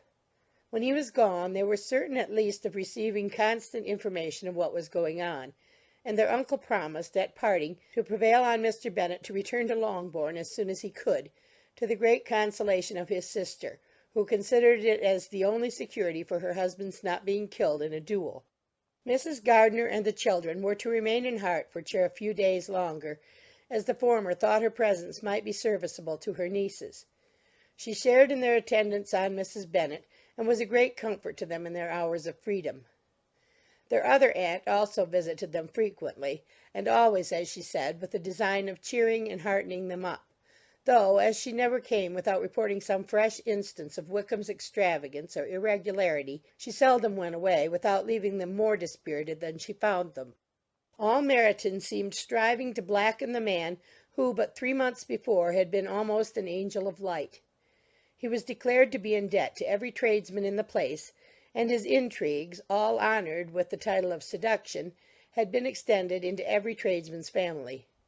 Everybody declared that he was the wickedest young man in the world, and everybody began to find out that they had always distrusted the appearance of his goodness.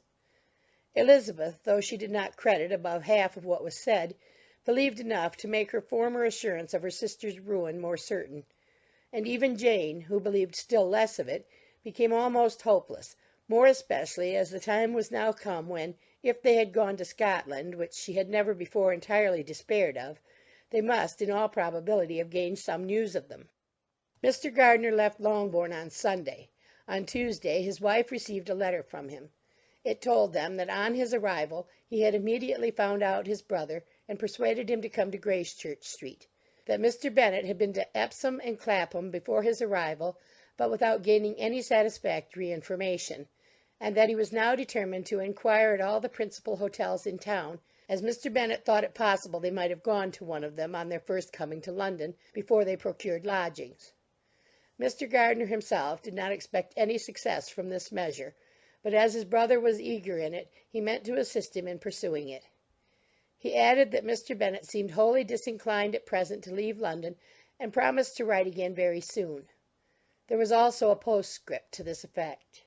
I have written to Colonel Forster to desire him to find out, if possible, from some of the young man's intimates in the regiment, whether Wickham has any relations or connections who would be likely to know in what part of town he has now concealed himself. If there were any one that one could apply to with a probability of gaining such a clue as that, it might be of essential consequence. At present we have nothing to guide us. Colonel Forster will, I dare say, do everything in his power to satisfy us on this head. But, on second thoughts, perhaps Lizzie could tell us what relations he has now living, better than any other person. Elizabeth was at no loss to understand from whence this deference to her authority proceeded, but it was not in her power to give any information of so satisfactory a nature as the compliment deserved. She had never heard of his having had any relations except a father and mother, both of whom had been dead many years. It was possible, however, that some of his companions in the shire might be able to give more information, and though she was not very sanguine in expecting it, the application was a something to look forward to. Every day at Longbourn was now a day of anxiety, but the most anxious part of each was when the post was expected. The arrival of letters was the grand object of every morning's impatience. Through letters, whatever of good or bad was to be told would be communicated, and every succeeding day was expected to bring some news of importance. But before they heard again from Mr. Gardiner, a letter arrived for their father from a different quarter, from Mr. Collins, which, as Jane had received directions to open all that came for him in his absence, she accordingly read. And Elizabeth, who knew what curiosities his letters always were, looked over her and read it likewise. It was as follows. My dear Sir, I feel myself called upon, by our relationship and my situation in life, to condole with you on the grievous affliction you are now suffering under, of which we were yesterday informed by a letter from Hertfordshire. Be assured, my dear Sir, that Mrs. Collins and myself sympathize with you and all your respectable family in your present distress, which must be of the bitterest kind, because proceeding from a cause which no time can remove. No arguments shall be wanting on my part that can alleviate so severe a misfortune, or that may comfort you under a circumstance that must be of all others the most afflicting to a parent's mind. The death of your daughter would have been a blessing in comparison to this, and it is the more to be lamented because there is reason to suppose, as my dear Charlotte informs me, that this licentiousness of behaviour in your daughter has proceeded from a faulty degree of indulgence, though at the same time, for the consolation of yourself and Mrs. Bennet, I am inclined to think that her own disposition must be naturally bad, or she could not be guilty of such an enormity at so early an age. Howsoever that may be, you are grievously to be pitied, in which opinion I am not only joined by Mrs. Collins, but likewise by Lady Catherine and her daughter, to whom I have related the affair. They agree with me in apprehending that this false step in one daughter will be injurious to the fortunes of all the others, for who, as Lady Catherine herself condescendingly says, will connect themselves with such a family? And this consideration leads me moreover to reflect with augmented satisfaction on a certain event of last November, for had it been otherwise, I might have been involved in all your sorrow and disgrace. Let me then advise you, dear sir, to console yourself as much as possible, to throw off your unworthy child from your affection forever, and leave her to reap the fruits of her own heinous offence. I am, dear sir, etc., etc. Mr. Gardiner did not write again till he had received an answer from Colonel Forster, and then he had nothing of a pleasant nature to send. It was not known that Wickham had a single relationship with whom he kept up any connection, and it was certain that he had no near one living. His former acquaintances had been numerous, but since he had been in the militia it did not appear that he was on terms of particular friendship with any of them. There was no one, therefore, who could be pointed out as likely to give any news of him, and in the wretched state of his own finances there was a very powerful motive for secrecy in addition to his fear of discovery by Lydia's relations, for it had just transpired that he had left gaming debts behind him to a very considerable amount. Colonel Forster believed that more than £1,000 would be necessary to clear his expenses at Brighton. He owed a good deal in town, but his debts of honour were still more formidable. Mr. Gardiner did not attempt to conceal these particulars from the Longbourn family. Jane heard them with horror. "A gamester!" she cried. "This is wholly unexpected. I had not an idea of it." Mr. Gardiner added in his letter that they might expect to see their father at home on the following day, which was Saturday. Rendered spiritless by the ill success of all their endeavours, he had yielded to his brother-in-law's entreaty that he would return to his family, and leave it to him to do whatever occasion might suggest to be advisable for continuing their pursuit. When Mrs. Bennet was told of this, she did not express so much satisfaction as her children expected, considering what her anxiety for his life had been before. "What? Is he coming home, and without poor Lydia?" she cried. "Surely he will not leave London before he has found them. Who is to fight Wickham, and make him marry her if he comes away?" As Mrs. Gardiner began to wish to be at home, it was settled that she and the children should go to London at the same time that Mr. Bennet came from it. The coach, therefore, took them the first stage of their journey, and brought its master back to Longbourn. Mrs. Gardiner went away in all the perplexity about Elizabeth and her Derbyshire friend that had attended her from that part of the world. His name had never been voluntarily mentioned before them by her niece, and the kind of half expectation which Mrs. Gardiner had formed of their being followed by a letter from him had ended in nothing. Elizabeth had received none since her return that could come from Pemberley. The present unhappy state of the family rendered any other excuse for the lowness of her spirits unnecessary. Nothing, therefore, could be fairly conjectured from that, though Elizabeth, who was by this time tolerably well acquainted with her own feelings, was perfectly aware that had she known nothing of Darcy, she could have borne the dread of Lydia's infamy somewhat better.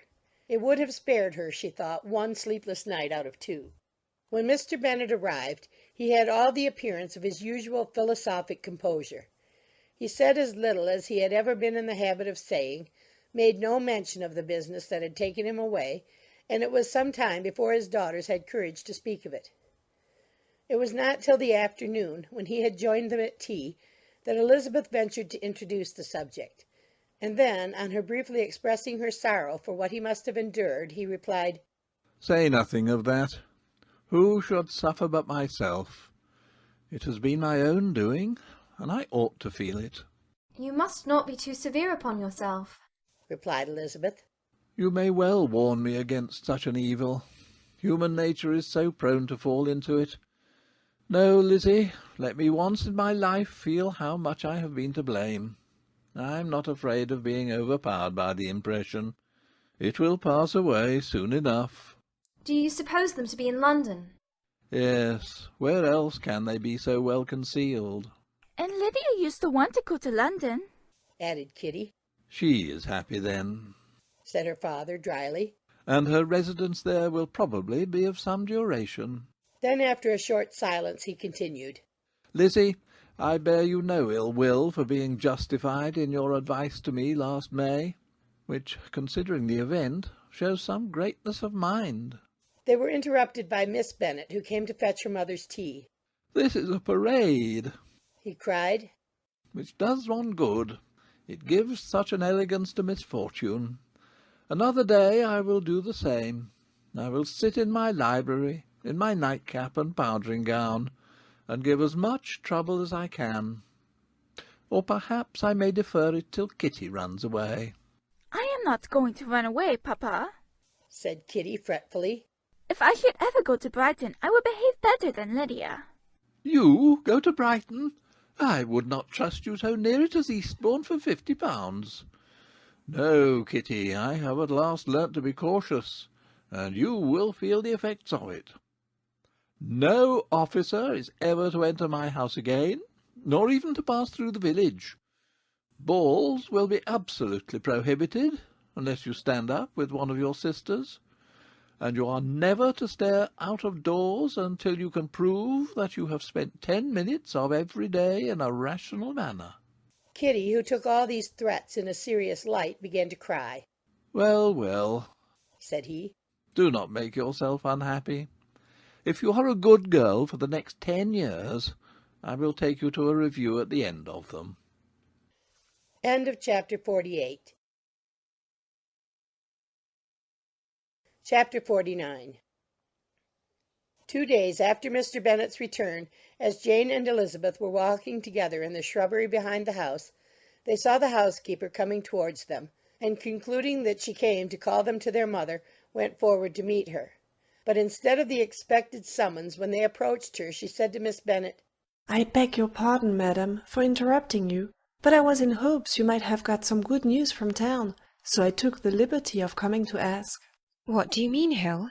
We have heard nothing from town. "Dear madam," cried Mrs. Hill in great astonishment, "don't you know there is an express come for master from Mr. Gardiner? He has been here this half hour, and master has had a letter." Away ran the girls, too eager to get in to have time for speech. They ran through the vestibule into the breakfast-room, from thence to the library. Their father was in neither, and they were on the point of seeking him upstairs with their mother, when they were met by the butler, who said, "If you are looking for my master, ma'am, he is walking towards the little copse." Upon this information, they instantly passed through the hall once more, and ran across the lawn after their father, who was deliberately pursuing his way towards a small wood on one side of the paddock. Jane, who was not so light nor so much in the habit of running as Elizabeth, soon lagged behind, while her sister, panting for breath, came up with him and eagerly cried out, "Oh, Papa, what news? What news? Have you heard from my uncle?" Yes, I have had a letter from him by express. Well, and what news does it bring? Good or bad? What is there of good to be expected? said he, taking the letter from his pocket. But perhaps you would like to read it. Elizabeth impatiently caught it from his hand. Jane now came up.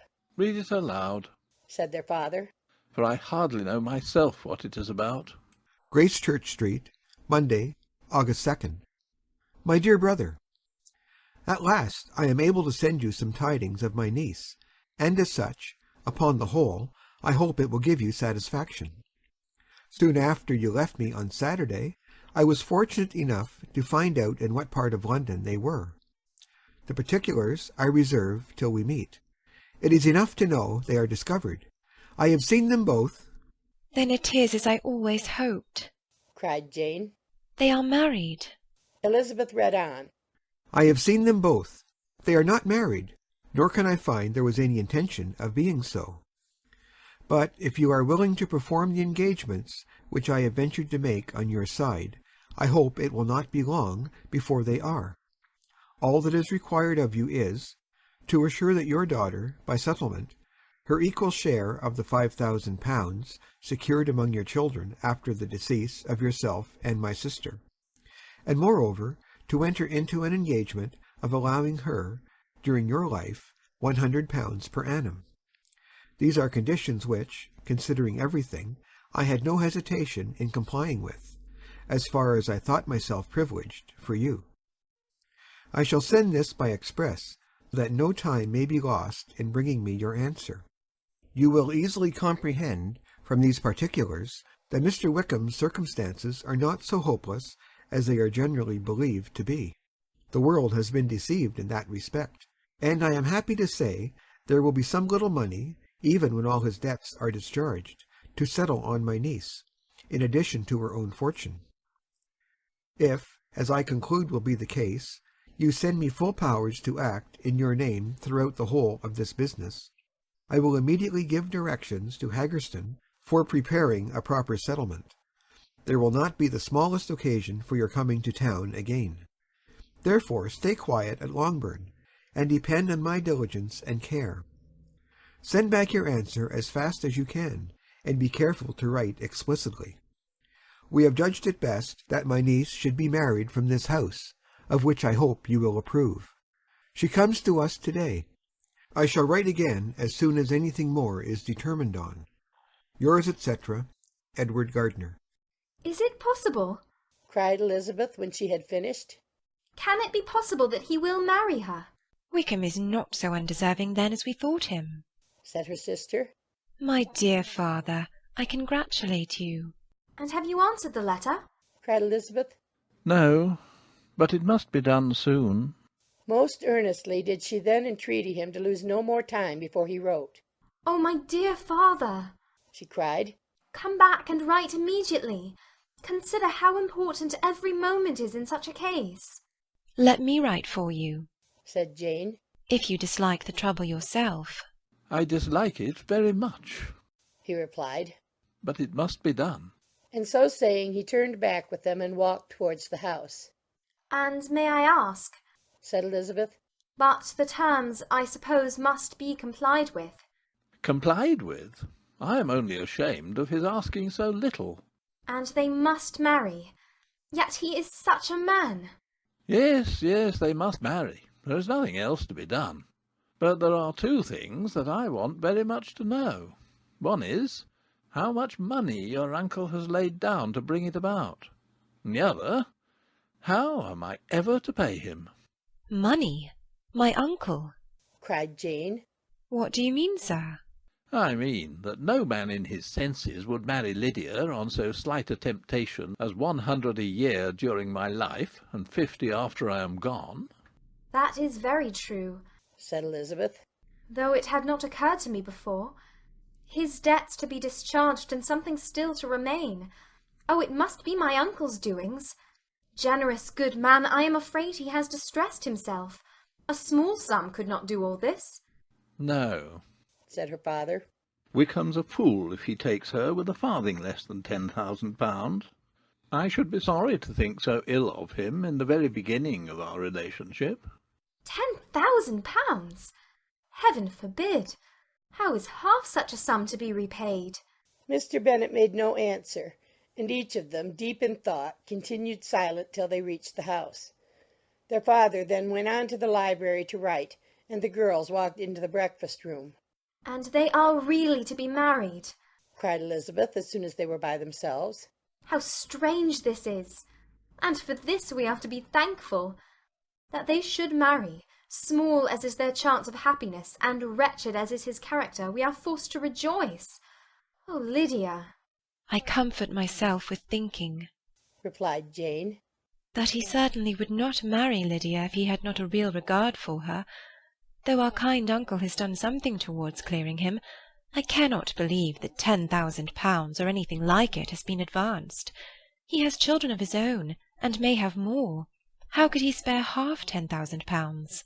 If he were ever able to learn what Wickham's debts have been, said Elizabeth, and how much is settled on his side on our sister, we shall exactly know what Mr. Gardiner has done for them, because Wickham has not sixpence of his own. The kindness of my uncle and aunt can never be requited.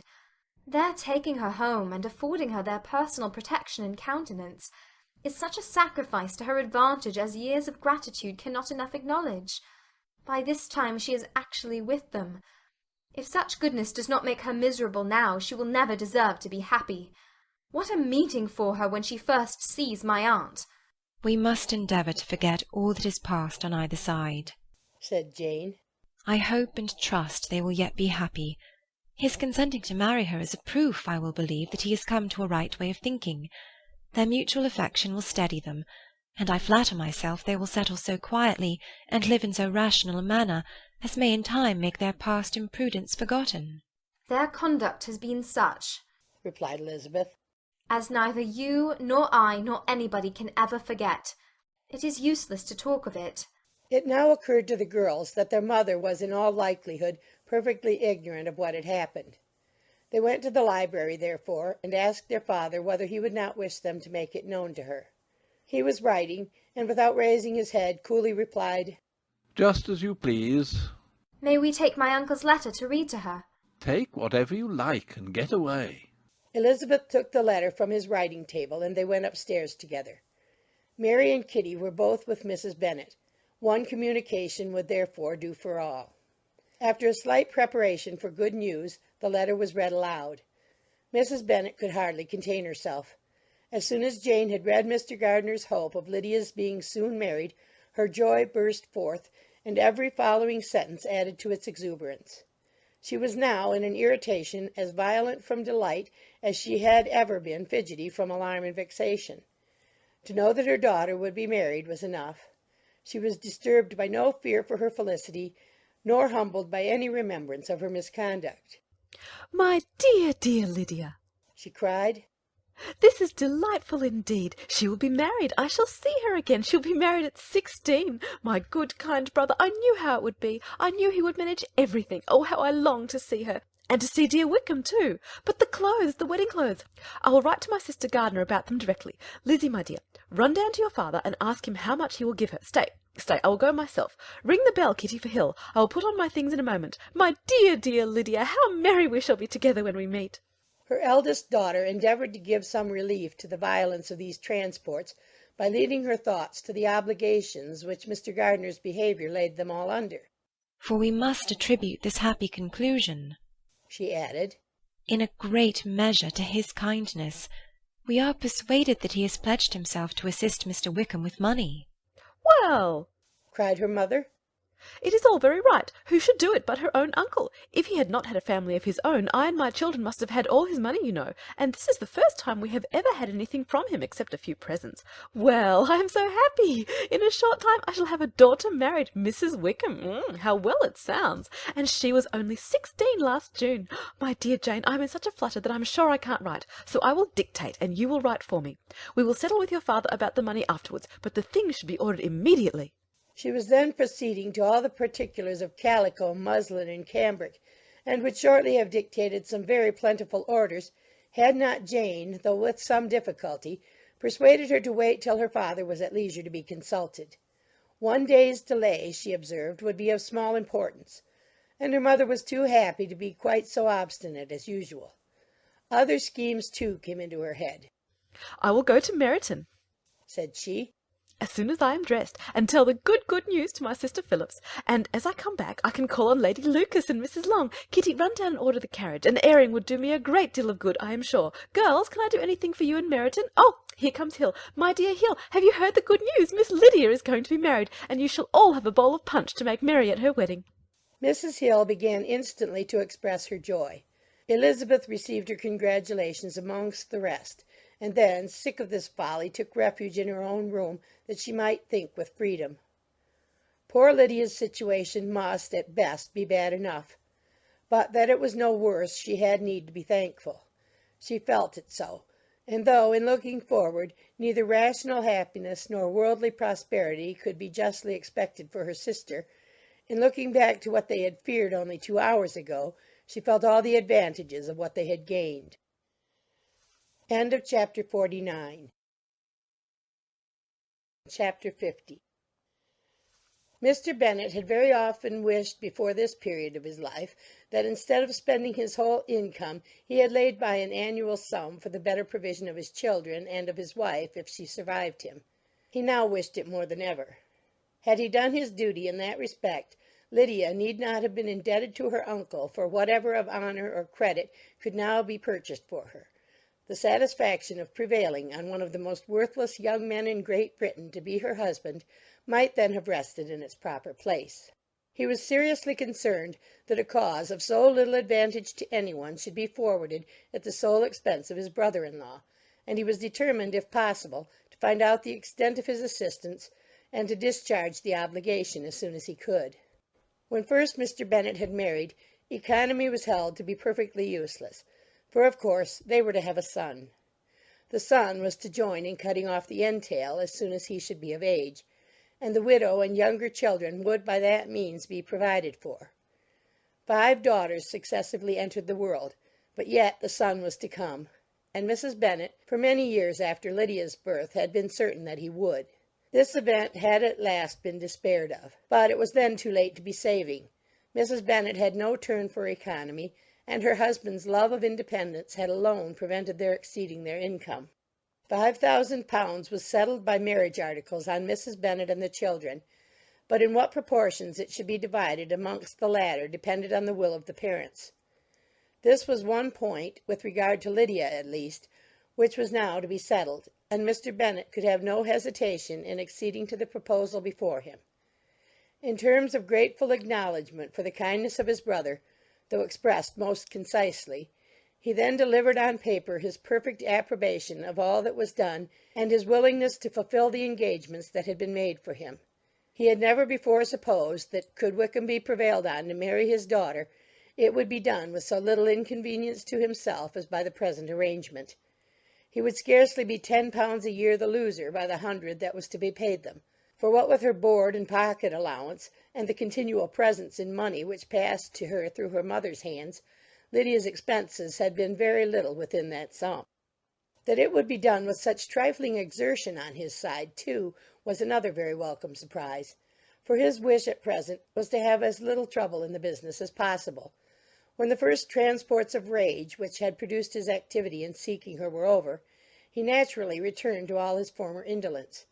His letter was soon dispatched, for, though dilatory in undertaking business, he was quick in its execution. He begged to know further particulars of what he was indebted to his brother, but was too angry with Lydia to send any message to her. The good news spread quickly through the house, and with proportionate speed through the neighbourhood. It was borne in the latter with decent philosophy. To be sure, it would have been more for the advantage of conversation had Miss Lydia Bennet come upon the town, or, as the happiest alternative, been secluded from the world in some distant farmhouse. But there was much to be talked of in marrying her, and the good-natured wishes for her well-doing which had proceeded before from all the spiteful old ladies in Meryton lost but a little of their spirit in this change of circumstances, because with such a husband her misery was considered certain. It was a fortnight since Mrs. Bennet had been downstairs, but on this happy day she again took her seat at the head of her table, and in spirits oppressively high. No sentiment of shame gave a damp to her triumph. The marriage of a daughter, which had been the first object of her wishes since Jane was 16, was now on the point of accomplishment, and her thoughts and her words ran wholly on those attendants of elegant nuptials, fine muslins, new carriages, and servants. She was busily searching through the neighbourhood for a proper situation for her daughter, and, without knowing or considering what their income might be, rejected many as deficient in size and importance. Hay Park might do, said she, if the Gouldings would quit it, or the great house at Stoke, if the drawing-room were larger, but Ashworth is too far off. I could not bear to have her 10 miles from me, and as for Purvis Lodge, the attics are dreadful. Her husband allowed her to talk on without interruption while the servants remained, but when they had withdrawn, he said to her, Mrs. Bennet, before you take any or all of these houses for your son and daughter, let us come to a right understanding. Into one house in this neighbourhood they shall never have admittance. I will not encourage the impudence of either by receiving them at Longbourn. A long dispute followed this declaration, but Mr. Bennet was firm. It soon led to another, and Mrs. Bennet found, with amazement and horror, that her husband would not advance a guinea to buy clothes for his daughter. He protested that she should receive from him no mark of affection whatever on the occasion. Mrs. Bennet could hardly comprehend it. That his anger could be carried to such a point of inconceivable resentment as to refuse his daughter a privilege without which her marriage would scarcely seem valid, exceeded all she could believe possible. She was more alive to the disgrace which her want of new clothes must reflect on her daughter's nuptials than to any sense of shame at her eloping and living with Wickham a fortnight before they took place. Elizabeth was now most heartily sorry that she had, from the distress of the moment, been led to make Mr. Darcy acquainted with their fears for her sister, for since her marriage would so shortly give the proper termination to the elopement, they might hope to conceal its unfavourable beginning from all those who were not immediately on the spot. She had no fear of its spreading farther through his means. There were few people on whose secrecy she would have more confidently depended. But at the same time there was no one whose knowledge of a sister's frailty would have mortified her so much. Not, however, from any fear of disadvantage from it individually to herself, for at any rate there seemed a gulf impassable between them. Had Lydia's marriage been concluded on the most honourable terms, it was not to be supposed that Mr. Darcy would connect himself with a family where, to every other objection, would now be added an alliance and relationship of the nearest kind with a man whom he so justly scorned. From such a connection she could not wonder that he would shrink. The wish of procuring her regard, which she had assured herself of his feeling in Derbyshire, could not in rational expectation survive such a blow as this. She was humbled, she was grieved, she repented, though she hardly knew of what. She became jealous of his esteem when she could no longer hope to be benefited by it. She wanted to hear of him when there seemed the least chance of gaining intelligence. She was convinced that she could have been happy with him when it was no longer likely they should meet. What a triumph for him, as she often thought, could he know that the proposals which she had proudly spurned only 4 months ago would now have been most gladly and gratefully received. He was as generous, she doubted not, as the most generous of his sex, but while he was mortal there must be a triumph. She began now to comprehend that he was exactly the man who, in disposition and talents, would most suit her. His understanding and temper, though unlike her own, would have answered all her wishes. It was an union that must have been to the advantage of both. By her ease and liveliness his mind might have been softened, his manners improved, and from his judgment, information, and knowledge of the world she must have received benefit of greater importance. But no such happy marriage could now teach the admiring multitude what connubial felicity really was. An union of a different tendency, and precluding the possibility of the other, was soon to be formed in their family. How Wickham and Lydia were to be supported in tolerable independence she could not imagine, but how little of permanent happiness could belong to a couple who were only brought together because their passions were stronger than their virtue, she could easily conjecture. Mr. Gardiner soon wrote again to his brother. To Mr. Bennet's acknowledgments he briefly replied, with assurance of his eagerness to promote the welfare of any of his family, and concluded with entreaties that the subject might never be mentioned to him again. The principal purport of his letter was to inform them that Mr. Wickham had resolved on quitting the militia. It was greatly my wish that he should do so, he added, as soon as his marriage was fixed on. And I think you will agree with me in considering the removal from that corps as highly advisable, both on his account and my niece's. It is Mr. Wickham's intention to go into the regulars, and among his former friends there are still some who are able and willing to assist him in the army. He has the promise of an ensigncy in General 's regiment, now quartered in the north. It is an advantage to have it so far from this part of the kingdom. He promises fairly, and I hope among different people, where they may each have a character to preserve, they will both be more prudent. I have written to Colonel Forster to inform him of our present arrangements, and to request that he will satisfy the various creditors of Mr. Wickham in and near Brighton, with assurances of speedy payment, for which I have pledged myself. And will you give yourself the trouble of carrying similar assurances to his creditors in Meryton, of whom I shall subjoin a list according to his information. He has given in all his debts. I hope at least he has not deceived us. Haggerston has our directions, and all will be completed in a week. They will then join his regiment, unless they are first invited to Longbourn, and I understand from Mrs. Gardiner that my niece is very desirous of seeing you all before she leaves the south. She is well, and begs to be dutifully remembered to you and your mother. Yours, etc., E. Gardiner. Mr. Bennet and his daughters saw all the advantages of Wickham's removal from the shire as clearly as Mr. Gardiner could do, but Mrs. Bennet was not so well pleased with it. Lydia's being settled in the north, just when she had expected most pleasure and pride in her company, for she had by no means given up her plan of their residing in Hertfordshire, was a severe disappointment. And besides, it was such a pity that Lydia should be taken from a regiment where she was acquainted with everybody and had so many favourites. "She is so fond of Mrs. Forster," said she. "It will be quite shocking to send her away, and there are several of the young men, too, that she likes very much. The officers may not be so pleasant in the general's regiment." His daughter's request, for such it might be considered, of being admitted into her family again before she set off for the north, received at first an absolute negative. But Jane and Elizabeth, who agreed in wishing, for the sake of their sister's feelings and consequence, that she should be noticed on her marriage by her parents, urged him so earnestly, yet so rationally and so mildly, to receive her and her husband at Longbourn as soon as they were married, that he was prevailed on to think as they thought, and act as they wished.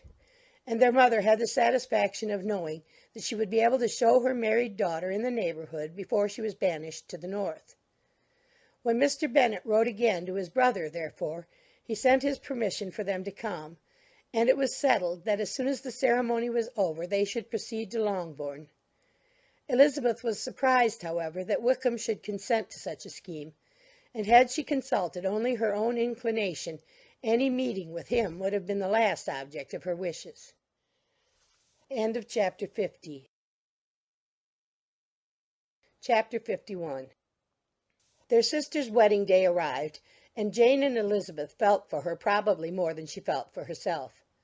The carriage was sent to meet them at , and they were to return in it by dinner time. Their arrival was dreaded by the elder Miss Bennets, and Jane more especially, who gave Lydia the feelings which would have attended herself had she been the culprit, and was wretched in the thought of what her sister must endure. They came. The family were assembled in the breakfast-room to receive them. Smiles decked the face of Mrs. Bennet as the carriage drove up to the door.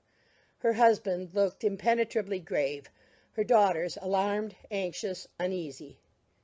Lydia's voice was heard in the vestibule. The door was thrown open, and she ran into the room. Her mother stepped forwards, embraced her, and welcomed her with rapture, gave her hand with an affectionate smile to Wickham, who followed his lady, and wished them both joy with an alacrity which shewed no doubt of their happiness. Their reception from Mr. Bennet, to whom they then turned, was not quite so cordial. His countenance rather gained in austerity, and he scarcely opened his lips. The easy assurance of the young couple, indeed, was enough to provoke him. Elizabeth was disgusted, and even Miss Bennet was shocked.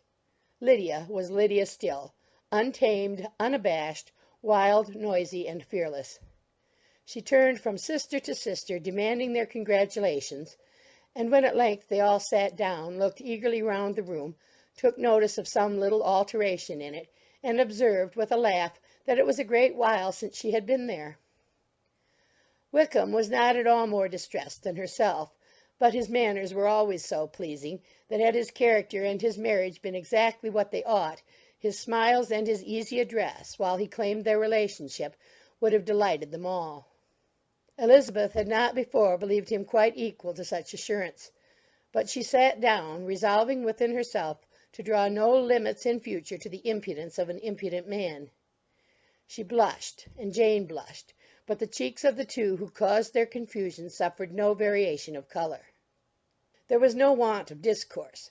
The bride and her mother could neither of them talk fast enough, and Wickham, who happened to sit near Elizabeth, began inquiring after his acquaintance in that neighbourhood with a good-humoured ease which she felt very unable to equal in her replies. They seemed each of them to have the happiest memories in the world, Nothing of the past was recollected with pain, and Lydia led voluntarily to subjects which her sister would not have alluded to for the world. Only think of it being 3 months, she cried, since I went away. It seems but a fortnight, I declare, and yet there have been things enough happened in the time. Good gracious! When I went away, I am sure I had no more idea of being married till I came back again, though I thought it would be very good fun if I was. Her father lifted up his eyes. Jane was distressed. Elizabeth looked expressively at Lydia, but she, who never heard nor saw anything of which she chose to be insensible, gaily continued. Oh, mamma, do the people hereabouts know I am married today? I was afraid they might not, and we overtook William Golding in his curricle, so I was determined he should know it, and so I let down the side glass next to him, and took off my glove, and let my hand just rest upon the window frame, so that he might see the ring, and then I bowed and smiled like anything. Elizabeth could bear it no longer. She got up and ran out of the room, and returned no more till she heard them passing through the hall to the dining parlour. She then joined them soon enough to see Lydia, with anxious parade, walk up to her mother's right hand, and hear her say to her eldest sister, "Ah, Jane, I take your place now, and you must go lower, because I am a married woman." It was not to be supposed that time would give Lydia that embarrassment from which she had been so wholly free at first. Her ease and good spirits increased.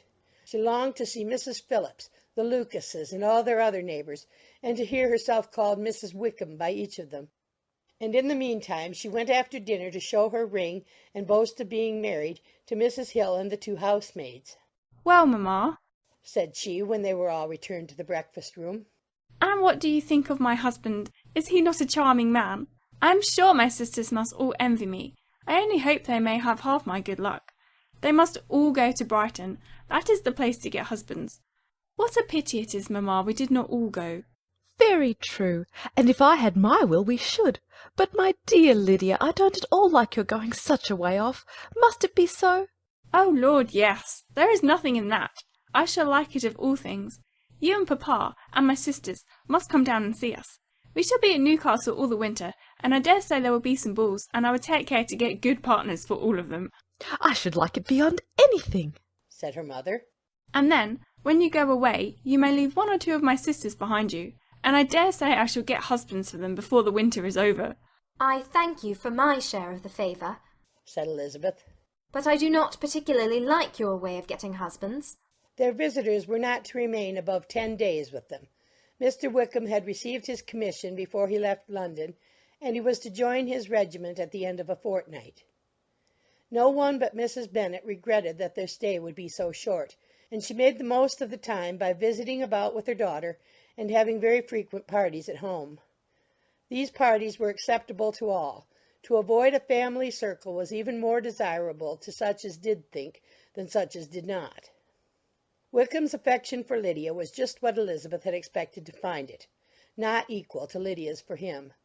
She had scarcely needed her present observation to be satisfied, from the reason of things, that their elopement had been brought on by the strength of her love rather than by his, and she would have wondered why, without violently caring for her, he chose to elope with her at all, had she not felt certain that his flight was rendered necessary by distress of circumstances. And if that were the case, he was not the young man to resist an opportunity of having a companion. Lydia was exceedingly fond of him. He was her dear Wickham on every occasion. No one was to be put in competition with him. He did everything best in the world, and she was sure he would kill more birds on the 1st of September than anybody else in the country. One morning, soon after their arrival, as she was sitting with her 2 elder sisters, she said to Elizabeth, "Lizzie, I never gave you an account of my wedding, I believe. You were not by when I told mamma and the others about it. Are you not curious to hear how it was managed?" "No, really," replied Elizabeth. "I think there cannot be too little said on the subject." "La, you are so strange. But I must tell you how it went off. We were married, you know, at St. Clement's, because Wickham's lodgings were in that parish, and it was settled that we should all be there by 11 o'clock. My uncle and aunt and I were to go together, and the others were to meet us at the church. Well, Monday morning came, and I was in such a fuss. I was so afraid, you know, that something would happen to put it off, and then I should have gone quite distracted. And there was my aunt, all the time I was dressing, preaching and talking away just as if she was reading a sermon.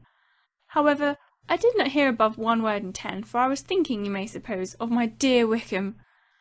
I longed to know whether he would be married in his blue coat.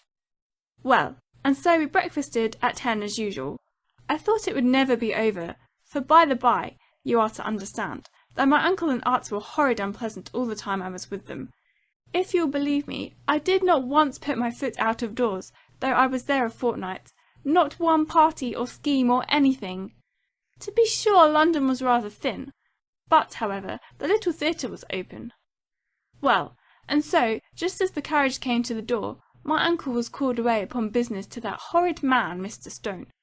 And then, you know, once they get together there is no end of it. Well, I was so frightened I did not know what to do, for my uncle was to give me away, and if we were beyond the hour we could not be married all day. But luckily, he came back again in 10 minutes' time, and then we all set out. However, I recollected afterwards that if he had been prevented going, the wedding need not be put off, for Mr. Darcy might have done as well. Mr. Darcy? Repeated Elizabeth in utter amazement. Oh, yes, he was to come there with Wickham, you know. But gracious me, I quite forgot. I ought not to have said a word about it. I promised them so faithfully. What will Wickham say? It was to be such a secret. If it was to be secret, said Jane, say not another word on the subject. You may depend upon my seeking no further. Oh, certainly, said Elizabeth, though burning with curiosity. We will ask you no questions. Thank you, said Lydia. For if you did, I should certainly tell you all, and then Wickham would be angry. On such encouragement to ask, Elizabeth was forced to put it out of her power by running away. But to live in ignorance on such a point was impossible, or at least it was impossible not to try for information. Mr. Darcy had been at her sister's wedding. It was exactly a scene, and exactly among people where he had apparently least to do and least temptation to go. Conjectures as to the meaning of it, rapid and wild, hurried into her brain, but she was satisfied with none. Those that best pleased her, as placing his conduct in the noblest light, seemed most improbable. She could not bear such suspense, and hastily seizing a sheet of paper, wrote a short letter to her aunt to request an explanation of what Lydia had dropped, if it were compatible with the secrecy which had been intended. You may readily comprehend, she added, what my curiosity must be to know how a person unconnected with any of us, and, comparatively speaking, a stranger to our family, should have been amongst you at such a time. Pray write instantly and let me understand it, unless it is, for very cogent reasons, to remain in the secrecy which Lydia seems to think necessary, and then I must endeavour to be satisfied with ignorance. Not that I shall, though, she added to herself as she finished the letter. And, my dear aunt, if you do not tell me in an honourable manner, I shall certainly be reduced to tricks and stratagems to find it out. Jane's delicate sense of honour would not allow her to speak to Elizabeth privately of what Lydia had let fall. Elizabeth was glad of it. Till it appeared whether her inquiries would receive any satisfaction, she had rather be without a confidant. End of chapter 51. Chapter 52. Elizabeth had the satisfaction of receiving an answer to her letter as soon as she possibly could. She was no sooner in possession of it than, hurrying into the little copse where she was least likely to be interrupted, she sat down on one of the benches and prepared to be happy, for the length of the letter convinced her that it did not contain a denial. Gracechurch Street, September 6. My dear niece, I have just received your letter, and shall devote this whole morning to answering it, as I foresee that a little writing will not comprise what I have to tell you. I must confess myself surprised by your application. I did not expect it from you. Don't think me angry, however, for I only mean to let you know that I had not imagined such inquiries to be necessary on your side. If you do not choose to understand me, forgive my impertinence. Your uncle is as much surprised as I am, and nothing but the belief of your being a party concerned would have allowed him to act as he has done. But if you are really innocent and ignorant, I must be more explicit. On the very day of my coming home from Longbourn, your uncle had a most unexpected visitor. Mr. Darcy called, and was shut up with him several hours. It was all over before I arrived, so my curiosity was not so dreadfully racked as yours seems to have been. He came to tell Mr. Gardiner that he had found out where your sister and Mr. Wickham were, and that he had seen and talked with them both, Wickham repeatedly, Lydia once. From what I can collect, he left Derbyshire only one day after ourselves, and came to town with the resolution of hunting for them. The motive professed was his conviction of its being owing to himself that Wickham's worthlessness had not been so well known as to make it impossible for any young woman of character to love or confide in him. He generously imputed the whole to his mistaken pride, and confessed that he had before thought it beneath him to lay his private actions open to the world. His character was to speak for itself. He called it, therefore, his duty to step forward and endeavour to remedy an evil which had been brought on by himself. If he had another motive, I am sure it would never disgrace him. He had been some days in town before he was able to discover them, but he had something to direct his search which was more than we had, and the consciousness of this was another reason for his resolving to follow us. There is a lady, it seems, a Mrs. Young, who was some time ago governess to Miss Darcy, and was dismissed from her charge on some cause of disapprobation, though he did not say what. She then took a large house in Edward Street, and has since maintained herself by letting lodgings. This Mrs. Young was, he knew, intimately acquainted with Wickham, and he went to her for intelligence of him as soon as he got to town. But it was 2 or 3 days before he could get from her what he wanted. She would not betray her trust, I suppose, without bribery and corruption, for she really did know where her friend was to be found. Wickham, indeed, had gone to her on their first arrival in London, and had she been able to receive them into her house, they would have taken up their abode with her. At length, however, our kind friend procured the wished-for direction. They were in Street. He saw Wickham, and afterwards insisted on seeing Lydia. His first object with her, he acknowledged, had been to persuade her to quit her present disgraceful situation, and return to her friends as soon as they could be prevailed on to receive her, offering his assistance as far as it would go. But he found Lydia absolutely resolved on remaining where she was. She cared for none of her friends. She wanted no help of his. She would not hear of leaving Wickham. She was sure they would be married some time or other, and it did not much signify when. Since such were her feelings, it only remained, he thought, to secure and expedite a marriage, which in his very first conversation with Wickham he easily learnt had never been his design. He confessed himself obliged to leave the regiment on account of some debts of honour, which were very pressing, and scrupled not to lay all the ill consequences of Lydia's flight on her own folly alone. He meant to resign his commission immediately, and as to his future situation, he could conjecture very little about it. He must go somewhere, but he did not know where, and he knew he should have nothing to live on. Mr. Darcy asked him why he had not married your sister at once. Though Mr. Bennet was not imagined to be very rich, he would have been able to do something for him, and his situation must have been benefited by marriage. But he found, in reply to this question, that Wickham still cherished the hope of more effectually making his fortune by marriage in some other country. Under such circumstances, however, he was not likely to be proof against the temptation of immediate relief. They met several times, for there was much to be discussed. Wickham, of course, wanted more than he could get, but at length was reduced to be reasonable.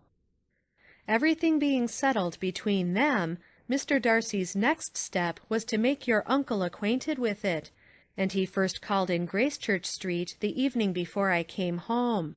But Mr. Gardiner could not be seen, and Mr. Darcy found, on further inquiry, that your father was still with him, but would quit town the next morning. He did not judge your father to be a person whom he could so properly consult as your uncle, and therefore readily postponed seeing him till after the departure of the former.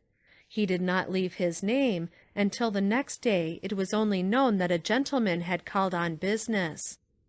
On Saturday he came again. Your father was gone, your uncle at home, and, as I said before, they had a great deal of talk together. They met again on Sunday, and then I saw him too. It was not all settled before Monday.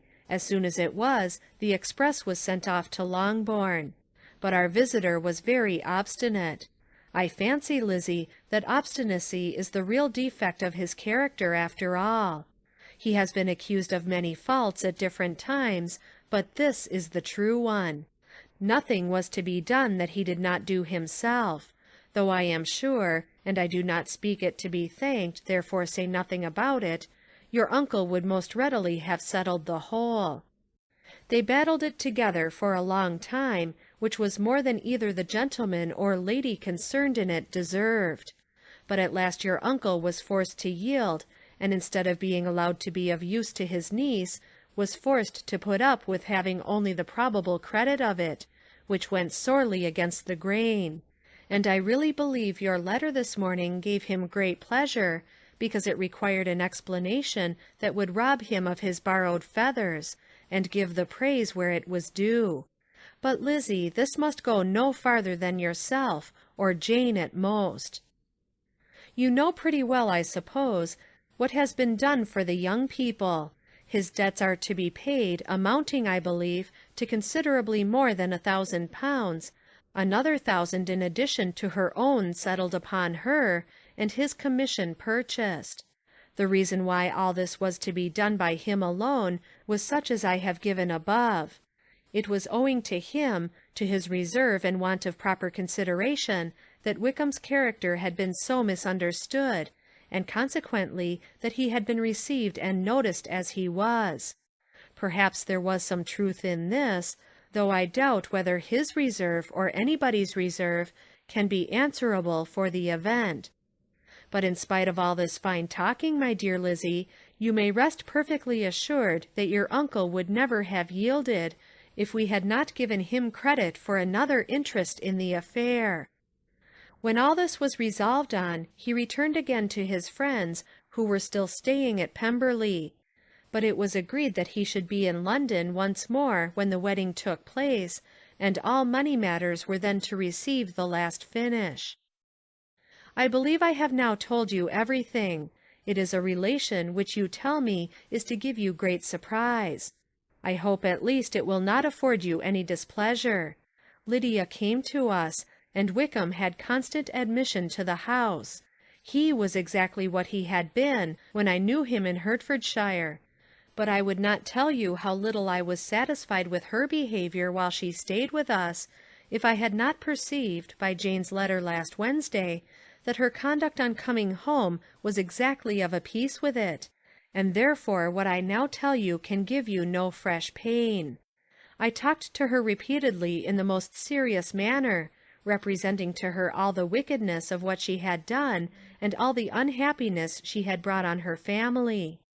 If she heard me, it was by good luck, for I am sure she did not listen. I was sometimes quite provoked, but then I recollected my dear Elizabeth and Jane, and for their sakes had patience with her. Mr. Darcy was punctual in his return, and as Lydia informed you, attended the wedding. He dined with us the next day, and was to leave town again on Wednesday or Thursday.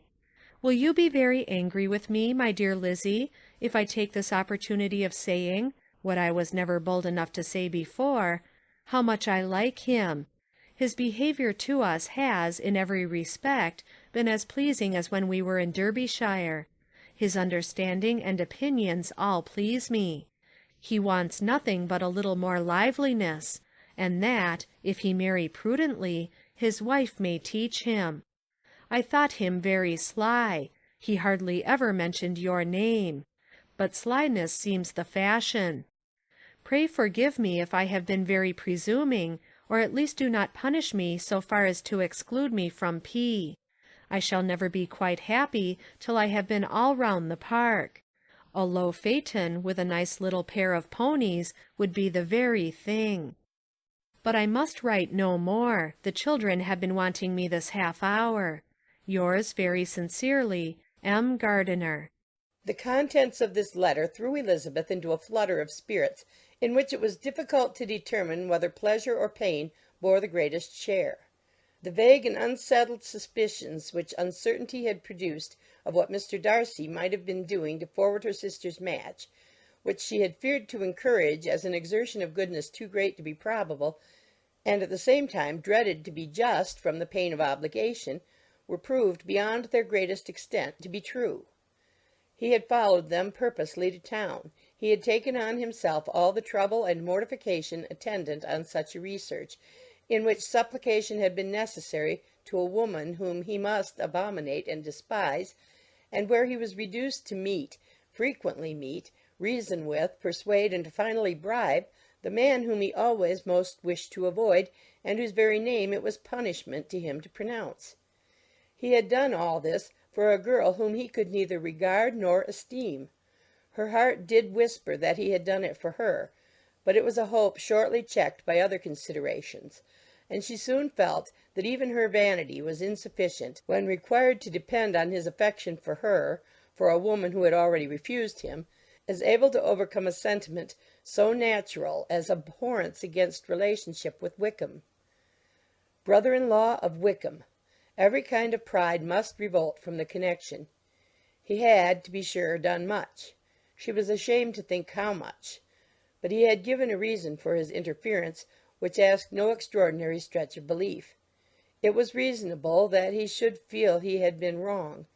He had liberality, and he had the means of exercising it, and though she would not place herself as his principal inducement, she could perhaps believe that remaining partiality for her might assist his endeavours in a cause where her peace of mind must be materially concerned.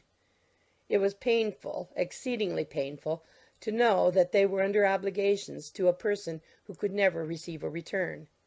They owed the restoration of Lydia, her character, everything, to him. Oh, how heartily did she grieve over every ungracious sensation she had ever encouraged, every saucy speech she had ever directed towards him. For herself she was humbled, but she was proud of him, proud that in a cause of compassion and honour he had been able to get the better of himself. She read over her aunt's commendation of him again and again. It was hardly enough, but it pleased her. She was even sensible of some pleasure, though mixed with regret, on finding how steadfastly both she and her uncle had been persuaded that affection and confidence subsisted between Mr. Darcy and herself. She was roused from her seat and her reflections by some one's approach, and before she could strike into another path she was overtaken by Wickham. "I am afraid I interrupt your solitary ramble, my dear sister," said he as he joined her. You certainly do, she replied with a smile. But it does not follow that the interruption must be unwelcome. "I should be sorry indeed if it were. We were always good friends, and now we are better." True. Are the others coming out? "I do not know. Mrs. Bennet and Lydia are going in the carriage to Meryton. And so, my dear sister, I find from our uncle and aunt that you have actually seen Pemberley." She replied in the affirmative. "I almost envy you the pleasure, and yet I believe it would be too much for me, or else I could take it in my way to Newcastle. And you saw the old housekeeper, I suppose? Poor Reynolds, she was always very fond of me, but of course she did not mention my name to you." Yes, she did. "And what did she say?" That you were gone into the army, and she was afraid had not turned out well. At such a distance as that, you know, things are strangely misrepresented. "Certainly," he replied, biting his lips. Elizabeth hoped she had silenced him, but he soon afterwards said, "I was surprised to see Darcy in town last month. We passed each other several times. I wonder what he can be doing there." Perhaps preparing for his marriage with Mr. Berg, said Elizabeth. It must be something particular to take him there at this time of year. "Undoubtedly. Did you see him while you were at Lambton? I thought I understood from the gardeners that you had." Yes, he introduced us to his sister. And do you like her? Very much. I have heard, indeed, that she is uncommonly improved within this year or two. When I last saw her, she was not very promising.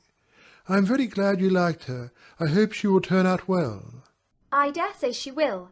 She has got over the most trying age. Did you go by the village of Kimpton? I do not recollect that we did. I mention it because it is the living which I ought to have had. A most delightful place. Excellent parsonage house. It would have suited me in every respect. How should you have liked making sermons? Exceedingly well. I should have considered it as part of my duty, and the exertion would soon have been nothing. One ought not to repine, but to be sure it would have been such a thing for me. The quiet, the retirement of such a life would have answered all my ideas of happiness. But it was not to be. Did you ever hear Darcy mention the circumstance when you were in Kent? I have heard from authority, which I thought as good, that it was left you conditionally only, and at the will of the present patron. You have. Yes, there was something in that. I told you so from the first, you may remember. I did hear, too, that there was a time when sermon-making was not so palatable to you as it seems to be at present, that you actually declared your resolution of never taking orders, and that the business had been compromised accordingly. You did, and was not wholly without foundation. You may remember what I told you on that point, when first we talked of it.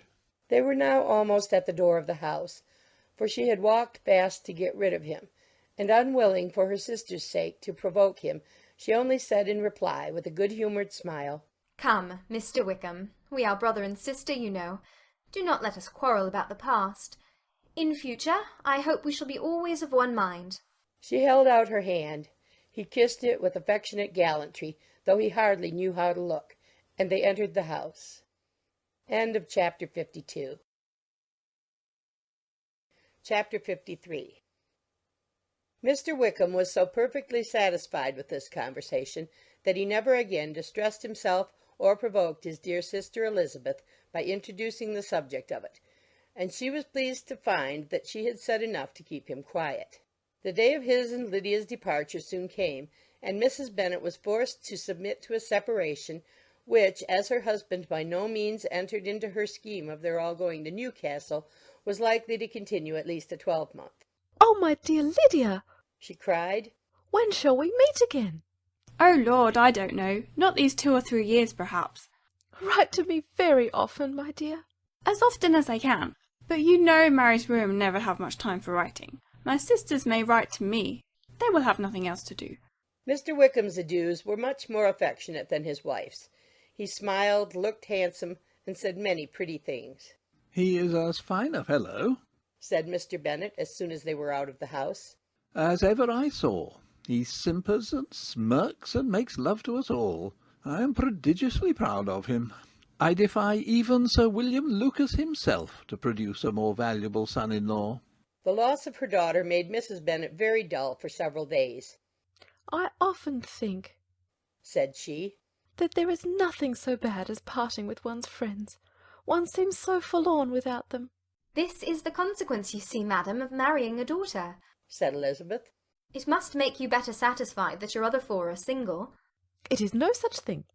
Lydia does not leave me because she is married, but only because her husband's regiment happens to be so far off. If that had been nearer, she would not have gone so soon." But the spiritless condition which this event threw her into was shortly relieved, and her mind opened again to the agitation of hope, by an article of news which then began to be in circulation. The housekeeper at Netherfield had received orders to prepare for the arrival of her master, who was coming down in a day or two to shoot there for several weeks. Mrs. Bennet was quite in the fidgets. She looked at Jane and smiled and shook her head by turns. "Well, well, and so Mr. Bingley is coming down, sister?" For Mrs. Phillips first brought her the news. "Well, so much the better. Not that I care about it, though. He is nothing to us, you know, and I am sure I never want to see him again. But, however, he is very welcome to come to Netherfield if he likes it, and who knows what may happen. But that is nothing to us. You know, sister, we agreed long ago never to mention a word about it. And so, is it quite certain he's coming?" "You may depend on it," replied the other. for Mrs. Nichols was in Meryton last night. I saw her passing by, and went out myself on purpose to know the truth of it, and she told me that it was certain true. He comes down on Thursday at the latest, very likely on Wednesday. She was going to the butcher's, she told me, on purpose to order in some meat on Wednesday, and she has got 3 couple of ducks just fit to be killed. Miss Bennet had not been able to hear of his coming without changing colour. It was many months since she had mentioned his name to Elizabeth, but now, as soon as they were alone together, she said, "I saw you look at me to-day, Lizzie, when my aunt told us of the present report, and I know I appeared distressed. But don't imagine it was from any silly cause. I was only confused for the moment, because I felt that I should be looked at. I do assure you that the news does not affect me either with pleasure or pain. I am glad of one thing, that he comes alone, because we shall see the less of him. Not that I am afraid of myself, but I dread other people's remarks." Elizabeth did not know what to make of it. Had she not seen him in Derbyshire, she might have supposed him capable of coming there with no other view than what was acknowledged. But she still thought him partial to Jane, and she wavered as to the greater probability of his coming there with his friend's permission, or being bold enough to come without it. Yet it is hard, She sometimes thought, that this poor man cannot come to a house which he has legally hired, without raising all this speculation. I will leave him to himself. in spite of what her sister declared and really believed to be her feelings in the expectation of his arrival, Elizabeth could easily perceive that her spirits were affected by it. They were more disturbed, more unequal than she had often seen them. The subject, which had been so warmly canvassed between their parents about a 12-month ago, was now brought forward again. "As soon as ever Mr. Bingley comes, my dear," said Mrs. Bennet. "You will wait on him, of course." No, no. You forced me into visiting him last year, and promised if I went to see him he should marry one of my daughters. But it ended in nothing, and I will not be sent on a fool's errand again. His wife represented to him how absolutely necessary such an attention would be from all the neighbouring gentlemen on his returning to Netherfield. "'Tis an etiquette I despise," said he. "If he wants our society, let him seek it. He knows where we live. I will not spend my hours in running after my neighbours every time they go away and come back again." "Well, all I know is that it will be abominably rude if you do not wait on him. But, however, that shan't prevent my asking him to dine here, I am determined. We must have Mrs. Long and the Gouldings soon. That will make 13 with ourselves, so there will be just room at table for him." Consoled by this resolution, she was the better able to bear her husband's incivility, though it was very mortifying to know that her neighbours might all see Mr. Bingley in consequence of it before they did. As the day of his arrival drew near, "I begin to be sorry that he comes at all," said Jane to her sister. "It would be nothing. I could see him with perfect indifference, but I can hardly bear to hear it thus perpetually talked of. My mother means well, but she does not know. No one can know how much I suffer from what she says. Happy shall I be when his stay at Netherfield is over." I wish I could say anything to comfort you, replied Elizabeth. but it is wholly out of my power. You must feel it, and the usual satisfaction of preaching patience to a sufferer is denied me, because you have always so much. Mr. Bingley arrived. Mrs. Bennet, through the assistance of servants, contrived to have the earliest tidings of it, that the period of anxiety and fretfulness on her side might be as long as it could. She counted the days that must intervene before their invitation could be sent, hopeless of seeing him before. But on the 3rd morning after his arrival in Hertfordshire, she saw him, from her dressing-room window, enter the paddock and ride towards the house. Her daughters were eagerly called to partake of her joy. Jane resolutely kept her place at the table, but Elizabeth, to satisfy her mother, went to the window. She looked. She saw Mr. Darcy with him, and sat down again by her sister. "There's a gentleman with him, mamma," said Kitty. "Who can it be?" "Some acquaintance or other, my dear, I suppose. I am sure I do not know." "La!" replied Kitty. "It looks just like that man that used to be with him before Mr. What's-his-name. That tall, proud man." "Good gracious! Mr. Darcy! And so it does, I vow. Well, any friend of Mr. Bingley's will always be welcome here, to be sure. But else I must say that I hate the very sight of him." Jane looked at Elizabeth with surprise and concern. She knew but little of their meeting in Derbyshire, and therefore felt for the awkwardness which must attend her sister in seeing him almost for the first time after receiving his explanatory letter. Both sisters were uncomfortable enough. Each felt for the other, and of course for themselves. And their mother talked on, of her dislike of Mr. Darcy, and her resolution to be civil to him only as Mr. Bingley's friend, without being heard by either of them. But Elizabeth had sources of uneasiness which could not be suspected by Jane, to whom she had never yet had the courage to show Mrs. Gardiner's letter, or to relate her own change of sentiment towards him. To Jane he could be only a man whose proposals she had refused, and whose merit she had undervalued. But to her own more extensive information he was the person to whom the whole family were indebted for the first of benefits, and whom she regarded herself with an interest, if not quite so tender, at least as reasonable and just as what Jane felt for Bingley. Her astonishment at his coming to Netherfield, to Longbourn, and voluntarily seeking her again, was almost equal to what she had known on first witnessing his altered behaviour in Derbyshire.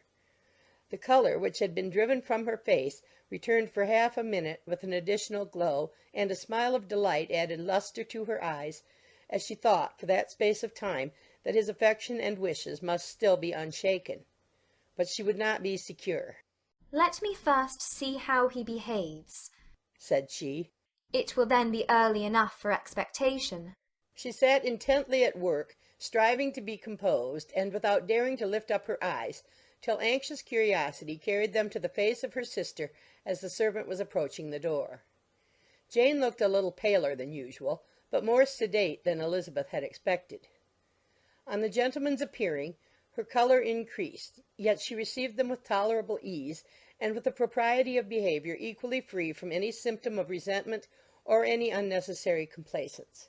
Elizabeth said as little to either as civility would allow, and sat down again to her work with an eagerness which it did not often command. She had ventured only one glance at Darcy. He looked serious as usual, and, she thought, more as he had been used to look in Hertfordshire than as she had seen him at Pemberley. But perhaps he could not, in her mother's presence, be what he was before her uncle and aunt. It was a painful but not an improbable conjecture. Bingley she had likewise seen for an instant, and in that short period saw him looking both pleased and embarrassed. He was received by Mrs. Bennet with a degree of civility which made her two daughters ashamed, especially when contrasted with the cold and ceremonious politeness of her curtsy and address to his friend. Elizabeth particularly, who knew that her mother owed to the latter the preservation of her favourite daughter from irremediable infamy, was hurt and distressed to a most painful degree by a distinction so ill applied. Darcy, after inquiring of her how Mr. and Mrs. Gardiner did, a question which she could not answer without confusion, said scarcely anything. He was not seated by her. Perhaps that was the reason of his silence. But it had not been so in Derbyshire. There he had talked to her friends when he could not to herself. But now several minutes elapsed without bringing the sound of his voice, and when occasionally, unable to resist the impulse of curiosity, she raised her eyes to his face, she as often found him looking at Jane as at herself, and frequently on no object but the ground. More thoughtfulness and less anxiety to please than when they last met were plainly expressed. She was disappointed and angry with herself for being so. "Could I expect it to be otherwise?" said she. "Yet why did he come?" She was in no humour for conversation with any one but himself, and to him she had hardly courage to speak. She inquired after his sister, but could do no more. "It is a long time, Mr. Bingley, since you went away," said Mrs. Bennet. He readily agreed to it. "I began to be afraid you would never come back again. People did say you meant to quit the place entirely at Michaelmas, but, however, I hope it is not true. A great many changes have happened in the neighbourhood since you went away. Miss Lucas is married and settled, and one of my own daughters. I suppose you have heard of it. Indeed, you must have seen it in the papers. It was in the Times and the Courier, I know, though it was not put in as it ought to be. It was only said, 'Lately, George Wickham, Esquire, to Miss Lydia Bennet,' without there being a syllable said of her father or the place where she lived, or anything. It was my brother Gardiner's drawing up, too, and I wonder how he came to make such an awkward business of it. Did you see it?" Bingley replied that he did, and made his congratulations. Elizabeth dared not lift up her eyes. How Mr. Darcy looked, therefore, she could not tell. "It is a delightful thing, to be sure, to have a daughter well married," continued her mother. But at the same time, Mr. Bingley, it is very hard to have her taken such away from me. They are gone down to Newcastle, a place quite northward, it seems, and there they are to stay, I do not know how long. His regiment is there, for I suppose you have heard of his leaving the shire, and of his being gone into the regulars. Thank heaven he has some friends, though perhaps not so many as he deserves. Elizabeth, who knew this to be levelled at Mr. Darcy, was in such misery of shame that she could hardly keep her seat. It drew from her, however, the exertion of speaking, which nothing else had so effectually done before, and she asked Bingley whether he meant to make any stay in the country at present. A few weeks, he believed. When you have killed all your own birds, Mr. Bingley, said her mother, I beg you will come here and shoot as many as you please on Mr. Bennet's manor. I'm sure he'll be vastly happy to oblige you, and will save all the best of the cubbies for you. Elizabeth's misery increased at such unnecessary, such officious attention. Were the same fair prospect to arise at present as had flattered them a year ago, everything, she was persuaded, would be hastening to the same vexatious conclusion. At that instant she felt that years of happiness could not make Jane or herself amends for moments of such painful confusion. The first wish of my heart, said she to herself, is never more to be in company with either of them. Their society can afford no pleasure that will atone for such wretchedness as this. Let me never see either one or the other again. Yet the misery, for which years of happiness were to offer no compensation, received soon afterwards material relief from observing how much the beauty of her sister rekindled the admiration of her former lover. When first he came in he had spoken to her but little, but every 5 minutes seemed to be giving her more of his attention. He found her as handsome as she had been last year, as good-natured and as unaffected, though not quite so chatty. Jane was anxious that no difference should be perceived in her at all, and was really persuaded that she talked as much as ever, but her mind was so busily engaged that she did not always know when she was silent. When the gentlemen rose to go away, Mrs. Bennet was mindful of her intended civility, and they were invited and engaged to dine at Longbourn in a few days' time. You are quite a visit in my debt, Mr. Bingley, she added, for when you went to town last winter you promised to take a family dinner with us as soon as you returned. I have not forgot, you see, and I assure you I was very much disappointed that you did not come back and keep your engagement. Bingley looked a little silly at this reflection, and said something of his concern at having been prevented by business. They then went away. Mrs. Bennet had been strongly inclined to ask them to stay and dine there that day, but though she always kept a very good table, she did not think anything less than 2 courses could be good enough for a man on whom she had such anxious designs, or satisfy the appetite and pride of one who had 10,000 a year. End of chapter 53. Chapter 54. As soon as they were gone, Elizabeth walked out to recover her spirits, or, in other words, to dwell without interruption on those subjects that must deaden them more. Mr. Darcy's behaviour astonished and vexed her. Why, if he came only to be silent, grave, and indifferent, said she, did he come at all? She could settle it in no way that gave her pleasure. He could be still amiable, still pleasing to my uncle and aunt when he was in town, and why not to me? If he fears me, why come hither? If he no longer cares for me, why silent? Teasing man! I will think no more about him. Her resolution was for a short time involuntarily kept by the approach of her sister, who joined her with a cheerful look which showed her better satisfied with their visitors than Elizabeth. Now, said she, that this first meeting is over, I feel perfectly easy. I know my own strength, and I shall never be embarrassed again by his coming. I am glad he dines here on Tuesday. It will then be publicly seen that on both sides we meet only as common and indifferent acquaintance. Yes, very indifferent indeed, said Elizabeth laughingly. Oh, Jane, take care. My dear Lizzie, you cannot think me so weak as to be in danger now. I think you are in very great danger of making him as much in love with you as ever. They did not see the gentleman again till Tuesday, and Mrs. Bennet in the meanwhile was giving way to all the happy schemes which the good humour and common politeness of Bingley in half an hour's visit had revived. On Tuesday there was a large party assembled at Longbourn, and the two who were most anxiously expected, to the credit of their punctuality as sportsmen, were in very good time. When they repaired to the dining-room, Elizabeth eagerly watched to see whether Bingley would take the place, which in all their former parties had belonged to him, by her sister. Her prudent mother, occupied by the same ideas, forbore to invite him to sit by herself. On entering the room he seemed to hesitate, but Jane happened to look round and happened to smile. It was decided. He placed himself by her. Elizabeth, with a triumphant sensation, looked towards his friend. He bore it with noble indifference, and she would have imagined that Bingley had received his sanction to be happy, had she not seen his eyes likewise turned towards Mr. Darcy with an expression of half-laughing alarm. His behaviour to her sister was such, during dinner-time, as showed an admiration of her, which, though more guarded than formerly, persuaded Elizabeth that if left wholly to himself, Jane's happiness and his own would be speedily secured. Though she dared not depend upon the consequence, she yet received pleasure from observing his behaviour. It gave her all the animation that her spirits could boast, for she was in no cheerful humour. Mr. Darcy was almost as far from her as the table could divide them. He was on one side of her mother.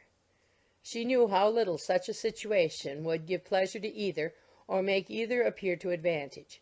She was not near enough to hear any of their discourse, but she could see how seldom they spoke to each other, and how formal and cold was their manner whenever they did.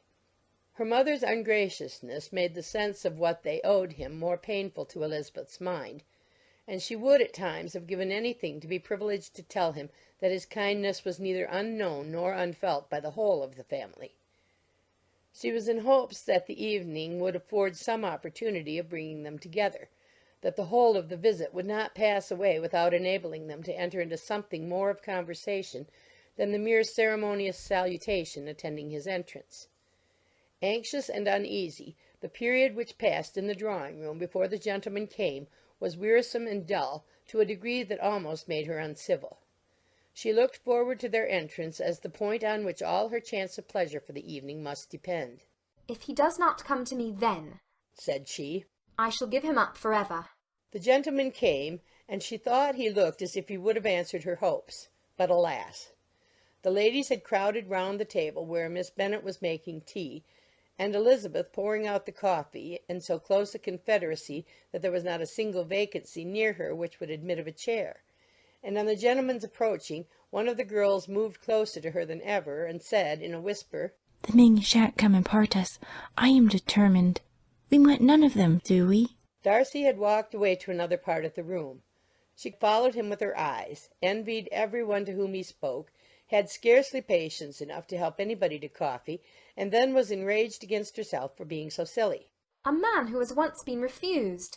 How could I ever be foolish enough to expect a renewal of his love? Is there one among the sex who would not protest against such a weakness as a second proposal to the same woman? There is no indignity so abhorrent to their feelings. She was a little revived, however, by his bringing back his coffee-cup himself, and she seized the opportunity of saying, "Is your sister at Pemberley still? Yes, she will remain there till Christmas. And quite alone? Have all her friends left her?" Mrs. Annesley is with her. The others have been gone on to Scarborough these 3 weeks.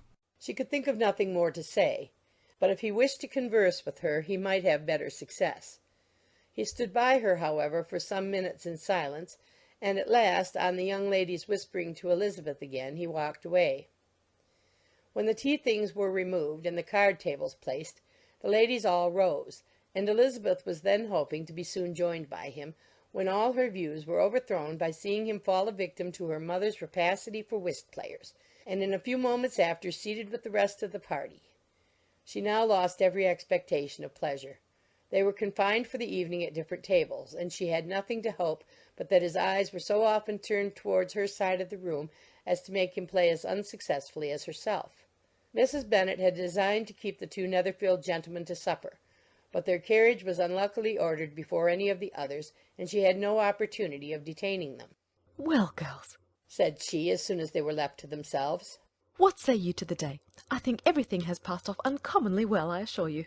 The dinner was as well dressed as any I ever saw. The venison was roasted to a turn, and everybody said they never saw so fat a haunch. The soup was 50 times better than what we had at the Lucases last week, and even Mr. Darcy acknowledged that the partridges were remarkably well done, and I suppose he has 2 or 3 French cooks at least. And, my dear Jane, I never saw you look in greater beauty. Mrs. Long said so too, for I asked her whether you did not. And what do you think she said besides? Ah, Mrs. Bennet, we shall have her at Netherfield at last. She did indeed. I do think Mrs. Long's as good a creature as ever lived, and her nieces are very pretty behaved girls, and not at all handsome. I like them prodigiously. Mrs. Bennet, in short, was in very great spirits. She had seen enough of Bingley's behaviour to Jane to be convinced that she would get him at last, and her expectations of advantage to her family, when in a happy humour, were so far beyond reason that she was quite disappointed at not seeing him there again the next day to make his proposals. "It has been a very agreeable day," said Miss Bennet to Elizabeth. "The party seemed so well selected, so suitable one with the other. I hope we may often meet again." Elizabeth smiled. "Lizzie, you must not do so. You must not suspect me. It mortifies me. I assure you that I have now learnt to enjoy his conversation as an agreeable and sensible young man, without having a wish beyond it. I am perfectly satisfied, from what his manners now are, that he never had any design of engaging my affection. It is only that he is blessed with greater sweetness of address, and a stronger desire of generally pleasing than any other man." "You are very cruel," said her sister. "You will not let me smile, and are provoking me to it every moment." "How hard it is in some cases to be believed." "And how impossible in others." "But why should you wish to persuade me that I feel more than I acknowledge?" "That is a question which I hardly know how to answer. We all love to instruct, though we can teach only what is not worth knowing. Forgive me. And if you persist in indifference, do not make me your confidant." End of chapter 54. Chapter 55. A few days after this visit, Mr. Bingley called again, and alone. His friend had left him that morning for London, but was to return home in 10 days' time. He sat with them above an hour, and was in remarkably good spirits. Mrs. Bennet invited him to dine with them, but with many expressions of concern he confessed himself engaged elsewhere. "Next time you call," said she, "I hope we shall be more lucky." he should be particularly happy at any time, etc., etc., and if she would give him leave, would take an early opportunity of waiting on them. "Can you come tomorrow?" Yes, he had no engagement at all for tomorrow, and her invitation was accepted with alacrity. He came, and in such very good time that the ladies were none of them dressed. In ran Mrs. Bennet to her daughter's room, in her dressing-gown and with her hair half finished, crying out, "My dear Jane, make haste and hurry down. He is come. Mr. Bingley is come. He is indeed. Make haste, make haste. Here, Sarah, come to Miss Bennet this moment and help her on with her gown. Never mind Miss Lizzie's hair." "We will be down as soon as we can," said Jane. "But I dare say Kitty is forwarder than either of us, for she went upstairs half an hour ago." "Oh, hang Kitty! What has she to do with it? Come, be quick, be quick! Where is your sash, my dear?" But when her mother was gone, Jane would not be prevailed on to go down without one of her sisters. The same anxiety to get them by themselves was visible again in the evening. After tea Mr. Bennet retired to the library, as was his custom, and Mary went upstairs to her instrument. 2 obstacles of the 5 being thus removed, Mrs. Bennet sat looking and winking at Elizabeth and Catherine for a considerable time without making any impression on them. Elizabeth would not observe her, and when at last Kitty did, she very innocently said, "What is the matter, mamma? What do you keep winking at me for? What am I to do?" "Nothing, child, nothing. I did not wink at you." She then sat still 5 minutes longer, but unable to waste such a precious occasion, she suddenly got up, and saying to Kitty, "Come here, my love, I want to speak to you," took her out of the room. Jane instantly gave a look at Elizabeth which spoke her distress at such premeditation, and her entreaty that she would not give in to it.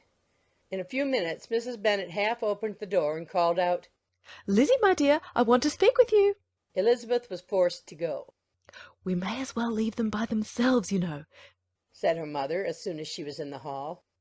"Kitty and I are going upstairs to sit in my dressing-room."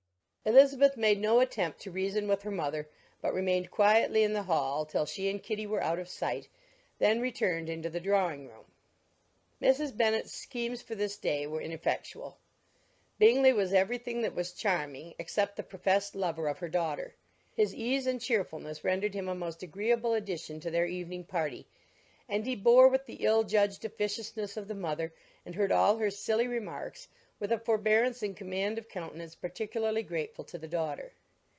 He scarcely needed an invitation to stay supper, and before he went away an engagement was formed, chiefly through his own and Mrs. Bennet's means, for his coming next morning to shoot with her husband. After this day Jane said no more of her indifference. Not a word passed between the sisters concerning Bingley, but Elizabeth went to bed in the happy belief that all must speedily be concluded, unless Mr. Darcy returned within the stated time. Seriously, however, she felt tolerably persuaded that all this must have taken place with that gentleman's concurrence.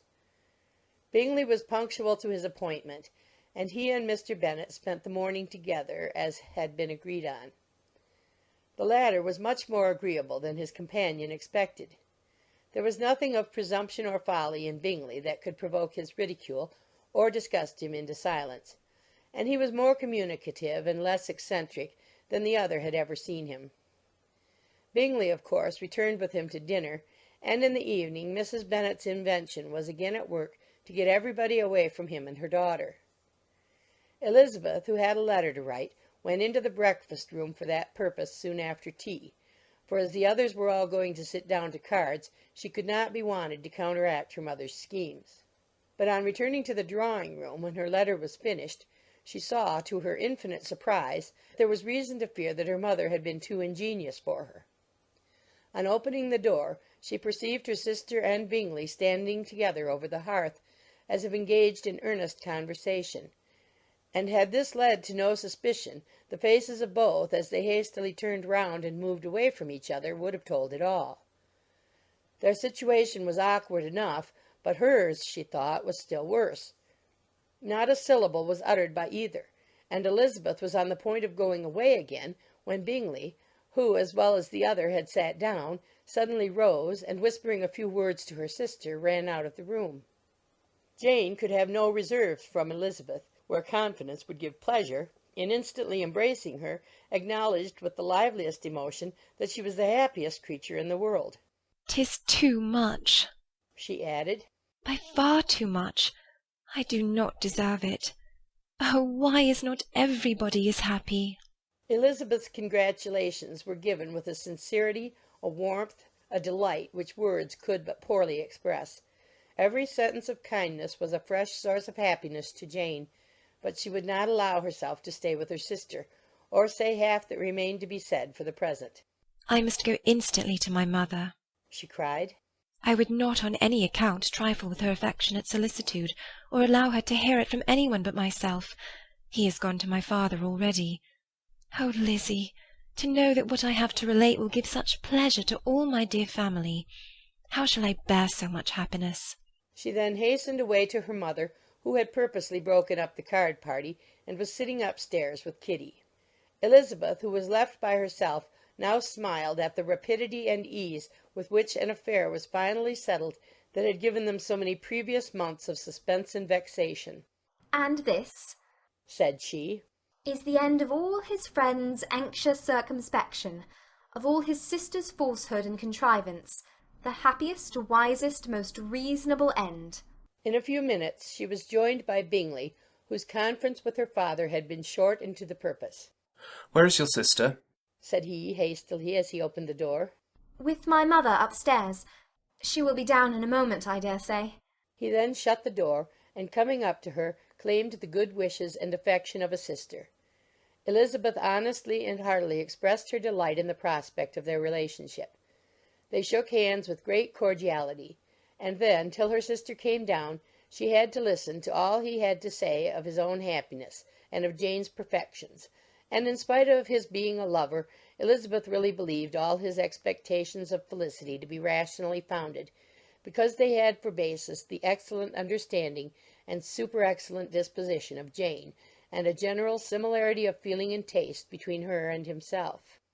It was an evening of no common delight to them all. The satisfaction of Miss Bennet's mind gave a glow of such sweet animation to her face as made her look handsomer than ever. Kitty simpered and smiled, and hoped her turn was coming soon. Mrs. Bennet could not give her consent or speak her approbation in terms warm enough to satisfy her feelings, though she talked to Bingley of nothing else for half an hour. And when Mr. Bennet joined them at supper, his voice and manner plainly showed how really happy he was. Not a word, however, passed his lips in allusion to it, till their visitor took his leave for the night. But as soon as he was gone, he turned to his daughter and said, "Jane, I congratulate you. You will be a very happy woman." Jane went to him instantly, kissed him, and thanked him for his goodness. "You're a good girl," he replied, "and I have great pleasure in thinking you will be so happily settled. I have not a doubt of your doing very well together. Your tempers are by no means unlike. You are each of you so complying that nothing will ever be resolved on, so easy that every servant will cheat you, and so generous that you will always exceed your income." I hope not so. Imprudence or thoughtlessness in money matters would be unpardonable in me. "Exceed their income, my dear Mr. Bennet!" cried his wife. "What are you talking of? Why, he has 4,000 or 5,000 a year, and very likely more." Then, addressing her daughter, "Oh, my dear, dear Jane, I am so happy. I'm sure I shan't get a wink of sleep all night. I knew how it would be. I always said it must be so at last. I was sure you could not be so beautiful for nothing. I remember as soon as I ever saw him, when he first came into Hertfordshire last year, I thought how likely it was that you should come together. Oh, he is the handsomest young man that ever was seen." Wickham, Lydia were all forgotten. Jane was beyond competition her favourite child. At that moment she cared for no other. Her younger sisters soon began to make interest with her for objects of happiness which she might in future be able to dispense. Mary petitioned for the use of the library at Netherfield, and Kitty begged very hard for a few balls there every winter. Bingley from this time was of course a daily visitor at Longbourn, coming frequently before breakfast and always remaining till after supper, unless when some barbarous neighbour, who could not be enough detested, had given him an invitation to dinner which he thought himself obliged to accept. Elizabeth had now but little time for conversation with her sister, for while he was present Jane had no attention to bestow on any one else. But she found herself considerably useful to both of them in those hours of separation that must sometimes occur. In the absence of Jane he always attached himself to Elizabeth for the pleasure of talking of her, and when Bingley was gone, Jane constantly sought the same means of relief.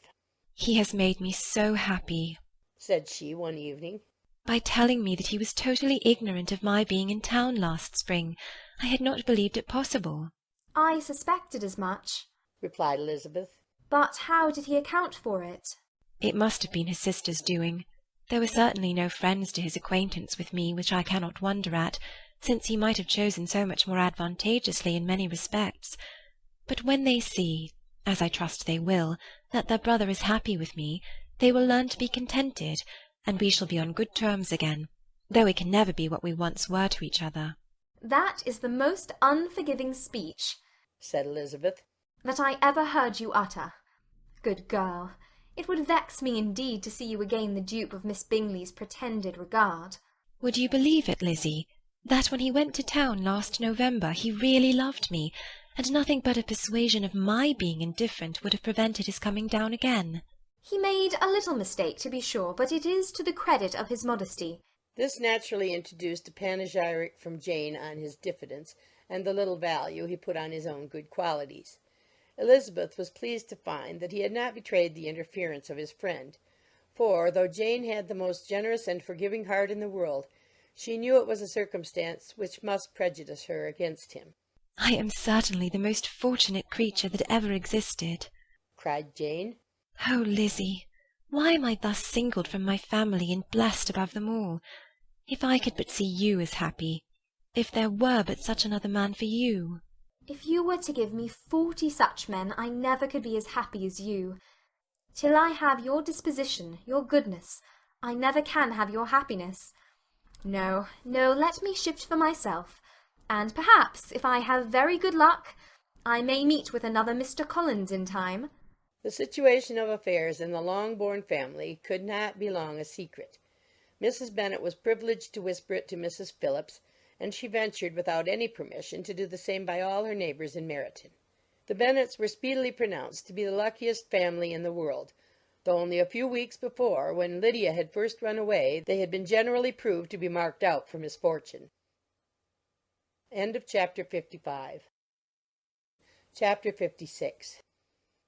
One morning, about a week after Bingley's engagement with Jane had been formed, as he and the females of the family were sitting together in the dining-room, their attention was suddenly drawn to the window by the sound of a carriage, and they perceived a chaise and four driving up the lawn. It was too early in the morning for visitors, and besides, the equipage did not answer to that of any of their neighbours. The horses were post, and neither the carriage nor the livery of the servant who preceded it were familiar to them.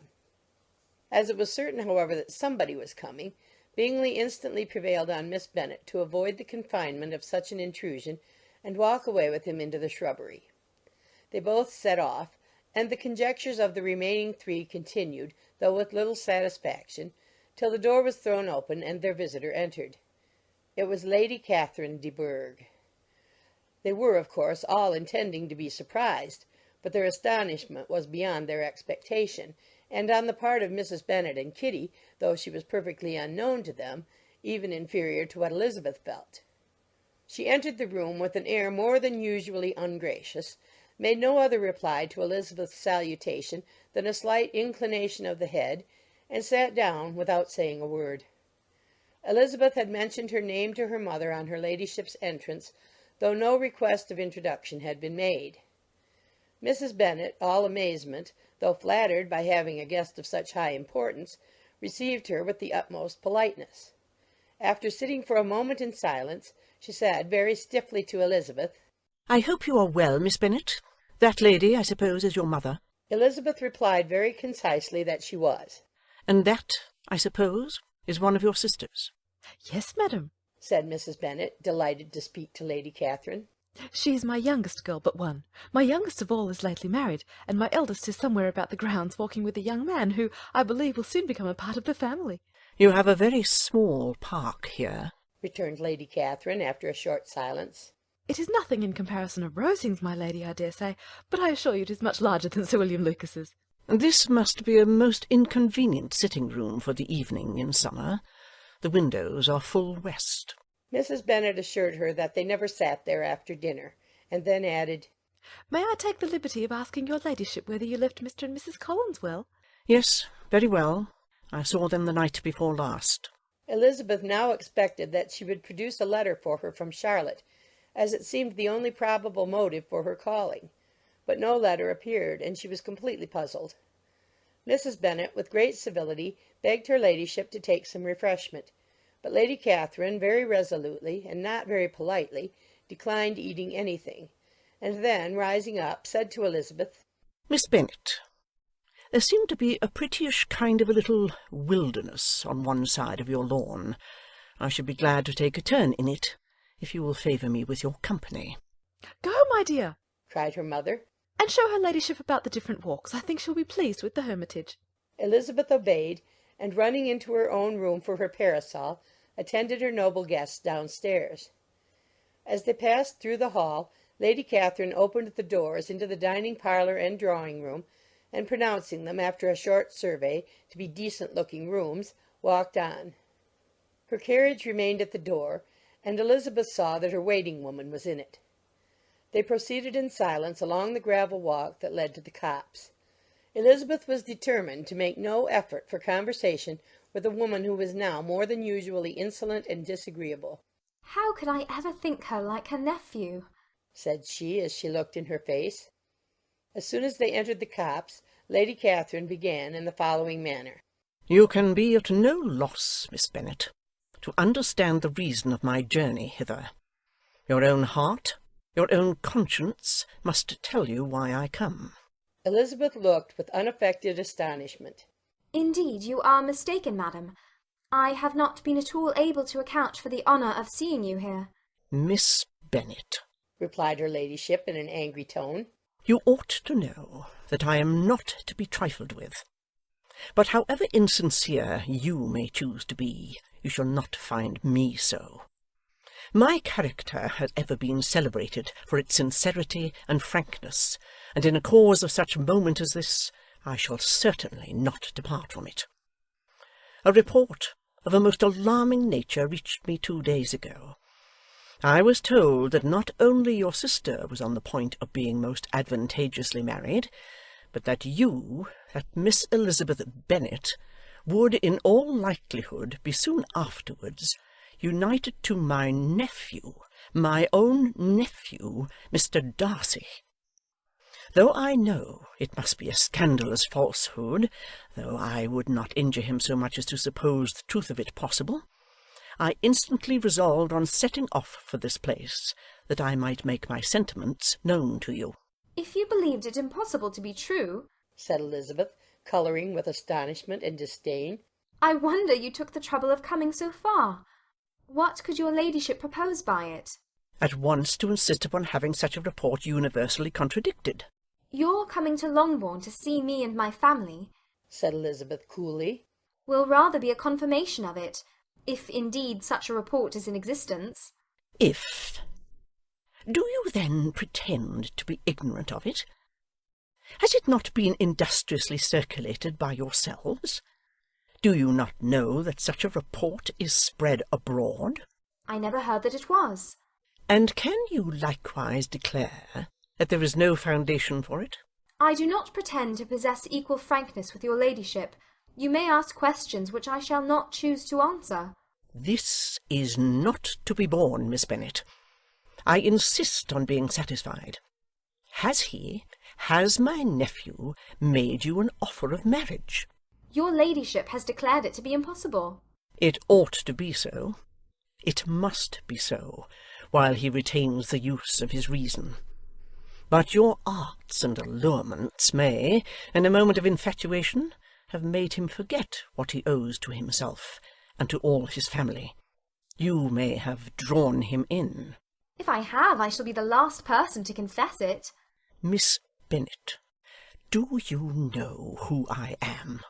I have not been accustomed to such language as this.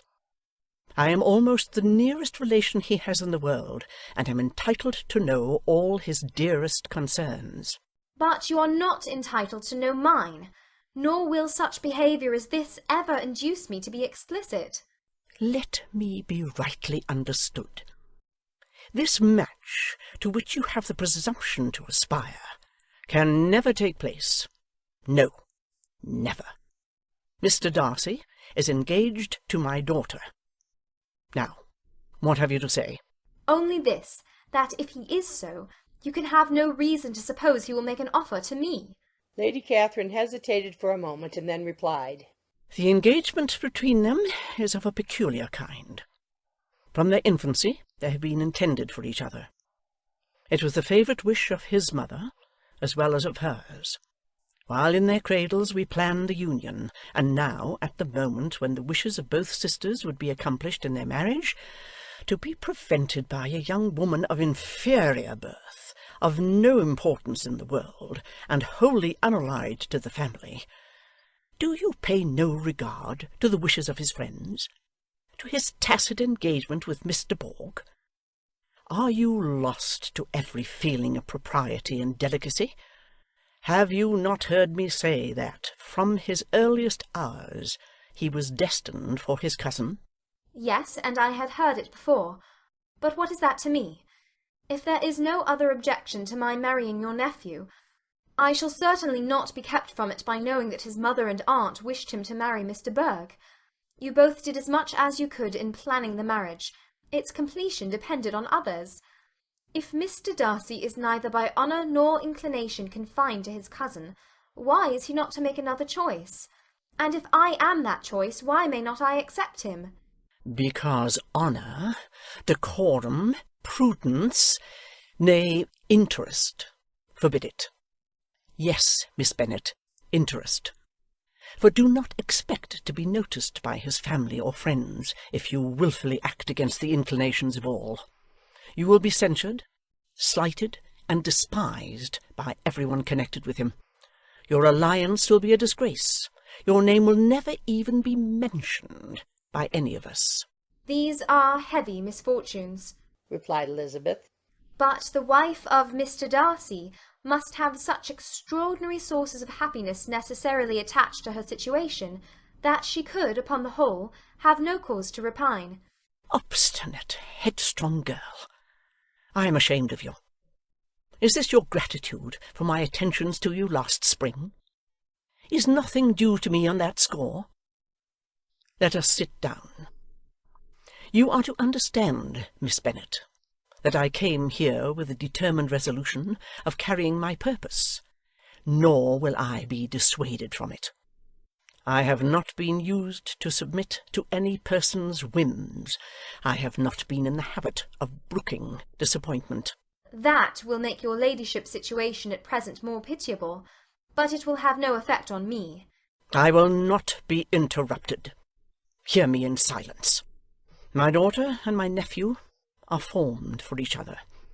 They are descended on the maternal side from the same noble line, and on the father's from respectable, honourable, and ancient, though untitled, families. Their fortune on both sides is splendid. They are destined for each other by the voice of every member of their respective houses, and what is to divide them? The upstart pretensions of a young woman without family, connections, or fortune. Is this to be endured? But it must not, shall not be. If you are sensible of your own good, you would not wish to quit the sphere in which you have been brought up. In marrying your nephew, I should not consider myself as quitting that sphere. He is a gentleman. I am a gentleman's daughter. So far we are equal. True. You are a gentleman's daughter. But who was your mother? Who are your uncles and aunts? Do not imagine me ignorant of their condition. Whatever my connections may be, said Elizabeth, if your nephew does not object to them, they can be nothing to you. Tell me, once for all, are you engaged to him? Though Elizabeth would not, for the mere purpose of obliging Lady Catherine, have answered this question, she could not but say, after a moment's deliberation, I am not. Lady Catherine seemed pleased. And will you promise me never to enter into such an engagement? I will make no promise of the kind. Miss Bennet, I am shocked and astonished. I expected to find a more reasonable young woman. But do not deceive yourself into a belief that I will ever recede. I shall not go away till you have given me the assurance I require. And I certainly never shall give it. I am not to be intimidated into anything so wholly unreasonable. Your ladyship wants Mr. Darcy to marry your daughter, but would my giving you the wished-for promise make their marriage at all more probable? Supposing him to be attached to me, would my refusing to accept his hand make him wish to bestow it on his cousin? Allow me to say, Lady Catherine, that the arguments with which you have supported this extraordinary application have been as frivolous as the application was ill-judged. You have widely mistaken my character, if you think I can be worked on by such persuasions as these. How far your nephew might approve of your interference in his affairs I cannot tell, but you have certainly no right to concern yourself in mine. I must beg, therefore, to be importuned no farther on the subject. Not so hasty, if you please. I have by no means done. To all the objections I have already urged, I have still another to add. I am no stranger to the particulars of your youngest sister's infamous elopement. I know it all, that the young man's marrying her was a patched-up business at the expense of your father and uncles. And is such a girl to be my nephew's sister? Is her husband, is the son of his late father's steward, to be his brother? Heaven and earth, of what are you thinking? Are the shades of Pemberley to be thus polluted? You can now have nothing further to say, she resentfully answered. You have insulted me in every possible method. I must beg to return to the house. And she rose as she spoke. Lady Catherine rose also, and they turned back. Her ladyship was highly incensed. You have no regard, then, for the honour and credit of my nephew. Unfeeling, selfish girl! Do you not consider that a connection with you must disgrace him in the eyes of everybody? Lady Catherine, I have nothing further to say. You know my sentiments. You are then resolved to have him? I have said no such thing. I am only resolved to act in that manner which will, in my own opinion, constitute my happiness, without reference to you, or to any person so wholly unconnected with me. It is well. You refuse, then, to oblige me. You refuse to obey the claims of duty, honour, and gratitude.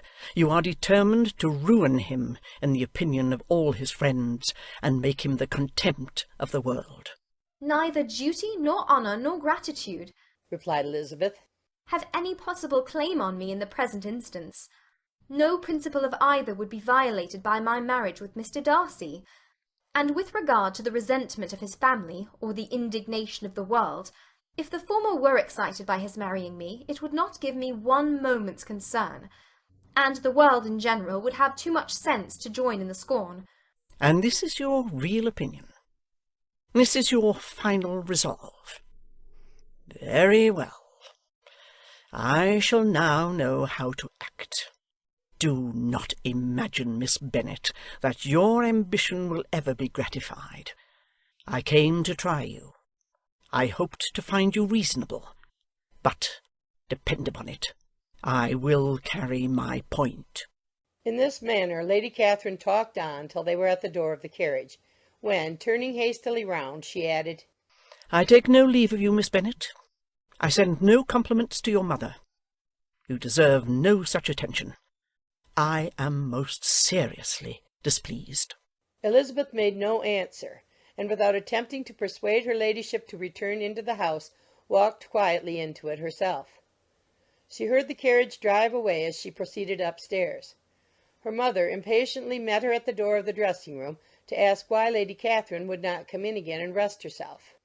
She did not choose it, said her daughter. She would go. She is a very fine-looking woman, and her calling here was prodigiously civil, for she only came, I suppose, to tell us the Collinses were well. She's on her road somewhere, I dare say, and so, passing through Meryton, thought she might as well call on you. I suppose she had nothing particular to say to you, Lizzie? Elizabeth was forced to give in to a little falsehood here, for to acknowledge the substance of their conversation was impossible. End of chapter 56. Chapter 57. The discomposure of spirits which this extraordinary visit threw Elizabeth into could not be easily overcome, nor could she for many hours learn to think of it less than incessantly. Lady Catherine, it appeared, had actually taken the trouble of this journey from Rosings for the sole purpose of breaking off her supposed engagement with Mr. Darcy. It was a rational scheme, to be sure, but from what the report of their engagement could originate, Elizabeth was at a loss to imagine, till she recollected that his being the intimate friend of Bingley, and her being the sister of Jane, was enough, at a time when the expectation of one wedding made everybody eager for another, to supply the idea. She had not herself forgotten to feel that the marriage of her sister must bring them more frequently together, and her neighbours at Lucas Lodge, therefore, for through their communication with the Collinses the report, she concluded, had reached Lady Catherine, had only set that down as almost certain and immediate, which she had looked forward to as possible at some future time. In revolving Lady Catherine's expressions, however, she could not help feeling some uneasiness as to the possible consequence of her persisting in this interference. From what she had said of her resolution to prevent their marriage, it occurred to Elizabeth that she must meditate an application to her nephew, and how he might take a similar representation of the evils attached to a connection with her she dared not pronounce. She knew not the exact degree of his affection for his aunt, or his dependence on her judgment, but it was natural to suppose that he thought much higher of her ladyship than she could do, and it was certain that, in enumerating the miseries of a marriage with one whose immediate connections were so unequal to his own, his aunt would address him on his weakest side. With his notions of dignity, he would probably feel that the arguments, which to Elizabeth had appeared weak and ridiculous, contained much good sense and solid reasoning. If he had been wavering before as to what he should do, which had often seemed likely, The advice and entreaty of so near a relation might settle every doubt, and determine him at once to be as happy as dignity unblemished could make him. In that case he would return no more. Lady Catherine might see him in her way through town, and his engagement to Bingley of coming again to Netherfield must give way. If, therefore, an excuse for not keeping his promise should come to his friend within a few days, she added, I shall know how to understand it. I shall then give over every expectation, every wish of his constancy. If he is satisfied with only regretting me, when he might have obtained my affections in hand, I shall soon cease to regret him at all.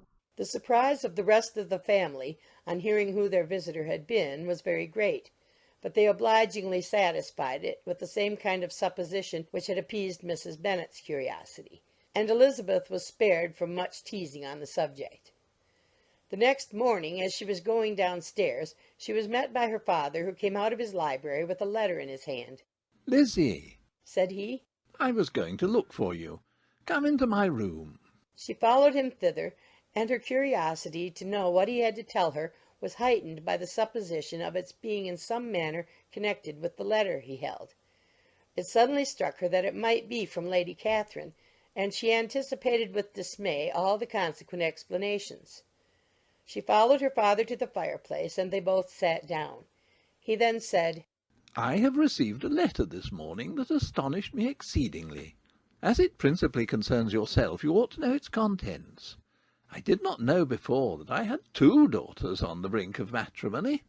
Let me congratulate you on a very important conquest." The colour now rushed into Elizabeth's cheeks in the instantaneous conviction of its being a letter from the nephew instead of the aunt, and she was undetermined whether most to be pleased that he explained himself at all, or offended that his letter was not rather addressed to herself, when her father continued, "You look conscious. Young ladies have great penetration in such matters as these, but I think I may defy even your sagacity to discover the name of your admirer. This letter is from Mr. Collins." From Mr. Collins? And what can he have to say? Something very much to the purpose, of course. He begins with congratulations on the approaching nuptials of my eldest daughter, of which it seems he has been told by some of the good-natured gossiping Lucases. I shall not sport with your impatience by reading what he says on that point. What relates to yourself is as follows. Having thus offered you the sincere congratulations of Mrs. Collins and myself on the happy event, let me now add a short hint on the subject of another, of which we have been advertised by the same authority. Your daughter, Elizabeth, it is presumed, will not long bear the name of Bennet, after her elder sister has resigned it, and the chosen partner of her fate may be reasonably looked up to as one of the most illustrious personages in this land. Can you possibly guess, Lizzie, who is meant by this? This young gentleman is blessed in a peculiar way with everything the heart of mortal can most desire, splendid property, noble kindred, and extensive patronage. Yet, in spite of all these temptations, let me warn my cousin Elizabeth and yourself of what evils you may incur by a precipitate closure with this gentleman's proposals, which, of course, you will be inclined to take immediate advantage of. Have you any idea, Lizzie, who this gentleman is? But now it comes out. My motive for cautioning you is as follows. We have reason to imagine that his aunt, Lady Catherine de Bourgh, does not look on the match with a friendly eye. Mr. Darcy, you see, is the man. Now, Lizzie, I think I have surprised you. Could he, or the Lucases, have pitched on any man within the circle of our acquaintance, whose name would have given the lie more effectually to what they related? Mr. Darcy, who never looks at any woman but to see a blemish, and who probably never looked at you in his life. It is admirable. Elizabeth tried to join in her father's pleasantry, but could only force one most reluctant smile. Never had his wit been directed in a manner so little agreeable to her. Are you not diverted? Oh, yes. Pray, read on. After mentioning the likelihood of this marriage to her ladyship last night, she immediately, with her usual condescension, expressed what she felt on the occasion, when it became apparent that, on the score of some family objections on the part of my cousin, she would never give her consent to what she termed so disgraceful a match. I thought it my duty to give the speediest intelligence of this to my cousin, that she and her noble admirer may be aware of what they are about, and not run hastily into a marriage which has not been properly sanctioned. Mr. Collins moreover adds, I am truly rejoiced that my cousin Lydia's sad business has been so well hushed up, and am only concerned that their living together before the marriage took place should be so generally known. I must not, however, neglect the duties of my station, or refrain from declaring my amazement at hearing that you received the young couple into your house as soon as they were married. It was an encouragement of vice, and had I been the rector of Longbourn, I should very strenuously have opposed it. You ought certainly to forgive them as a Christian, but never to admit them in your sight, or allow their names to be mentioned in your hearing. That is his notion of Christian forgiveness. The rest of his letter is only about his dear Charlotte's situation, and his expectation of a young olive branch. But, Lizzie, you look as if you did not enjoy it. You're not going to be missish, I hope, and pretend to be affronted at an idle report. For what do we live but to make sport for our neighbours, and laugh at them in our turn? Oh, cried Elizabeth, I am excessively diverted. But it is so strange. Yes, that is what makes it amusing. Had they fixed on any other man, it would have been nothing. But his perfect indifference and your pointed dislike make it so delightfully absurd. Much as I abominate writing, I would not give up Mr. Collins's correspondence for any consideration. Nay, when I read a letter of his, I cannot help giving him the preference even over Wickham, much as I value the impudence and hypocrisy of my son-in-law. And pray, Lizzie, what said Lady Catherine about this report? Did she call to refuse her consent? To this question his daughter replied only with a laugh, and as it had been asked without the least suspicion, she was not distressed by his repeating it. Elizabeth had never been more at a loss to make her feelings appear what they were not. It was necessary to laugh when she would rather have cried. Her father had most cruelly mortified her by what he said of Mr. Darcy's indifference, and she could do nothing but wonder at such a want of penetration, or fear that perhaps instead of his seeing too little, she might have fancied too much. End of chapter 57. Chapter 58. Instead of receiving any such letter of excuse from his friend as Elizabeth half expected Mr. Bingley to do, he was able to bring Darcy with him to Longbourn before many days had passed after Lady Catherine's visit.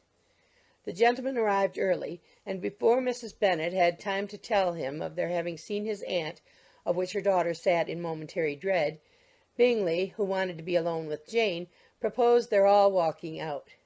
It was agreed to. Mrs. Bennet was not in the habit of walking.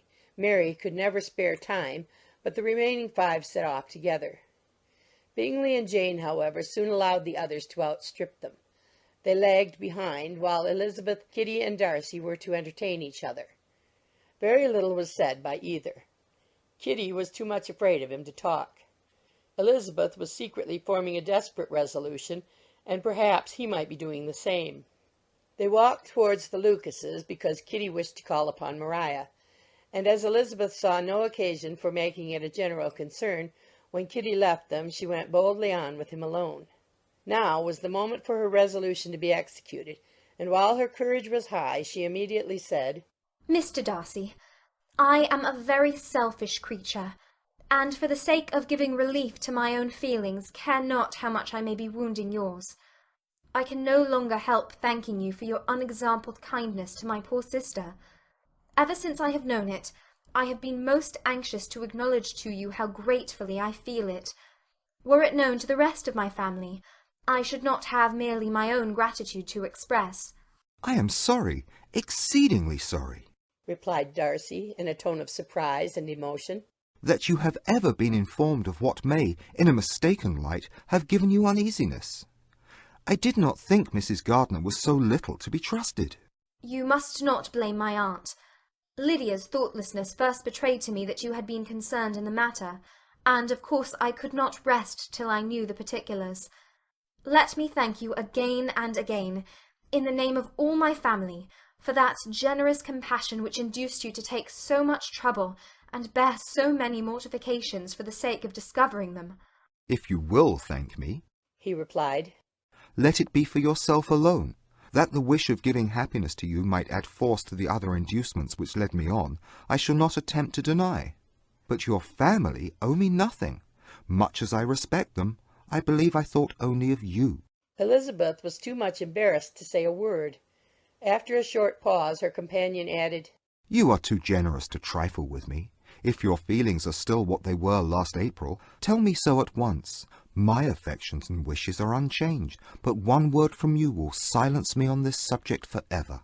Elizabeth, feeling all the more than common awkwardness and anxiety of his situation, now forced herself to speak, and immediately, though not very fluently, gave him to understand that her sentiments had undergone so material a change since the period to which he alluded, as to make her receive with gratitude and pleasure his present assurances.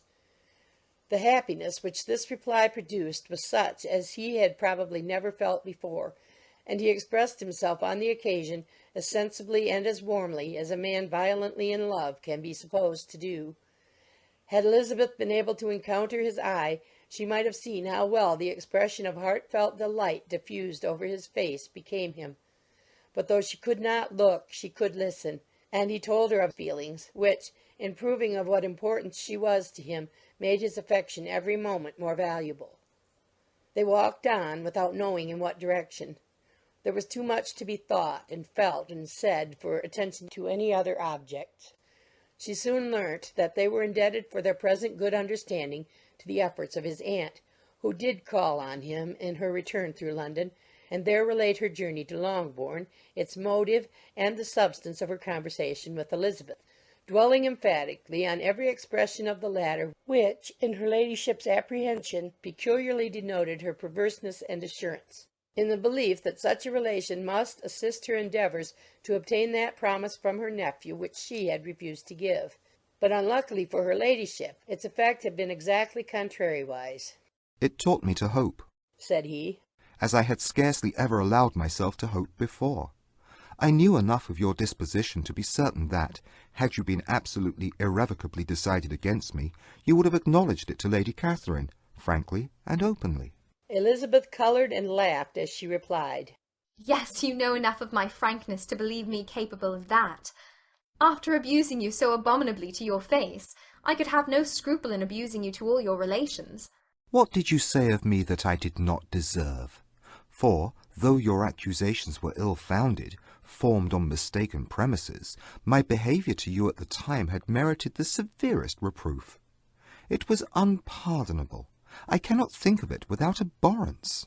We will not quarrel for the greater share of blame annexed to that evening, said Elizabeth.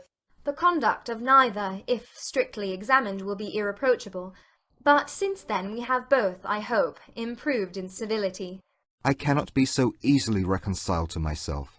The recollection of what I then said, of my conduct, my manners, my expressions during the whole of it, is now, and has been many months, inexpressibly painful to me.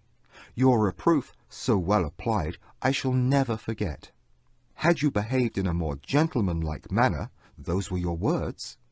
You know not, you can scarcely conceive how they have tortured me, though it was some time, I confess, before I was reasonable enough to allow their justice. I was certainly very far from expecting them to make so strong an impression. I had not the smallest idea of their being ever felt in such a way. I can easily believe it. You thought me then devoid of every proper feeling. I am sure you did. The turn of your countenance I shall never forget, as you said that I could not have addressed you in any possible way that would induce you to accept me. Oh, do not repeat what I then said. These recollections will not do at all. I assure you that I have long been most heartily ashamed of it. Darcy mentioned his letter. Did it? Said he. Did it soon make you think better of me? Did you, on reading it, give me any credit to its contents? She explained what its effect on her had been, and how gradually all her former prejudices had been removed. I knew, said he, that what I wrote must give you pain, but it was necessary. I hope you have destroyed the letter. There was one part especially, the opening of it, which I should dread your having the power of reading again. I can remember some expressions which might justly make you hate me. The letter shall certainly be burnt, if you believe it essential to the preservation of my regard. But, though we have both reason to think my opinions not entirely unalterable, they are not, I hope, quite so easily changed as that implies. When I wrote that letter, replied Darcy, I believed myself perfectly calm and cool, but I am since convinced that it was written in a dreadful bitterness of spirit. The letter perhaps began in bitterness, but it did not end so.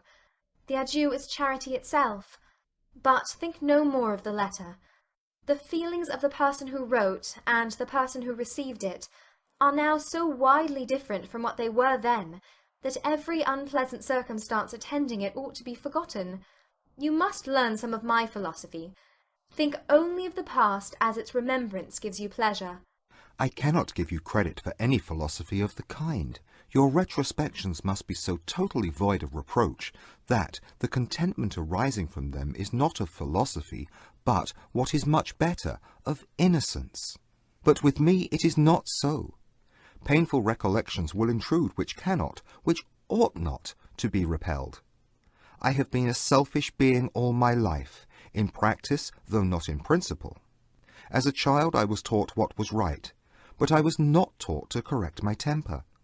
I was given good principles, but left to follow them in pride and conceit. Unfortunately, an only son, for many years an only child, I was spoilt by my parents, who, though good themselves, my father particularly, all that was benevolent and admirable, allowed, encouraged, almost taught me to be selfish and overbearing, to care for none beyond my own family circle, to think meanly of all the rest of the world, to wish at least to think meanly of their sense and worth compared with my own. Such I was, from 8 to 28, and such I might still have been but for you, dearest, loveliest Elizabeth. What do I not owe you?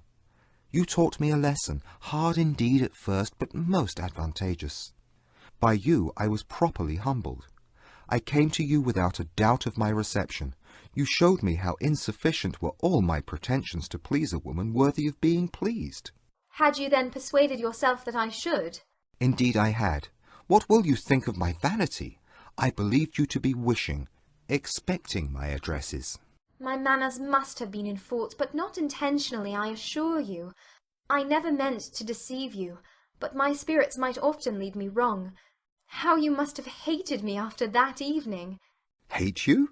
I was angry, perhaps, at first, but my anger soon began to take a proper direction. I am almost afraid of asking what you thought of me when we met at Pemberley. You blamed me for coming. No, indeed. I felt nothing but surprise. Your surprise could not be greater than mine in being noticed by you. My conscience told me that I deserved no extraordinary politeness, and I confess that I did not expect to receive more than my due. My object, then, replied Darcy, was to show you, by every civility in my power, that I was not so mean as to resent the past, and I hope to obtain your forgiveness, to lessen your ill opinion, by letting you see that your reproofs had been attended to. How soon any other wishes introduced themselves I can hardly tell, but I believe in about half an hour after I had seen you. He then told her of Georgiana's delight in her acquaintance, and of her disappointment at its sudden interruption, which, naturally leading to the cause of that interruption, she soon learnt that his resolution of following her from Derbyshire in quest of her sister had been formed before he quitted the inn, and that his gravity and thoughtfulness there had arisen from no other struggles than what such a purpose must comprehend. She expressed her gratitude again, but it was too painful a subject to each to be dwelt on farther. After walking several miles in a leisurely manner, and too busy to know anything about it, they found at last, on examining their watches, that it was time to be at home. What could become of Mr. Bingley and Jane? Was a wonder which introduced the discussion of their affairs. Darcy was delighted with their engagement. His friend had given him the earliest information of it. I must ask whether you were surprised, said Elizabeth. Not at all. When I went away, I felt that it would soon happen. That is to say, you had given your permission. I guessed as much. And though he exclaimed at the term, she found that it had been pretty much the case. On the evening before my going to London, said he, I made a confession to him, which I believe I ought to have made long ago. I told him of all that had occurred to make my former interference in his affairs absurd and impertinent. His surprise was great. He had never had the slightest suspicion. I told him, moreover, that I believed myself mistaken in supposing, as I had done, that your sister was indifferent to him. And as I could easily perceive that his attachment to her was unabated, I felt no doubt of their happiness together. Elizabeth could not help smiling at his easy manner of directing his friend. Did you speak from your own observation? Said she. When you told him that my sister loved him, or merely from my information last spring? From the former. I had narrowly observed her during the 2 visits which I had lately made here, and I was convinced of her affection. And your assurance of it, I suppose, carried immediate conviction to him? It did. Bingley is most unaffectedly modest. His diffidence had prevented him depending on his own judgment in so anxious a case, but his reliance on mine made everything easy. I was obliged to confess one thing, which, for a time, and not unjustly, offended him. I could not allow myself to conceal that your sister had been in town 3 months last winter, that I had known it, and purposely kept it from him. He was angry, but his anger, I am persuaded, lasted no longer than he remained in any doubt of your sister's sentiments. He has heartily forgiven me now. Elizabeth longed to observe that Mr. Bingley had been a most delightful friend, so easily guided that his worth was invaluable, but she checked herself. She remembered that he had yet to learn to be laughed at, and it was rather too early to begin. In anticipating the happiness of Bingley, which of course was to be inferior only to his own, he continued the conversation till they reached the house. In the hall they parted. End of chapter 58. Chapter 59. My dear Lizzie, where can you have been walking to? Was a question which Elizabeth received from Jane as soon as she entered their room, and from all the others when they sat down to table. She had only to say in reply that they had wandered about till she was beyond her own knowledge. She coloured as she spoke, but neither that nor anything else awakened a suspicion of the truth. The evening passed quietly, unmarked by anything extraordinary. The acknowledged lovers talked and laughed. The unacknowledged were silent. Darcy was not of a disposition in which happiness overflows in mirth, and Elizabeth, agitated and confused, rather knew that she was happy than felt herself to be so, for, besides the immediate embarrassment, there were other evils before her. She anticipated what would be felt in the family when her situation became known. She was aware that no one liked him but Jane, and even feared that with the others it was a dislike which not all his fortune and consequence might do away. At night she opened her heart to Jane. Though suspicion was very far from Miss Bennet's general habits, she was absolutely incredulous here. You are joking, Lizzie. This cannot be. Engaged to Mr. Darcy? No, no, you shall not deceive me. I know it to be impossible. This is a wretched beginning indeed.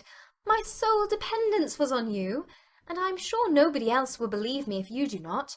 Yet, indeed, I am in earnest. I speak nothing but the truth.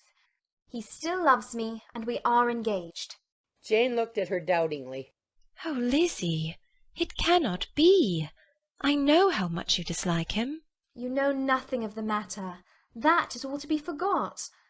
Perhaps I did not always love him so well as I do now, but in such cases as these a good memory is unpardonable. This is the last time I shall ever remember it myself. Miss Bennet still looked all amazement. Elizabeth again, and more seriously, assured her of its truth. Good heaven! Can it really be so? Yet now I must believe you, cried Jane. My dear, dear Lizzie, I do congratulate you. But are you certain? Forgive the question. Are you quite certain that you can be happy with him? There can be no doubt of that. It is settled between us already that we are to be the happiest couple in the world. But are you pleased, Jane? Shall you like to have such a brother? Very, very much. Nothing could give either Bingley or myself more delight. But we considered it, we talked of it as impossible. And do you really love him quite well enough? Oh, Lizzie, do anything rather than marry without affection. Are you quite sure that you feel what you ought to do? Oh, yes. You will only think I feel more than I ought to do when I tell you all. What do you mean? Why, I must confess that I love him better than I do Bingley. I am afraid you will be angry. My dearest sister, now be serious. I want to talk very seriously. Let me know everything that I am to know without delay. Will you tell me how long you have loved him? It has been coming on so gradually that I hardly know when it began. But I believe I must date it from my first seeing his beautiful grounds at Pemberley. Another entreaty that she would be serious, however, produced the desired effect, and she soon satisfied Jane by her solemn assurances of attachment. When convinced on that article, Miss Bennet had nothing further to wish. Now I am quite happy, said she, for you will be as happy as myself. I always had a value for him. Were it for nothing but his love of you, I must always have esteemed him. But now, as Bingley's friend and your husband, there can be only Bingley and yourself more dear to me. But, Lizzie, you have been very sly, very reserved with me. How little did you tell me of what passed at Pemberley and Lambton? I owe all that I know of it to another, not to you. Elizabeth told her the motives of her secrecy. She had been unwilling to mention Bingley, and the unsettled state of her own feelings had made her equally avoid the name of his friend. But now she would no longer conceal from her his share in Lydia's marriage. All was acknowledged, and half the night spent in conversation. Good gracious!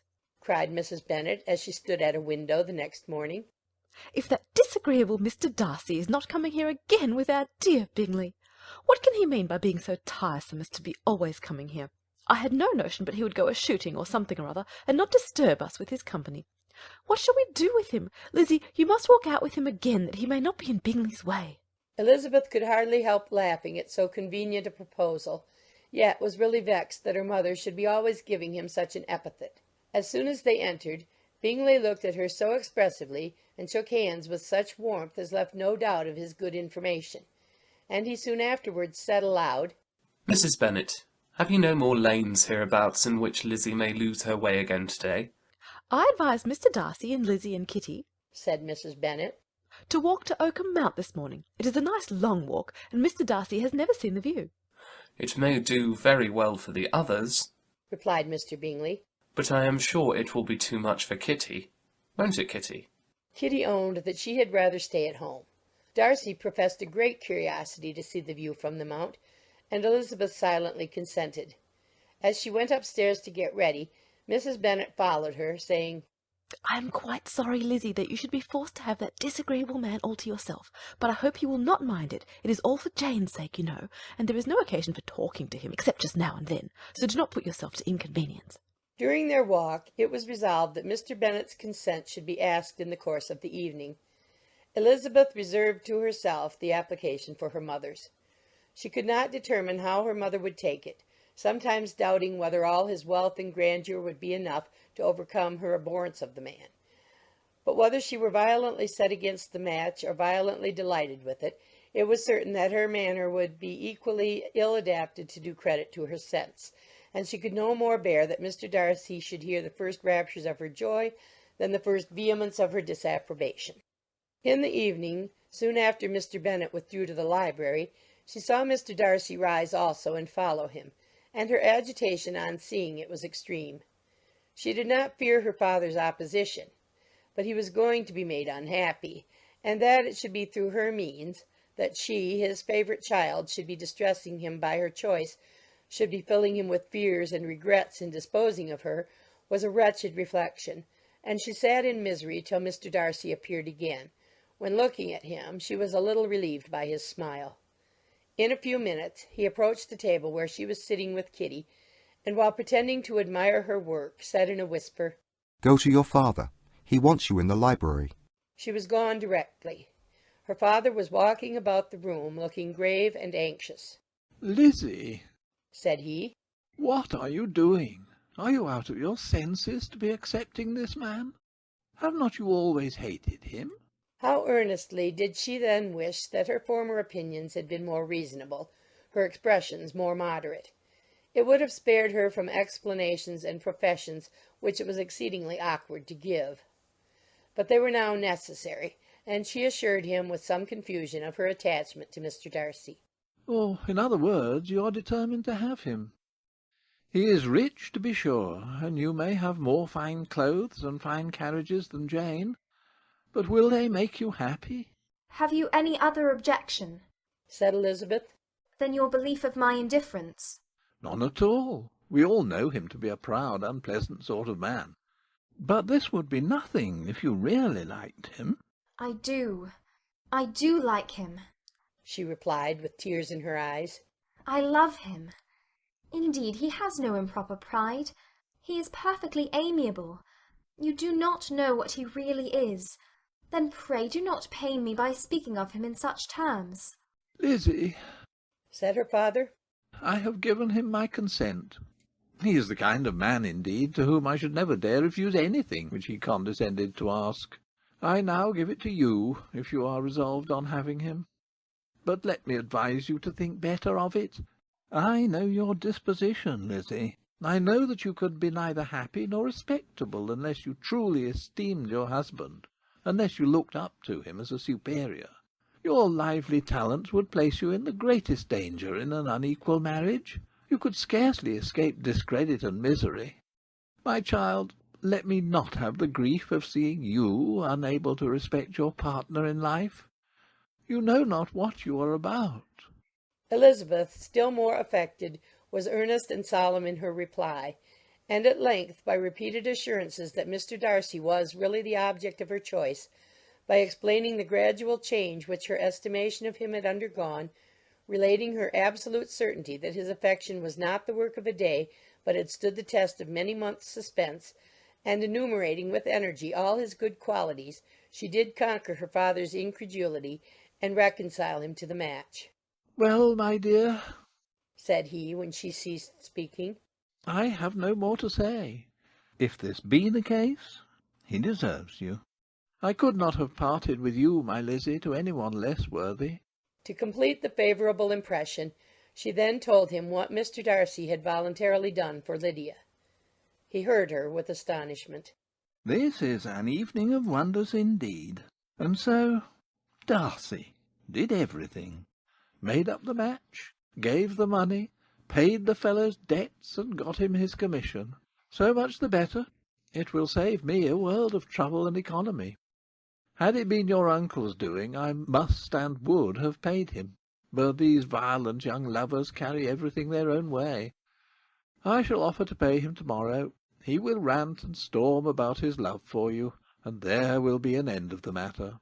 He then recollected her embarrassment a few days before on his reading Mr. Collins's letter, and after laughing at her some time, allowed her at last to go, saying, as she quitted the room, "If any young men come for Mary or Kitty, send them in, for I am quite at leisure."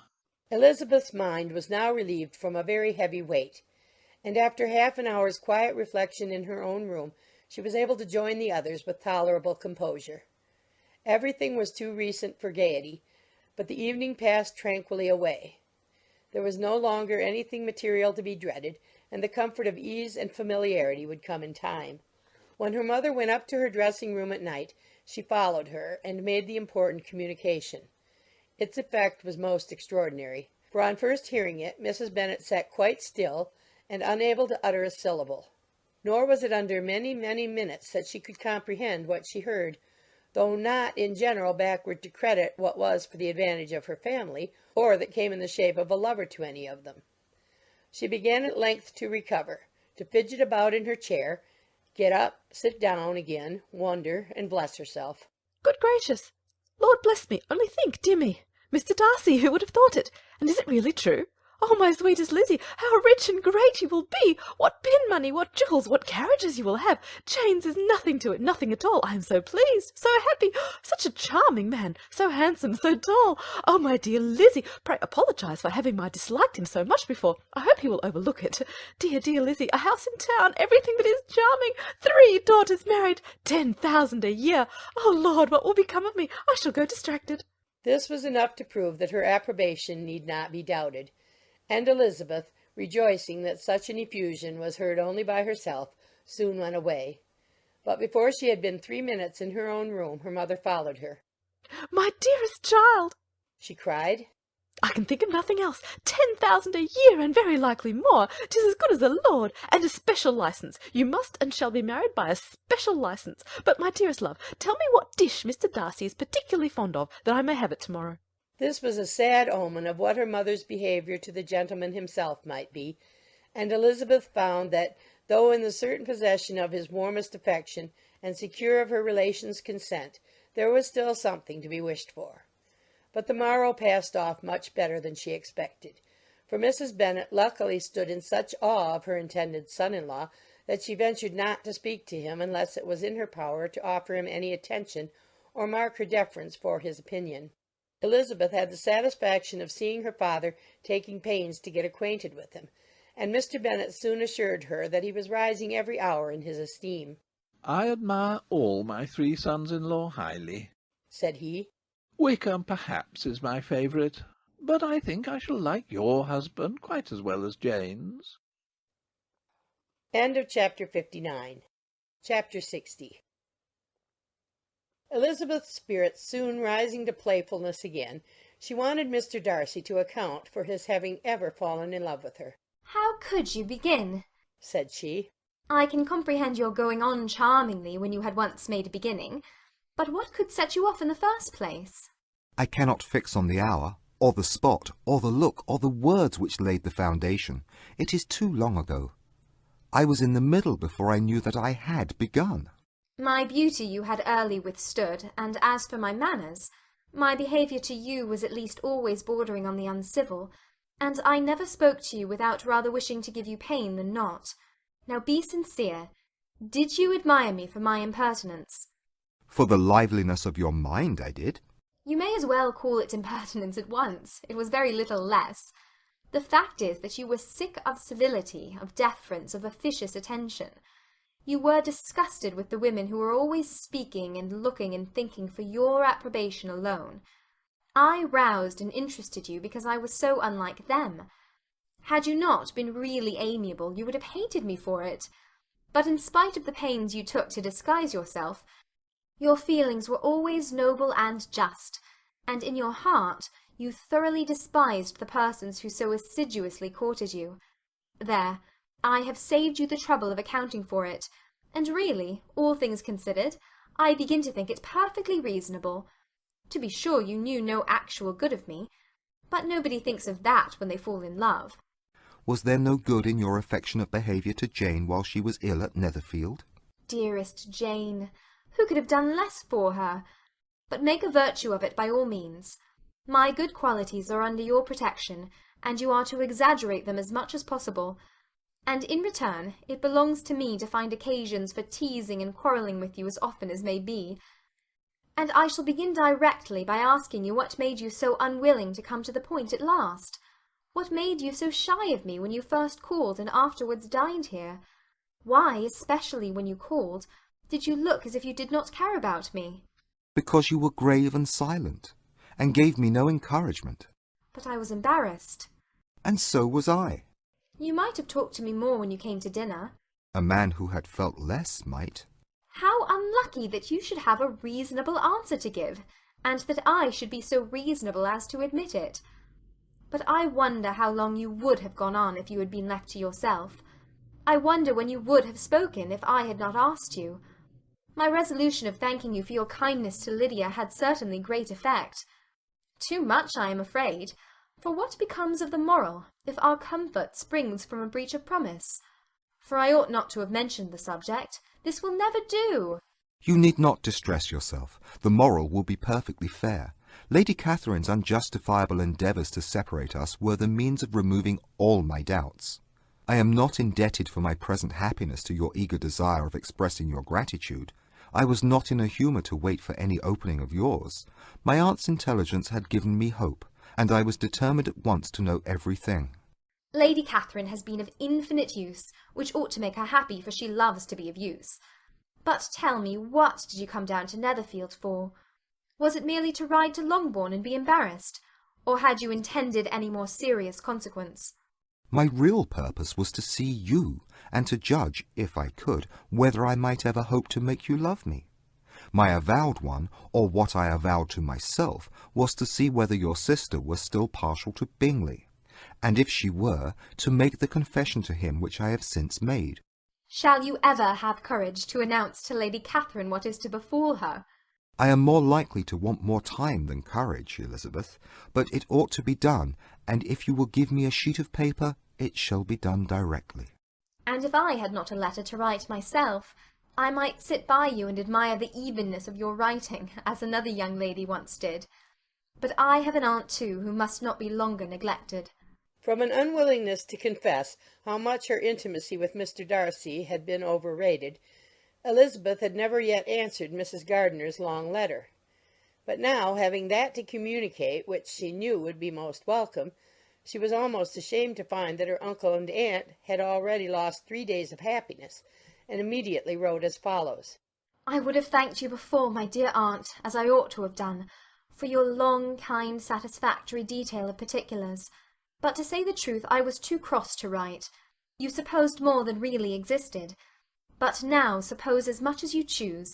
Give a loose rein to your fancy, indulge your imagination in every possible flight which the subject will afford, and unless you believe me actually married, you cannot greatly err. You must write again very soon, and praise him a great deal more than you did in your last. I thank you again and again for not going to the Lakes. How could I be so silly as to wish it? Your idea of the ponies is delightful. We will go round to the park every day. I am the happiest creature in the world. Perhaps other people have said so before, but not one with such justice. I am happier even than Jane. She only smiles. I laugh. Mr. Darcy sends to you all the love in the world that he can spare from me. You are all to come to Pemberley at Christmas. Yours, etc. Mr. Darcy's letter to Lady Catherine was in a different style, and still different from either was what Mr. Bennet said to Mr. Collins in reply to his last. Dear Sir, I must trouble you once more for congratulations. Elizabeth will soon be the wife of Mr. Darcy. Console Lady Catherine as well as you can. But if I were you, I would stand by the nephew. He has more to give. Yours sincerely, etc. Miss Bingley's congratulations to her brother on his approaching marriage were all that was affectionate and insincere. She wrote even to Jane on the occasion to express her delight and repeat all her former professions of regard. Jane was not deceived, but she was affected, and though feeling no reliance on her, could not help writing her a much kinder answer than she knew was deserved. The joy which Miss Darcy expressed on receiving similar information was as sincere as her brother's in sending it. 4 sides of paper were insufficient to contain all her delight, and all her earnest desire of being loved by her sister. Before any answer could arrive from Mr. Collins, or any congratulations to Elizabeth from his wife, the Longbourn family heard that the Collinses were come themselves to Lucas Lodge. The reason of this sudden removal was soon evident. Lady Catherine had been rendered so exceedingly angry by the contents of her nephew's letter, that Charlotte, really rejoicing in the match, was anxious to get away till the storm was blown over. At such a moment the arrival of her friend was a sincere pleasure to Elizabeth, though in the course of their meetings she must sometimes think the pleasure dearly bought when she saw Mr. Darcy exposed to all the parading and obsequious civility of her husband. He bore it, however, with admirable calmness. He could even listen to Sir William Lucas when he complimented him on carrying away the brightest jewel of the country, and expressed his hopes of their all meeting frequently at St. James's with very decent composure. If he did shrug his shoulders, it was not till Sir William was out of sight. Mrs. Phillips's vulgarity was another, and perhaps a greater, tax on his forbearance; and though Mrs. Phillips, as well as her sister, stood in too much awe of him to speak with the familiarity which Bingley's good humour encouraged, yet, whenever she did speak, she must be vulgar. Nor was her respect for him, though it made her more quiet, at all likely to make her more elegant. Elizabeth did all she could to shield him from the frequent notice of either, and was ever anxious to keep him to herself and to those of her family with whom he might converse without mortification. And though the uncomfortable feelings arising from all this took from the season of courtship much of its pleasure, it added to the hope of the future, and she looked forward with delight to the time when they should be removed from society so little pleasing to either, to all the comfort and elegance of their family party at Pemberley. Chapter 61. Happy for all her maternal feelings was the day on which Mrs. Bennet got rid of her two most deserving daughters. With what delighted pride she afterwards visited Mrs. Bingley and talked of Mrs. Darcy may be guessed. I wish I could say, for the sake of her family, that the accomplishment of her earnest desire and the establishment of so many of her children produced so happy an effect as to make her a sensible, amiable, well-informed woman for the rest of her life. Though perhaps it was lucky for her husband, who might not have relished domestic felicity in so unusual a form, that she still was occasionally nervous and invariably silly. Mr. Bennet missed his second daughter exceedingly. His affection for her drew him oftener from home than anything else could do. He delighted in going to Pemberley, especially when he was least expected. Mr. Bingley and Jane remained at Netherfield only a twelvemonth. So near a vicinity to her mother and Meryton relations was not desirable even to his easy temper or her affectionate heart. The darling wish of his sisters was then gratified. He bought an estate in a neighbouring county to Derbyshire, and Jane and Elizabeth, in addition to every other source of happiness, were within 30 miles of each other. Kitty, to her very material advantage, spent the chief of her time with her two elder sisters. In society so superior to what she had generally known, her improvement was great. She was not of so ungovernable a temper as Lydia, and removed from the influence of Lydia's example, she became, by proper attention and management, less irritable, less ignorant, and less insipid. From the further disadvantage of Lydia's society she was of course carefully kept, and though Mrs. Wickham frequently invited her to come and stay with her, with the promise of balls and young men, her father would never consent to her going. Mary was the only daughter who remained at home, and she was necessarily drawn from the pursuit of accomplishments by Mrs. Bennet's being quite unable to sit alone. Mary was obliged to mix more with the world, but she could still moralize over every morning visit, and as she was no longer mortified by comparisons between her sister's beauty and her own, it was suspected by her father that she submitted to the change without much reluctance. As for Wickham and Lydia, their characters suffered no revolution from the marriage of her sisters.